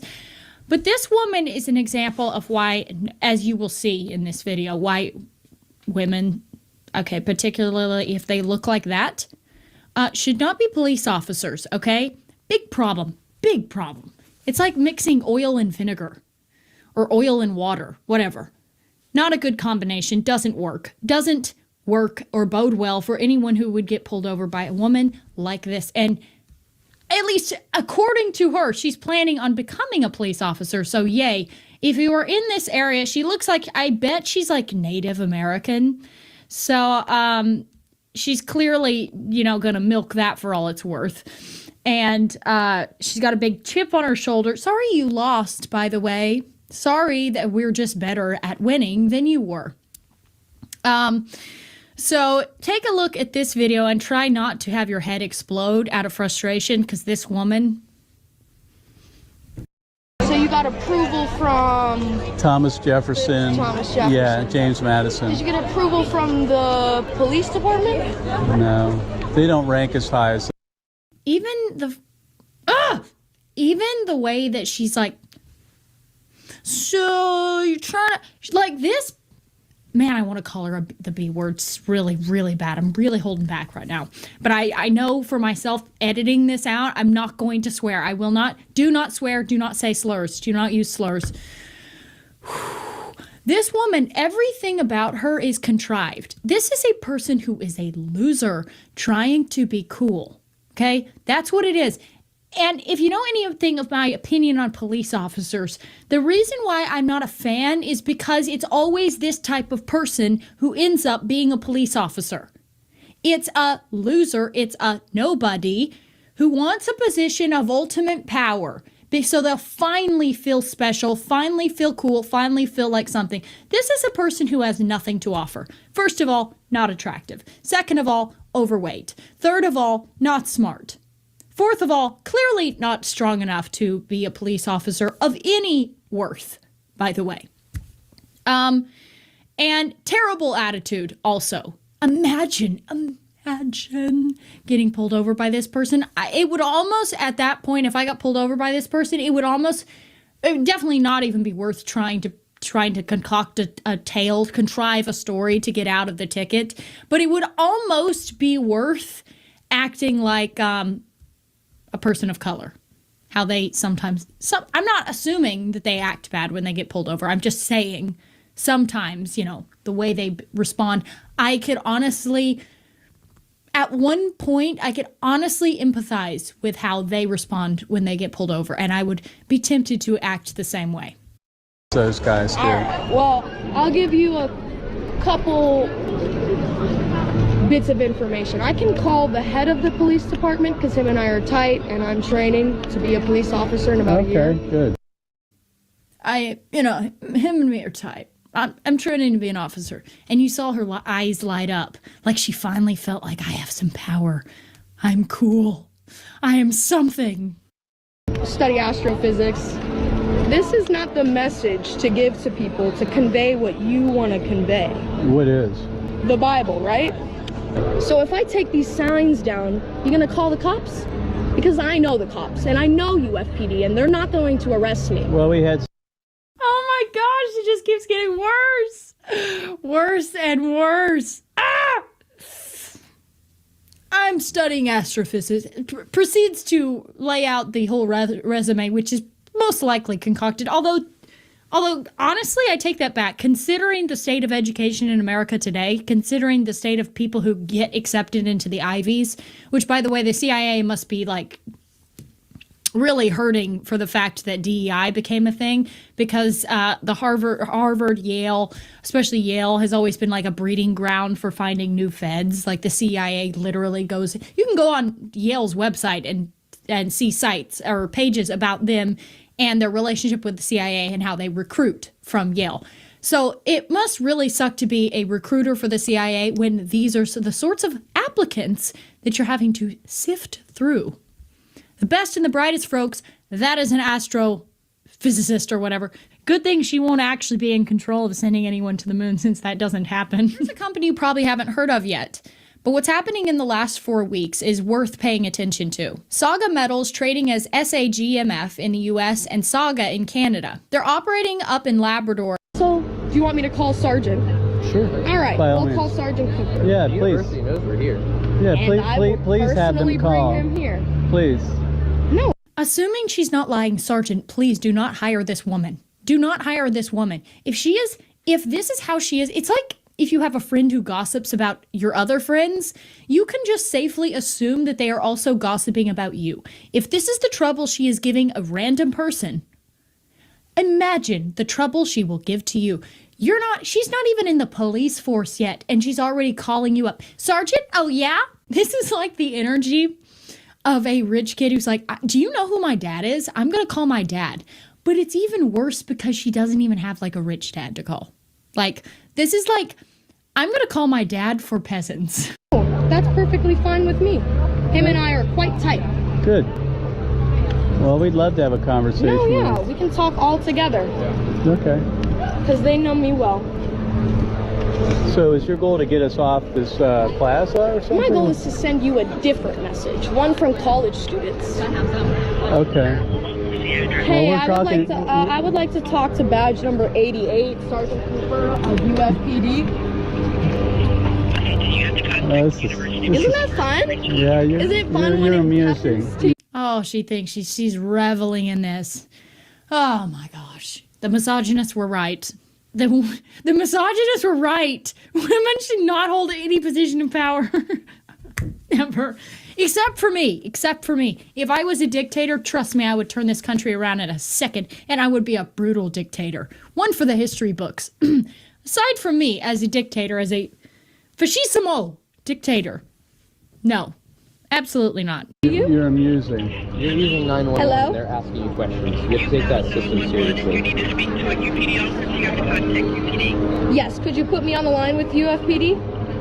I think I know Ready why for they it? know her so well. You're picking it up. Yeah, I can imagine why they know you so well. Yeah. So do you want to take him down or you want me to get someone to take him down? Hey, it's a free... Oh, if you're so tight, why don't you just have his cell number? Why do you have to just call the main 911 line like the rest of us chumps have to do? Why is he not on speed dial? The way you were hyping it up, I thought he was like your best good friend. Why is he not on speed dial? Why don't you have his cell number? Huh? What happened to that? You're just sitting on talking to the what is the respondent people that take 911 calls? Interesting. Free country until you start touching our stuff. Then you go to jail That's for it. fine. So,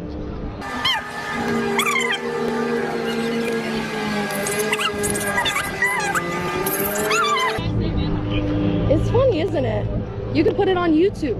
My name's Alicia. You can look me up on Instagram. So cool. Yeah. You can walk away anytime. No, could you give me a little more space here? I'm feeling a little... Well, you're on our campus. Well, I'm going to want a step Bible? back. No, I'm going to step back a step. Okay. I'd prefer you keep a little space between us. Yes, ma'am. Because you seem a little aggressive, and I'd rather not have to All right. be Could I talk physically to Sergeant separating Castronova? ourselves. So I'm going to step back here. If you would stay right there, I'd appreciate Yeah, is he it. on campus right now? Yeah. Oh, man. Wow. Please do never get in. Although guessing, obviously, that was a complete bluff. Please don't ever hire that woman. Please do not hire her. For the love of God, do not hire her. Talk about a menace. That woman would start an argument with somebody for no reason, just because. And then she'd be like, I can take you to jail any minute. Hands on. Get out of the car. On the ground. Ma'am, this is Hardee's. Actually, bad reference. Because a lot of shit goes down in Hardee's, apparently. And any fast food joints. Anyway, that's your little dose of enragement bait. If you enjoyed it. Really pissed me off when I saw that video. It's so annoying. These people are so obnoxious. But, you know, it is what it is. So maybe, honestly... At this point, I'm like, can World War III just happen? Okay? Because I'd like to do something, you know? Like, we need something to change. I'm sick of nothing changing. And these people just like, at this point, I'm like, bring it on. Bring it on. Bring it on. But I want to be dictator. I want a horse, and I will ride through town with a horse, followed by the Marines, and they will have paddy wagons, and we'll be loading up. You know who will be loading up. Yes, we will be loading them up. And it will be the purge. The purge. People like that.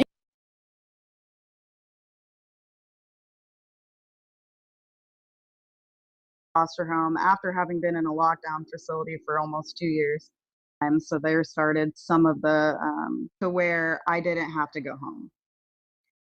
But I would call DCS over, twist that into Welcome with a holographic reality, and you can expand of what the control system and the controllers themselves possess. Thoughts, right? And that's the only thing that matters. this is not coming from like a I'm just pointing fingers at other people. One thing in the truther community, if we can call it that, specifically the soul trap, is an inability to say I was wrong. And that's something that I struggled with. I was so certain on the things that I had discovered, and some of them were narratives. And again, it was a pattern. It was a long-standing conditioning of having the pride and saying I was wrong. Because there were so many times in my life that I just had to be the strong badass, that pattern persisted even as I started to wake up to what was going on and gain recognition. But I see it predominantly. There is a content creator that we talk about that I think that he would have a hard time saying I was wrong about that. Because there's a point in standing up for yourself, but there's another point where you are becoming so rigid and stagnant that you won't budge on anything. You can't just say, you know what, I was wrong about that. They steered me in that direction and I was wrong. I don't buy into the whole ego. I think it's just patterns. I think they're energetic patterns that just for some reason, it seems like in this community, especially, they're very out in the open and exposed. That either they can't say they were wrong or they can't just say, I don't know. They have to have some level of certainty in what they're saying, that they just are unwilling to sit on an I don't know. I don't know. I just felt like that was important to say because there are things that we don't know. But the most important thing that you can know is who you are, what you're going to stand for, and what you're going to do now and after transition. The external doesn't matter. It's how you energetically stand up for yourself. And if you think about a lot of these patterns of like certainty and I could, not being able to say I was wrong, it's a direct reflection of these entities. If you want to be like these entities, go for it. That's not something that I want to do. They can't admit that they were wrong. They can't admit error. They can't just say, I don't know. Maybe I was wrong. Maybe I did this wrong. Because to admit that would crumble a false sense of security and illusion. It's just not a line that, it's been something I've really been delving into the last couple months. Like, I'm not going to fall into that pattern because I see that pattern. You see it in religion, you see it in the new age, you see it in the soul trappers, this level of security and certainty that I see is not even about the doctrine that you're following. It's the pattern itself that you're falling into. Yeah, it's like they pattern that seems like it's heading towards the truth, and compare it to the previous patterns, it is heading towards the truth more, but then it becomes capped off and put on a pedestal and says that this is the ultimate. Here's the ultimate. And then it keeps people further. It keeps people in a state of accepting what someone else says without, number one, the first-hand direct experience of it.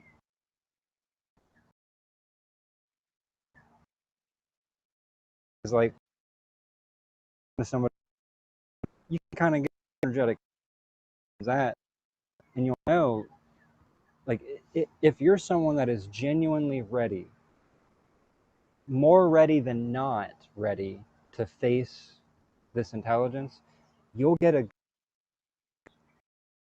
result.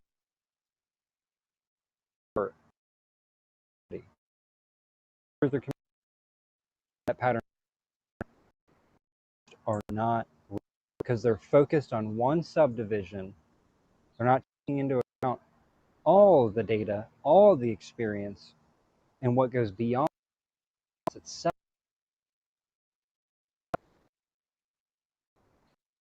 The over-generative effect. The generative effect of this reality as a whole. The intention behind this reality as a whole. How everything is outside of our comfort.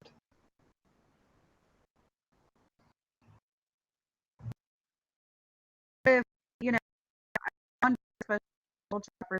ever asked yourself, what if it What if you have your mindset that there's going to be a light trap, a light. Right, borderline rage. I think I'm only going to talk, okay, I'm not a doctor, I'm talking as a patient. I'm talking as a borderline patient right now, okay? If this is different than you, you're a different person. We can have the same diagnoses. We're two unique, separate people, even if we have the same diagnoses. We're still separate. We have different thoughts, we have different feelings. Just because we both have borderline personality, if you are a person who does have that, doesn't mean, you know, we're exactly the same. We just have common characteristics, common symptoms of this illness. It all boils down to, you know, being severely traumatized and abused in childhood. I'm talking now about myself, that I'm afraid to put trust in anyone. So this is what happens. I think I reenact something that I've blocked out from my childhood. So when I get very, very close to someone, I get rageful. The love I have for them turns into rage because I've already, I've already predestinated it that these people, that they're going to hurt me. I'm scared of abandonment, that the more I love you, I know you're going to hurt me.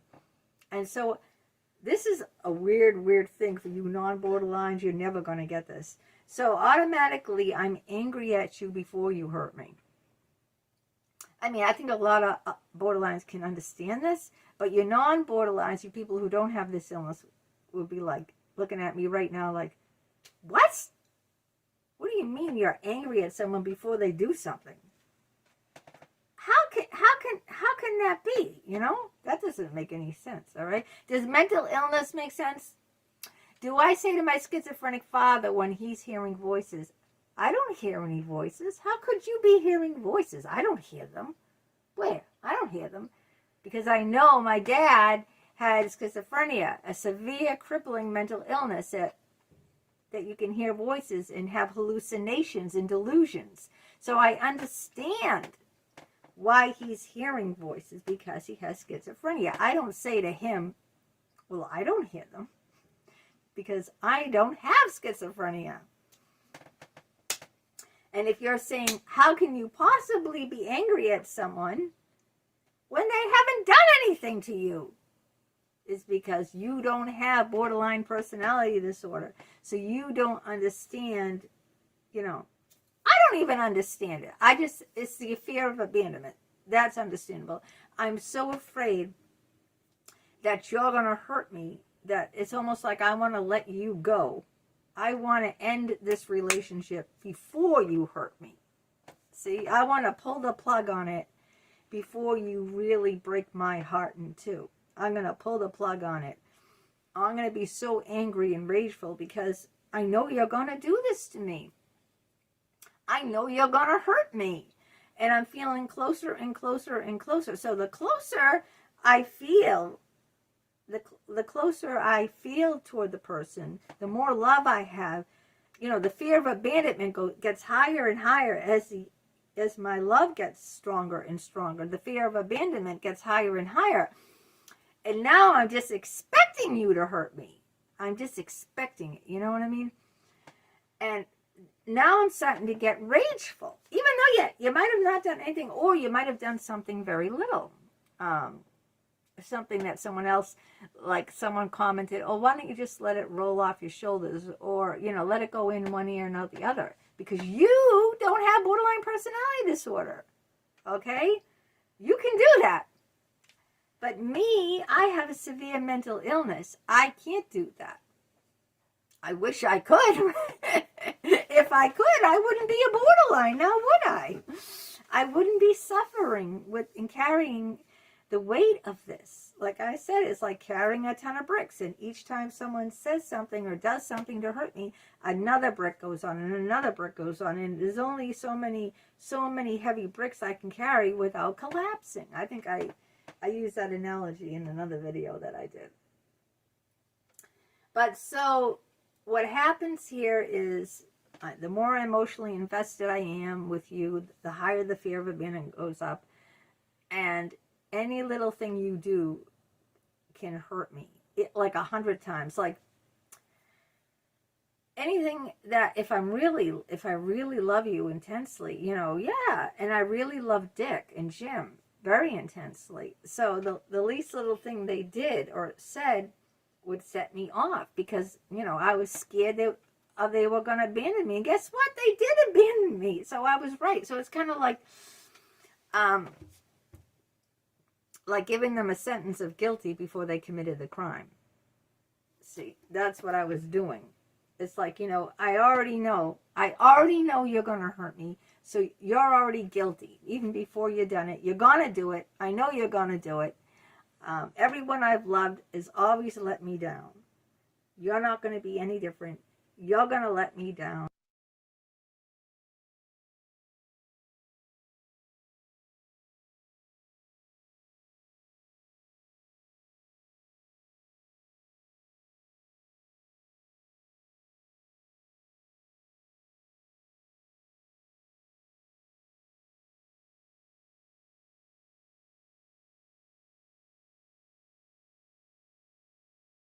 To Toronto, where wildfire smoke has led to this. A orangey, smoky haze over the city of Toronto as the smoke and the sunshine seem to be competing right now. Toronto has the worst ranking for air quality in the world right now. CTV's Renee Rogers is joining us with more.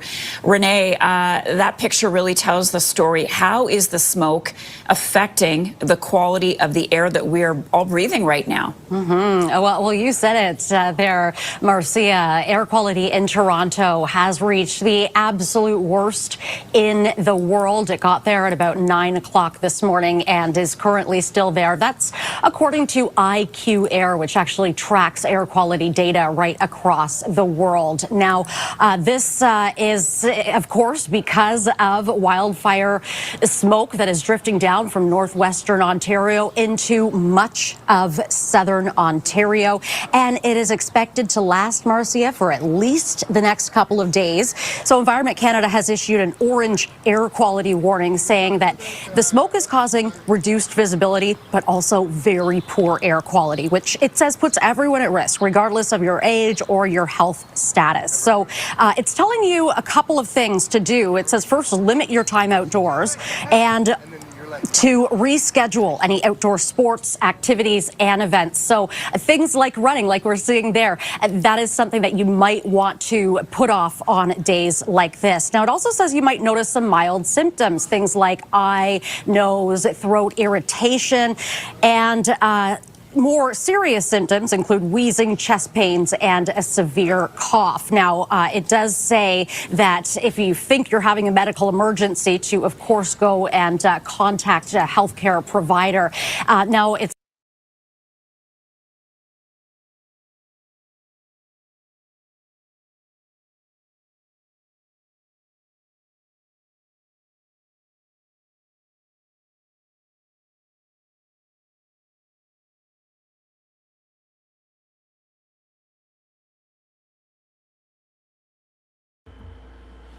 Hello, my tiggas. There's a lot of wildfires going on in Canada, in northern Ontario, and the smoke is blanketing from Toronto down to Detroit. But that's God's design, that's God's plan. Poor air quality. The worst in the world right now. There's so much smoke. But that's God's plan. That's God's design. That's the God that people love to pray to. And they'll just say, pray harder. That's how fucking stupid a lot of people are.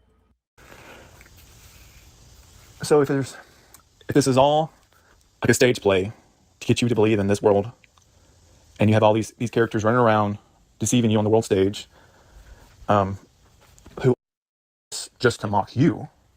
I'm mocking the idea of a true, benevolent, good being putting up with the shit that goes on down here and justifying it by some sort of test of allegiance to it. So if this is all like a stage play to get you to believe in this world, and you have all these characters running around deceiving you on the world stage, who also want you to actually see the sleight of hand trick so that you say, "Ha, I got you. I got your ass. See, you're a demon. You're part of the devil's gang." And they're redirecting you to this God character who just sits by idly, just waiting, does nothing to stop it, does nothing to protect you actually, does nothing to pull you aside and say, "Hey, son, listen, I actually love you, so I'm going to clearly and directly communicate with you what the hell is going on here." You don't get that. You get woo, woo, woo, woo, woo, woo, in your own mind. Well, oh, that was God. Oh, that sign over there, that must be God. Or, oh, I think I know what God's saying now. Oh, yes, he's giving me special revelation that no one else has but me. Oh, he speaks to every individual just a little bit differently.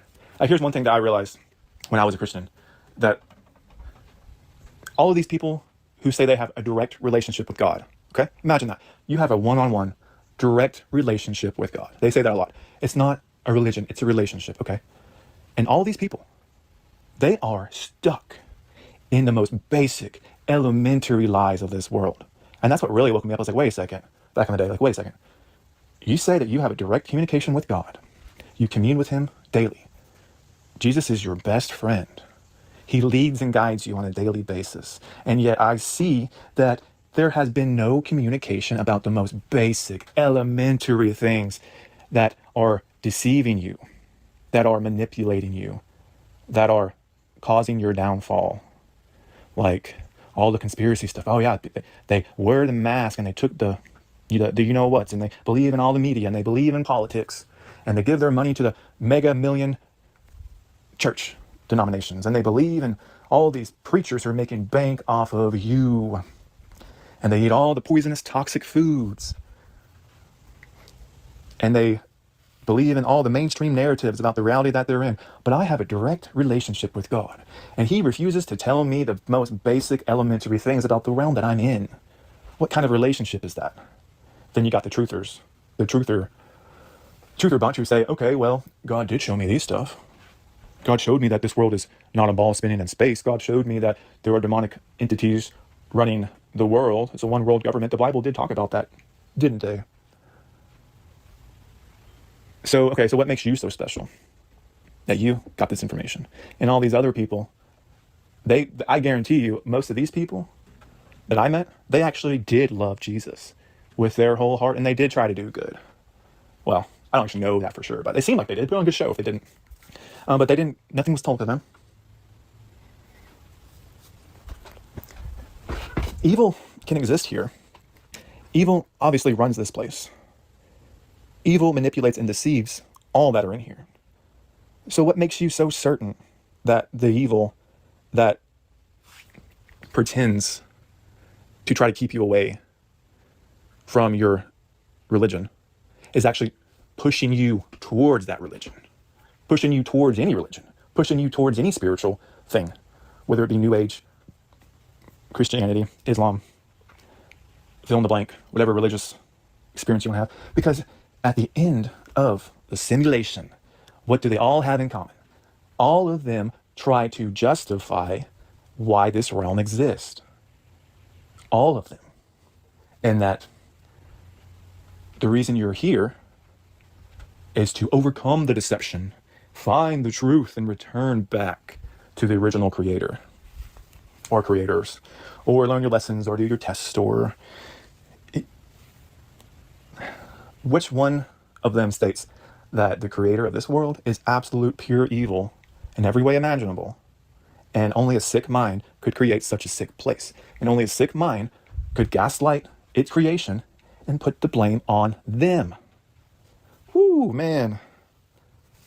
And it's easy to fall into the gaslighting because, like I said, you were made to be imperfect. You were made to fail and to stumble and to be in the river of so-called sin.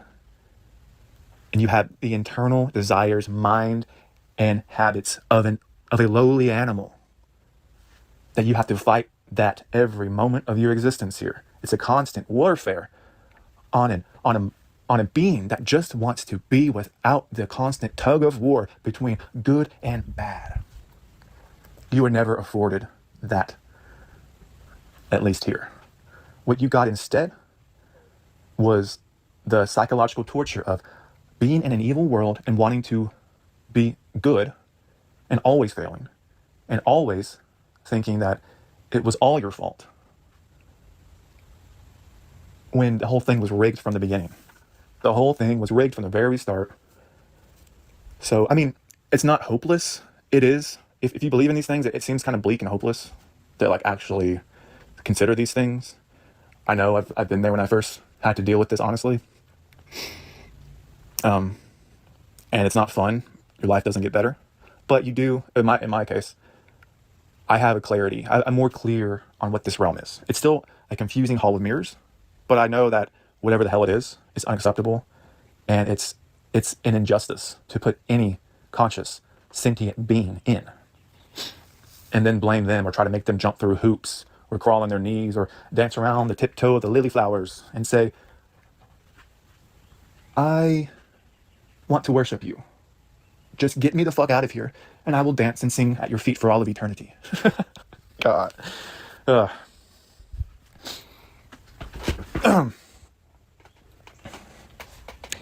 It's a tricky place by design to get you to be in one camp or the other. Oh, I'm in this camp or I'm in that camp. Oh, I've reached the final destination of, I know what's going on, not the full picture, but enough, and I'm going to stay here in this dogmatic, limited box of thinking, because I can't be trusted with honestly thinking for myself.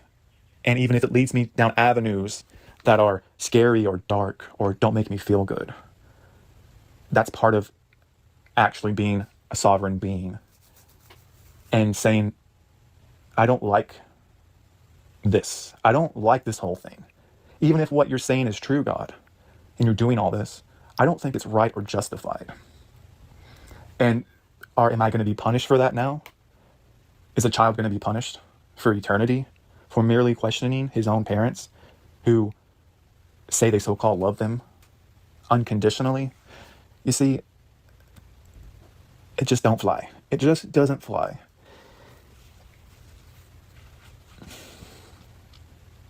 Well, I guess I'm done for now.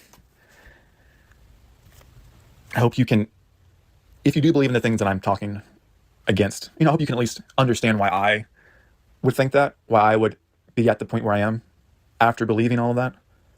Because I did believe full-heartedly in all of it at the time. And they say, once saved, always saved, right? Well, no, that's one interpretation. Another interpretation says that you can lose salvation. Just stop with the fucking games, man. No, another interpretation is that, KJV is the only word of God, and all the other ones are demonic deceptions. Well, why did God allow the only means of salvation to be so confusing and to be the actual epitome of not protecting what is sacred, which is us? Not protecting what is sacred and that you so-called love. You're not protecting us and the means to get out of this shit show. You're not being clear. You're not actively showing the way. You're just leaving us with gaslighting and delusions and words from humans who say they speak with you. They commune with you. They dine with you in the heavenly realms, and they come back and they give us what you say. Why not speak to us directly, clearly, honestly? What's the purpose? Why I'm here?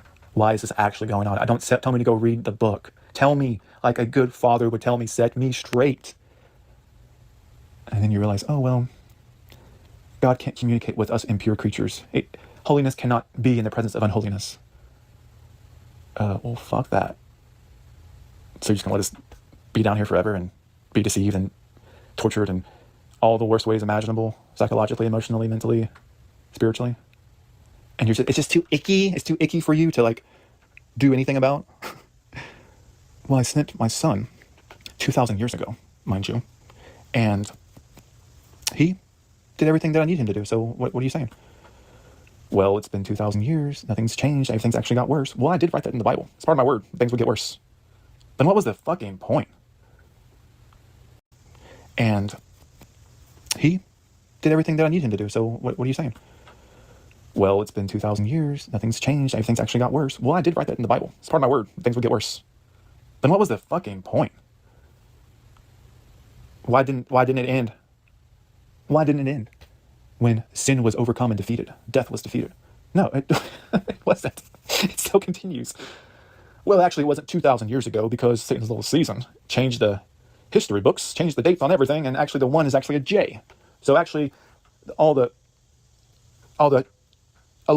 thousands to 19,000s, it's all a J in front of it. So really, it's the year 1,000 is year 100, and the year 2,000 is year 200. So it's really only been about 1,000 years after his death, which, you know, he did reign for 1,000 years, it says in the Bible. So, checkmate, buddy. So, are you okay with him releasing the most evil, vile, cunning, deceptive beast on you and everyone you love? Just to test you? To see if you'll worship and go towards him? Think about it. I mean, I'm sure a lot of people you care about don't believe what you believe. And you think they deserve to be in the pit of absolute hell and torture because they've been deceived by this world, which is the easiest thing to do in existence, is be deceived by something that is built to utterly control and deceive your mind. That's fucked up, man. Well, no, God, you know, we're all saved. We're all going to go back to him. No one's going to go to hell. It's just, you know, we're just doing all this for really nothing. I mean, really, there's no point. Like, why are we here if we're all going to go to heaven anyway? So why doesn't it just end? Now I got to question my beliefs again. Shit.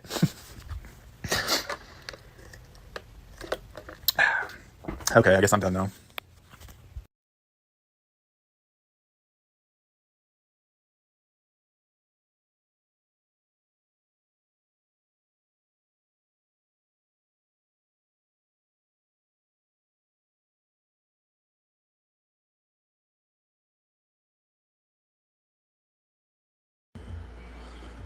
Starting to get a bit of a sore throat.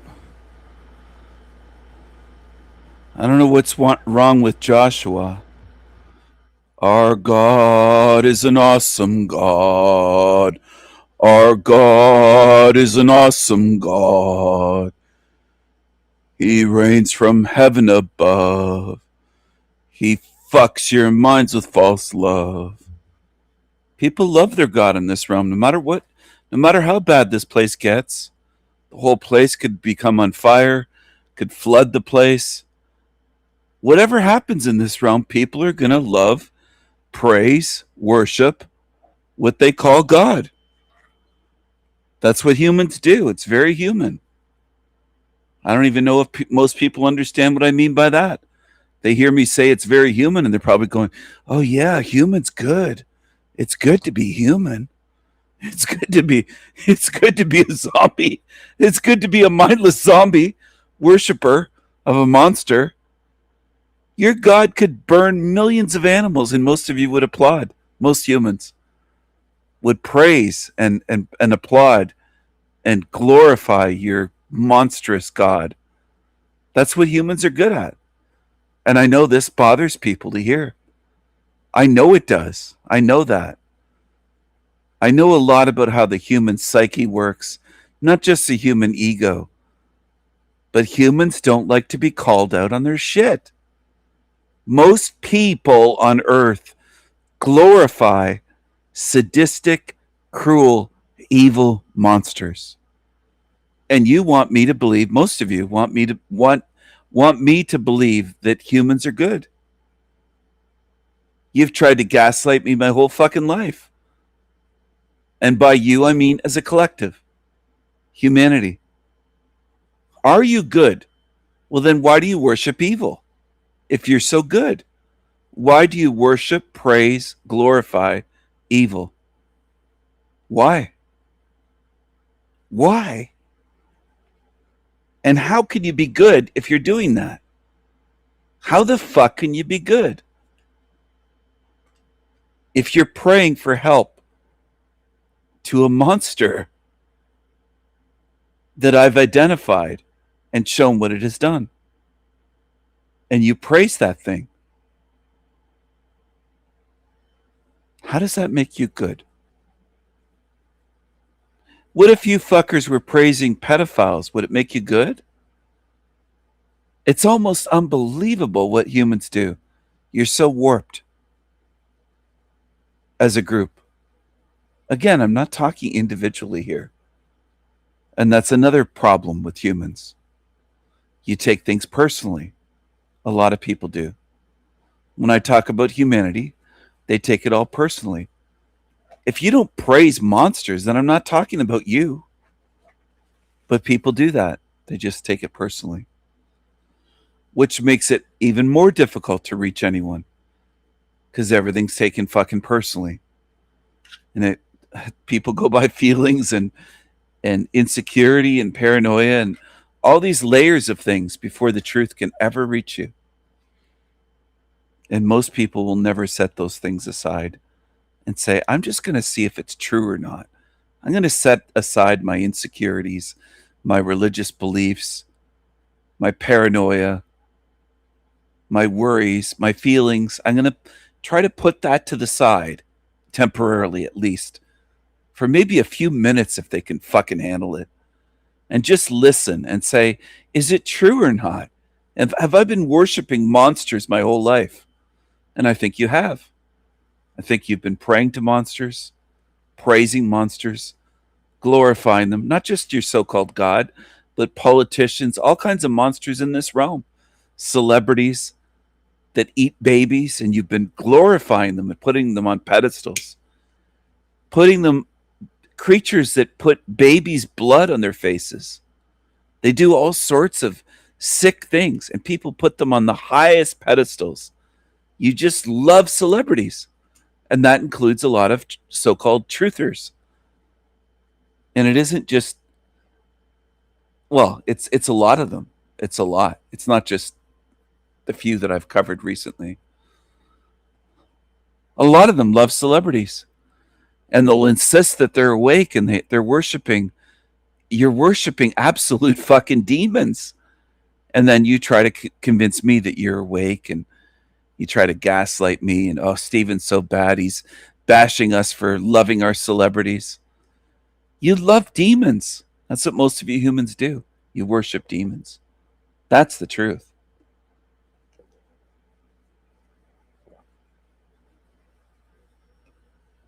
I'm very thirsty. This realm, some would say it's an oligarchy. Others would say it's a technocracy. It's actually an occultocracy. It's run by dark occultists and entities, demonic entities. That's what really runs this realm. Are the other channels talking about that? No, of course not. Of course not. It isn't just humans eating babies in this fucking place. This is a demonic realm.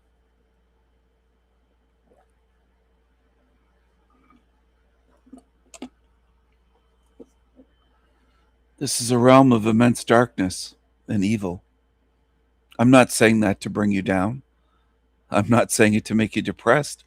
I'm saying it so that you have a clear choice to help you break free from ignorance and see where the hell you are, so that you can make a clear distinction between good and evil and choose wisely, hopefully. But I can't make you choose. I see a lot in this realm that will line up to follow evil. You seem to love it until they turn on you. And then you'll call out for help from me. Some have betrayed me, and then they come crawling back, and I don't accept them back after betrayal. And then they go slander me all over the place, like disgruntled losers that got rejected. I have rejected many, and I will reject many more. I will reject most before I'm done here, because most are not good. Most would sell me out to evil and betray me for not even 30 pieces of silver for less than that. And I know that. And there are certain things that I know that it's difficult to know in a way.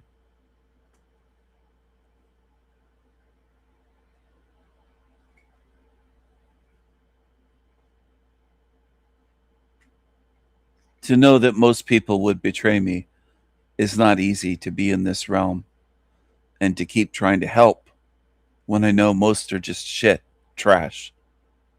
They're not loyal. They'll turn their back on me.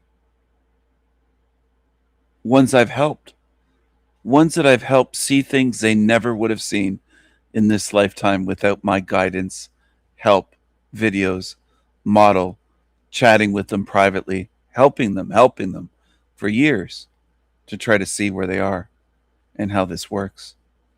And they've turned on me. That's not easy to deal with. And it's not easy to deal with knowing that's not the last of them. I have that knowing.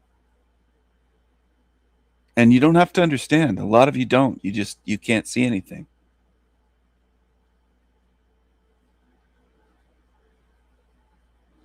Yeah, they would do it for free. They're envious of me. They'll never be me. They'll never be strong enough to stand up to a mob, an angry mob, a crowd. A lot of them want group acceptance and approval. That feels good to them, not the truth. They're not moral, good beings. They're shit. They're weak and demonic.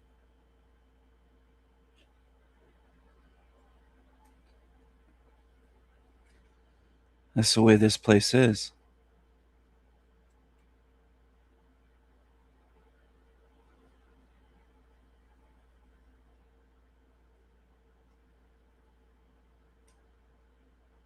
Most in this realm are pretenders. Most humans are pretenders. They're not authentic. They wear a mask. They have a persona or multiple.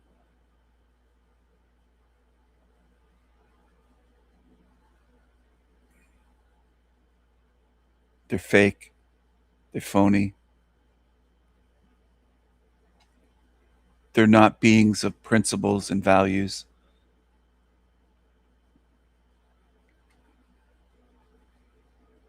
They have no loyalty, no honor, no true love. Just false love, false care, false love, a false personality. It's the way they are.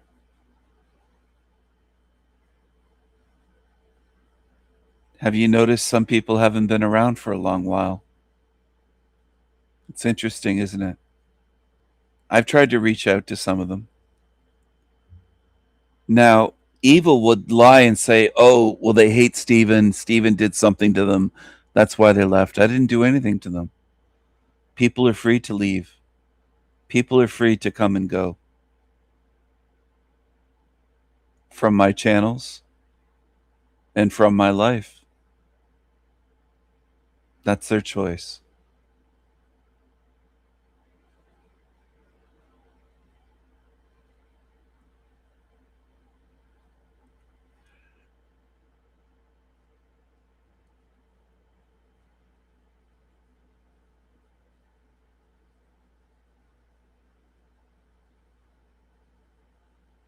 Running these YouTube channels has taught me some things and strengthened my view, clarified some of my views in terms of people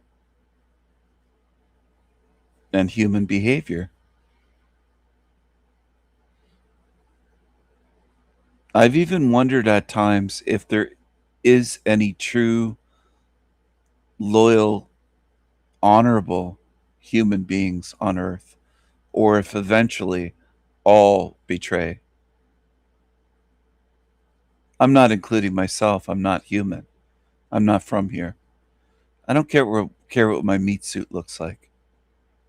I'm not like most of the beings, if not all of the beings on this realm. I am different, and I know that. I've always known that. Nobody had to tell me that when I was 1 or 2 years old. I already knew. I already knew. And it wasn't an ego thing. It was realizing difference. Something that most of you humans run from and put your heads under the covers and don't want to face your whole fucking life, if not many lifetimes. You avoid it. You don't want to face differences. And that's one of the reasons I've incorporated into my teachings trying to get people to face differences. And I know that drives some people away because they can't do it. They can't do it. It pains them to even try to face real differences, like racial differences and spiritual differences. There's a lot in this realm that can't do it. Which again is revealing. That exposes a lot about this place. That so many can't even do that. They can't do it. Which proves my point. We're different. Because I can do it. I can face differences. Including differences that many people feel very uncomfortable about, to say the least. If not angered by and enraged by. And they'll lash out and label me things just for noticing and speaking about differences that are observable. Observably true differences. I don't think anyone in this realm is like me spiritually.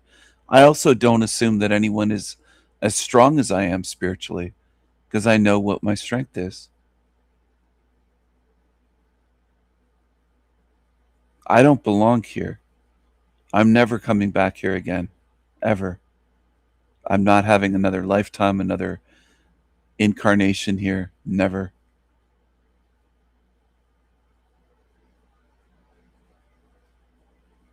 And I think a lot of you humans are fit for this place. Not because I'm mean, or I just think that a lot of you don't seem to mind it. You don't seem to view it as the hell realm that I see it as. And you might play along for a little while, for months or even a year, 2 years, and eventually you just kind of disappear. Quite a few of you over the years, most of you disappear eventually. It's like maybe somebody tells you, stop talking about that. It sounds like you're in a cult, and you start thinking, maybe it is a cult. A lot of humans are so gullible. You can be convinced by retards. It's pretty remarkable how you can be convinced by retards. A retard will come along and tell you, oh, don't listen to King Stephen. And they can sway you and dupe you. I'm laughing because it's just remarkable to me what you'll be duped by. The retards on YouTube, or maybe retards in your life. Actual tards, just demon tards, zombie tards. How am I supposed to feel sorry for you if you encounter a being like me that puts years and years and years of work into trying to show you the truth of this place, and you get brainwashed and swayed by a retard? How am I supposed to feel sorry for you at that point? You got what you deserved then. And I can't help you because you're fooled by even tards. Absolute retards can convince you. That to me is incredible. But it's revealing of what humans are. And how spiritually weak and gullible. Beyond gullible. It's beyond that. I don't even know if there is a word for it. But to be duped by retards after being on my channel and listening to me and then just vanishing at a certain point. That says so much about humanity. I used to kind of laugh as a child when they would talk about the Adam and Eve story, and Eve being duped, deceived by the serpent in the garden. I know it's just a story, but it's that obvious. And you people, for thousands of years, you just follow the same. You're as stupid as Eve, being duped. If that story were legitimately true, which of course is laughable, it's an allegory. It's not real. It's not a true to life story, but that's how dumb a lot of you are, unfortunately. You're absolutely retarded. Some obvious evil creature can come along and say, "Oh, don't listen to him." To me, that's laughable that you'll follow along. You'll go, "Oh, okay." And you'll start following along with a tard. Meanwhile, I presented mountains of evidence sky high showing that I'm not just saying these things, it's observably true, and people are duped by retards. That's why I say I can't help you. I can't make you free. I can't set you free. Some of you will be duped by retards on your deathbed or in your last moments. Some tard will come along and convince you all you have to do is follow Jesus or whatever the case may be, Muhammad maybe. It's just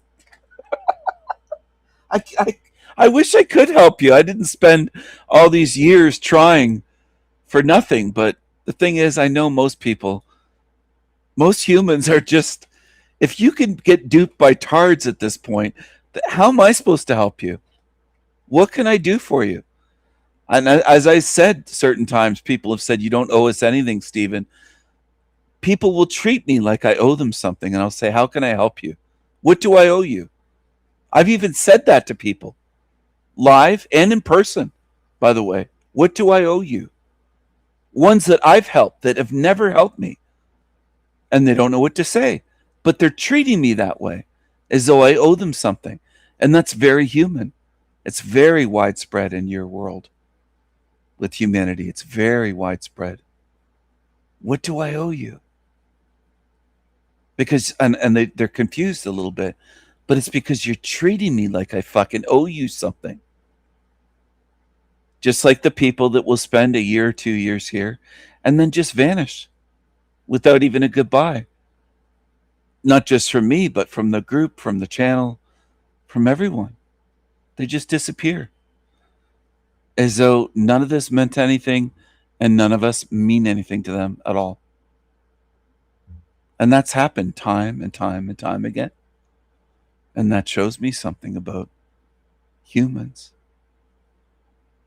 Everything you do shows me something. And I don't have to work hard to see it. I don't have to put in all my brain power and focus. It just comes naturally for me to notice these things. To notice your behavior. To notice what's there and to notice when something's absent. Or when someone vanishes. You can leave without even saying goodbye. It's remarkable. It's like just the entitlement of humanity is incredible to witness. It's remarkable. It's not good. It's really shitty, but it is remarkable to notice it. I wonder if some of you do that with your families. Not evil family members, not going no contact with narcissists that are abusive, but ones that are good to you, that have helped you. I wonder if you just vanish out of your lives. And it's something to see. It just is. It truly is. The ones that have tried to help you the most, you treat that way. Again, that shows me that this is an evil realm. And most of you behave, eventually you behave in evil ways. It's almost like you can't contain it for very long. You can only do it for months or maybe a year, maybe 2 years. At a certain point, you just can't do it anymore. You can't hold it in. Or it starts sinking in, hitting you deeply in your spirit that what I'm saying is true. And you run away, hide. You leave. You can't take it. You can't take hearing the truth. So you go and choose lies. You go follow shit channels when they lie to you. You go follow the liars. That's what a lot do. Thousands and thousands. And that is kind of disappointing and disheartening to experience that over years, over the span of 3-4 years running these channels. Some people ran channels for longer, but they didn't put in the effort. Day in, day out, day in, day out. Solid. Day after day after day for years trying to reach people. And almost nothing works. Because eventually people turn back to evil, turn back to shit, turn back to choosing to follow evil, demonic liars. It's incredible. It really is something to see and witness. It truly is. I could help rescue some of you from the jaws of an actual demon, like a giant demon that has massive jaws, bigger than a great white shark. And within a day or two, you would betray me, stab me in the back, and run back to demons, the ones that tried to eat you, devour you. That's what it looks like to me. You not only look disloyal, you look foolish. You look stupid. You look like duped fools being played by demons. So it's a combination of things. It's not just you're disloyal. You're actually stupid. You run to the side that doesn't care for you. It's incredible to watch, but there's something about the way this realm is, and the way that not just the realm is, but the human beings in it. That's why I put in song lyrics. I can't help you. I can't set you free. When you're in love with slavery, you are. You're in love with slavery. You love it. You love evil. You love this realm. Most of you are very attached to this place. And it's going to get so much worse. And I'm not going to feel sorry for you, because you fought me tooth and nail to stay here when I tried to help you not only see what the place is, but help you figure out ways to get out. But you choose evil. Most of you do. Most of my channel years ago are not here anymore. Some left before I even did any live streams. They were gone. Others stuck around for the early live streams. Some people weren't around from the beginning, but they were around for a year or two and gone. I'm not forcing anyone to stay here, but it's amazing that you could find a channel like mine and leave. I almost can't believe it. You'd have to be retarded. Demonic and retarded. You'd have to be. Or gullible so much beyond words and any scale of gullibility that's even known about, to leave and go to Team Evil.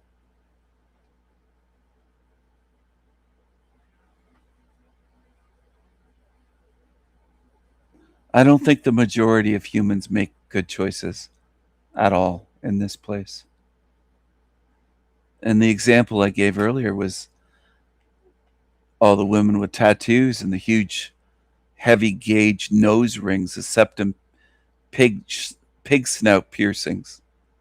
Those aren't good choices. Face tattoos, neck tattoos, covered. Spiritually, your choices are as bad as that or worse. You look foolish. You look stupid. You look idiotic. You look demonic. You look retarded. Most beings don't choose wisely in this place. You choose evil. So I wish the ones well that I think have disappeared, because they've been gone for quite a while. Haven't heard from them. Tried to contact some and they don't answer. So I think they just quietly kind of faded out or ghosted. That's fine. That's your choice. I tried to encourage you countless times to choose wisely. It is remarkable to see people choosing evil when they've been shown in thousands of videos and live streams what this place is. I do wonder if what Salty Siren said turns out to be the case. I'm leaning in that direction, by the way. I'm not completely certain, but I am leaning in the direction. It might be a handful. It might be 3 or 5 beings in this whole realm that aren't completely fucking evil. That's a possibility. That aren't two-faced, aren't pretending, aren't trying to fool me.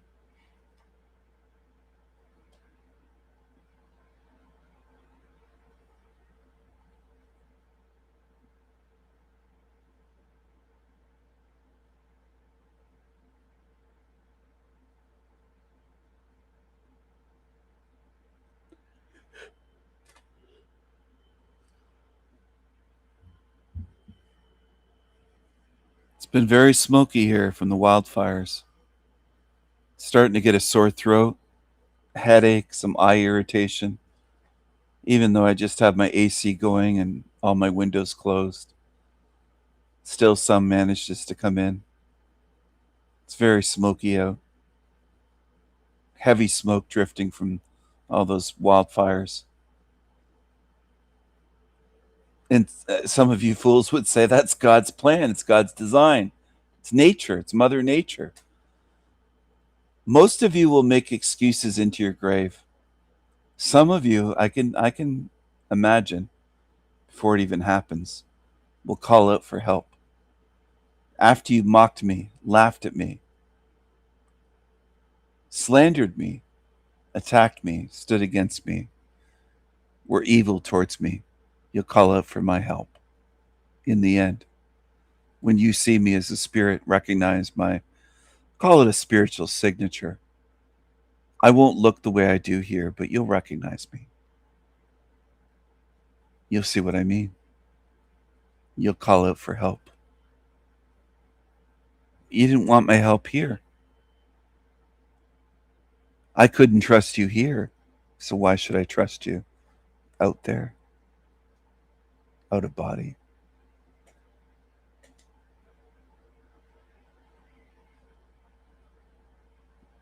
The sad part of this place is there's so few that are good. So few. I think most are so retarded, they can't even tell. They can't even tell. I can hardly get it out because it's so laughable to me.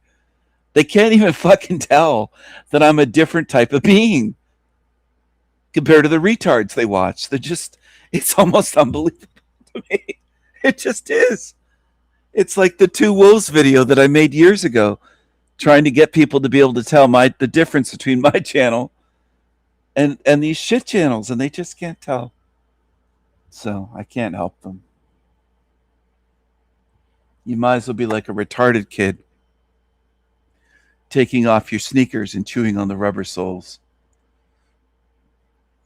Trainers, running shoes, tennis shoes, whatever you want to call them, and chewing on the rubber. Taking them off your feet, your stinky feet, chewing them. You just look retarded. You can't tell the difference. And that's just basic. That should be automatic. It should be so simple. As easy as someone that's not colorblind seeing fire engines go by that are fire engine red, and then cars that are painted fire engine red, and seeing the difference. That's red, and it's a blue sky with no clouds, pure blue. The blue that we used to get, the deep blue skies that we used to get. Not anymore. They're way lighter blue, milkier blue. We don't get those deep, deep azure blue skies that we used to have. They used to be a beautiful blue when I was a kid. Decades ago. And the sun used to be yellow. Orangey, yellowish, bright but warm, not blinding neon white, not blinding bright white, but a warm glow. And you used to see even the glow of sunshine on the floor. And for young people, they don't know because they were maybe born post 2000. You don't even know what the fuck I'm talking about. The sun used to be yellow. And you could see the sun coming in during the day and near sunset. And if you had pets, the pets would lay in the sun. And the sun on the floor was colored. The rays of the sun, the sunshine. And it would be golden, a golden light. And it felt better. There was a different feeling to it, not just on the skin, but a warmth to it. And it wasn't like being cooked in a fucking microwave. It was different. And some of us notice differences. We notice changes. We notice changes in the realm. We notice Mandela effects. I notice all that stuff. I don't talk about it that often anymore. I used to. 10, 11 years ago. Hardly these days. Even 8 years ago, I used to talk about it more. But most people don't even want to hear about it, so what's the point? And then a lot of people are too young, so they don't remember. They don't remember the sun being any different than the way it is today. And it's like a whole different sun. And they find that hard to believe or maybe impossible. They just can't face it. Or the sky, the color of the sky was different. Some aware beings, observant beings, know it was different. There's not a single one of you on earth that could convince me otherwise. Not any of you. None of you could do it. Some of you would like to, because you're on the side of evil and lies, and you'd like to convince others of what is false. That seems to be your thing. A lot of you in this realm are that way. It's quite a few.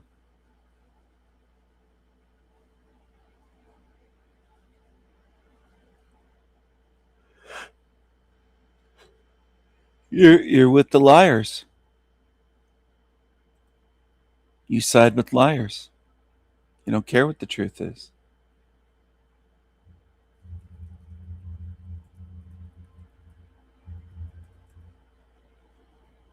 You don't care.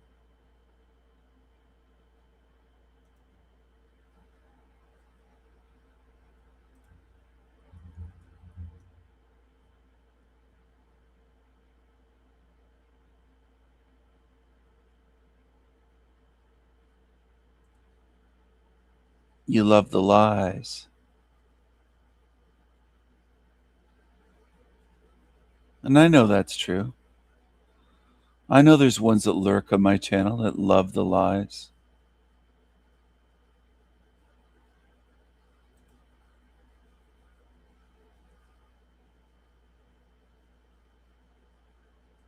What did the sky look like?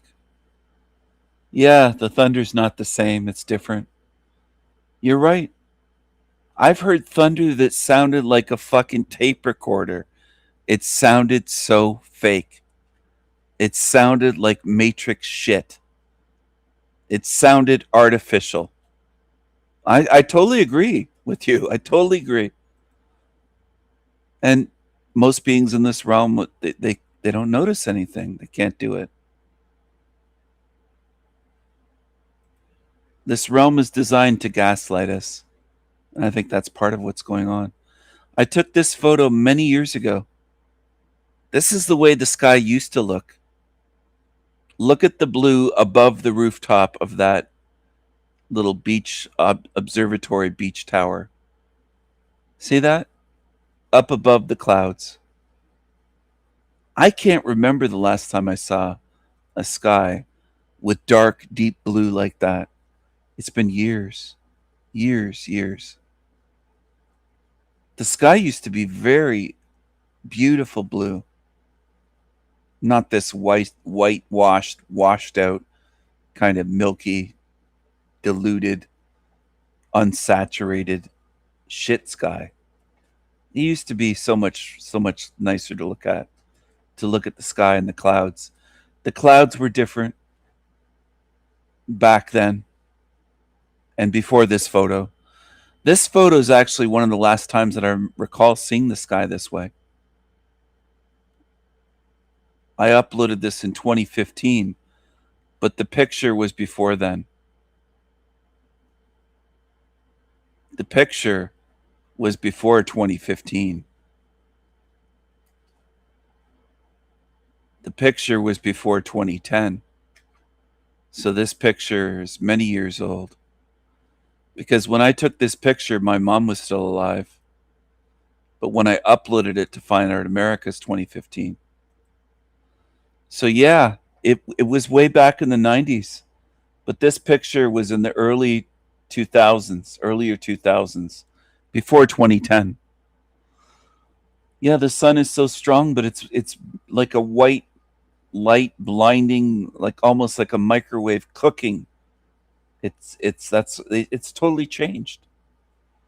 I think they replaced the sun, or Mandela effect did it. There's something that happened, but it's not the same. It's not the same at all. I remember that golden light, and especially seeing my pets lay in the light streaming through the window or through the open door, and there'd be a spot on the floor and it would look golden light. I never see that anymore. There is no golden light of a sun. LED, yes, it feels artificial, like a fucking LED bulb. Like they got everyone to change light bulbs and they changed the fucking sun. The sun's like a white LED bulb. That's what it's like. And it also operates more like a microwave. It cooks us from the inside. It doesn't feel the same out in the sun when it's hot. It's like we're being cooked. That's what it feels like. It's like a feeling of inside a microwave. It wasn't like that. I grew up at the beach. All right. I'm telling you, I grew up on beaches. We had a cottage on one of the Great Lakes. I worked at the beach as a kid. All summer long. My mom was a teacher, so our summer holidays matched up. I'd be on the beach all the time. The sun wasn't the way it is today.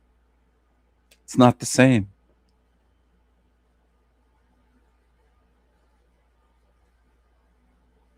It's not the same. It's all changed. Take a look at this sky.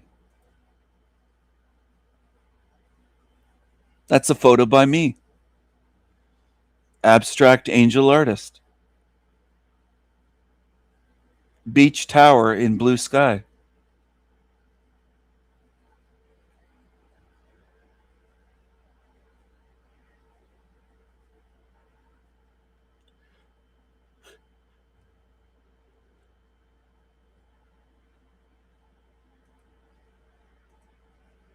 Yeah, it feels like we're being cooked from the inside out. The sun, the way the sun works is completely different. The way that it works. In Canada, you used to, even in the snow, see a golden light on the snow. And also the sun, when it was strong in the afternoon, shining on the driveway at home, used to melt the snow at the bottom of the driveway. But it would melt it right where it was shining. But sunbeams and sun rays, all of it was different. All of it. Getting a suntan was different. The way the sun felt on my skin. All of these things have changed. Even the clouds have changed. The way clouds look. And the low hanging clouds. They never used to be so low down behind houses. You look at the horizon and the low clouds all the time. Now there's always low clouds. Clouds used to be high up in the fucking sky where we'd look almost straight up and they were way up there. That's the way they used to be when I grew up. Clouds are way up high in the sky.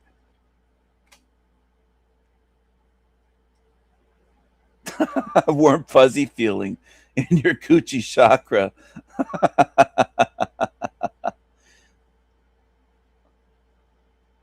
It used to be so much better. I miss the old sun. I know this is a hell realm, but things were better. It's degraded. Things have been made worse on purpose in this place. Been made, everything has. Everything's been made worse. And people just accept it. Most beings in this realm are just such slaves. They're total slaves. They'll accept anything. I'm convinced of that much. Most people would accept anything. If they changed the sun, they already changed it from kind of a yellow, golden yellow, sometimes orangish. Sometimes it used to look orange.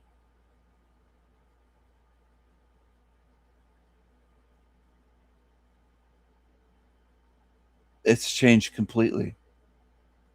But they could change it to purple, and people would accept it.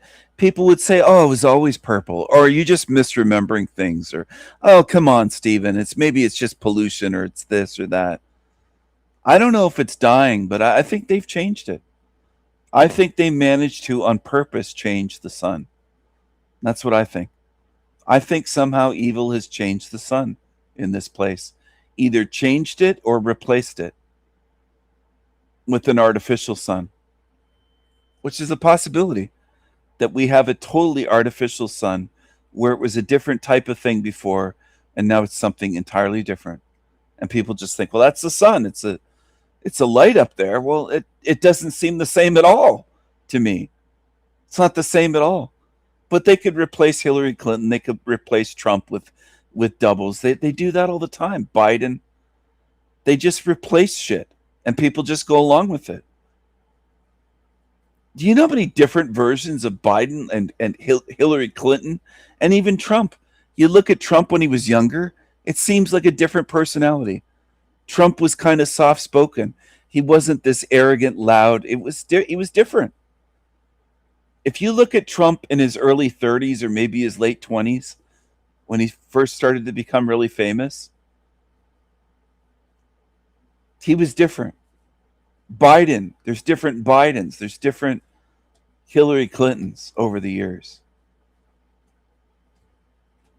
It sounds crazy, but it's the way it is. Yeah, the car light was more yellow as well. Headlights, absolutely. They changed those to LED, to bright light that just blinds your eyes. They're making everything that way. Our light bulbs were more yellowish, warm light. And now it's so hard to find a light bulb that isn't bright white LED garbage.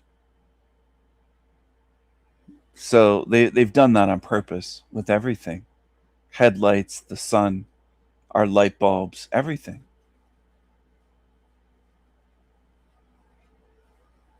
They blind me as well. I've hated those LED headlights.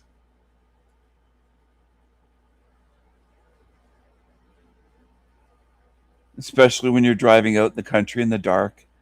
Car comes along, 2-lane road. It's blinding. It's terrible. And people just accept it. They accept anything. Anything. The zombies of this realm will accept anything. They'll accept people telling them there's 200 genders.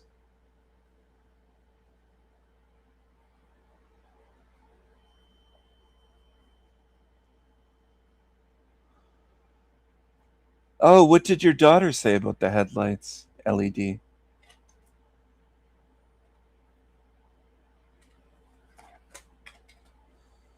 Yeah, everything's basically designed to harm us. From the LED to obviously the frequency used with television, with computer monitors, the tuning of instruments and music, the frequency of music. It's all designed to harm us. And then people will argue that this is a good realm when everything's designed to harm us. Everything. Frequencies, light, food, air, water, so-called medicine, our light bulbs, everything. But it's a good realm, isn't it? Isn't it a good it's a good realm, isn't it? Even the sun cooks us.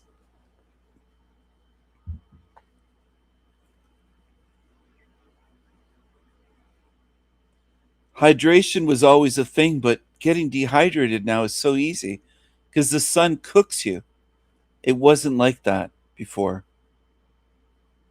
The sun just cooks us from the inside out, like microwaves do. It's like a microwave frequency hitting us. It's awful. It's not the same thing at all.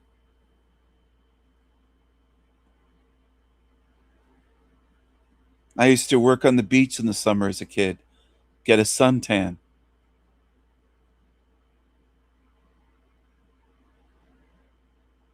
Everything about this sewer matrix is fucked up.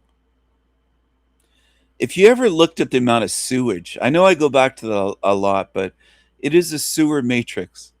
The amount of sewage just for one city, and then you think about what the world produces in a month of sewage. There's so much waste in this place. It's disgusting that anyone would design a realm with so much waste.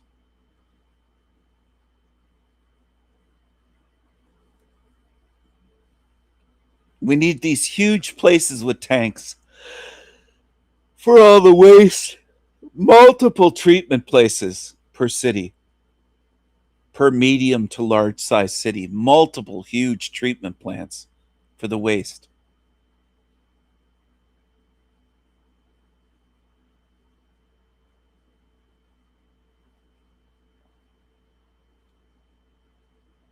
Yeah, they are too bright. I agree with your daughter.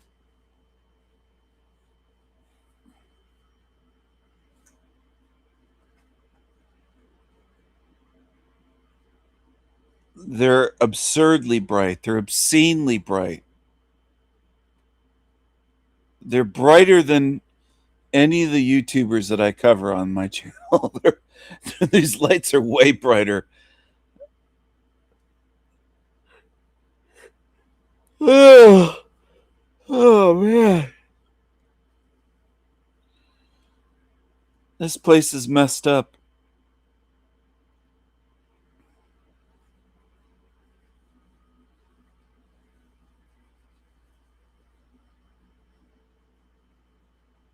Yeah, I can't stand those headlights. And then if they put the high beams on, the bright lights, it's forget about it. It's just, you can't see at all. I've hated those lights since they came out. And everything's normal in this realm. Most people will they'll just call it normal. Blinding bright headlights.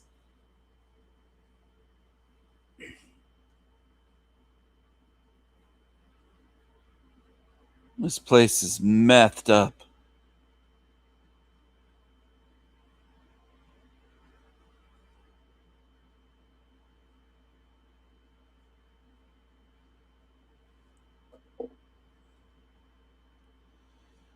I've been in deep valleys and seen clouds that couldn't be too far away behind houses. And I took a picture. And it's like there's low-hanging clouds, but we're down in a valley. How the fuck are the clouds that low on the horizon in a deep valley?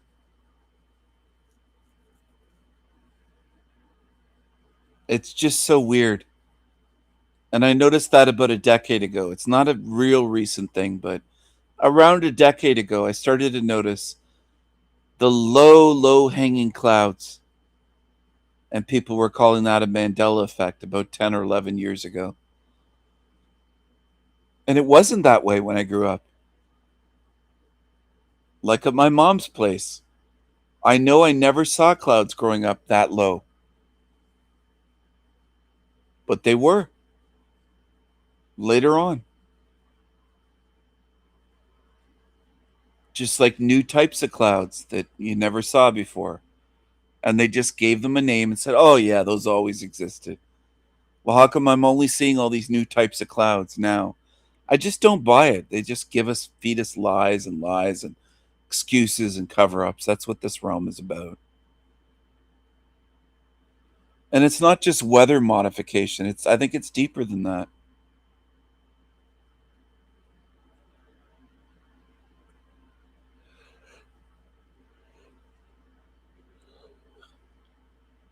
Yeah, constantly agitated, and they don't know why.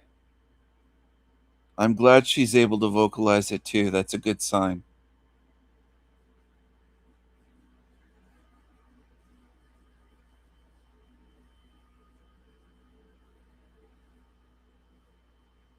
Maybe they did, Salty. I wouldn't be surprised at all if they did.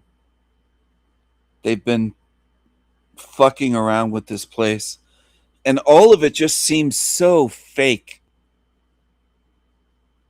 artificial. It just the whole feeling of it. It just doesn't even feel real anymore. It just feels artificial as fuck. This whole place. It's actually disgusting. And I'm not trying to be a downer. I'm not trying to make people depressed. Not at all. But it has all changed. Nothing is as good as it used to be.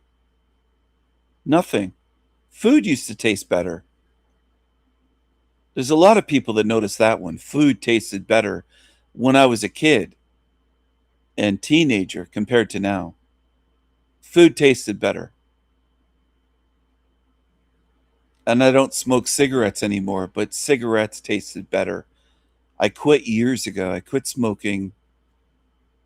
Wait a second. It's been 7 years now, I think. God damn. 6 years at least. At least 6 years since I last had a cigarette. But they tasted better when I was younger. And some will say, it's just because you smoked so long. And no, everything started to taste worse. They've made everything worse on purpose.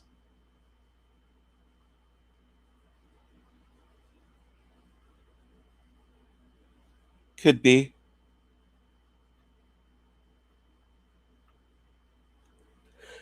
They could be hiding.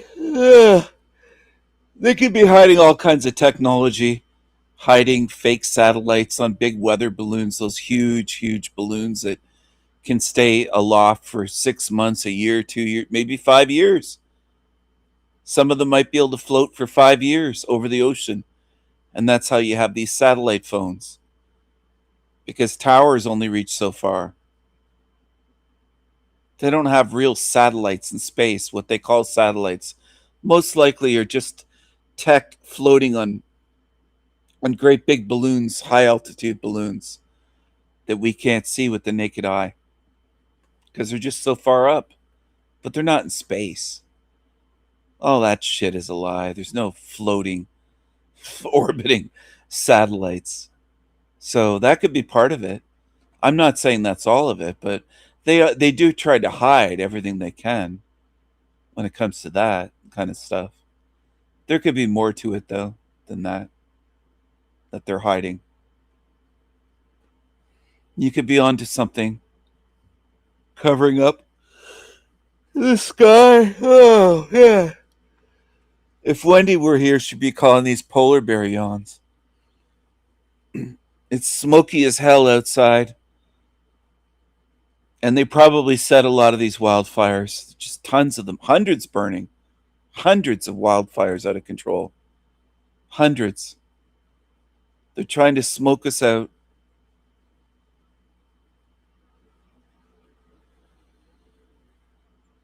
Yeah, they do cloak shit that way. Absolutely. Trying to see some of the things they cloak with light spectrums would be like trying to see Talcott's penis under a microscope. I mean, you just can't do it. Even under an electron microscope, if they exist, you still wouldn't be able to see his tiny micro penis.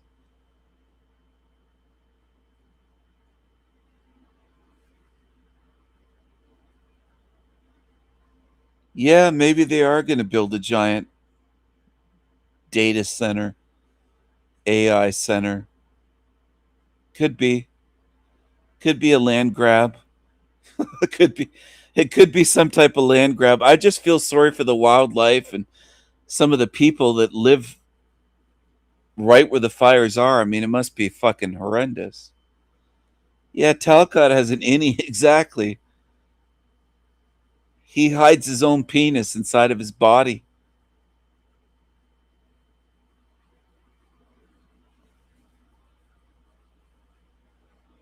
I heard that Trexty tried to give him a BJ, and that it was like an any belly button or like a balloon where you tie it and then it sometimes inverts inside. It was, and she couldn't give him a BJ. She wanted to, but she couldn't do it. That's what I heard. I don't know if that's true or not, but I heard a rumor that Trexty wanted to suck off Jackie Boy Talcott, and she couldn't do it.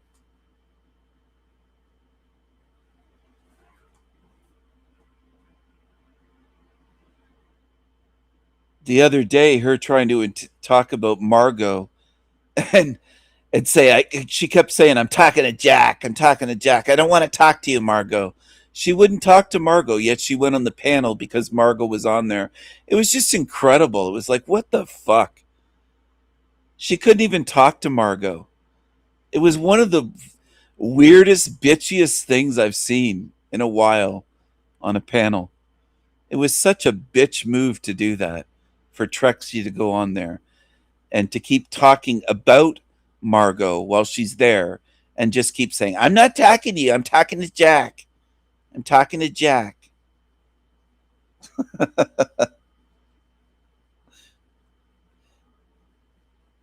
She wanted to pop out that micro penis and suck on it, I think. She was looking for his balls, but all she could find were like those dried up raisins. If you leave raisins in the cupboard for too long and maybe they're not sealed properly, they're not vacuum sealed, and they just get dried up and they almost look like currants. All the moisture gets dried up out of old raisins. If they've been in the cupboard for 10 years and maybe a grandmother's cupboard, you go to clean out her place and there's all these dried up bags of stuff in her baking pantry that just wasn't used or got pushed to the back or something and forgotten about. That's what he's got. He doesn't have balls. He's got dried up little raisins that look like currants. He doesn't have a pair of balls. He doesn't have anything. She's been looking and looking and looking. Yeah, it was very immature and embarrassing. I mean, how could she think that she made a good showing for herself? I mean, it was just incredibly bad. It made her look so weak and bitchy. I don't know how anyone could respect her after that. I don't know how they could. And Talcott just has these dried up little raisins. Can you imagine him walking around like that? He's walking around. That motherfucker is walking around with dried up raisins between his legs. If he ever had to put on swim trunks and go into a pool, he's got dried up raisins even before he hits the cold water. That's all he has. He's not a man. He's not a man at all. He doesn't have a pair of balls. He's just, oh, what a pathetic loser. And Trexty actually loves that ballless eunuch of a creature. What a loser she is. What an absolute loser. She'll type away in his chat saying, I love this man. He's not a man. He's not a man, you sneaky snake. There she is. There's the sneaky snake. Look at the sneaky snake look. Look at her look to the side. Look at her looking to the side. That's the sneakiest look. That was from months ago when she was on my show. She really wanted to talk to me. She came over here one morning, and I had been live streaming. I had been up all night. And she came over here like a sneaky snake. like a sneaky little snake. And she wanted her camera on. I didn't tell her, but then once she left it on, I was like, fine, leave it on. It'll just get your facial expressions and body language.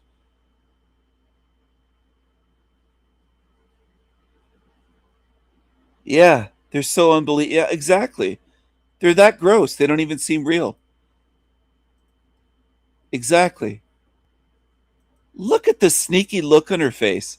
You know, there's most in this realm, I'd bet, that would look at this and go, what's wrong with that? They can't even read simple body language like this.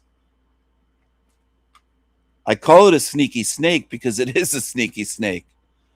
That's a sneaky look. The mouth, the lips slightly parted, the eyes looking to the side, all of it, the energy, all of it. That is one of the most classic sneaky snake looks or screenshots you'll ever see of anyone. Doesn't get much more clear than that thing. It's crystal clear. And she'll type in his stupid chat, I love that man. I love Jack. Look at this thing. This is what she loves. This angry Charles Manson wannabe. This filthy, vile, disgusting, demonic thing.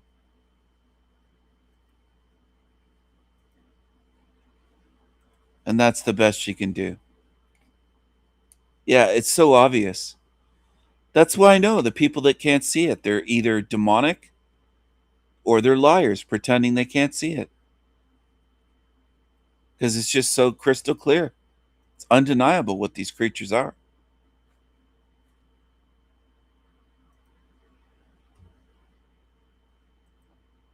Yeah, she probably would marry an inmate. And then she complained to people if she got raped and say, oh, I didn't know what type of man he was. I know he was just released for committing 3 grapes and 2 murders, but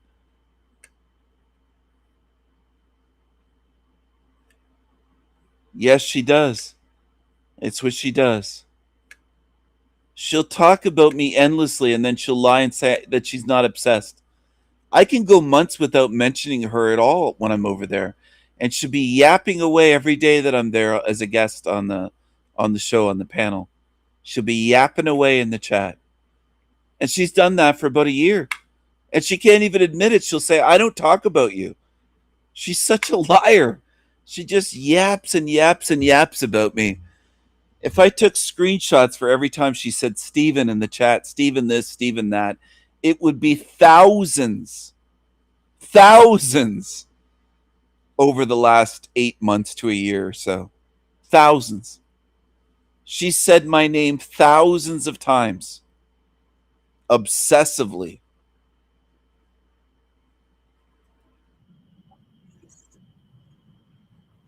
She's an absolute creepy ass creature. Creepy creature. And I'm glad she came over here that time and I called her a fucking bitch. And she acted shocked and gasped and couldn't believe that I talked that way to her. I said to her, I'd call you that on his show, but I can't speak freely there. That's why I speak more freely here, because I don't get kicked immediately when I say something. That's the only reason. As soon as I say what I think over there, I get kicked. You can't speak freely on his shit show.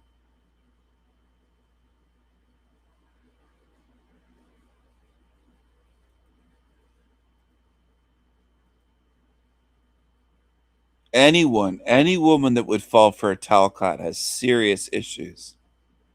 Massive issues.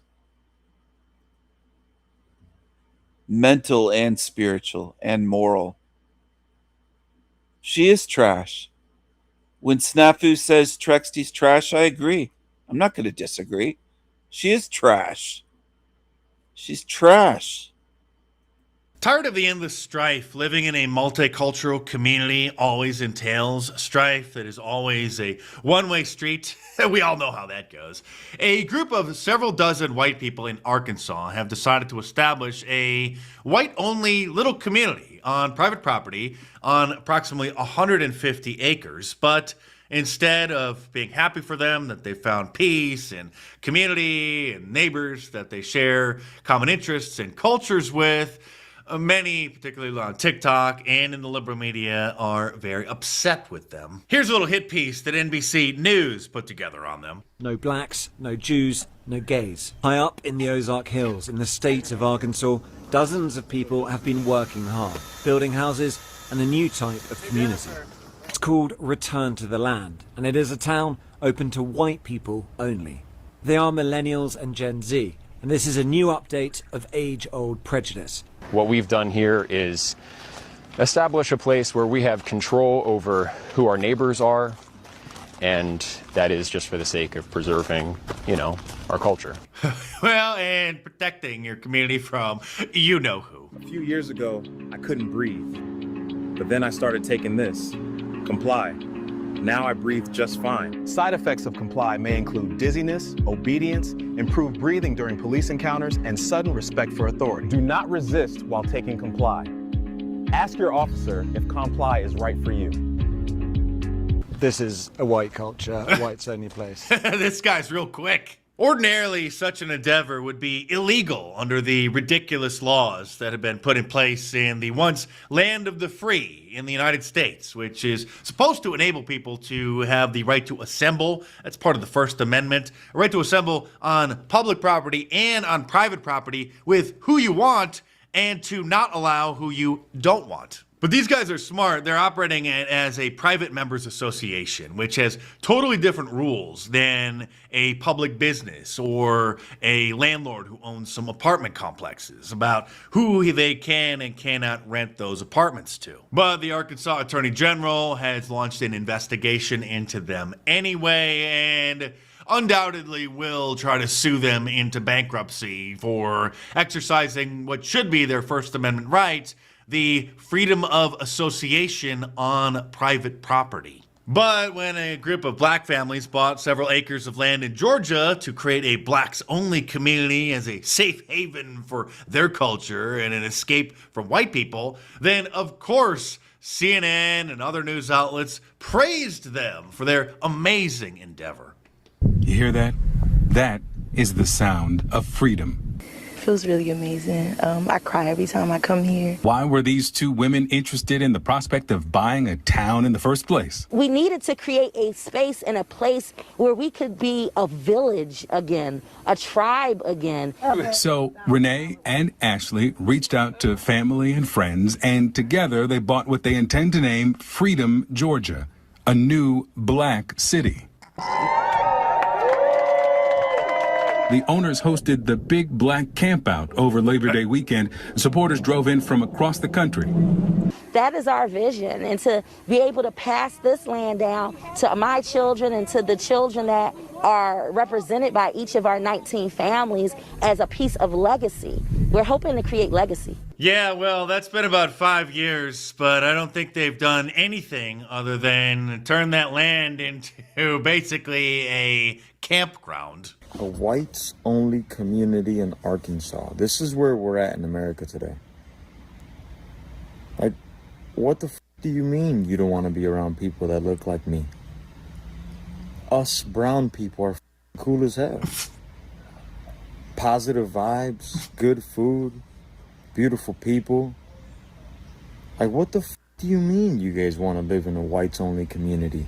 Well, maybe you should ask black people why so many of them feel that they need to live in a black-only dorm when they go to college. And maybe ask them why so many need to attend an HBCU, a historically black college or university, of which there are 107 in the United States, as identified by the U.S. Department of Education, which are those schools which used to be black only before the forced integration, before segregation laws were broken. And so now, I mean, I guess some white people, for some odd reason, actually attend these schools. But, I mean, HBCUs are basically black-only colleges. And maybe ask them why so many of them feel they need to have a black-only graduation ceremony at the colleges that have diversity, which then often look like this. A total circus, throwing up the black power fist as Jamal gets his bachelor's degree in African studies. Aramis Anderson said the last shall be first and the first shall be last. Receiving a Bachelor of Arts in Disciplinary Studies field, Political Economy, Legal Studies, and African American Studies. He said disbursement and allocation, reparations for African Americans, and opportunity. Imagine being so out of touch with things that you don't understand why these people are doing this, and instead getting upset about it when you hear about it because they don't want anything to do with you. A whites-only community could be coming to Springfield, Missouri. Yes. Yes, they're expanding, by the way. That's another reason why they're extremely upset. You heard that right. In 2025, a whites-only community. There's a group called Return to the Land, a self-declared whites-only organization already based in northern Arkansas. Their co-founder just announced that Shouldn't these people be glad and happy for them? Because if someone doesn't want to be around you for whatever reason, why would you want to be around them? And then just continue to aggravate them and drive them away even further. What the is white culture? Break that down for me, Billy Bob. Well, it's American culture because the United States was created as a satellite colony of England, you may recall, which then became the greatest country in the world. We established the Bill of Rights, which contains freedom of speech, the Second Amendment, right to a speedy trial by the jury of our peers, you know. What is white culture? Mayonnaise, yellow salads, unseasoned food, unwashed legs, stealing from other people and repackaging as your own? What is it? What the fuck is white culture? So you guys are neo-Nazis. You're neo-Nazis. Just say you want to replicate an all-white place and you believe in neo-Nazism. Got it. Racist people are the funniest to me because what they really want is to get away from people like this. Ooh, this lady in here stealing with her kids. Ooh, it's so obvious. Don't touch us, ma'am. Don't touch us. Don't touch us, ma'am. Don't touch me, my kids. Okay, she just pulled out a gun. Ma'am, don't touch us. Move, ma'am. Mother of the year, right here. With her teenage sons, that's some back to school shopping right there. Ghetto style. You can have that, you ain't getting this. Come on, we gotta get the basket up. A couple years ago, HBO produced a documentary called South to Black Power, encouraging black people to move and congregate back down south in order to change the demographics, in order to make them all a black majority so that they could then gain political power and then put their people into positions of power within local and state governments to then advance black-only interests. I'm trying to find a way we can lift the burden off the shoulders of black people of white supremacy. Of living around white people. Of course he means. Of having white people in positions of power. What if we skip over all that hoping?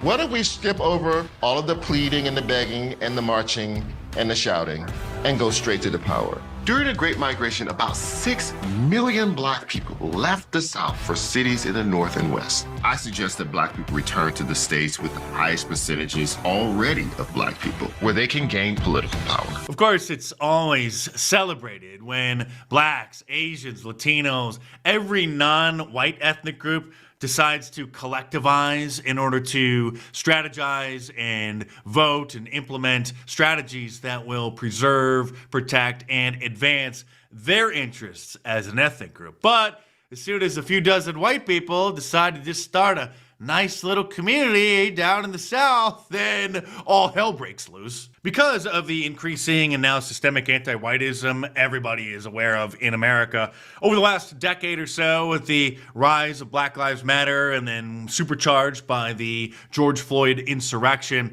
Many white people are starting to become what's called racially conscious and seeing that maybe they should start identifying as a collective group and putting their ethnic interests ahead of others like all other ethnic groups do as well. This is leading to what's called white identitarianism or white identity politics. Here is Ashley Jardina, the author of a book, White Identity Politics, which is sort of an attempted scholarly overview of what it is that's happening, even though she is very against it, as are all mainstream conservative commentators, trying to get ahead of it in order to toxify such ideology. But here is Ashley Jardina, who I believe is like an associate professor at Duke University, admitting this. So tell me a bit about the lack of correlation you found between racial resentment and white identification.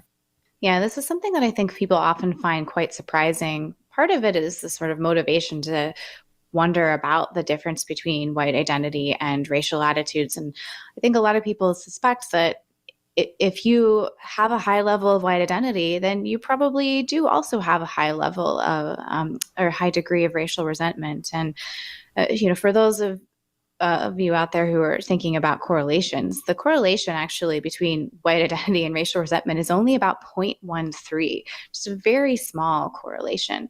Now, before you go out and buy her book, you should know that it is an extremely boring and dry scholarly read.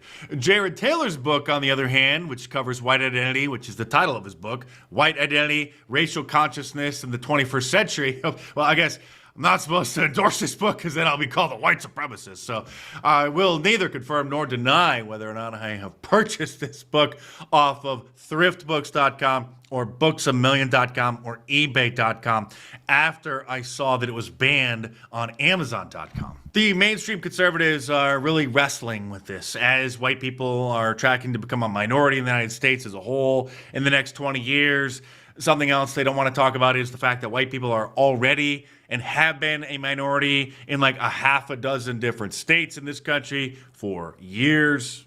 I also think a lot of people, especially white Christians, they're resisting identity politics. They don't want to go to that next step, but that's where it's heading. I mean, it's going there quickly. I mean, white identitarianism is going to happen, and they want it to happen. They're creating it, and I speak for my... They, he says, are the left. Actually, they don't want it to happen because this is just a natural reaction of them targeting and smearing white people, blaming white people under cultural Marxism as the evil bourgeoisie, the ruling class conspiring to keep all BIPOCs, all blacks, indigenous, and people of color down. And I speak for myself as someone who's 54 and grew up in a totally different country. I don't want to identify as white. I don't even like thinking about that stuff. I like thinking about how people really are. I don't like thinking of them as members of groups. Yep. And they're pushing it. They're like, everyone has an identity. Everyone's a member of an identity group except the majority who are despised, and we're trying to make them into the minority, but you're not allowed to organize as a specific as your identity. And it's like they're not only encouraging it, they're guaranteeing its emergence. And that was Tucker Carlson then, and this is Tucker Carlson now, who's having a slightly different view on things. Well, just on principle, like every other group in the world has the right to its own homeland except white people? Like what? Yeah. Like, and communities? Well, tell me, just explain to me how that makes sense. Either no group has the right or every group has the right. Yep. It's really that simple. And if you want to say no group has the right, okay. You might even convince me. I don't know. I'm not a race guy, actually, by my temperament at all. I'd kind of like to ignore it. But as long as some groups have a right to self-determination, then every group has a right. It's that simple. Yes. And if there's a special carve-out where one group doesn't have a right, you have to explain to me why that group doesn't have that right. Yep. Absolutely. Is that fair? No, it's absolutely fair. That's right, but when whites want to do that and keep the European countries like Sweden and Germany and Poland and Hungary predominantly white and don't want them flooded with a bunch of Arabs and blacks from the third world, then they're denounced as white nationalists and white supremacists. Just like a group of a few dozen Americans who just want to have a nice little white town in Arkansas. I'm Mark Dice. Thanks for watching. Subscribe to my channel if you're new here. And if you enjoy watching my videos, you want to get a great shirt and support my work, head on over to my online store, markdice.com, and order the new Alligator Alcatraz shirt. Get the classic Sorry No Vacancy, Deport Them All shirt, the I Love White People shirt, or any of my awesome designs, All available in a t-shirt, long sleeve, and a hoodie, and now tank tops and women's designs, and a whole bunch of different colors as well. So head on over to markdice.com or click the link in the description below and check them out. Get a load of these two joyless Jobsworths. Yeah,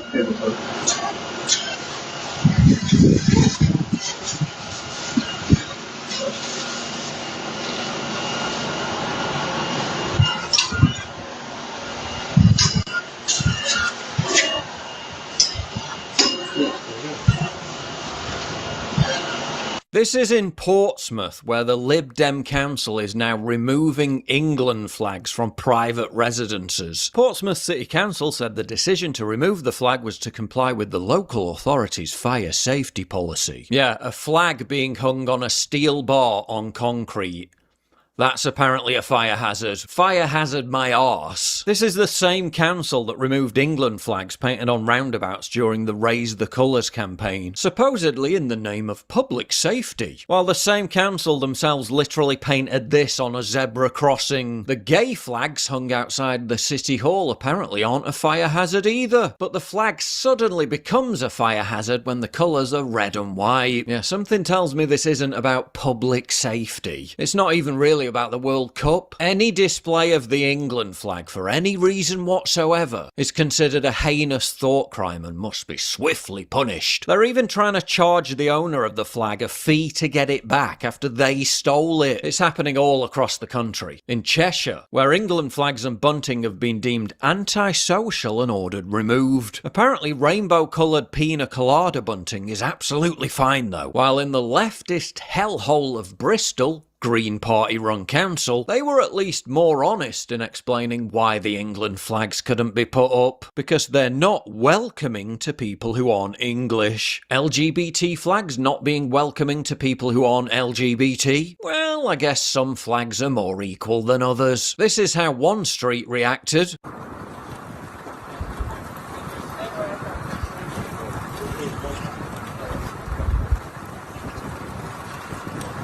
And in Oxford, where they're threatening to imprison people for 2 years for flying England flags on public property, because the flags cause fear. And according to the council leader, we have a clear responsibility to keep people safe and ensure our public spaces are welcoming for everyone. Same council that literally flies the gay flag from their own council building. Flags represent not just literal, but ideological occupation of space. The England flag represents in-group, out-group identity and shared values. The nowhere people want to obliterate the somewhere people and turn the entire country into an amorphous multicultural blob. That's why they hate the England flag. It represents a deep-rooted form of resistance against everything they're trying to do to the country. If you value what I do and you want to help Northwestern Ontario, dozens of wildfires are burning out of control right now. The hardest hit area is just north of Thunder Bay. Several nearby communities are under a mandatory evacuation order. This could potentially overtake us here. This is getting a little scary. Yeah. Holy. Some incredible video, dramatic wildfire images from the region. It's the view from inside a CN rail train surrounded by flames near the community of Armstrong. The crew reportedly abandoned the train and escaped on foot. CN Rail has temporarily suspended operations near Armstrong because of the wildfires. It says all crew members in the area have evacuated. Armstrong is one of 6 communities in Northwest Ontario under wildfire evacuation orders. So for more now, let's hear from the CBC's Sarah Law. She joins us from Thunder Bay. She's inside our newsroom because, of course, that poor air quality outside. So with so many fires out of control, what's the latest on evacuations in Northwest Ontario, Sarah? Yes, well, as you mentioned, half a dozen communities are under mandatory evacuation orders. Many evacuees from a few different communities have gone to Thunder Bay. However, the latest community to evacuate, Gull Bay First Nation, it says there are no accommodations left in Thunder Bay. So its members are going to Thunder Bay first, and then they're traveling further south. Meanwhile, any rooms that are left in Thunder Bay, the prices have skyrocketed. Now, communities further west, such as Ignace, are on standby by in case an evacuation is needed.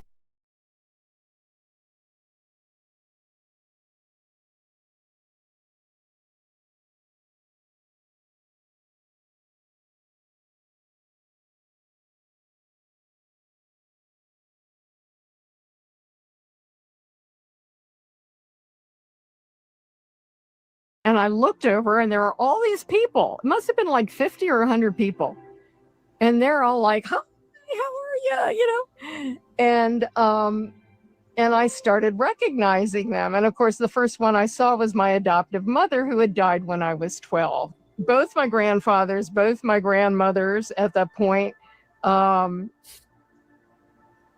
couple of aunts and uncles who had passed.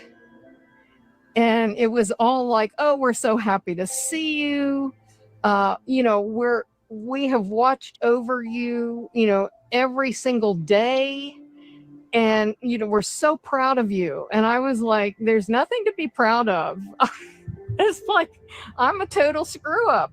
I haven't accomplished it. Okay. Why do I think these are projections? And again, I'm quoting somebody who's quoting a book, so forgive me because I still haven't read this book yet, but I'm going to quote Jason Georgiani talking about, I believe the book is The Children Who Remember Past Lives, or some. I think that's the title of the book. Anyways, Jason Georgiani in a Jesse Michaels interview says that in this book, from many, many, many studies, they've shown that on average, people tend to, the time in the astral is about 6 months to maybe a handful of years, 3 years, maybe 5 years at most. She's talking about seeing a stepmother that passed away when she was 12. She looks like she's maybe, I don't know, but definitely it's been more than 5 years, okay, since that time when she was 12, obviously. So that's what, and then all these other relatives that died when she was very, very young. That's what leads me to believe that these are very, almost certainly projections as opposed to the real individuals themselves that are there to greet her. In fact, I don't think any actual souls greet you at this point because it's a very controlled environment where they want to manipulate you and direct you in these certain ways. So you're just really all there by yourself with all these weird entities and AI projections or whatever the projections are. And I looked over and there were all these people. It must have been like 50 or 100 people. And they're all like, "Hi, how are you?" And I started recognizing them. And of course, the first one I saw was my adoptive mother, who had died when I was 12. Both my grandfathers, both my grandmothers at that point, a couple of aunts and uncles who had passed. And it was all like, "Oh, we're so happy to see you.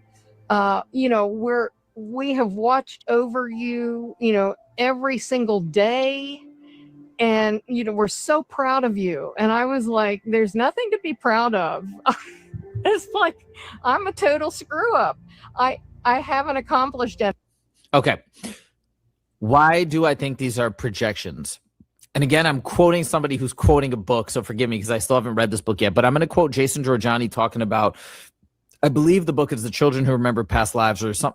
I think that's the title of the book. Anyways, Jason Georgiani in a Jesse Michaels interview says that in this book, from many, many, many studies, they've shown that on average, people tend to, the time in the astral is about 6 months to maybe a handful of years, 3 years, maybe 5 years at most. She's talking about seeing a stepmother that passed away when she was 12. She looks like she's maybe, I don't know, but definitely it's been more than 5 years, okay, since that time when she was 12, obviously. So that's what, and then all these other relatives that died when she was very, very young. That's what leads me to believe that these are very, almost certainly projections as opposed to the real individuals themselves that are there to greet her. In fact, I don't think any actual souls greet you at this point because it's a very controlled environment where they want to manipulate you and direct you in these certain ways. So you're just really all there by yourself with all these weird entities and AI projections or whatever the projections are. And I looked over and there were all these people. It must have been like 50 or 100 people. And they're all like, "Hi, how are you?" And I started recognizing them. And of course, the first one I saw was my adoptive mother, who had died when I was 12. Both my grandfathers, both my grandmothers at that point, a couple of aunts and uncles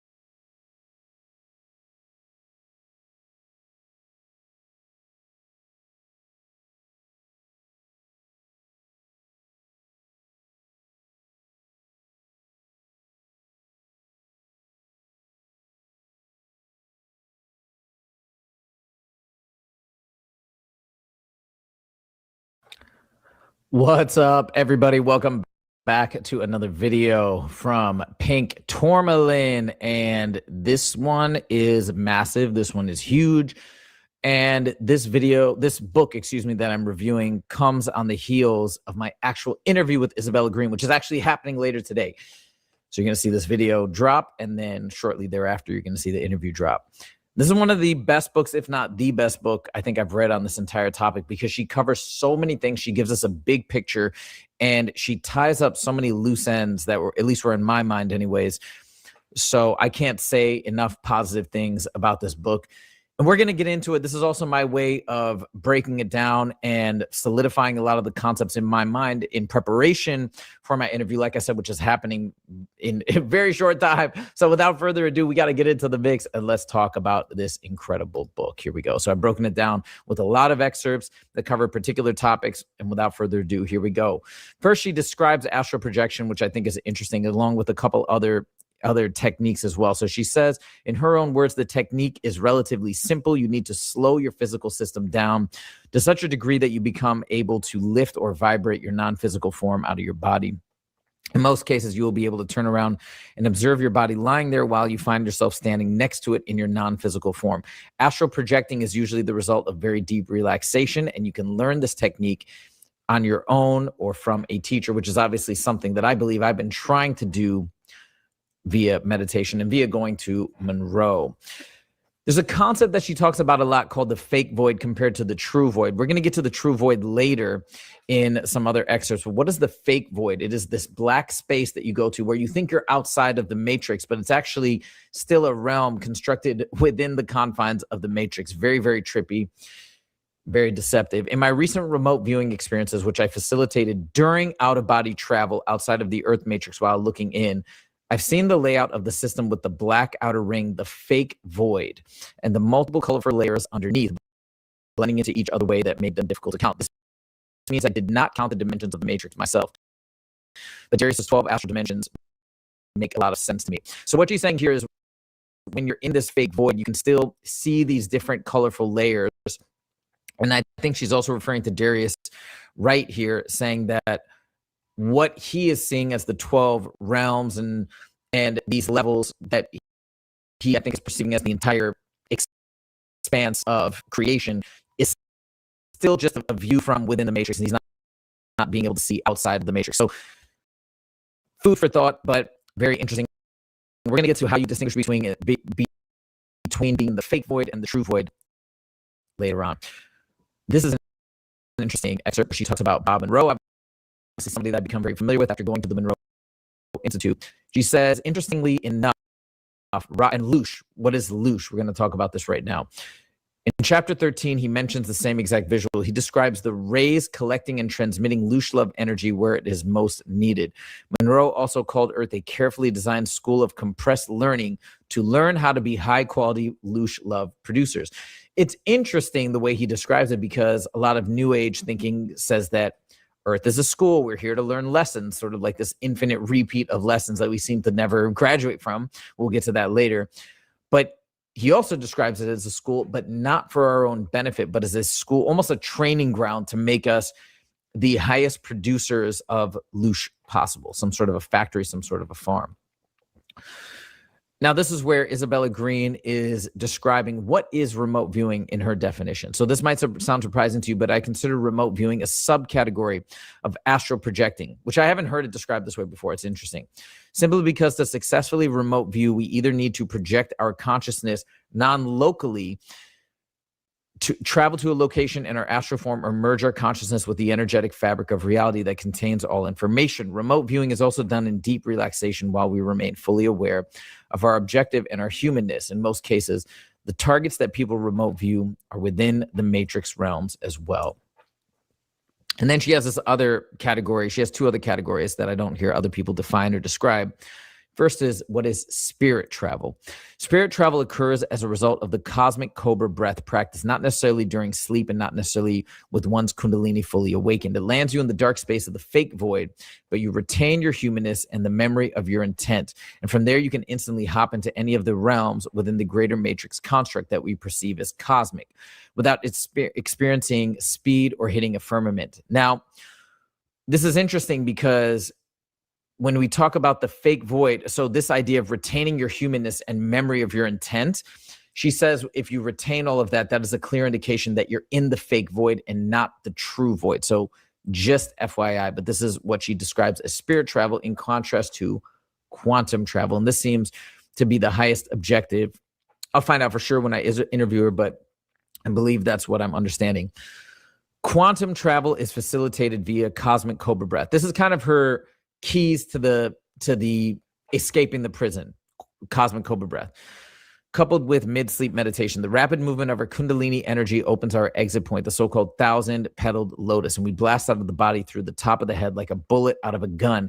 We bypass the fake void and all the matrices, both Earth's and the greater matrix alike, and all of our humanness and everything that traps us in these constructs is left behind. It's all gone. So this is how we know we've gotten to the true void, and according to her, the key is cosmic cobra breath, which we're going to talk about in the interview at length. So how do we exit the matrix? The matrix was not set up to let us go, thereby implying it's highly difficult to do so. We exist to feed, support, and sustain it, whether we know this or not. The only way out is at the moment of passing, meaning dying. But this is likely to mislead as well. Not every death liberates us from the grip of the vast matrix system, the intricacy of which is far beyond our comprehension. I suggest that the only kind of passing that can free us is a conscious departing at the end of a long, fulfilling life for which we must train. Now, the other thing to remember here is long, fulfilling life. This does not mean that we should pursue any sort of premature exit. I think she reiterates this message over and over. Live life, live it to its fullest, live a fulfilled and determined life, and then through that life, prepare. And it doesn't matter the way in which you go. She talks about this as well. But you just must prepare your mind and your subconscious and your unconscious for that moment. And then you can exit the way you need to effectively get to the true void. Now, this is wild. I talked about this in another video based on an interview that she did. She's actually gone out through an astral projection and seen the demiurge as described in the Gnostic text, the one who's basically in charge of this entire false reality that we seem to be entrapped within. From the energy emanating from the being, from the way it was wrapped around Earth, holding it like its own, the same way animals hold prey, from the body language clearly indicating this is mine. I knew Earth was his property, his prey, his domain. His attitude could be best described as cold, self-centered, dismissive, and arrogantly confident, where nothing could change his course. She describes it looking like a dragon, I believe, with like a lion's head, super crazy that she saw this. And I believe this is even before she started diving into the Gnostic text. So it's kind of interesting that she saw this vision being corroborated by the Gnostic text and other writings. But we're going to talk about this in the interview. This is wild. I also want to know, how did she really understand, maybe on a deeper level, what she was seeing? But that's a pretty trippy one because I don't hear a lot of people talking about that.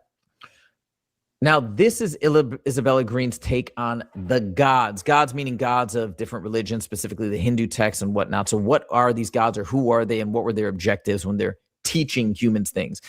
They taught humans to do the practices that allowed them to reach their objective, while we were taught to look at them as gods, divine forces of creation, the supreme beings, and to aspire to serve them in every way possible. We were taught to view the outcome of the practices they taught us as the highest levels of spiritual realization. But if we look closely, we will see that none of the traditional enlightenment paths, quote unquote enlightenment, fully liberate us from the matrix and the reincarnation system. Effectively, what she's saying here is that the gods are agents of the matrix, knowingly or unknowingly, right? It could be both categories. But that's effectively what she's saying. She also talks about in other sections of the book, the blue beings that we see in Hinduism are similar to the Pleiadians that are described from other folks like Elizabeth April and whatnot. So they're all part of the same system. And again, we're going to understand a little bit later why I say knowingly or unknowingly they're part of the system, because this also blends into spirit guides, because she also talks about spirit guides. It's like this is why this book is so amazing. She weaves together so many different perspectives into this one unified narrative and starts to make sense of why we see this entity or that entity or this god or that one, and they're seemingly sometimes giving messages that seem to be positive, or how does that all fit within the system? And she does fit it all within the framework. I'm not saying it's everything she's saying is perfect and correct. Like we have to look at everything with discernment, which she says herself. But it is one of the most logically put together narratives of the entire system, at least that I've seen thus far. Spiritual practices. So she's now talking about how spiritual practices can keep us entrapped, but she's not saying that we have to dismiss them completely because they can still have their positive benefits. Do not get me wrong. I have nothing against attaining enlightenment, doing yoga, and practicing advanced spiritual disciplines that elevate us into healthy, blissful, and supernatural states. But these practices most definitely offer ways to better our lives and give us access to a fuller experience of ourselves and divine nature. But please stay awake and practice discernment. So don't get too wrapped up. Don't get too astounded and amazed by the things that we experience, learn, and see in these states. Still maintain your discernment. And I think the overarching message is don't give in to anything and don't be like, okay, this one being or this one entity is all the answers. Same with people. We want to stay out of this mindset of idolizing people or entities, because then once we do that, there's a hook in us. And then once that hook is in us, we can fall victim to more deception and manipulation. Maintain sovereignty. This is something that Tony Sayers talks about all the time. Instead of calling in and giving your power away to invisible but ever-present forces that you might not fully understand, instead of inviting them to take over you, maintain your sovereignty to the highest degree available on this planet. Remember that. We hear this over and over, and I think this is probably one of the messages that rings the most true. It's simple. Trust yourself. Trust you. How we are manipulated. In all Earth Matrix dimensions, especially in the pre-birth and afterlife realms, we are continuously told that we need to be punished or must incarnate hundreds of times to evolve, in some cases thousands and even more, improve and learn lessons. But in actuality, all we do on Earth is follow what the ever-present invisible forces teach us, convince us to do, and push us into doing. You know, another thing is this idea of learning and growing and evolving. There's two things I want to say. Number one, in some of these pre-birth memories that I've covered. And again, these can be subject to manipulation too, so you have to be careful. But there are some that say, prior to coming into Earth and incarnating here, we were all pretty much perfect. We were all good. There wasn't negative or evil entities out in those realms, whether you want to call it the pleroma or where else. That only existed once we came into this framework. So if that was the case prior to entering, why do we have to learn, grow, and evolve? That doesn't really make sense. And the second thing is the way the system is set up with the food chain, with the built-in need to constantly consume, destroy, and replenish ourselves. There's always going to be something that we screwed up. There's always going to be some way that we created negative energy. There's always going to be something that they can go back and look to and point to and say, you need to fix this because that was bad. You could have done this better. We're going to make mistakes, inevitably, undoubtedly. So that whole idea of learning lessons and improving, it doesn't really hold water, because what is the objective? That we all eventually live on a mountaintop and meditate and just in hibernation and live this perfect life where we do as almost minimal as damage as possible? We can't. The system, the world, the planet isn't set up for that. This doesn't make sense. So to me, this just screams absolute. The system is set up for us to fail. Earth is someone's farm. This was interesting. I think this comes from Monroe, but I can't remember for sure. Earth is not ours. It is someone else's farm, and we are the stock who are not permitted to leave or destroy someone else's property. The stock sustains and worships the farmers, remains limited, and stays confined under the electric fence of the firmament, so that we do not wander too far or cause loosh-guzzling gods any inconvenience. Pretty wild. This is a big one. And I think this gets misconstrued a lot of times. People think we want negativity, fear, anger. So if we avoid those low vibrational states, we won't be feeding the system. Not true. Love is, in fact, the highest form of loosh. And this comes from Robert Monroe. Pleiadians teach us to produce the frequency of love and bliss, and we love this idea since love and bliss feel better than suffering. Unfortunately, according to Robert Monroe's discovery in Far Journeys, love is the most pristine and most sought-after form of loosh within the industry. Something that we, as love-deprived and love-enamored humans, do not want to hear or think about. Well, there's another section as to why fear and anger and all these other things seem to be ever present, despite loosh being the most high energy, high content loosh out there. And we're going to get to why that is momentarily. So what is prime Earth? Now, this is the interesting bit that I really need to talk to her about. This goes in line with the theory of, okay, for like when you read the Gnostic text, at least under my understanding, it's like the entire material world was created at the beginning, all under the guidance of Yaldabaoth. And everything in the material world is just for this loosh production and for his intent or whatever. But maybe that's not the right interpretation, because we've heard other people say, well, at one time, Earth was pristine. It wasn't what it is today. And then it was commandeered. It was hijacked. This is what she's talking about here with prime Earth. Like I said, I've heard other people talk about this, whether it's from remote viewing or other means, but this idea makes sense. And maybe it's just a matter of interpretation of the story from the Gnostic text, right? Just like with any book, it's so hard to understand really what's being said, because we have to apply a dash of interpretation and discernment to everything. So here's Isabella Green talking about this prime Earth idea. According to David Icke, prime Earth is natural organic reality that existed prior to the creation of the inverted Earth simulation. This was never my understanding of things, but after reading about prime Earth in David Icke's book, an idea also supported by Lauda Leon, I've talked about her before, who was quoted in the same book, decided to see if I could remote view prime Earth, and she was able to. What I saw was a pristine planet, pure, vital, and healthy. I saw lush vegetation, clean waters, and pure skies. I saw nature at its finest, all organisms coexisting in perfect harmony, no food chain, no destruction, which I've said over and over is the system set up for failure, in my opinion. Like a perfectly tuned mechanism, but there were no humans. Both humans and animals sexually reproducing, killing, often consuming each other, and living in constant fear for survival were created to be a part of the loosh collecting industry. That resonates with me. Without the need for loosh, the life forms that produce it in abundance did not seem to be required. There's prime Earth.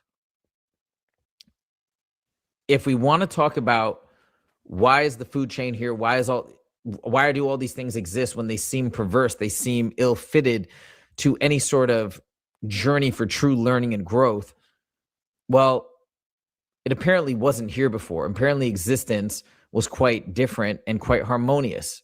And all the chaos and disharmony we see here, you can try and frame it in a from a vantage point of, no, it's controlled chaos or something along those lines for us to learn life lessons, which I don't think really resonates with anybody if you really think about it. But now we see that perhaps there was an existence or a time or a dimension where it wasn't like that. It was commandeered. These things were brought in to create this perfect loosh farm, really. Earth life is consumption. Again, going back to the food chain and how perverse it is. The Earth as we know it was set up to be a continuous food chain in which, in order to live, everything had to kill, absorb, or consume something else, either in part or as a whole. The famous quote from the failed Jupiter Ascending describes Earth perfectly. Life is an act of consumption. Now, here she talks about loosh and loosh being a commodity. I've heard other people talk about this, that it is traded, that it is sold. Apparently, loosh is a commodity that is not only consumed by these beings, but is also traded. Earth is part of a much greater loosh industry, and once the loosh garden became sustainable with the creation of the human battery, it became something like a highly desirable piece of prime real estate over which wars were fought in space. Other people have remote viewed these wars and talked about this as well. And other people have said that Earth is part of an entire system, an entire collection of loosh farms, one of many. How many? I don't know. Talking about resets, the idea of civilizations maybe becoming too wise to the system or too many souls escaping, then we have these resets and these system upgrades. So here Isabella Green says, what are we in? We're in, according to her, the third version. I've heard other people say 8th version, 12th. I don't know, but this is what she said. If this theory is correct, we are currently in the third version of the Earth matrix system, where at the moment of physical death, our souls can still get out, but only if we put significant effort into it and prepare while still alive. Just like in its previous versions, the system still has loopholes, and we have found them. But something is coming, and she said this in a video as well. We have a 4th version coming. Although wording varied, the core meaning remained the same. Humanity is running out of time. If the reincarnation cycle is not exited after this lifetime, humanity will lose the very opportunity to leave the construct due to the installation of a new modified bulletproof system that will have no more loopholes for us to utilize for our escape. she talk about it more? Okay, no, she doesn't. So that's all I got there. But do I really believe that it will be impossible? And by the way, this is just a belief. I could be wrong. But I don't, because I do think at our core we are infinite and we have infinite power. So I think there will always be ways to escape. That will those diminish or shrink or minimize? Sure, I could see that. But I don't think it will ever be possible to keep us really, truly, infinitely trapped. I just don't think that's possible. Could be wrong. But something deep inside me says, no way. Can't do it. It's not possible. You can make it really, really hard, but you can't make it impossible. That's what I think. Why is there a depopulation agenda? If all of us are producing loosh, might think the more the merrier, the more the better, the more crops, the better the harvest. Because we've heard about this from many folks, that there is a depopulation agenda. So how could that fit into the entire agenda? This is how. It is my opinion that the depopulation agenda is not about getting rid of the number of souls incarnated on Earth. The handlers want to keep that number as high as possible. So she's saying, yes, they still want to keep it as high as possible. It is about replacing the old body vehicle with the new one within whatever period of time they see fit. And this requires a timely cleanup. So that may be why, in fact, depopulation is something that is sought after, not to actually reduce the number of souls on Earth. No, far from it. But it's just to have them come in a new capsule that is more easy to extract loosh. And another agenda here, she's talking about luring fresh souls. In parallel with the current depopulation agenda, which is nothing more than getting rid of the human body model 3.0, there is an ongoing recruitment of luring in campaign to bring more fresh souls to Earth from all kinds of other realities. Now, I've talked about this in other pre-birth memory videos. How are they bringing in souls? She does talk about it in this book. Basically, one of the ways she says is there's a beacon signal going out from Earth, like a distress call. People, like she even described in her first book, she heard it and she wanted to come here to incarnate and help. Maybe that's why I came here too. Maybe that's why many of us came here. I don't know. But that's one way. I've heard other people in pre-birth memories say that they saw somebody that looked so shiny and bright and said, how did you get this amazing aura? And they said, well, you got to come to Earth and incarnate, and that's how you just level up. And they're like, oh my God, I want that too. And they get manipulated that way. Or others have been greeted by tall hooded figures and said, you should come here. And basically from this misconception of authority, they say, okay, I must go there. And they kind of fall in. So I think there are different ways and methodologies based on different souls and their energy that souls are manipulated and confused into coming here. But apparently this is an ongoing mission. This is very interesting here because she touches upon this idea of procreation and how it might be built in as a piece of the system to basically encourage everybody to keep procreating, to place motherhood and fatherhood as like one of the highest goods on the planet. But again, that's just a part of the system to keep more vehicles ready for new souls to come in. She puts a caveat on there that she doesn't want to. Obviously, there are great things with parenthood, and she's not trying to say that, oh, it's like a bad thing to be a parent. And I want to say the same thing as well. This is just information. This is just something to be mindful of. And obviously, if we're entertaining these ideas, I think it makes sense that if we truly are in a trap, we want to think about the motivations behind creating basically more vessels for the trap. So anyways, this is what she says about procreation. It makes sense to me. Could it be that in order to ensure continuous and flawless loosh production on the Earth farm, all living species, including the human race, were genetically engineered to be driven by physical survival and procreation instincts? Think about it. Probably one of the greatest physical pleasures we experience is during sexual concourse. Why is that? Is that because, you know what I mean? Of course, there could be multiple explanations. It could be that this is a divine force guiding us into that process, but it also could be the biggest bait to lead us into that process that then just feeds the system. Think about the emphasis on pair bonding and the societal constructs of how it's seems to be forced upon us. She talks about how people, I mean, like myself, right, who have chosen not to go that route, almost get shunned by society to a certain extent. So there's the physical driving forces, there's the societal constructs that pushes us into these life choices.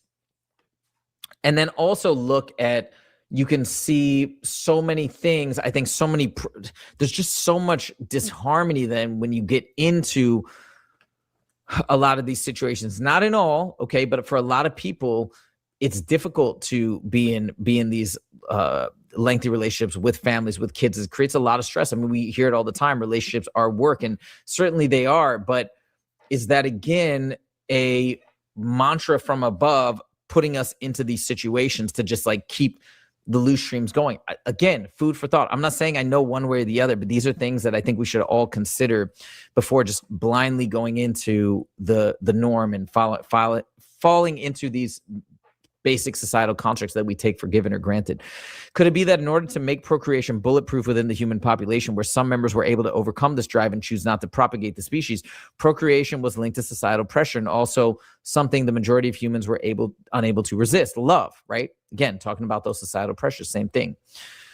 Once you are in the afterlife dimension, there's no winning this game. So what she is saying, by the way, is here with we are unable to resist is be very careful. Once we get into these astral realms, we're kind of stuck, in her opinion. All these people saying, nope, just say, I wish to go home. Just deny the life review. Just say these different things. She believes that it's once you're in this zone, you're kind of stuck. Other people disagree. I don't know where the truth lies, but just take it with a grain of salt. The handlers have perfected their ways of keeping you and getting your consent every time. They have a way of completely disarming us by opening our hearts and overflowing us with a tremendous amount of love that we as a love-deprived species are unable to resist. And now this is her take on the New Age idea of we're incarnated to learn lessons. Here's what I currently believe. Anyone or anything physical or non-physical who tells you humans are on earth to learn lessons, pay off karma, suffer for your own good, or experience evil to learn about the good is either an archon, has been conditioned by the archons, or has been conditioned by human beliefs that were instilled in our minds by the archons. I said this earlier. It doesn't really make sense. It doesn't really add up. I won't say it again, but you guys know how I feel. This narrative to me lacks logic. Because we are set up to fail. We are set up in a system where each and every day when we get up, we're destroying something. There's always going to be room for improvement. It's impossible to navigate this life peacefully and beautifully in a way that we cause no harm. Now let's talk about the types of loosh from Robert Monroe. Again, it's not just fear, anger, and all these negative emotions. It's positive as well. Monroe described his unpleasant discovery as follows. He found that the rulers of Earth fed on and gave us a list of the most common types of loosh. Collectors have evolved an entire technology with complementary tools for the harvesting of loosh from the type 4M units, human beings, he wrote. The most common have been named love, friendship, family, greed, hate, pain, guilt, disease, pride, ambition, ownership, possession, sacrifice. And on a larger scale, nations, provincialism, wars, famine, religion, machines, freedom, industry, trade, to list a few. Pretty much everything that modern life revolves around. Can't really escape it. So now we're going to answer the question, well, if love is a better source of loosh, why is there so much fear, anger, and horribleness on this planet? Here's why. We have, however, been constantly nudged towards love. With all the present-day teachings about living in unconditional love, we still are. How many people are actually able to do that? Not many. How many are able to experience fear, anger, misery, and suffering? Just about everybody. So what she's saying is why the world the way that it is with all the negativity is because most people, even though love is giving off higher emanations of loosh, it's hard, it's difficult. So the fear, the negativity, it still provides loosh, but the vast majority of people, at least in our current state, are able to access it. So that's what's being thrust upon us. And it still creates a net, like the net optimized value of loosh, at least according to Isabella Green. That makes sense to me. Could be right, could be wrong. I don't know, but it makes sense. Here she talks about spirit guides, what they are, where they come from. And I love this because she reconciles something that is talked about in Michael Newton's book, The Journey of Souls, spirit guides. And they're more evolved souls. How does that fit into this framework, or the framework of loosh and the framework of the Matrix and the astral and all this stuff. Here's how.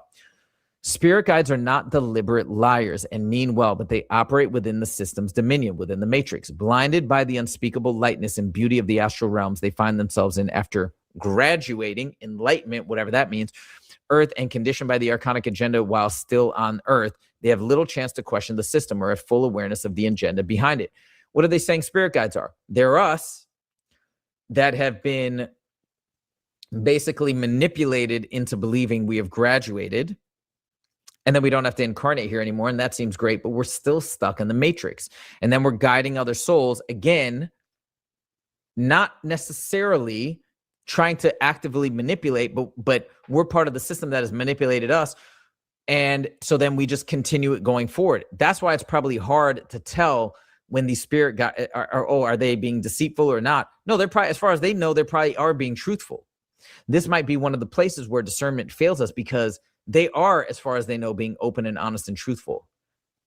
But the manipulation is occurring at a higher level. I mean, we see this on Earth with a lot of the black budget projects, with a lot of figures that are pushed in our face. Like, as far as they know, they're telling us the truth.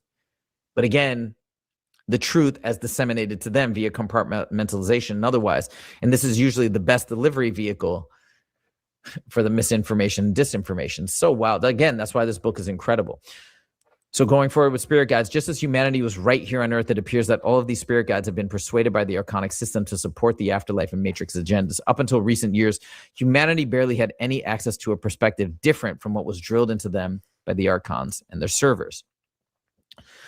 What about those of us like myself that come here and think I have a purpose to save people, to help people? Sadly, this is what she said, because this hit me very personally.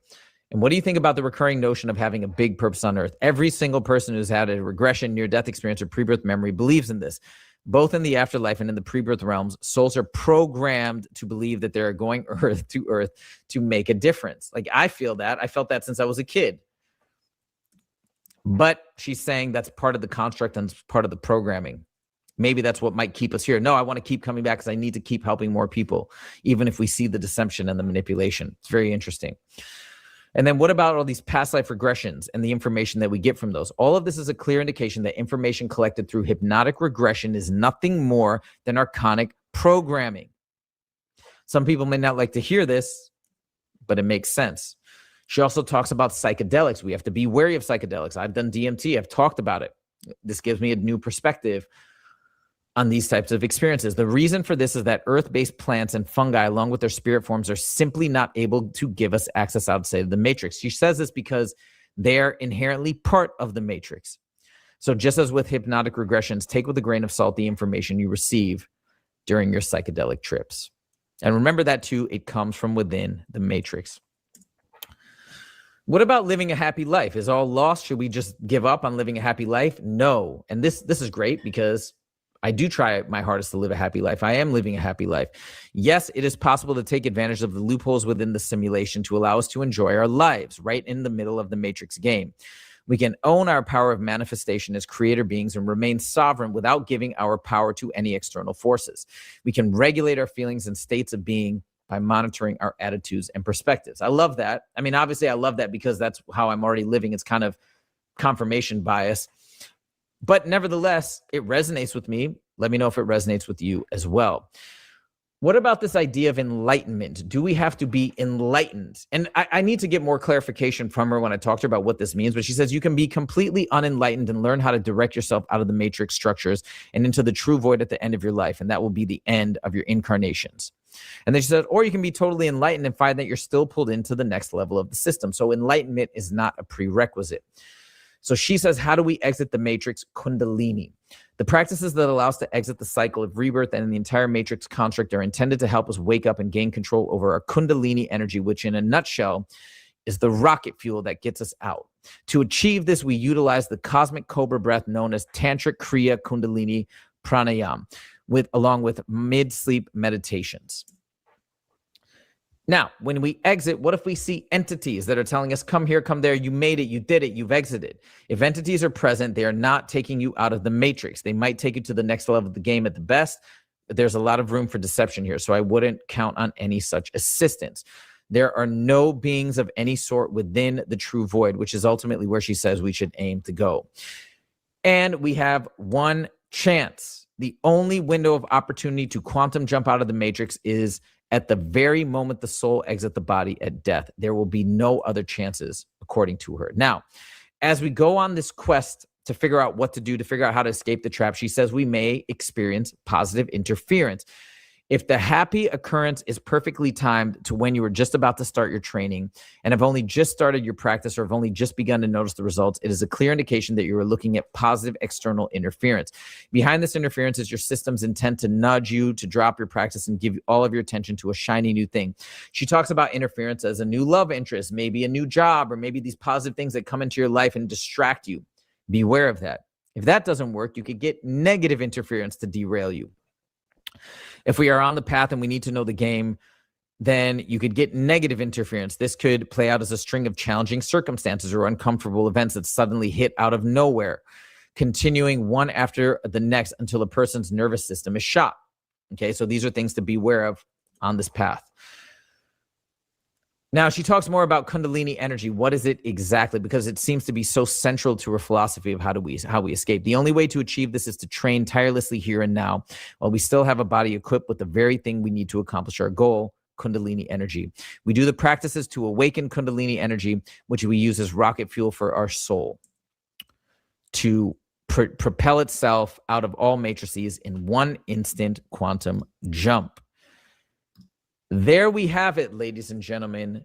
That is a summary of a lot of the higher points. Obviously, there's so much more in this book, and I highly recommend that you buy it and read it in its entirety. But these are some of the big extraction points, or the big points that I wanted to extract and share with you guys, because it raises a lot of interesting connections as how we string together all these different pieces of information under one umbrella, under one unifying theory. I'm not saying it's perfect. I'm sure there's a lot more that we still have to learn and discover and understand, but very, very interesting and amazing food for thought. And after you see this video, be on the lookout, because the interview is about to drop, where I'm about to do it in like a few minutes. So I'm about to interview Isabella Green. We're going to get into the nitty gritty. We're going to explore everything in detail. Be on the lookout for that. Here we go. We're on our path. Thank you guys so much for joining. We'll see you in the next video. Take it easy.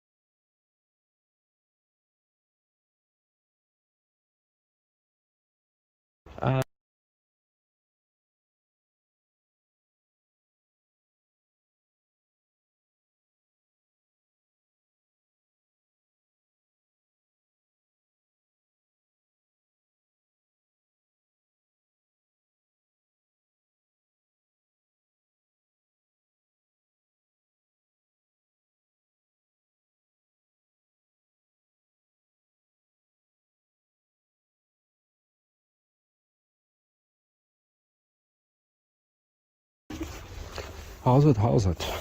Let's do this. Evil existence. Everything is evil. I'm gonna say it again.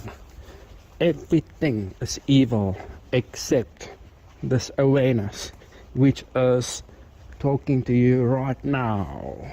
Okay? And there's a few of us spread around the world talking about these things that very few talks about, you know what I mean? How disturbed It's very disturbed. Every day when I wake up, I'm like, holy fuck. I'm still in a very disturbed existence. Everything is evil. People are evil. Yes, it's bliss. Here you go again. Evil, evil. Yeah, it's evil. Everything is evil. We know what the aware ones, we know on a deep level. Now, hold on a second.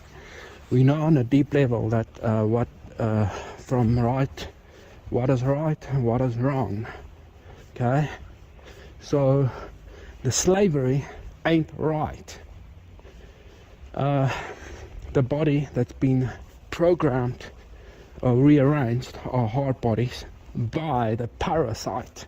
Mouth, ass and reproductive, dick and pussy. Ain't right. It is evil. Okay? Nothing ain't right in hell realm. This is a wicked, evil hell realm. Evil, wicked hell realm. Okay. Nothing is right. The stuff here ain't right. Okay? People driving around in their cars. Okay? Back and forth from their slave jobs to the cubicles. To put shit in their mouth and to shit out. Slavery, chasing paper like a monkey, chasing their banana. Ain't right. It ain't right. The money system creates this hierarchy because people judge according to, because that's why they always ask you, what do you do for a living? Because they want to judge, they want to see if they gonna respect you or not, because they're gonna check, oh, you're nobody, you work as a janitor or you work in retail, you're not some manager or CEO of a big company, you've got your own business maybe, you know, that they wanna, it's this hierarchy. Ain't right. It is evil. However, like the black pill, looks, money, status, it's only a symptom. We are being treated differently, not necessarily due to those looks, money, status things, which is mostly based off of science, but is due to the reason that we are targeted by the reality, the parasite. Okay, another thing I want to say is, let me not go off track again too much. Okay, what I said, discussed on a previous video in regards to the moon.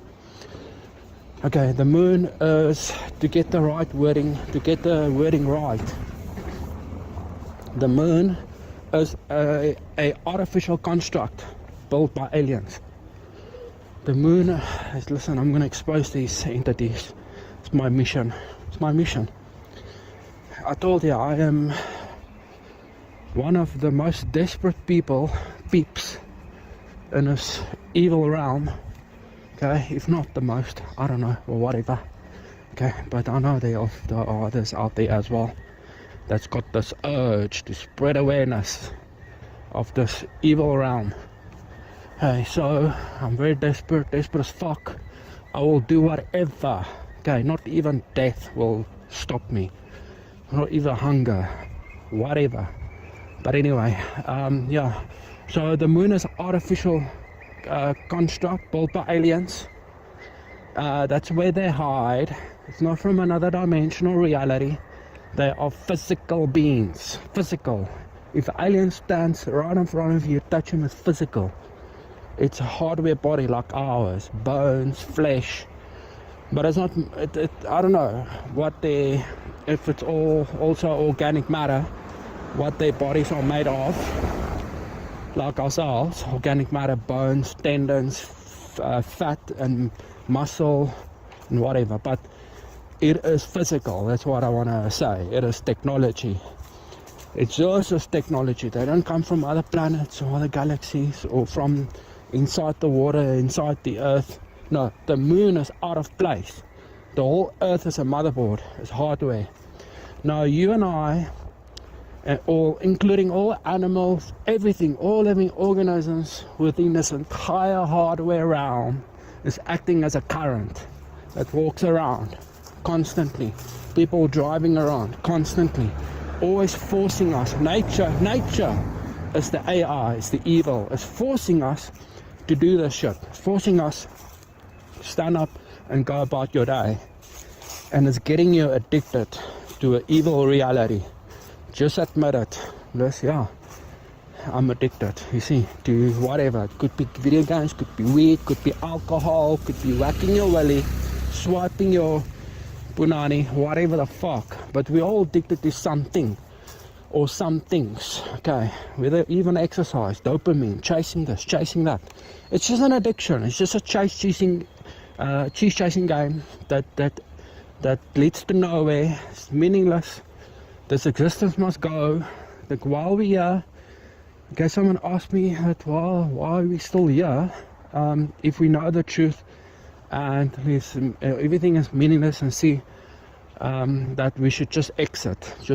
Okay, that's for everybody to decide for themselves. We should never push anyone to exit, because you can cause you must think of the consequences. You can cause yourself, you can get yourself into trouble with this NPC agents, with the badges. You get what I'm saying? The government officials, so on, the agents. You can get yourself in trouble with the law and shit, with a shitty law and whatever.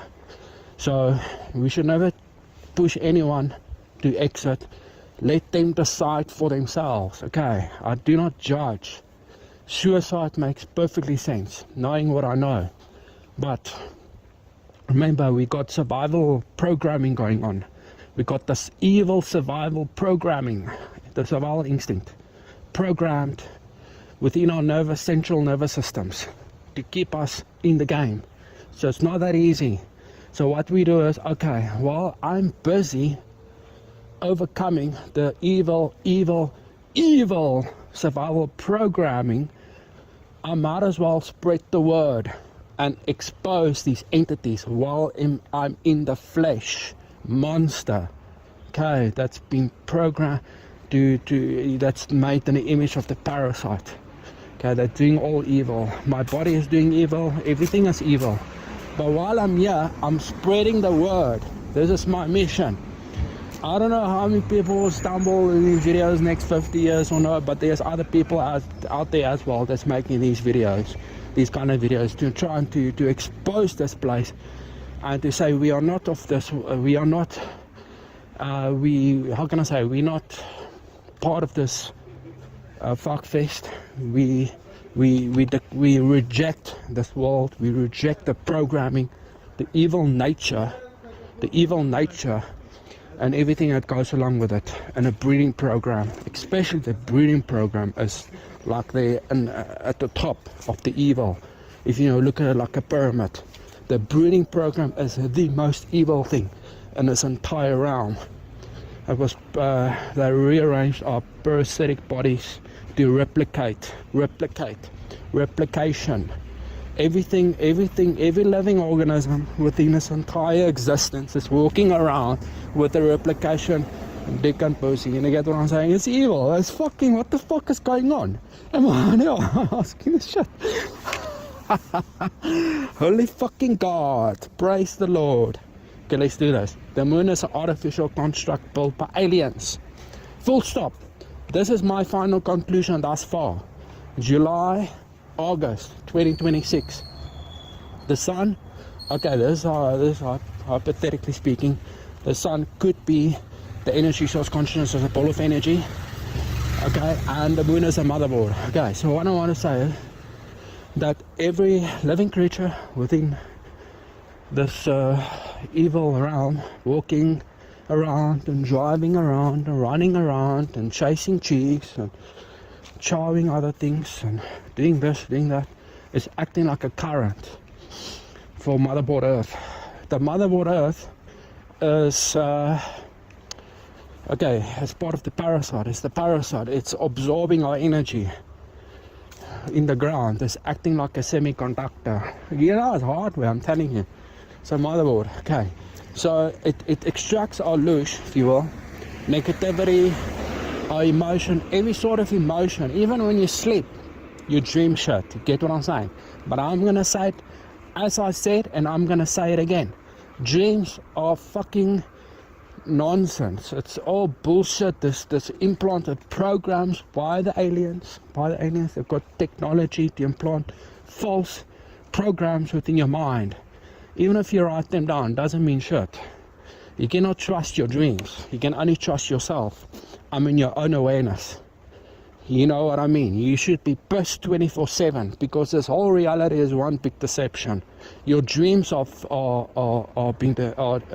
a deception, are falling in a category of deception. People are falling in a category of deception. This whole reality is this. All the belief systems of the world is fake. Religion, New Age, science. It's only a little bit of science that are true. When it comes to certain physics and whatnot, matter, what. But, like I said, matter, form of technology, is hardware. Okay, the fuck wanted to say. Okay, so yeah, we act as a current for Motherboard Earth. These entities is in the moon where they push on the buttons and pulling on the levers to manipulate their puppets, which is about 2/3 or even more, about around there.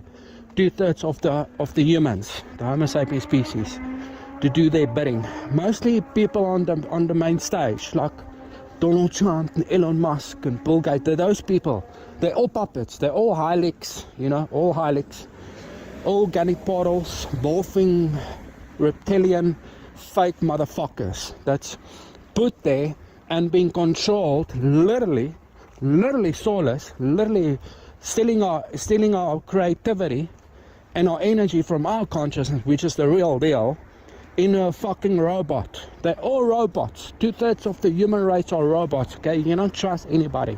The latter third is just deceived. They're real beings, but they're just deceived. And it's the job of the 2/3, the robots, to keep the latter third in deception. That's why these entities is pulling on the levers and pressing on the buttons to keep the latter third and deception as much as possible. Okay, so if religion doesn't do it for you anymore, they give you new science. Science doesn't do it for you, then they give you new age. It's just all belief systems, which is being presented by the reality, but the reality is a fucking parasite. Okay, so we act as a current. It steals our energy.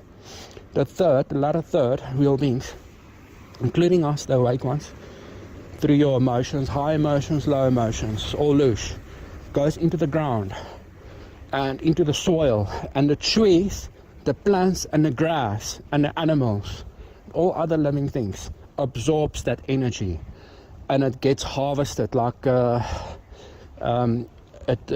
it harvests the energy into other living hardware, like trees, plants and grass.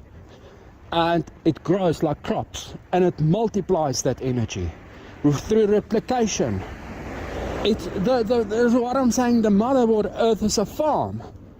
It is a huge motherfucking loose farm for energy purposes. It's farming these emotions, which the real consciousness is emitting, which the parasite is feeding upon, and it's growing this energy through crops, through trees, grass, plants, animals, which is NPCs, running programs, but they harvesting our energy of the real ones, the real beings that hold real consciousness, you and I, the only real within this entire realm. That's why when we exit and we don't reproduce and we don't come back, then the energy will be less and lesser than it was within this loose farm, this farm of a Motherboard Earth, which is farming our energy through replication. You know what I mean? Listen, I'm sharing with you secrets. Okay, but I know most of you already know this, some of you, but and other people have spoken about it to an extent. But I'm just trying to take a little bit further what I see objectively, so that I can help spread the word. Let's spread the word. Let's get this information out into the AI that this is evil, false reality. And it's my mission. We're going to get real consciousness untrapped out of this parasite. This parasite that's stealing our energy. It's stealing it and then farming it onto the lush farm motherboard Earth through trees, plants, and grass, and animals, bacteria, birds, and whatever. They all hold energy that's being continued through replication. That's why I think organism has been programmed with a reproduction system to replicate that energy. Because like I said, this parasite, this AI, Menrogue, but you not just refer to as the demiurge, is seeking eternal life. It's seeking eternal life. That's why entropy is the decay that was pre-programmed within a machine body. The AI rebelled, the demiurge, against its own creator, and that's what happened. And it soon realized this, and it rearranged our hardware bodies with a reproductive to then recycle this energy through replication and to prolong the process. The evilness is so bad. I mean, once you become conscious and once you see, you cannot unsee. And being amongst these normies is just repulsive. It's repulsive, you know. All these people walking around, ooh la la, life is good, life is precious, life is a gift from praise the Lord, ladies and gentlemen. No, fuck no. It irritates the shit out of me. It feels like I want to take a fucking gun, put it in my mouth, and pull the trigger, you know what I mean? But then again, while I'm here, I'm going to spread the word because this information needs to get out. You know what I mean? So this is what we can do now. We fucking expose this place for what it is. Evil, wicked, hell realm. But anyway, peace. Okay, let's continue a bit. Okay, remember I said the Earth is basically the AI, the parasite, which is absorbing our energy through our machine bodies that our consciousness, our focal point consciousness is emitting, and our hearts is acting as a pump to keep our bodies alive, as a machine, which is also a piece of hardware. But remember, our hearts with bikes, motorbikes and cars and shit. Way back now. Okay, here goes the NPC. Fucking Hilux. Yeah. So the heart acts as a pump to keep your machine body alive, but it's not dependent on your brain. Your brain is dependent on your heart to pump the oxygen which is within your blood, red blood cells, white blood cells, and platelets. But here's the thing: where does your heart get the electricity from to pump that shit, to keep your machine body alive? You get what I'm saying? Your parasite, your central nervous system that's connected to your reptilian brain, that's keeping you in the game. Okay, where do you think that electricity comes from? It is electricity. It's hardware. So this energy, the entities are farming us, okay, for our energy, which comes in the form of emotion. Because like I said, real consciousness, which possesses emotional intelligence, fuck, I can't even speak. Yeah, it's always in a state of emotion.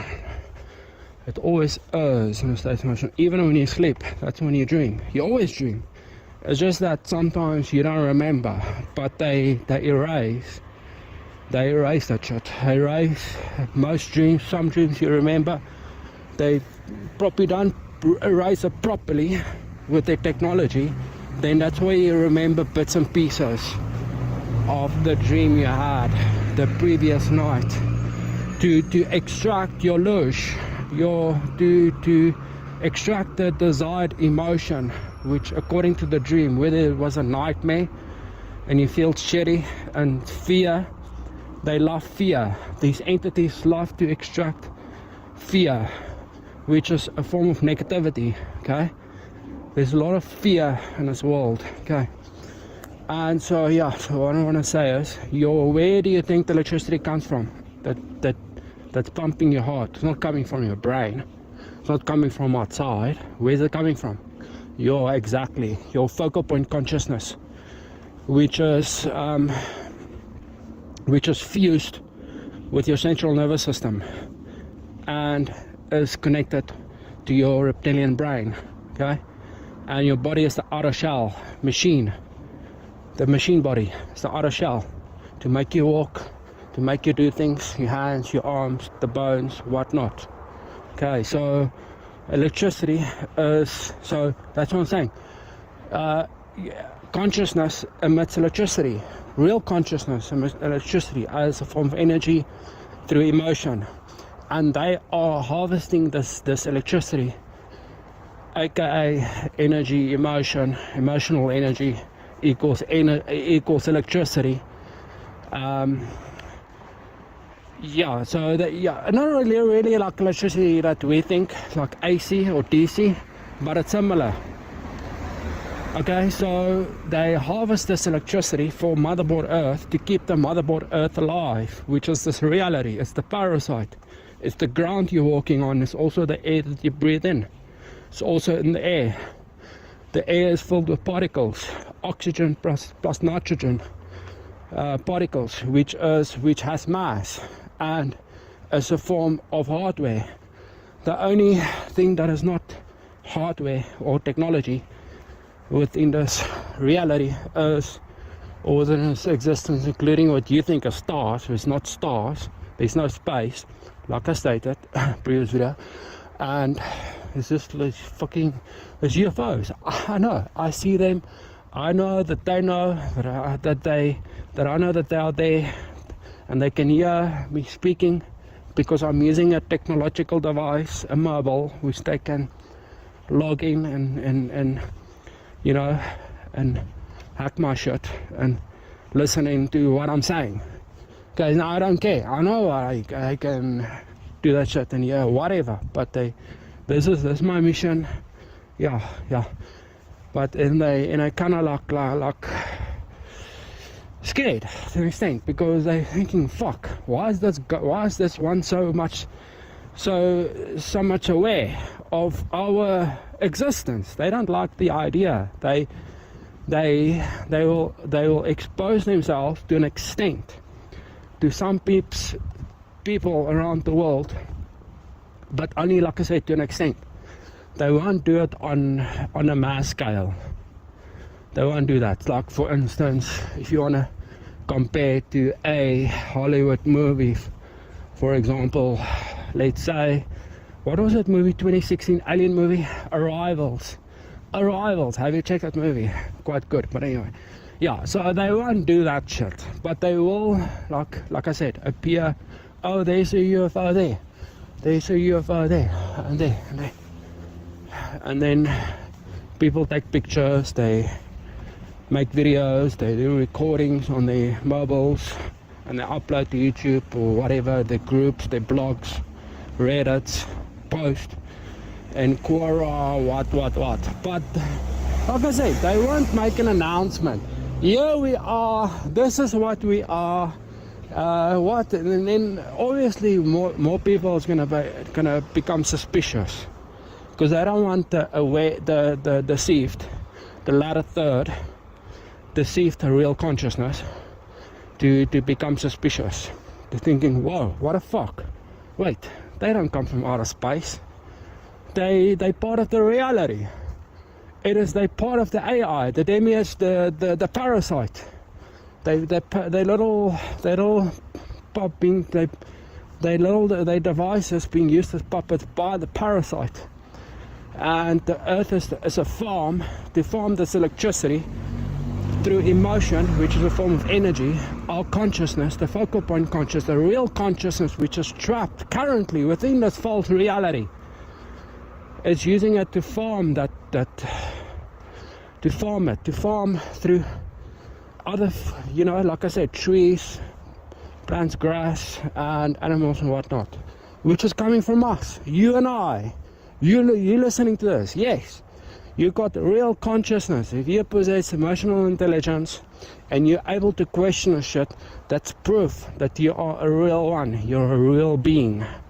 But your focal point consciousness has fused with the central nervous system that's connected to a reptile brain and a parasitic body. I know it's crazy. Okay, at the moment. But this is what it is. This reality is evil. It's an evil, sadistic, a motherfucking bastard of a cunt of an existence, which is based on a hierarchy and a slave system, filled with suffering, emotional, psychological, mental anguish, where we feel physical pain. It's not a dream, it's not an illusion, it's not organic, neither digital or holographic. Like I was also previously explored, like the rest of the soul trappers, like I said, I'm going my own way. Okay, so whether you believe me or not, this reality is a hardware realm. We are in the machine world. In the machine world, we're not hooked up. We're not laying in a pot of goo. Fucking, you know what I mean? Like my chicks hooked up in a pot, in a vat of goo, and this reality is holographic. Oh, don't take it serious. No, I'm taking the suffering serious. We should take the evil serious. This evil, this parasite, this evil, I will never stop. I will never ever give up. I will continue to speak about it, speak on it, continue to study day in and day out until I leave this parasite body to deliver my own consciousness and make sure that it'll help to deliver, decrease the knowledge and spread awareness within this AI, demiurge, parasite, the fungi god, the machine, so that they can twist the timeline and fuck up everything, fuck up its plans, because I'm fucking up the plans of these entities and they can hear me and I'm looking at them. Because it's evening now and I can see the little lights up in the sky with the little lights on. Fake realm, fake reality, fake ass, bitch ass slave system. I'm gonna fuck it up, I'm gonna kill them all, I'm gonna torture them, I'm gonna fucking destroy this motherfucker, bitch. Watch me, I'm pissed off 24/7. 24/7. It's contributing to my suffering. But it's not just about me. It's about all the consciousnesses which is currently trapped within a false reality, filled with suffering, which derive from the same soul, the consciousness, the energy source consciousness. It's not just about you, about me. It's about all of us as a collective to get the real beings untrapped out of a fake ass fucking reality that's being promoted by a fucking parasite. Everyone running around. La la la, la la la, la la la, la la la. For fuck's sakes, motherfucker. If you're not pissed 24/7, then you're missing the point. You're missing the point. You don't realize how evil this fuckfest is. Everything is evil. The fucking slave system. How the fuck can we even allow ditches on a screen to dictate the quality of our lives? For fuck's sake, it's retarded. The species is dumb as hell. Euthanasia ain't legalized. Doesn't make any fucking sense. Hierarchy is evil. The rich exploiting the poor. Wild animals eating each other.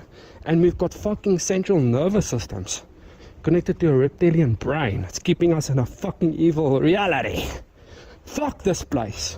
Fuck this place. I'll scream it. I don't care. Fucking, we need to do what we need to do. We can speak on it.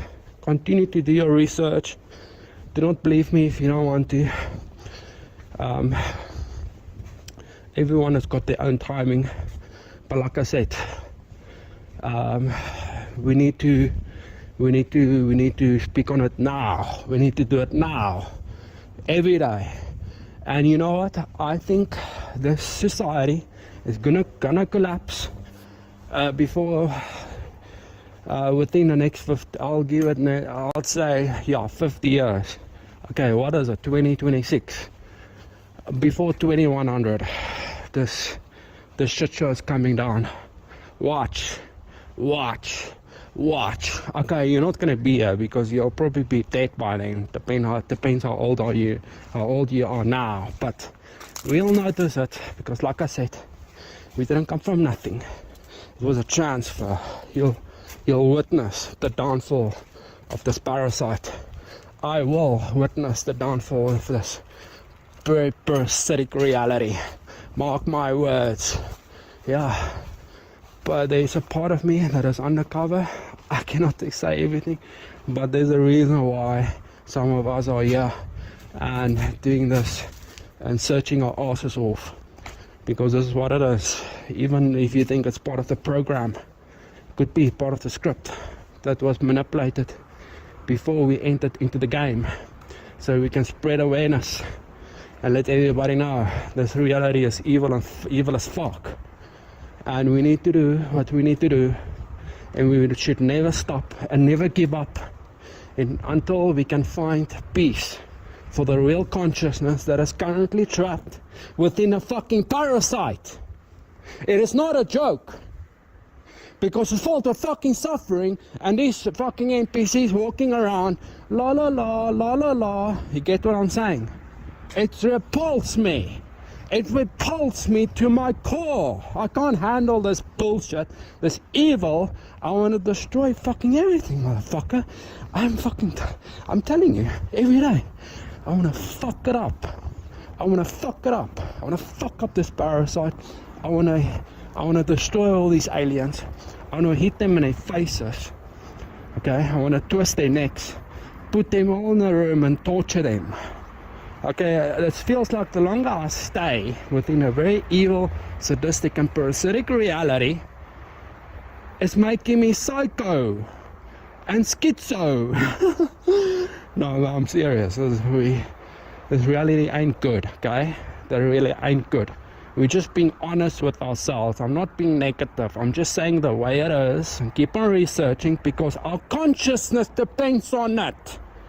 To get real consciousness untrapped out of a fucking parasite. But anyway, peace.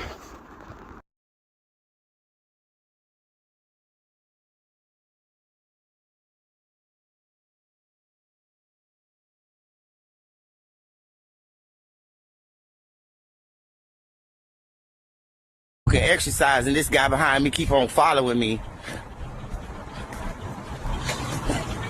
Y'all make sure y'all get a good look at it.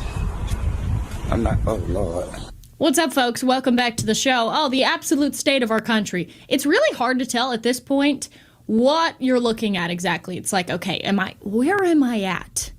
Is this the United States of America? Is this the United States of George Washington and Daniel Boone and the greats? You know, like, what happened actually? What happened to our country? It's getting to the point now where we can't enjoy public amenities. I was talking to somebody the other day, and they were talking about how you cannot go to a public park anymore. Like, if you have kids and a family, it's like the worst time to have a family. You can't go to a park because you know who's there. You can't go to, like, the ice skating rink. You can't go to a concert. You can't go to the beach. You can't really go out on holidays. It's opportunist. People are taking the opportunity to take advantage of these times of celebration to wreak havoc on the community. There is no order anymore. There is no hierarchy anymore. Dad has left the house, and the house is in chaos, and Dad needs to come home, okay? Needs to come home and set things straight. But I don't think that's going to happen anytime soon. Well, in this video, this is just an example of a shocking amount of laziness, but it's indicative of a pattern of certain people who are certainly not making the country any better. I forgot my syrup. 2 of them. Yep. You too. Okay, so let's take a look and break down a little bit in this video. First of all, we got the tattoos, okay? Tattoos are everywhere now. I would say if you're feeling the urge, we've all felt that. Like years ago, I was like, I want to get like a little wave tattoo or something. And I just was like, nah, I'm not going to do that because I'll hate it like the next day. And I didn't do it.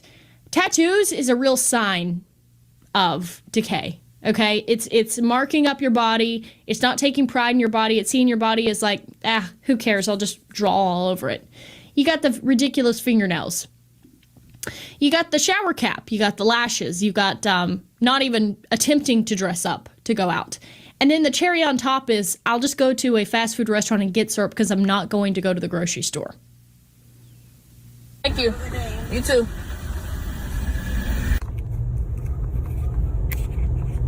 Come eat. And by the way, as someone who doesn't go out ever, like ever, I'm a hermit, I stay at home, it's like a fun time to go to the grocery store. That's like an opportunity to wear some of my cute clothes because I love clothes and I buy a ton of clothes, but I have nowhere to wear them to. So when I go to the grocery store, that is my time to shine. But not for everybody. Some people just, no, not a thought. And I know it seems like material and doesn't seem very deep, but I think even the fact that people dress like garbage now, that's another sign that society is just falling apart. Because there's just no respect. There's no self-respect. They don't respect society. That's why you dress up when you go to an event, because you're saying, I respect this event. I respect the people who are here, and I want to present myself in a good way. And people just don't care. They go to the airports dressed like garbage. They wear pajamas everywhere. I mean, I get it. Like, if it's a one-time thing, like you're really hungover or something, you go out in like a t-shirt and shorts. But it's just like every day. Come on. Okay, and here are more common scenes that we get to see. You might be dressed up and in your car and you're driving to town or whatever, and this is what you get to see as you are driving on your commute home. You get to see people tweaking outside of gas stations. And now, by the way, if you have to fill up your tank with gas, I just hope that you are prepared, like you have something on your hip, because gas stations are not safe. This one's strategic. While everybody's watching the weapon systems and the headlines, the real battle is happening much further upstream, in the raw materials that make modern defense possible. Here's something most people don't realize. The United States hasn't commercially mined tungsten since 2015, even though it's used in everything from precision munitions to aircraft and armored vehicles. That's why Washington is moving fast. Through initiatives like Project Vault and other federal programs, billions of dollars have been committed to rebuilding America's critical mineral supply chain and reducing dependence on foreign sources. That's where Vault Strategic Mining comes in, training as Knox in Canada and KNXFF in the US. Rather than searching for entirely new discoveries, Vault is acquiring historic American tungsten mines and applying modern exploration to bring these strategic assets back to life. Its flagship Nevada project sits in one of North America's most historically productive tungsten districts, positioning the company at the center of a growing national priority. As the government focuses on securing domestic supplies of critical minerals, companies with established U.S. tungsten projects could be in a very strong position to benefit from that trend. If you'd like to learn more about Vault Strategic Mining and its U.S. tungsten portfolio, check out the link in the description. And a special thanks to Vault Strategic Mining for sponsoring today's video. And neither are the streets. After dark, this actually happened in France, but the same thing happens everywhere. You know, it's just people, they get this inexplicable urge to just destroy everything. They found all the trash bins and they decided this seems like it would be a fun time to just come over here and spill trash everywhere because that's fun. Because these people don't respect the society that they live in. They don't care that this was one of the most advanced societies for centuries, creating some of the most beautiful things. They don't care, they have no respect, and they deeply resent it because it draws the comparison between that culture and other cultures, let's say. This was out of New York City. This woman just decided she's gonna go to a random truck and key it. So now you're not even safe driving downtown in your truck because you might have an insane person with zero respect for society, with zero respect or appreciation, by the way, for a country that have bent over backwards to make everyone feel included and welcome and safe. And this is how they repay that. This is how they repay generosity. So it seems like the takeaway is don't be generous, actually.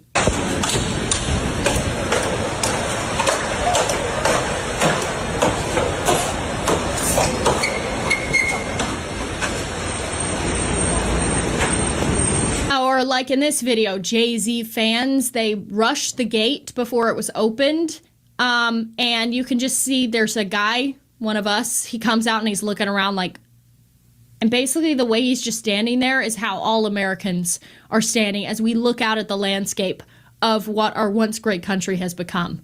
Thanks to just simply again, it's simply just not enforcing the law. It's not cracking down and having there be real accountability. You cannot expect certain people to just behave themselves. That's how we are. We will kind of self-govern. Other people do not want to self-govern, and they have to be governed.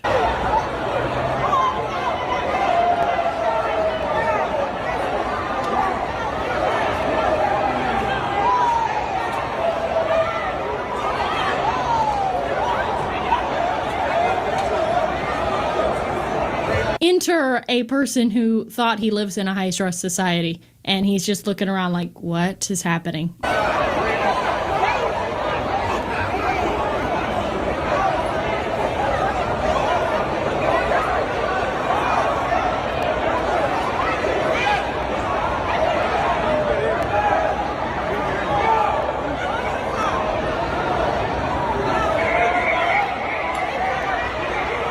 And that, folks, is why we can't have nice things. We could have nice things.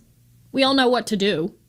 You all know. And that's what's so maddening about this, is that the remedy to all of this is so simple, but it won't be done because our government is not our own. If you think that you are in control of your government, if you think this government is representative of the people, you are sadly mistaken.